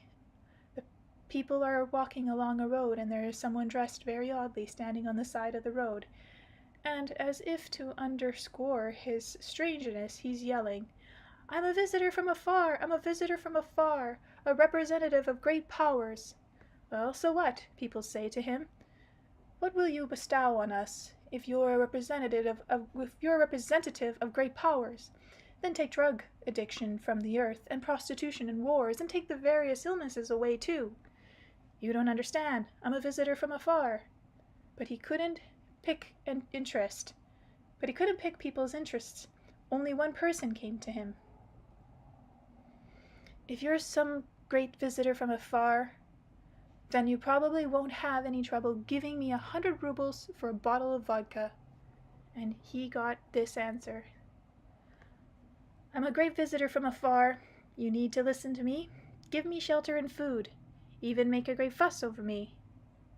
There's more or less the backstory with all the great visitors from afar who have come to Earth. That's more. But things are totally different in the case of your design, Volodya. Without saying who he was, without asking for a thing, he simply offered, take a look, people, and if you like it, take it and be happy. And when you left, Volodya, Mama spent a long time looking over your homestead mock-up with great attention. She said it's extraordinarily lovely and multifunctional, but that is not a simple homestead. The details of its separate parts are closely interconnected, and all of them together are actually an interplanetary biological apparatus that is capable of moving a person along with his dwelling land to any planet, all in the space of one instant. This apparatus' ultrasonic biological membrane extends along the homestead perimeter. The fiery bird is programmed to cleanse one of the viruses. The internal arrangements and sections of plants suggest an internal life support system for those living inside this apparatus. The object with the mirrored water is pure and simple, a launch button that initiates the biological program.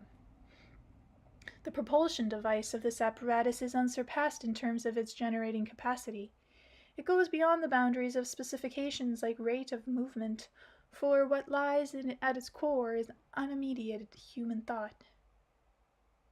Anastasia also said that all the technocratic inventions have a biological analog, or the other way around to be more precise, and this biological analog is more perfected now by using achievements in space exploration and in the sphere of computer technology as a launch point can define the significance of those separate details of yours. I think that readers who happen to be programmers will comprehend more of what you have done. But here's what bothers me, Volodya. The perimeter is a membrane. The fiery bird is a cleansing antiviral program. The mirror in the center, which with the torches, is a launch button. I'll make all of this, and maybe somebody else will make it too. But there aren't any instructions for how everyone is supposed to use this. All devices always come with instructions, so people don't break the device or hurt themselves. And here we've got significant biological technology and without instructions.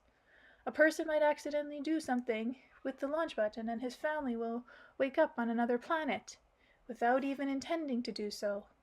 They'll want to come back, but they'll have no idea how. I bought an octagonal mirror and torches. At my country home in the evening, I placed this mirror on the ground and lit the torches around it, and it turned out really beautiful. But I think it's not totally safe to do that in your garden in the autumn when the mirror poured out water. It felt like the trees were trying to come back to life. But deep in the autumn, they shouldn't come back to life. I'm really sorry I didn't have a chance to talk a little more with you, Volodya, and ask you to clarify the intended purpose of this apparatus. What's it for, and how we're supposed to use it? Maybe the readers will be able to figure it out, or it will come to me later on once I get it in my place on my hectare. Now, I probably won't be able to build the greenhouse around the perimeter of the homestead next year. I don't have the money to do everything all at once. We're hardly getting any royalties at all from America. Basically, I don't get what's going on over there. They're making some kind of changes to the books without my permission. The black books, guys. Stay away from them. Just stick to the green ones if you can. The domain name, Ringing Cedars, in English belongs to somebody. Can you imagine? They even have the domain name, Vladimir Megre, there, and a site that's with that name. And it's being passed off as an official site. But I have no connection to it whatsoever. Paulina's tried to register the trademark in my name, and they asked her to pay $6,000. So the darkness is trying to stop these books, water it down and make it another version pretending to be his, capture all the readers that way. I wouldn't really care, but I feel bad for the readers. What are they being told on those sites? What products are being sold using those trademarks and logo? How can I sort it out? Where can I find the time to sort things out? But I decided that my new books, I'll give the name of the website where people can communicate directly with Paulina, and to ask Paulina to publish the new books, in English too. But so far, I don't know how to get it published in the English-speaking countries. And something else, Volodya. I have a problem. We have to come up with a comprehensible and concise appeal to those in power in various countries. The goal of the appeal is to encourage each one of them to take whatever measures they can to protect the dwelling land on the earth. I put together various versions of this message, but it always seems to me I could do it in a simpler, shorter, and more convincing fashion. Here's the latest version. Maybe it'll do. What do you think? An appeal. Dear Sirs, I have written a series of books called The Ringing Cedars of Russia. Many of these books, readers, people of various ages, nationalities, religious faiths, and social statuses are each acquiring 1 hectare of land for their families and are establishing family homesteads on them. Among them number doctoral students and PhDs as well as simple workers. 90% of these people have a college education and a profound life experience. Oh, guys, sorry about that sneezing in your ear. I know it sounds like someone stepped on a mouse. 90% of these people have a college education and profound life experience. Each family on his own, and everyone has a group. They are creating a dwelling land for themselves, their children, and future generations that is more livable in all respects. In Russia and in the countries of the former Soviet Union, these people have already created more than 1,500 settlements made up of family homesteads without any government support whatsoever. They include large settlements with up to 300 families and small ones formed by 10 to 15 families. I do not know how many people are taking similar steps, whether united in small groups or for the most part on their own. In other countries where my books in the Ringing Cedars of Russia series are being published, but they do exist, and their numbers are growing steadily. Dear sirs, people have talked a great deal in the world about the need to improve the ecological situation on the earth. In certain regions, the situation has already reached a critical stage. and a global disaster looms. For some time now, conferences and symposia have been held at the governmental level with many countries, the UN, and all possible NGOs. But, dear sirs, where have we seen even the slightest results? The Earth ecology continues to worsen. The only people taking real steps are the people who are founding their own family homesteads. People focus it on improving man's dwelling land. Dear sirs, I am not asking you to discuss the merits or weakness of my book or me personally. I am asking you to examine the actual idea from the position of rational thought. And if you are unable, by drawing the contemporary science, to propose anything more effective than this idea, I ask you to recognize its essence and accept it. I don't know to whom specifically I should address this appeal. I'd also like to touch on another serious question. I often think about it. I try to find a solution. The thing is, Volodya, that given your approach to life and the way you understand the means of existence, it will be hard for you to find a bride, a girl who understands you.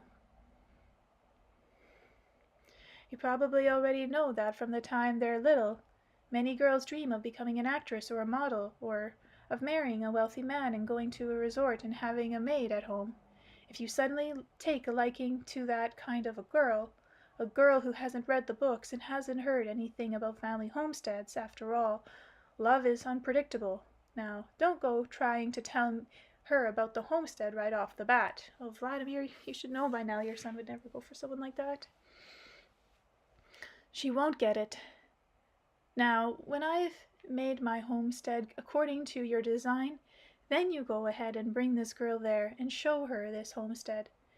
When you're approaching it, you tell your girl that it is yours and go inside the homestead with her. Go in through the door of the white hut. The key to the door will always be on the spot where grandmother used to leave it. And show her everything that's there. Anastasia has said that when a woman sees a more perfected dwelling land than the one she's previously been in, the desire to bear children immediately awakens within her, along with an attraction to the man whose connection to his land. Volodya, should you sense this kind of desire in your girl, then you can be certain that she will most certainly come to you to love you, and that her past, mindless inclinations will desert her. And Volodya, your little sister Nastenka often visits your mock-ups and plays in it, building little flower beds inside it.